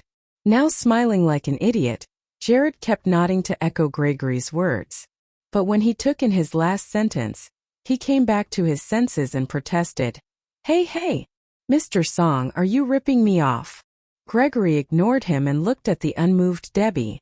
"How is that?" he asked. Understanding their kindness, Debbie simply nodded and then followed them into the designer brand shops one after another. If they were buying, Debbie had no problem picking one or two nice dresses. When they came to the last shop, she didn't want to go in anymore. But Christina, looking through the window, noticed a cool dress that she really wished Debbie could accept. "Tomboy, look, that light yellow dress is beautiful. Let's go and try it on," she urged excitedly. Resignedly, Debbie nodded and followed her into the shop. While the saleswoman went to get the light yellow dress for them, Debbie and Christina walked around the spacious shop to see the other clothes. Meanwhile, Gregory and Jared sat on a sofa in the rest area, waiting. "Tomboy, this creamy white coat looks great. You want to try?" Christina asked. Debbie shook her head. She really wasn't in the mood to try on any clothes. Christina understood and put the coat back to the hanger. Right then a familiar voice came. "Well, if it isn't." A middle-aged woman passed the clothes in her hands to a saleswoman and walked towards Debbie and Christina. "Is it really you, Debbie? I finally found you." It was Blanche, who was accompanied by another woman, slightly older, in a purple dress that must have cost a fortune, on top of her diamonds. Debbie gave them a short glance and turned away, ignoring them. That incensed Blanche. As she gritted her teeth in anger, her mind ran to the reports of Carlos' car accident. Since Debbie didn't have his support now, Blanche finally found a chance to revenge for her daughter Portia. So she walked up to Debbie and rudely yanked her hair, pulling her closer. "Mr. Huo just had a car accident, but you had an affair with another man and rushed into divorcing him. You even got pregnant with another man's baby and procured an abortion. What a bitch you are. Shame on you." Wincing in pain, Debbie feared her hair would be torn off the scalp by Blanche's gripping pull. Completely overpowered, she had no choice but to tilt her head to one side, and followed Blanche's movement. Taken aback, Christina hastily stopped Blanche. "What are you doing? Let go of Debbie." The music was loud in the shop, so Gregory and Jared hadn't noticed what was happening inside. They were attentively discussing about how to take down all those rumors about Debbie on the internet. Blanche snorted and pushed Christina away. She wasn't scared of Debbie now, not to mention Christina, who was from a poor family. She continued to reprimand Debbie. "My daughter Portia is such an excellent girl, but because of you she was forced to marry Louis, that scumbag. Now that you don't have Mr. Huo to back you up, I'll deal with you. And if anyone tries to stop me, it will get worse, I swear. Let go of me." Debbie yelled and cast Blanche a cold glare. The middle-aged woman looked weary and much older now. Obviously, her daughter's problems were eating at her heart. It didn't help that Debbie was doing well, save for the slight brush in the accident. Were it not for the threatening glare that met her, Blanche wanted to grab Debbie by the throat and yank her hard against the wall. On second thoughts, she decided against the burning impulse. But to hide the fact that she was afraid, she roared, "How dare you order me? Who do you think you are?"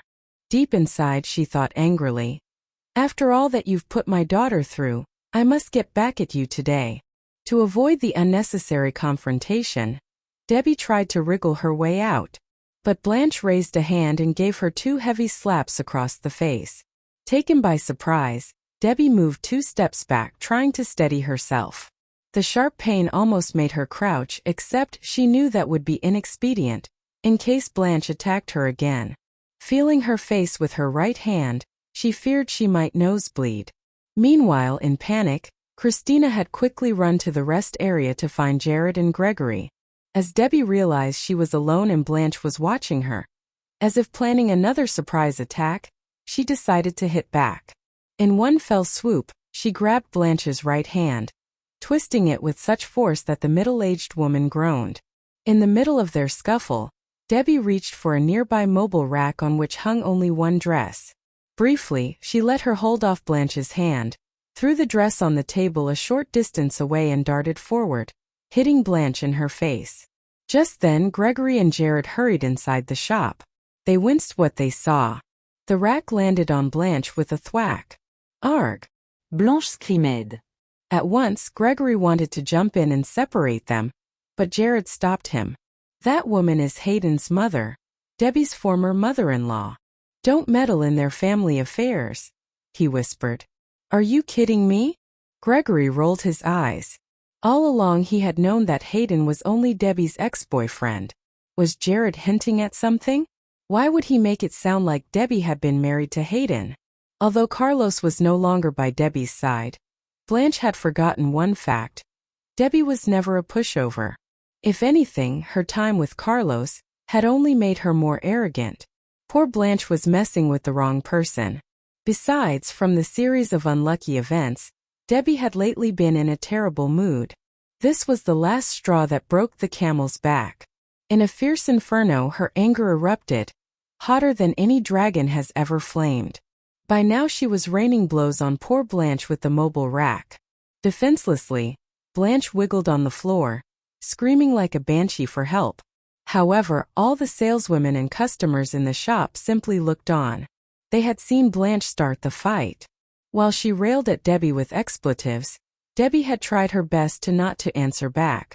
Even when she broke free, after the woman took her by the scruff, Debbie had stood a few meters away, without any intention of attacking.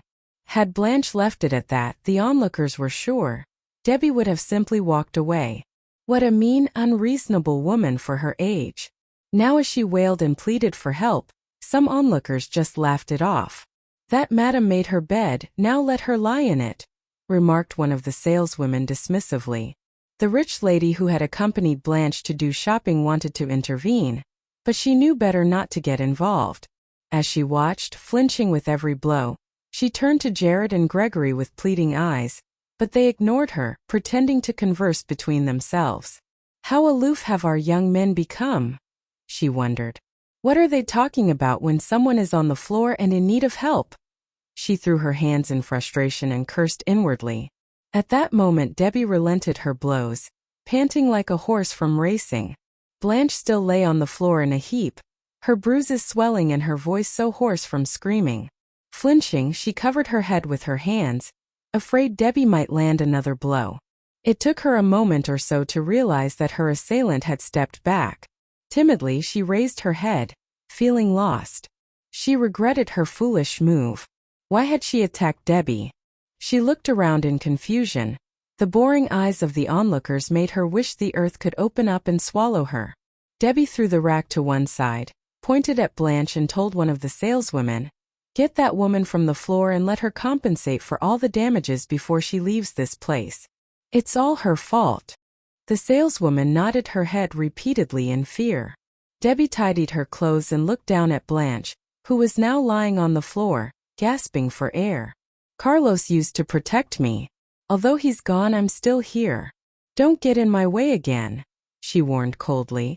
Blanche wanted to shout abuse at Debbie, but when she caught a glimpse of her weapon, the mobile rack, she swallowed her pride and simply said, "Get away from me, you psycho bitch. You'll pay for this." Debbie snorted in derision. After everything she'd been through, she wasn't afraid of anything now.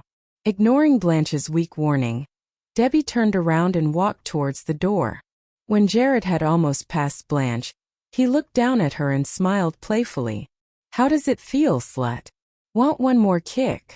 Without waiting for a reply, Jared kicked her stomach right off. The playful smile on his face faded and he warned her ferociously, "Carlos isn't here, but we are. I dare you to lay a finger on her again. If I come back, hell's riding with me." Blanche held her aching stomach, groaning in pain, unable to utter a single word. Her face went pale. Pointing at Jared's receding figure with her trembling finger, she finally squeezed out a few words between gritted teeth. "You assholes. Just wait." Jared turned around, dug his finger in his ear and said casually, "I'll wait. Bring your son as backup. Bring it." Blanche was at a loss for words. Hayden was still busy taking care of the chaos Carlos engineered. He wasn't even in the mood to hold an engagement party for his fiancée. Besides, he warned Blanche and Portia several times not to mess with Debbie. Thus, Blanche knew quite well that Hayden wouldn't back her up on this. On the day of Carlos' funeral, Debbie got up at the crack of dawn. She hadn't slept well. She put on the new dress that she had bought the previous night and applied a light dusting of makeup to her face. She put some conservative lipstick on as well, just enough to bring out her natural color. The dress was the same style and color as one of the dresses Carlos had bought her. He said she looked good in that dress. Sebastian and Lucinda had gone to work that morning. Gail and Sasha needed to go back to school, so Debbie struck out for the cemetery on her own. Above the graveyard, a mass of thick and dark clouds gathered. Lightning lanced through the sky, and the rumble of thunder was deafening. Definitely looked like rain. With a heavy heart, Debbie felt nothing else but sorrow. She hadn't even brought an umbrella. She remembered how terrified she was last time when Carlos sent her to a cemetery as a punishment. Now without fear, she slowly walked in the direction she was told and looked for Carlos' gravesite. From a distance she saw James and Tabitha, as well as a few bodyguards, standing around the headstone. When they saw her approaching, Tabitha pulled a long face and yelled, "Happy now. My son died for you." Debbie didn't dignify that with a response. Tabitha was no longer the amiable mother-in-law. Somehow, Tabitha thought of her as an enemy. Holding a bouquet of Louis XIV roses in her hand, Debbie stared silently at Carlos' black and white picture on the gravestone. She put the roses in front of it and forced a smile. "Hey Mr. Handsome, I came to see you. Remember the Louis XIV roses you sent to me in England? I gave them to a bodyguard, but actually, I love them very much. I bought some for you now. Do you like them?" James instructed a bodyguard to escort Tabitha back to the car. Then he faced Debbie and said in a contemptuous voice, "You know why almost no one's here?" Pin-drop silence filled the cemetery. "Because we already had his body cremated and buried him here. To avoid any more drama, I asked my men to tell you the funeral was today. So, Carlos Real's funeral was held yesterday." Debbie realized. "You didn't show up yesterday to pay your respects, so Wesley and Damon were both disappointed in you. I told them that you said you had nothing to say to Carlos and you didn't even need to say goodbye. Thanks to me, they hate you. When your name's brought up, they get extremely pissed," James added, voice full of smug satisfaction. Debbie smirked coldly. Instead of responding to his evil remark, she suddenly asked sarcastically, "So tell me, James Huo, is Megan your biological daughter?" "What?" James was confused by her odd question. "You heard me. You two are so fake it's not even funny. So get a paternity test. Who knows? You might be related." "You." James was planning on venting his rage but decided better of it. She'd be gone soon, out of Y City and out of his life.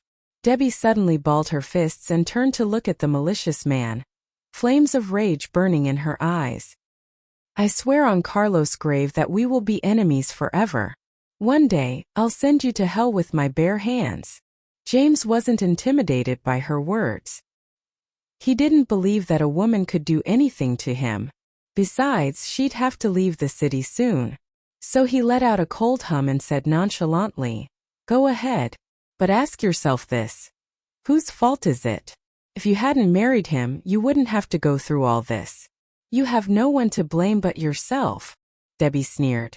"James, you'll get yours. Get used to looking over your shoulder. One of these days I'll be there. Don't expect to see much after that. Come get some. Right in front of Carlos' grave." With that, James turned on his heel and left. Debbie was left alone in the cemetery. After what felt like an eternity, Debbie sat down next to the gravestone and muttered to herself, Carlos, you told me as time turned the page, our love wouldn't age at all. You swore by the moon and the stars in the sky that you'd be there. You promised me that you'd give me everything and build my dreams with your bare hands. But why did you break your word now? Why? Her weeping grew into hysterical cries. You promised to let me follow you around like a shadow. Why have you left me? Forever? Carlos, answer me. Come to me now. Tell me. She cried in increasing sorrow and passion. Her sad wails echoed around the silent cemetery. How can I live without you? Who will protect me? Who will make sure everyone pays? Carlos, they're all bullying me. Wake up now. Help me take revenge. Carlos, please. As if God had felt her sadness, lightning raced across the sky. Thunder boomed. Then it began to rain. Debbie didn't feel the raindrops, but just sat, hugging Carlos' gravestone and cried out all her love for him. The day Dixon came back from America, Jared went to great lengths to find Debbie and ask her to get together with her old friends. Christina knew Dixon would be there, so she turned him down. In the end, the four old friends got together and had their reunion. Debbie and Casey cried the whole night. They hugged each other and cried endless tears. They swapped stories about each other's one true loves, and how they would love them forever. They drank together to try and dull the pain. Dixon looked up at the sky, remembering what Christina had told him. She said he was poor and even needed Mr. Huo to sponsor him abroad. His eyes reddened at the thought. That year, Debbie lost Carlos and Casey lost Emmett. That year, Christina broke up with Dixon and hooked up with a rich guy. That year, Jared decided to strive for a brighter future for Sasha's sake.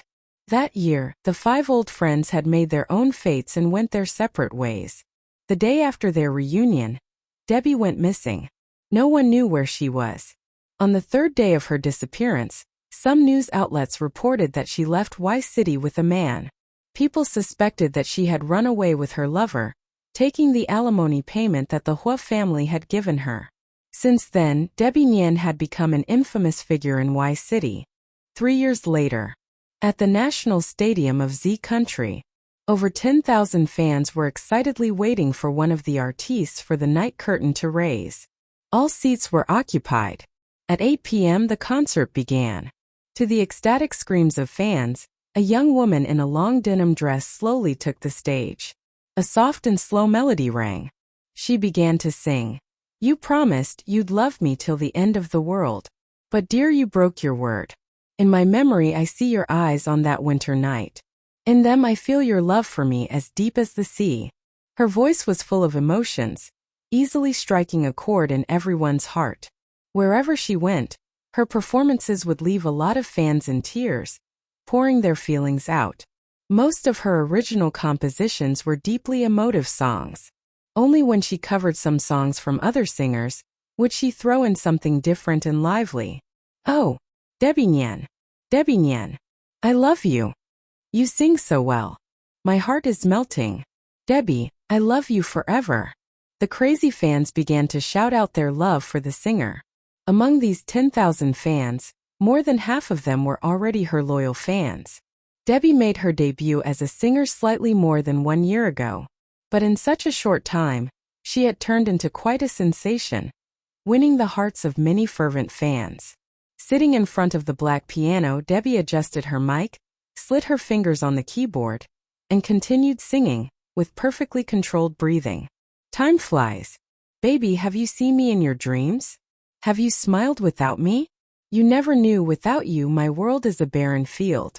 The endless rain outside is my pool of tears. In lovesickness I'm drowning. By the time she was done with the first song, amid the shouts and screams of admiration, tears freely rolled down the fans' faces in equal measure.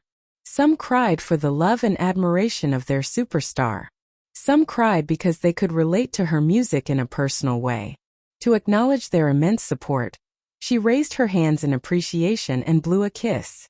She then resumed her seat, wiped a tear from the corner of her right eye and took the microphone. She said to the large crowd of fans in a chirpy voice, "Friends, I'm blown away by your love and support. Thank you all for the connection we share. Thanks for the passion you guys have lent to the night and atmosphere you've created too. As a token of my appreciation, I want to dedicate the next song to you. It's a song by a good friend of mine, but I've tweaked it into a special cover, just for you. It's Irene Win's short, sweet song Milk and Pineapple. Let me hear some noise. She called out cheerily, firing up the crowd to a frenzy. With crazy energy, the tempo picked up to the accompaniment of wild screams. Some were singing along at the top of their lungs. The atmosphere was now completely changed. Debbie did a marathon of 10 songs back to back without slowing down a tad. Backstage, Ruby, her manager, anxiously waited.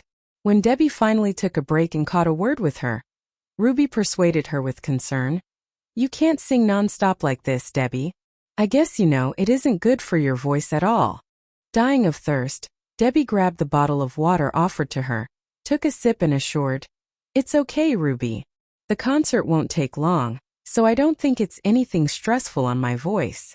Ruby sighed helplessly. She took a new set of clothes from the assistant's hands and passed it to Debbie. "Get changed." Although for the first session of the concert, Debbie had stoically remained dry-eyed. Even as she moved her fans to tears, in the second session, she too was moved along with the crowd. If a song so moved them, she too was drenched in tears. In the past 1 year, she had held more than 40 concerts. And each time when she sang a particular song, she couldn't help crying at each word she sang. Now once again, when the tune of this particular song played, she broke into tears even before she could sing the first line. The fans knew very well. Everyone had an unknown past. They understood this song must have meant something immensely personal to Debbie, so they all went through the motions with her. Debbie collected herself, cleared her voice, and belted out the lyrics she had written a long time ago. A hugging couple under the dim light exchanged words of love and care. Snowflakes fell on their hair, pure, soft, and gentle. 2 hearts became one. Holding her hand, kissing her hair, he vowed to forever love her.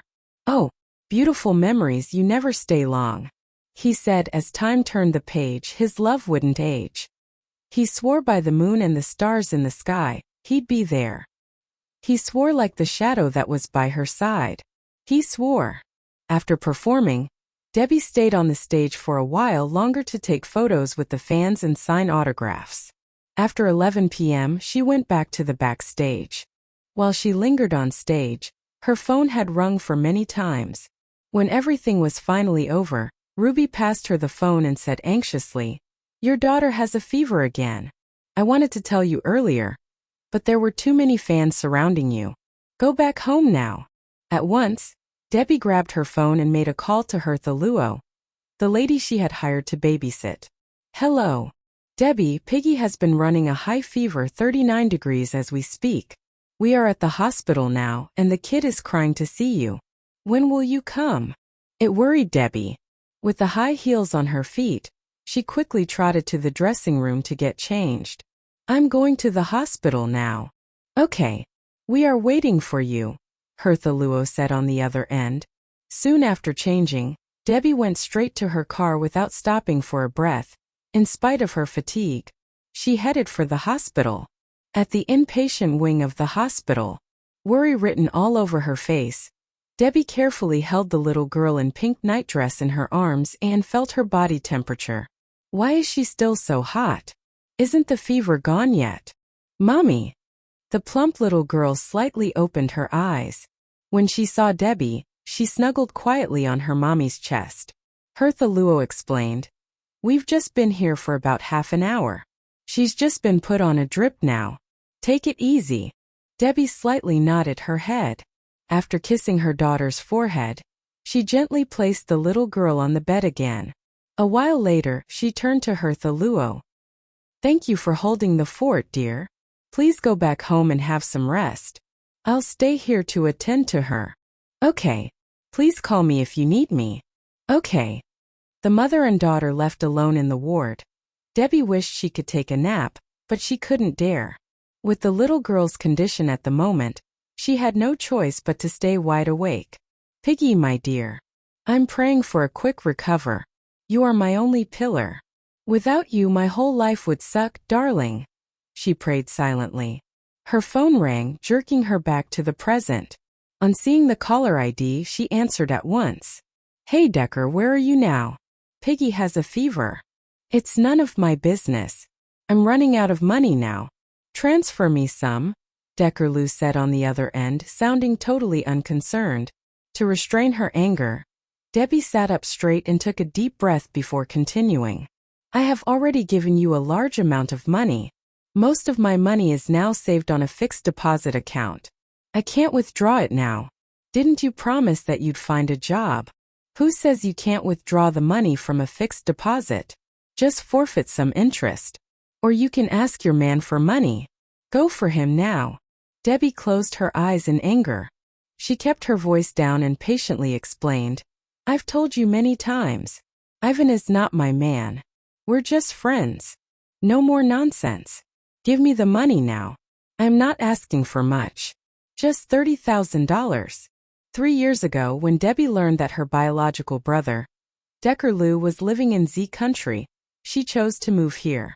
Mistakenly, she had thought that he was someone she could rely on. But it turned out that Deckerloo was only an idler who never had a proper job to do.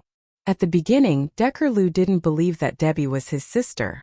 But then he had no choice but to accept it when Debbie showed him a DNA test report. Debbie had believed that Deckerloo would change his attitude to her after she proved herself to be his biological sister. But nothing changed.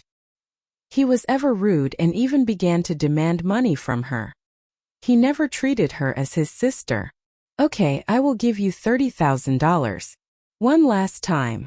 If you don't find a job after this, I won't give you one more penny. Debbie scolded. Deckerloo snapped. You're a pop star. Money is rolling in every day. You are just too mean on me. Yeah, I've earned some this year. But I have to raise Piggy, and my house loan hasn't been paid off yet. After recovering from the childbirth, Debbie had released her debut album. In a short time, the songs had received wide acclaim and propelled her to fame, in addition to fetching bucks. But then, ghosts from her past resurfaced to haunt her. Rumors about her scandals, her divorce to Carlos, and how she had run away with another man started spreading like a bush fire. It hadn't been easy for her to find a job or regular gig for her music. Fortunately, Debbie was not alone in Z country. She had a pretty good support system, and 2 people in particular were there to help her out. With their help and her natural talent, she finally climbed her way to the top of Z country's music scene. Her meteoric rise was in part due to Ivan I, who owned a record company. It took some time, money, and serious energy to quash all the scandals that had followed Debbie from her home city here. But he and his sister persevered and won out in the end. From the start, Ivan I was not that willing to help Debbie out. They weren't friends, and he didn't see any reason to take a chance on this girl he'd only heard bad things about. But Irene I, a lovely girl who also loved music very much just like Debbie, managed to convince her brother to help her. Ivan I always spoiled his sister, so naturally he caved. But he noticed something. Even in rehearsals, Debbie had this angelic voice. He was moved by her siren song. He also knew he probably had a hitmaker on his hands. So he poured himself into his work, cranking out positive publicity to bury the negative PR. As time went by, he and Debbie became quite good friends. When Debbie first saw Irene I, she hated her because she reminded her of Megan. Irene I wasn't Megan, but there were quite a few things about her that brought Megan to mind, and Debbie wasn't about to get close to someone like that. She was young like Megan and had similar features. Not only that, she was bubbly and adorable. That alone gave Debbie pause. Megan was quite two-faced, and would stab you in the back while smiling sweetly the whole time. However, the more time they spent together, the better Debbie got to know her. Irene I was indeed a pure, engaging girl, with no malice in her heart. It wasn't an act at all. Megan gave off those same kinds of vibes as well, but if you weren't careful you'd fall for her act. The fact that she was lovely helped her deception. But she was anything but innocent. Instead, a brat, wheedling and whining to get what she wanted. And if that didn't work, she would hatch elaborate plots to get her way. Once Debbie got past all that and saw into her heart, she warmed up to the girl. So Debbie, Irene I and Ivan I had become the closest of friends. Debbie built a loyal fan base in time, and they knew she only operated in Z country. She'd never go on any kind of international tour. Ivan warned that it might affect her popularity, but she had sworn to leave Y City and never return. She had no intention of joining any kind of tour schedule that would make her come anywhere close. Even so, many fans went on road trips and traveled quite a distance to hear her sing. She had a captivating stage presence, and no one who traveled to Z country to see her in concert went home disappointed. And Debbie's status as a star helped her earn even more money through commercial endorsements. Everything from sports drinks to alcohol to restaurant chains wanted to pay her handsomely to appear in a commercial featuring their product. Ivan had an aggressive promotional team, so he made it happen. Sometimes the schedules were grueling, but the girl had a great motivator. She wanted to give her daughter a good life. There was also another important reason for her hard work. She didn't want to, but she ended up supporting her brother as well. He'd helped her out in a pinch, and he wouldn't let her forget it. When she balked at how much he needed, he yelled into his phone, "Come on! I saved you and your daughter, and this is how you repay me. Who drove you to the hospital, huh?" Words left Debbie at that moment. His behavior didn't seem very brotherly. Decker was right, though. Late in her pregnancy, she accidentally bumped her belly on the edge of a table while doing housework. Decker, who was playing computer games at that moment, took her to the hospital. Then she gave birth to her daughter. Debbie transferred $30,000 to him via WeChat and sighed helplessly. Staring at her daughter's sleeping face, she couldn't help smiling. Debbie, forget Decker. It's all for Piggy, she thought to herself. Early next morning, Debbie was still asleep when a group of people entered the ward. Heading up the group was a handsome man in a gray suit, flanked by several bodyguards in black suits. He walked towards the bed quietly, while the bodyguards left the ward to position themselves outside. Looking at the sleeping mother and daughter in the bed, Ivan bent over and stroked Piggy's forehead. Luckily, her fever was gone. Debbie was a light sleeper. When she felt someone approach, she was up and alert. She kept her eyes shut, though. It was a defense mechanism from her past life. Sometimes it was easier to feign sleep than to argue.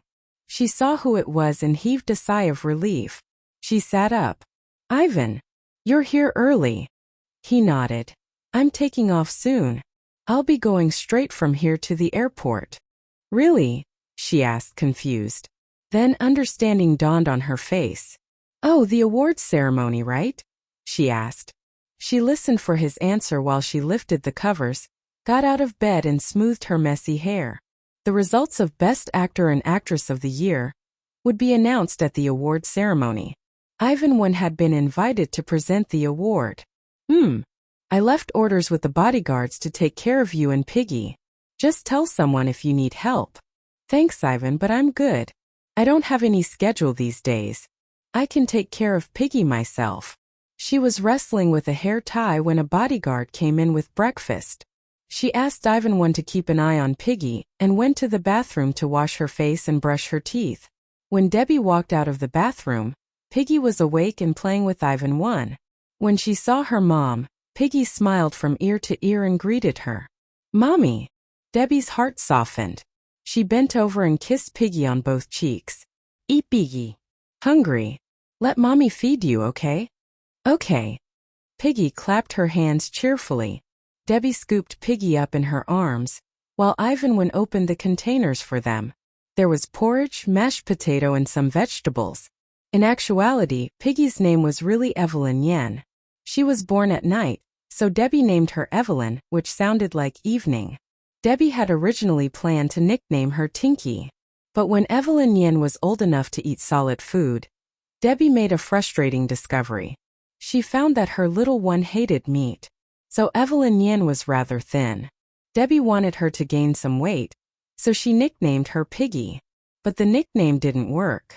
The little girl still hated meat, even minced meat. She could do nothing about it. While Debbie was feeding Piggy, Ivan picked up a feeding bottle and adeptly mixed up some formula. He measured the powder and scooped it in, leveling off each scoop. Then he sealed the bottle with a ring and cap. Humming to himself, he tapped the bottle gently on the table to let powder fall into the water. Finally, he shook it vigorously and put it in the bottle warmer.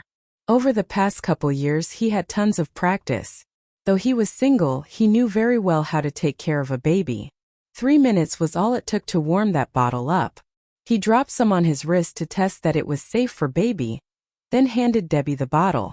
Piggy grabbed the bottle with both hands and said politely, "Thanks, Daddy Ivan." He stroked her head and smiled. "No problem, little piggy." Debbie was scooping the porridge into her mouth hungrily when she suddenly realized something. "Oh God. I'm sorry. Have you eaten?" She held up the container. "Wanna share?" she said, mouth still thick, having just swallowed a mouthful. He wiped his hands with a wet napkin. "Nah. Already ate. Just eat." "Okay." After mother and daughter were finished, Ivan went to see Piggy's attending doctor. The doctor said Piggy was quite well, and her temperature had normalized. She needed a half-day observation and she could be released, providing everything went well. Ivan told Debbie the news and left the hospital. As soon as he left, Ruby rushed to the hospital.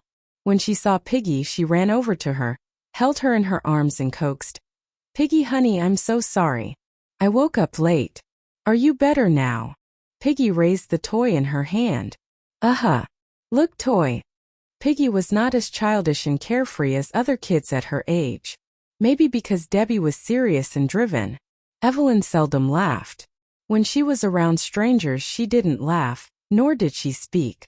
People joked that she was an ice princess. But when she was around family and friends, she was still a cute and innocent girl.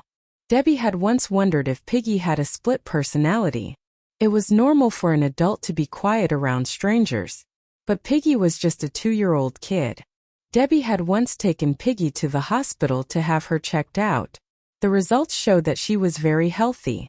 Mental illness was difficult to diagnose in an infant, but other than her silence around strangers, she was normal in every respect. Debbie thought maybe Piggy was like her and Carlos. She was cheerful and bubbly around family and friends just like Debbie. And she was quiet and withdrawn around strangers. Just like her father. Ruby pinched her little face and said, "Good girl. Keep playing with your toy. Your mom and I have to talk about work." Piggy nodded and went back to playing by herself. "Remember, you have a photo shoot to go to. Ely is a pretty important account. Don't worry about your new album. Just take your time. Ivan wants some cheerful songs on there," Ruby said. Since her first album, every song Debbie wrote was a sad one.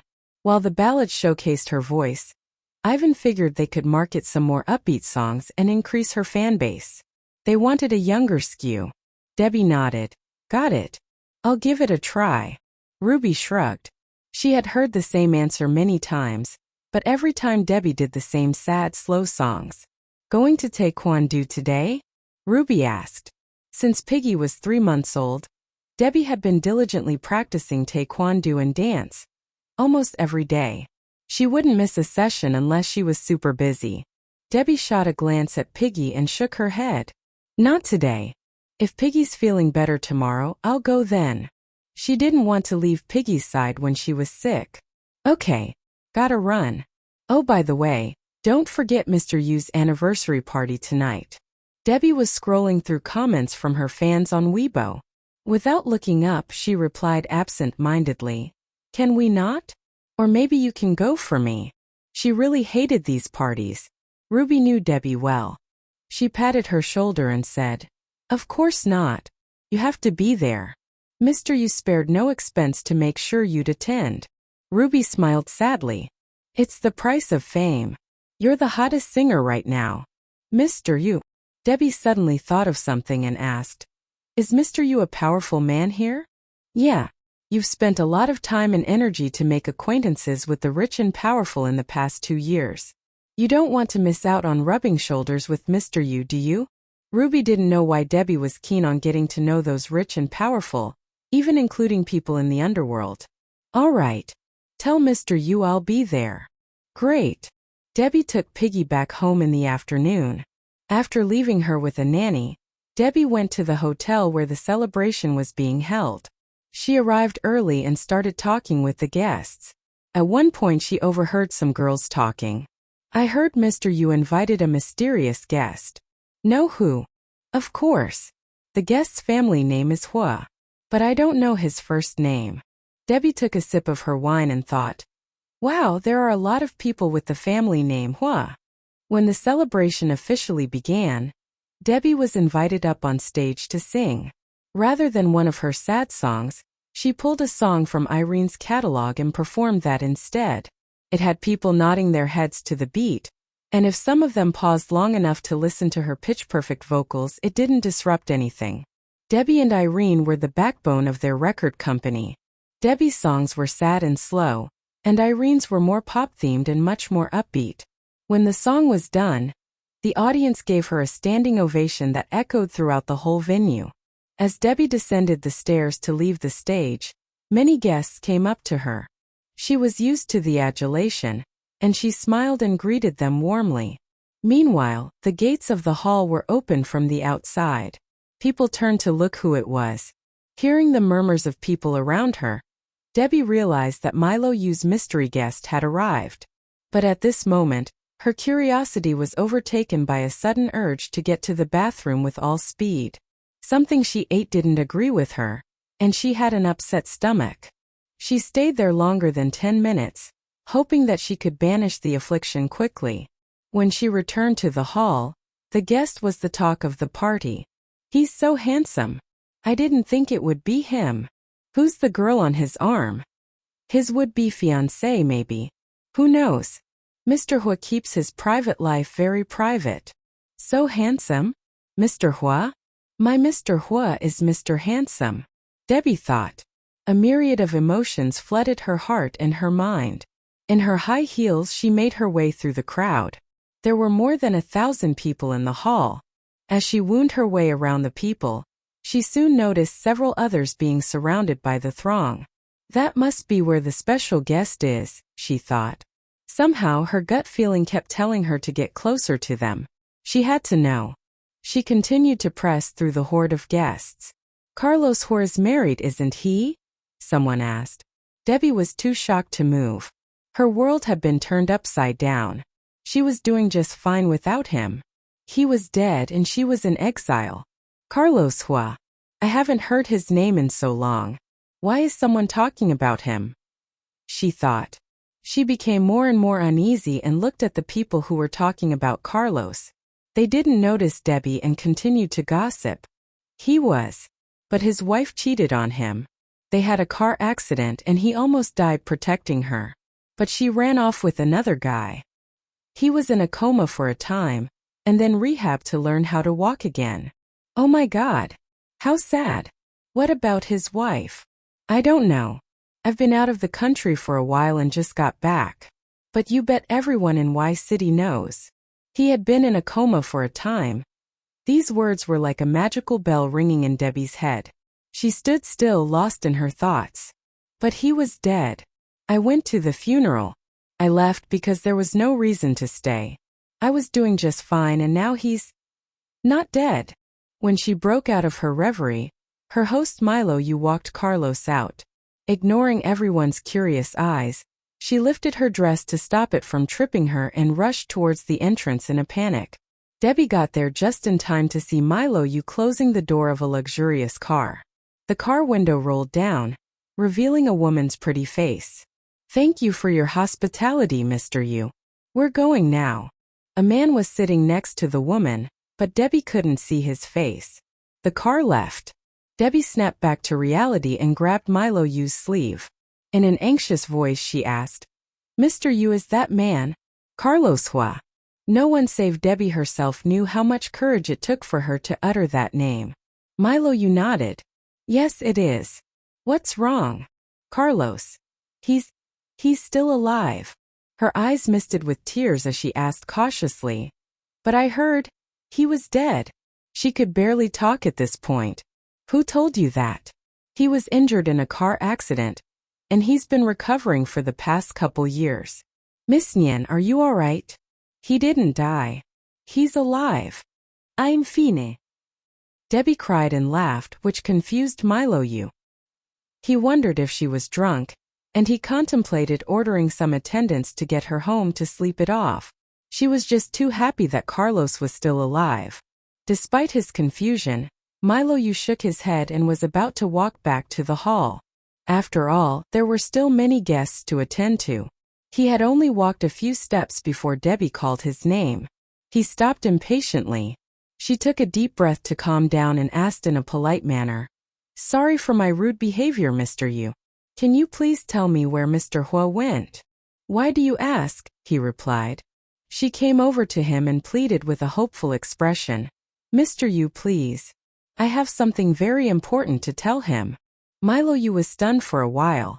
Maybe he was touched by her pleading eyes, or maybe he was in a good mood this evening thanks to the party. Debbie was a hot singer, one of the rich and famous. It wouldn't do any harm, he told himself. He revealed to Debbie where Carlos was holed up.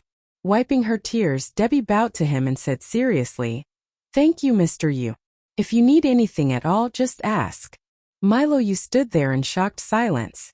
Debbie, on the other hand, pulled her phone from her purse and called her driver to pick her up. She was on her way to see Carlos for the first time in 3 years. On her way to see the man she had believed to be dead.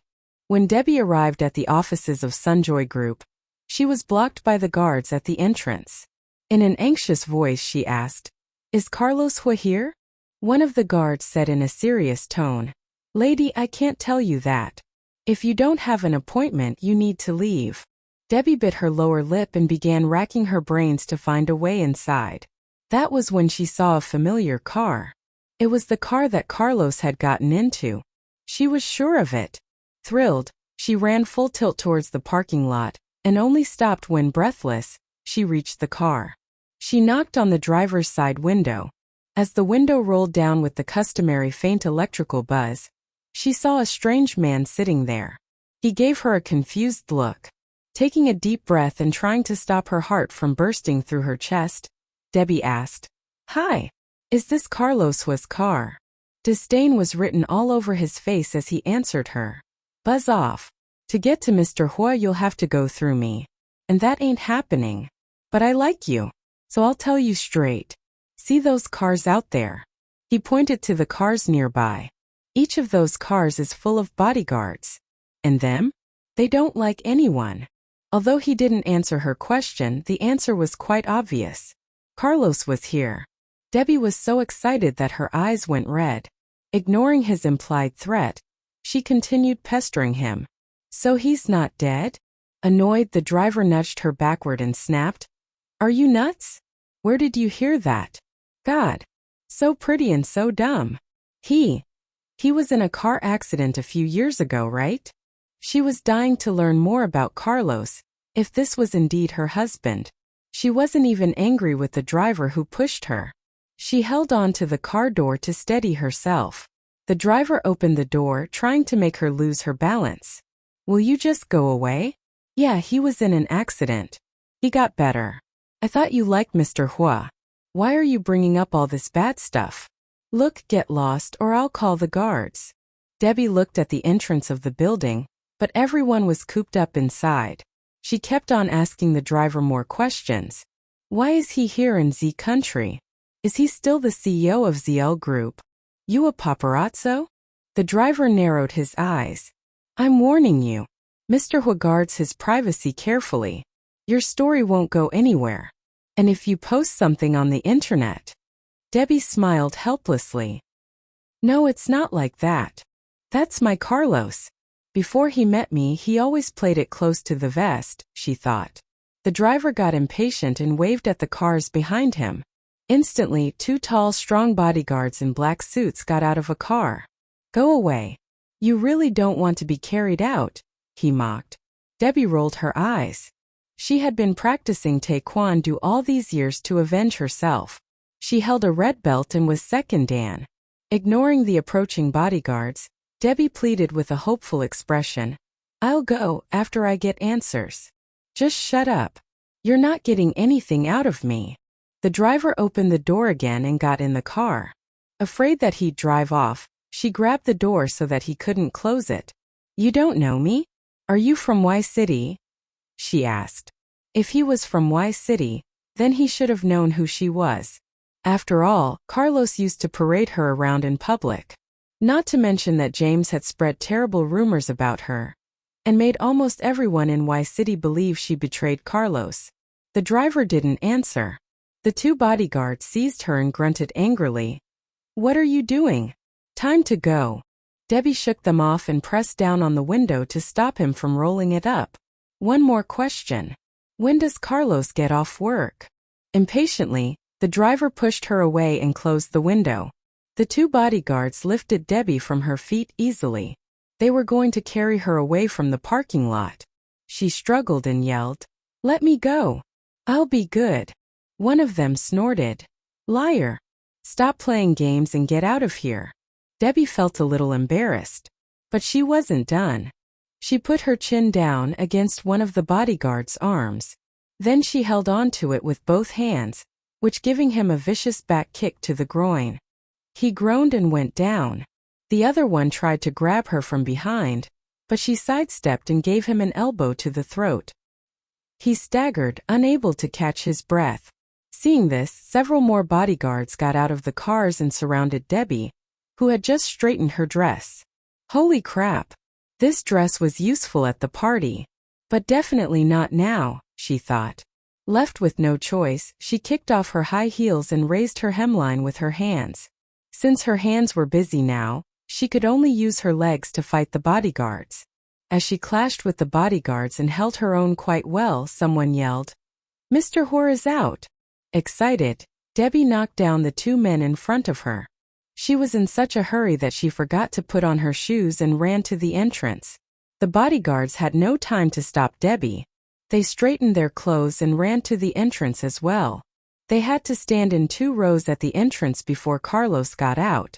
As the gates opened, a group of men in suits came out. With hemline in hand, Debbie stood close to the gates, panting. As the group came closer, her heart skipped a beat.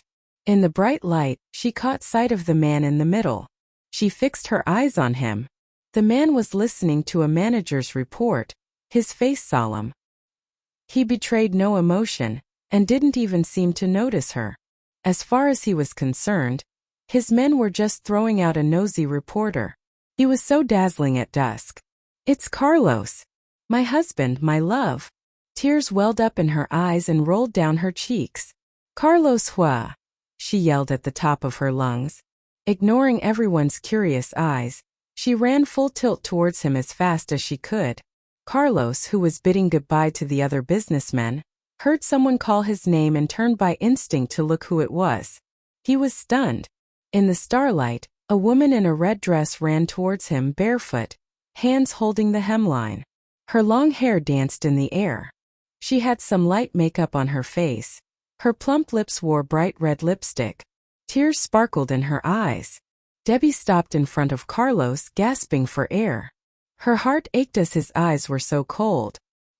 He looked at her as if looking at a stranger. Despite the confusion in her heart, she was overwhelmed by emotion and threw herself into his arms excitedly. "Boo. Who? Carlos. It's really you." From the scent of his perfume, Debbie was pretty sure it was Carlos. As well, his arms felt quite familiar. For the last 3 years, not a single day had gone by that she had not thought of him. But Carlos was shocked when she threw herself into his arms. He too could feel her familiar scent. "Guards! Call the guards over." Startled by the strange woman's intrusion, a businessman next to Carlos demanded his assistant to call for security. "Carlos, you are still alive." Ignoring all the curious eyes around her, Debbie held Carlos tightly and burst into tears. Tears of joy she could not hold back. Carlos' first instinct was to push her away, but somehow he just couldn't bring himself to do it. "Pull her away from Mr. Huo," a woman nearby reprimanded, her tone harsh and shrill. In a flash, the bodyguards who had been hesitating charged forward, grabbed Debbie forcefully and dragged her away. Not believing her eyes, Debbie flailed and kicked, but to no avail. "Oh, Carlos. I request only 1 minute, please. Only a few words with you," she pleaded. At this moment, a bodyguard threw a punch at her face. She gave a choked cry that really stung. She broke free from their grasp and ran towards Carlos again. "Carlos, it's me. Debbie Nian." But the look that Carlos gave her was so cold, you'd be forgiven for thinking she was a total stranger to him. "Debbie Nian." The woman next to Carlos furrowed her eyebrows when she heard the name. Right at that moment, Carlos' car came over and stopped, only a few meters from them. The bodyguards pounced on her again. Despite her protests and struggling, they dragged Debbie away. The same brusque guy that had slapped her now hit her hard on the shoulder, sending her down to the ground with a thud. As if in a rescue operation, the bodyguards whisked Carlos and his woman to the car. As one of the men opened the door for them, Carlos got in, without so much as looking back. Debbie couldn't believe her eyes. She saw Carlos holding the woman's hand. As soon as they were safely seated, the driver started the engine and drove off. Quickly, all the bodyguards got into other cars and followed. Seeing Carlos leave, Debbie lost her head. Determined, she stood up from the ground and clutching at her hemline, she ran after his car. "Carlos," she shouted. "You can't just leave like that. Carlos!" She screamed at the top of her lungs. "I can't let him leave me again. Come what may, I'll get him," she thought. Running fast as she could, she ignored the pebbles, some dangerously sharp and protruding on her path. Passers-by watched curiously, but the barefooted woman in a red evening dress didn't mind their surprise. She ignored everything, ignored their questions and strange gazes that bore into her back. Even the pain shooting through the soles of her soft feet, now bleeding, she completely ignored. To her chagrin, no matter how fast she ran, Carlos and his team were gaining speed. Soon their taillights disappeared in the distance, leaving her gasping for air on this dark night. Staring at the stars in the sky, she wanted to hold back her emotions but failed. Crouching on the ground, she covered her face with both hands and broke into tears, weeping uncontrollably. The chilling cold in Carlos' eyes still lingered on her mind. Did he ever miss her? Had he ever been in love with her, for all the time they had been together? Inside the car, Stephanie held Carlos' hand tightly, lost in thought. She stole glances at Carlos from time to time. He too seemed to mull over something, and that only worried her more. After a long silence, she finally spoke, feigning a nonchalant voice. "Carlos, who was that woman? She must be someone well known to you." Shaking his head, Carlos answered shortly, "I don't know her." Somehow relieved, Stephanie rested her head on his shoulder. "Really? I thought you were cheating on me." Carlos lowered his eyes to look at her and lightly cautioned, "Stop kidding. Soon we're going to get engaged, Carlos. This has been long coming, and I'm careful about a lot of things," Stephanie grumbled, avoiding eye contact to conceal her true feelings. "Don't worry," he assured softly. When they arrived at the hotel, Carlos walked Stephanie to her room before coming back to his own. Staring out of the window, he briefly savored the spectacular night sky. Tonight, the stars shone with resplendence. As he loosened his tie, he pulled out his phone and sent James a text message. "Dad, did I date someone before Stephanie?" A terse reply from James came sooner than expected. No. However, as he stared at his phone, Carlos recalled the woman. Annoyed, both at his failing memory and at the woman for showing up to remind him of his current predicament. Shaking off hateful thoughts, he threw his phone onto the bed and walked towards the bathroom. Straight away, Debbie had checked into the hospital to have her feet treated before going home. By the time she got to the house, it was already 3 a.m. First thing, she went to Piggy's bed to check on her. Kissing her little bundle of joy lightly on the forehead, she murmured, "Piggy, you know what? Your daddy is still alive. Mommy will take you to meet him, okay?" The next day when Irene dropped by, Debbie was sitting on the couch, staring blankly at Piggy. "Deb, what happened last evening? I heard you left the party earlier last night." No response. There's something odd about her today, Irene thought. "Hey Deb, you gave me quite a scare. When did you come back?" she asked. Getting anxious, Irene scooped Piggy up in her arms and sat beside Debbie. "Did something happen to you?" she asked with genuine concern. But Debbie just lowered her head without saying a word. Sensing something was off, Irene turned to look at Piggy. Piggy, how are you feeling today? Are you feeling better? Holding a Barbie doll, Piggy nodded and answered softly. Aunt Irene, I'm feeling great. Sweet girl. Piggy, tell Aunt Irene what's wrong with your mommy. Piggy shook her head. I don't know. Mommy has been acting like this all morning. She even called Aunt Ruby to ask for a leave. Upon hearing that, Irene put Piggy back on the carpet and turned to Debbie. Deb, something must have happened to you. Since I knew you, you've always been a work freak. Is what I'm hearing true? Playing with her phone now, Debbie asked casually. When will your brother come back? Darling, I have no idea. My brother is one heck of a strange man who keeps to himself most of the time. Hearing that, Debbie dialed Ivan's number. Irene watched the name on Debbie's screen and wondered what she was about to ask him. Hi, Debbie. Ivan's voice came from the other end of the line. After a short pause, Debbie blurted out, Do you know? Carlos Huo showed up. All along, she had never tried to explain to Ivan the scandals about her past. Carlos was a taboo subject in her mind. She couldn't afford to mention his name. Ivan was stunned. For a moment, he wondered what was on Debbie's mind. Can you help me investigate what he has been up to for the past 3 years? She inquired. Okay. And? She paused for a while before adding, I want to take some time off. I need to go back to Y City. Ivan was nothing if not efficient. By lunchtime, Debbie got the phone call she was expecting. Irene was playing with Piggy in the bedroom. Hi, Ivan, Debbie said as she plugged her earbuds into the phone. It was so much easier to talk hands-free. Debbie, I've had my people looking into Carlos Huo. But they didn't find much, he said.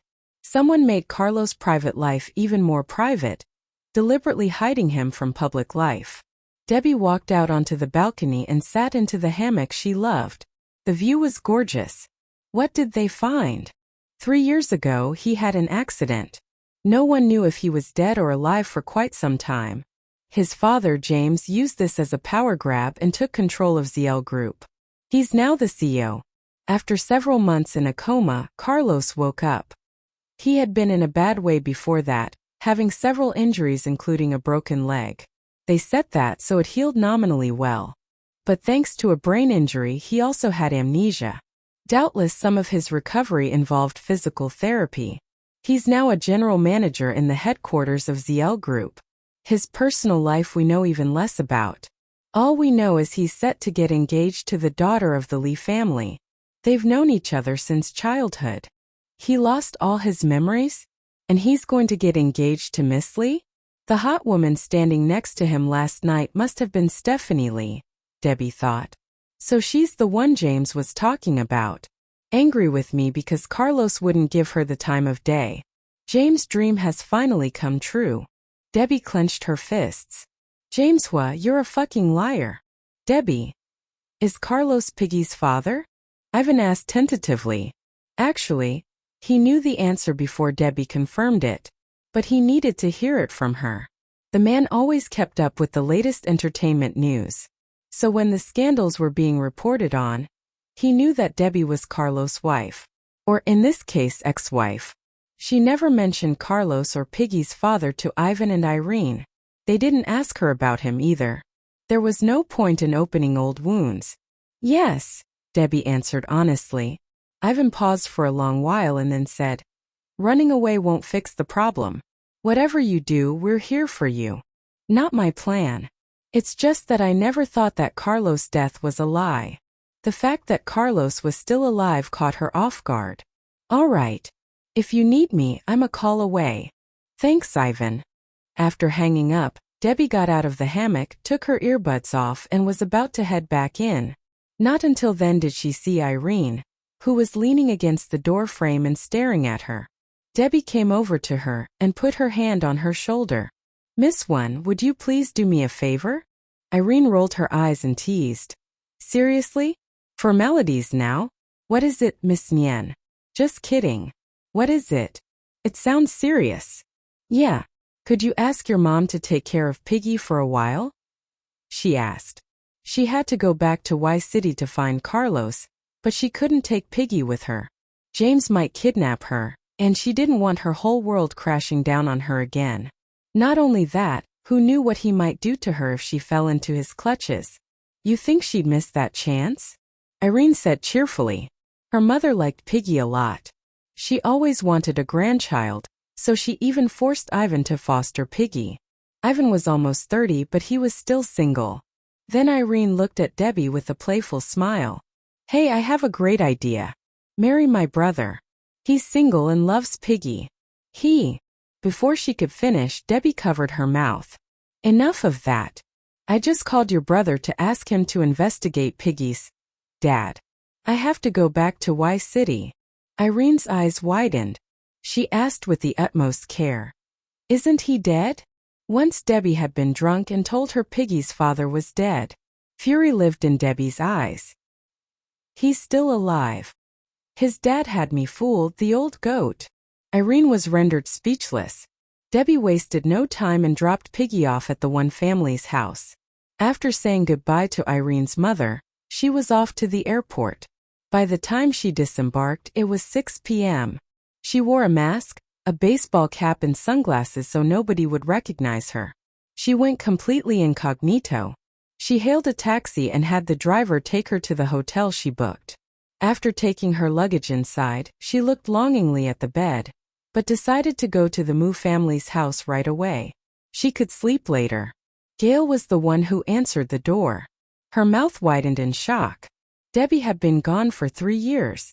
That was when Debbie heard Lucinda's voice. Gail, who is it?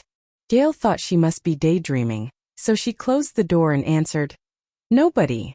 The doorbell rang again. Lucinda stared at a confused Gail and asked, Who is it? Mom, I think it's Debbie. When she heard the name, Lucinda jumped to her feet and rushed to the door. It had been too long. Debbie. Mom. Why are you so excited?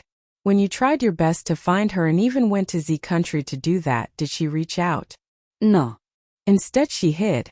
If she didn't want to be found, she should stay lost, Gail complained.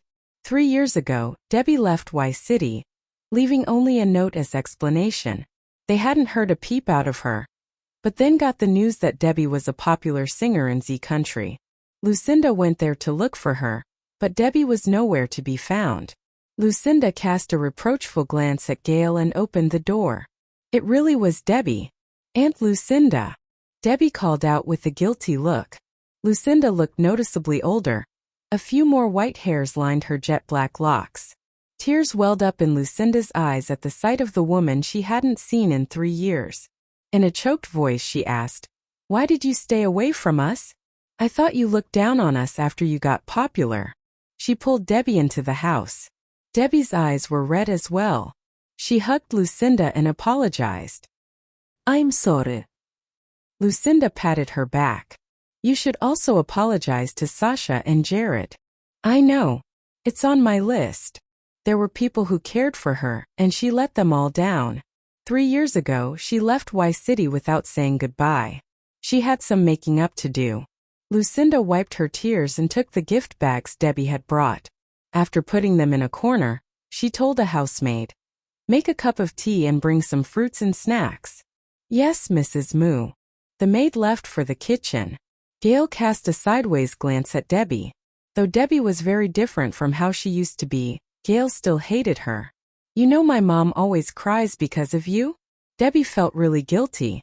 Lucinda patted Gail's hand and said, Call your dad and ask him to come home early. Are you kidding? It's her fault the company is doing so badly. She's bad luck. Gail was telling the truth. Because of Debbie's scandals, many of Sebastian's business partners severed ties and canceled contracts. In just 6 months he had to shut a few branches down. Debbie's heart broke when she heard the news. Aunt Lucinda, I'm really sorry. She never thought her scandals would affect anyone else. She made a mental note. That's one more thing you owe me for, James. Lucinda shook her head as she grabbed Debbie's hands and comforted her.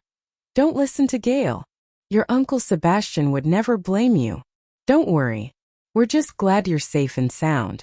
I'll call him myself. Sebastian got off work early that day, and as a surprise brought Jared and Casey with him.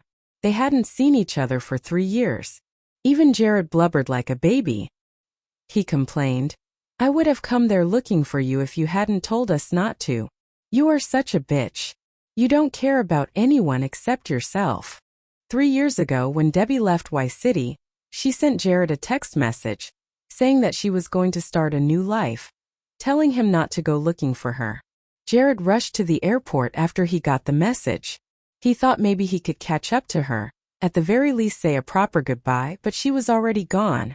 Casey, on the other hand, had almost moved on from the miserable pain of losing Emmett. She was way more conciliatory, and she knew what kind of dark pain a loss could cause, the desire for isolation. She held Debbie's hands and said, "I'm sorry, Deb.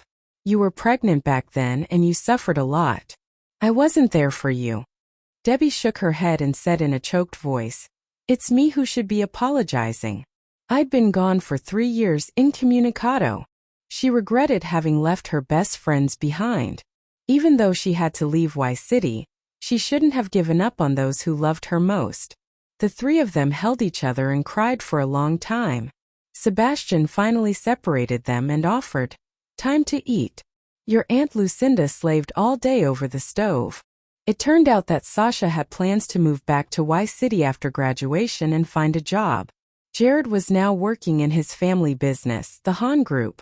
His father, Jasper, made him director of the company administration department, overseeing employees and implementing company directives laid out by the president. He also was involved in the hiring and firing process. All in all, he did well. Casey was a purchasing agent for Johnston. According to the others, Dixon was still studying in America, going for his PhD. He had only come back to Y City twice in the past 3 years, and he was able to talk to them on WeChat. Speaking of Carlos, Sebastian told Debbie, "James lied to you. Carlos is still alive." While Carlos was still in a coma, James took over ZL Group and usurped his place in the company and in Y City. Jared nodded and echoed, "I haven't talked to Damon once in the past 3 years. You know what?" He grabbed Megan and brought her back from a country. Since news of Debbie's scandals reached his ears, Damon swore he'd kill Debbie for Carlos' sake. Jared stopped him and they'd actually come to blows over the incident. This time the two hadn't made nice with each other. Damon and his wife moved out of the Hahn family's house. He and Jared were now more like strangers than brothers. "Do you know where Carlos lives?" Debbie asked with a hopeful expression. Casey shook her head. She hadn't seen Carlos in 3 years. Jared shook his head too. After what happened 3 years ago, James used his resources to delete all news posts regarding Carlos. There was little news about him on the internet. And what little could be found was unsubstantiated rumor. And sometimes those disappeared quickly as well. Jared didn't know Carlos was even still alive until he returned to ZL Group. Damon never told him Carlos was still alive. He had to learn about it secondhand through his position in his own company. So he confronted Damon over this. Damon let him know that Debbie cheated on Carlos, and James knew about it the whole time. So James lied to her and told her Carlos was dead. It was a test of her integrity, but she failed. She ran off with her lover before the body had time to turn cold. He hadn't expected her to fail his test so brazenly. He couldn't have known that she'd be such an ungrateful bitch. Why didn't Damon let Jared know about Carlos? Because he knew Jared would take Debbie's side. Predictably, Jared became enraged at Damon's words. If Adriana hadn't been there, the two brothers would have been at each other's throats. Debbie had a headache now. No one knew where Carlos lived. What can I do? Go to the ZL Group's offices to find him? I guess that's my only option, she thought. Jared reminded her. You need to avoid Wesley and my brother. I don't know why, but they all hate you. Wesley and Damon? Impressive, James, you old bastard. Debbie cursed inwardly. James was such a skilled and practiced liar. He managed to fool everyone. He ruined her and ruined her chance of a happy life with Carlos. Don't break out the bubbly yet, James Huo. I'm back with a vengeance. I'll make sure Carlos remembers me. I will avenge myself, win Carlos back, and get our happy life back. she swore to herself. The next day, Debbie covered her face with sunglasses, a baseball cap and a mask before setting out for the ZL group. She disguised herself for 2 reasons. One was that others might chase her down and beat her after recognizing her. The second was if James knew she was back, he would try something. She had parked her car opposite the office building and had been waiting in it for the whole day. But she didn't see Carlos. Instead, she saw Louis. He must have been hired back. He was surrounded by several of his coworkers, laughing and joking with him as they walked to his car. The employees didn't return to the building until Louis got in his car and left. It was pretty normal for Louis to have gotten hired back. After all, he was James' biological son. James didn't want to see him suffer. The third day, Debbie got a phone call from Jared. He was beside himself with excitement, his speech rapid fire. Tomboy, Carlos lives in Building 2 Champs Bay Apartments. But, he paused, not knowing whether he should go on. But what? He lives with his girlfriend. Debbie's heart ached at his words. You sure? Damon told you that. Damon wouldn't tell me a thing about Carlos. I found out myself. I asked Mr. Liu for Carlos' address.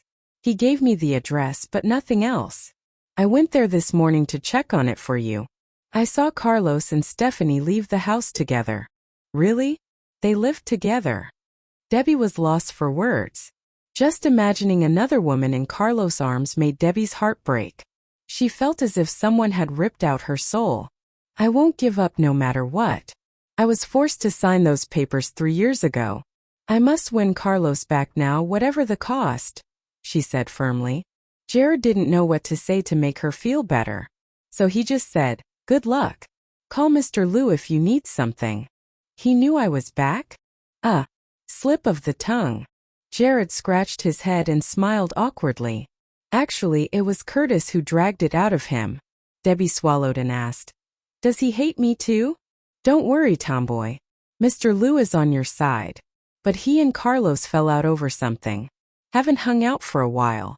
If you want, you can discuss your next steps with Mr. Liu. Okay. Thanks, Jared. Come on. We're friends. Don't thank me. I do what I do because I care about you, Jared complained from the other end of the line. Debbie giggled and felt much relieved. Sorry, man. It's my fault. Won't happen again. Sure. Just don't take it for granted. Debbie sighed helplessly. Fine. Well, I'm going to let you go. I'm off to look for my love. I think he still loves you. He just lost all his memories. You need to remind him of the good times. Go for it. I have faith in you. Jared, you just made my day. Bye. After hanging up on Jared, Debbie opened her app drawer, searched for the Champs Bay Apartments on Google Maps, and drove there using the directions provided by the recently unblocked app. Debbie patiently stayed inside her car close to Building 2 within the Champs Bay Apartments from the morning to even after dusk. And whenever she would get a pang of hunger, she had to make do with just a few pieces of bread. This apartment complex in particular seemed to have been reserved solely for the wealthy and powerful. One of Jared's close friends happened to live in this area. Debbie was able to trick the guard into believing she had come there to visit that guy, and for that reason she managed to get into the compound. At that point, it was already 10 o'clock in the evening. Debbie was just playing around on her phone to pass the time. Then all of a sudden, she got blinded by the headlights of a car entering the compound. Only a handful of cars were given entry to this housing community. For every single vehicle that would pass by the entrance, Debbie would immediately look up to check if it was Carlos. So, when she noticed this car as it was coming in, she did that just as well. The black car that passed by proceeded to pull over right in front of Building 2. It was an Emperor car, the latest model. The driver then stepped out of the car and opened the rear door for the passenger sitting inside. A man promptly exited the vehicle. After hours and hours of waiting inside the car, she finally saw the man she was looking for. It was none other than Carlos. Wasting no time at all, she quickly locked her phone, set it aside, walked out of the car and called out to him. Carlos Huo. The second he heard a voice calling his name, Carlos turned around to check who it might be. He was a bit puzzled by what he saw. A woman wearing a blue jumpsuit and a pair of high-heeled shoes approached him from the dark. And with nothing but a single quick look, Carlos recognized her in an instant. The woman who, for some reason, was barefoot and was wearing a red evening dress the other night. Of course, she was no longer in that same weird position. This time around, she seemed rather composed. It was not like Carlos knew her at all, but to a certain extent there was something about her that looked so familiar. She politely smiled at him as she leisurely walked closer holding a white Chanel purse. In spite of all of that, her eyes were still the same. Even when their eyes finally met, she didn't bother looking away. In the end, she didn't approach him any closer. She stopped in her tracks the second she got right next to his car. He stood by the doorstep of the building, with his gaze fixated on the hopeful look on her face. He opted not to say anything. He was curious about what her reason could be for waiting up on him, what she could possibly want from him. People say that the eyes are the windows to the soul. Her eyes had been filled to the brim with so much tenderness for him, while his, on the other hand, simply felt so cold. I guess he doesn't recognize me in any way. What am I supposed to do now? Should I ask him about it? Maybe I shouldn't do that, she pondered for a second. Lowering her head, she shifted her attention over to her feet to hide the pain about to slip from her eyes. It had been 3 years since the last time the two of them saw each other, but the moment they finally came across each other again after such a long time, they seemed to be nothing but strangers. Given that the mysterious woman didn't utter a single word after calling out to him, Carlos just turned to leave. Immediately after hearing his footsteps, Debbie had no choice but to pull herself together. She lifted her head up and tried to stop him. Wait a second. Without bothering to turn his head to look at her, he simply replied, "What? Carlos, do you really not recognize who I am? Tell me the truth." She found it so hard to believe. How could things have turned out like this? Because of that, she was desperate to get an answer out of him. This time he turned his gaze toward her, looking her straight in the eye, and answered quite apathetically, "No." When she heard that, tears began welling up in her eyes. But she needed to be strong, so she somehow managed to smile at him. "That's fine. I'll just have to remind you who I am, and then you'll eventually remember me again." The fact that he was still living and breathing was a big surprise. "Not interested," he simply said. She was completely aware of how he would always act around strangers, forbidding and unfriendly. Only this time it was her who was a stranger to him, and this was more than enough to break her heart. Wearing those high heels, she went past his car. Way back when they were still together, she recalled how she would always be having a hard time moving around in those high heels, so Carlos just had her wear sneakers with a formal dress when they attended an expo during that one time. But now it was a bit different. She had already gotten used to wearing those high heels. This time, even though she was still a couple of steps away from him, his car was no longer blocking his view of her. So unlike before, he could now see her from head to toe. Drying her eyes, she brought out a few things from her purse. Then she stretched out her hand and told him, "Look at these. Don't you remember? You gave them to me in the past. And I've always been taking good care of them." In her hand, she was holding a designer watch, a diamond ring which was almost the size of a pigeon egg, and a pair of turquoise earrings. Under the bright orange light, those items glimmered so dazzlingly. His memories were gone, yet his good taste in jewelry never changed. He was still so fond of those kinds of things. For an enthusiast like him, he could easily tell that those things she showed him could be somewhere around $1 billion. She might have had tears dripping from her eyes, but her smile remained so sweet and loving. "All throughout these last 3 years, I had brought all of these with me wherever I would go. I did that because it helped me hold on to the hope that somehow, somewhere you were still alive, and that you were still there beside me at all times." Now she was able to finally confirm that he was indeed still alive and kicking. Her mind wasn't just playing tricks on her. Every little bit of it was real.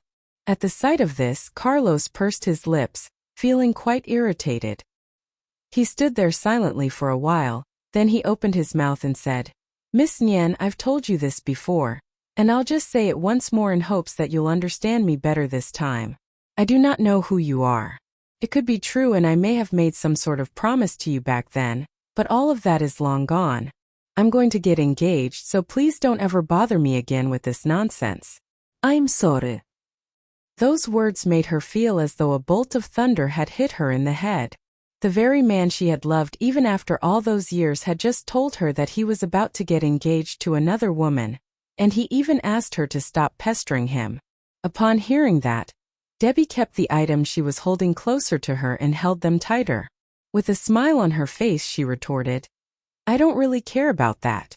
You've already fallen for me once before. I truly believe that I can make you come to love me again. Due to her unsettling confidence, Carlos actually felt a bit uncomfortable. There's no way that's going to happen, he responded flatly. At his response, Debbie simply burst into laughter, her tears running down her cheeks. Carlos, you've done countless unthinkable things to me before ultimately falling in love with me in the end. And I always managed to make you regret it every time you did something bad. Oh, apart from that, you also once said that I was the one destined to become your woman. So, from that logic of yours, you are destined to be my man.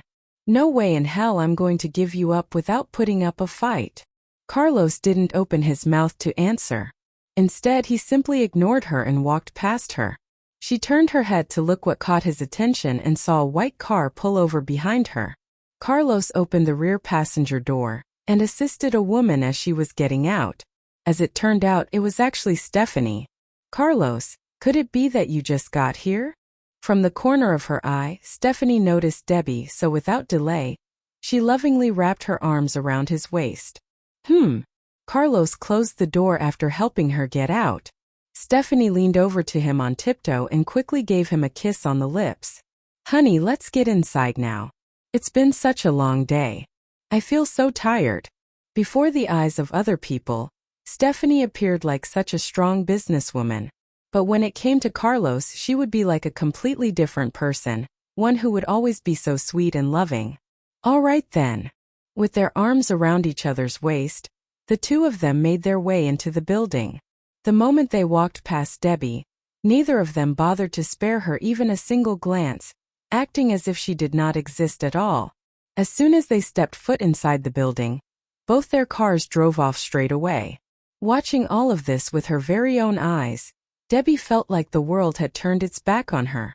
She was so alone. As if time randomly stopped, everything around her seemed so quiet. She couldn't remember how she could have possibly gathered her thoughts and made her way into her car. It took the best of her just to hold back the urge to beat the hell out of Stephanie. And now she had no clue what her next move should be. Feeling so tired herself, she instantly dozed off inside her car. And during the early hours of the following day, her deep slumber had abruptly been disturbed by a loud horn.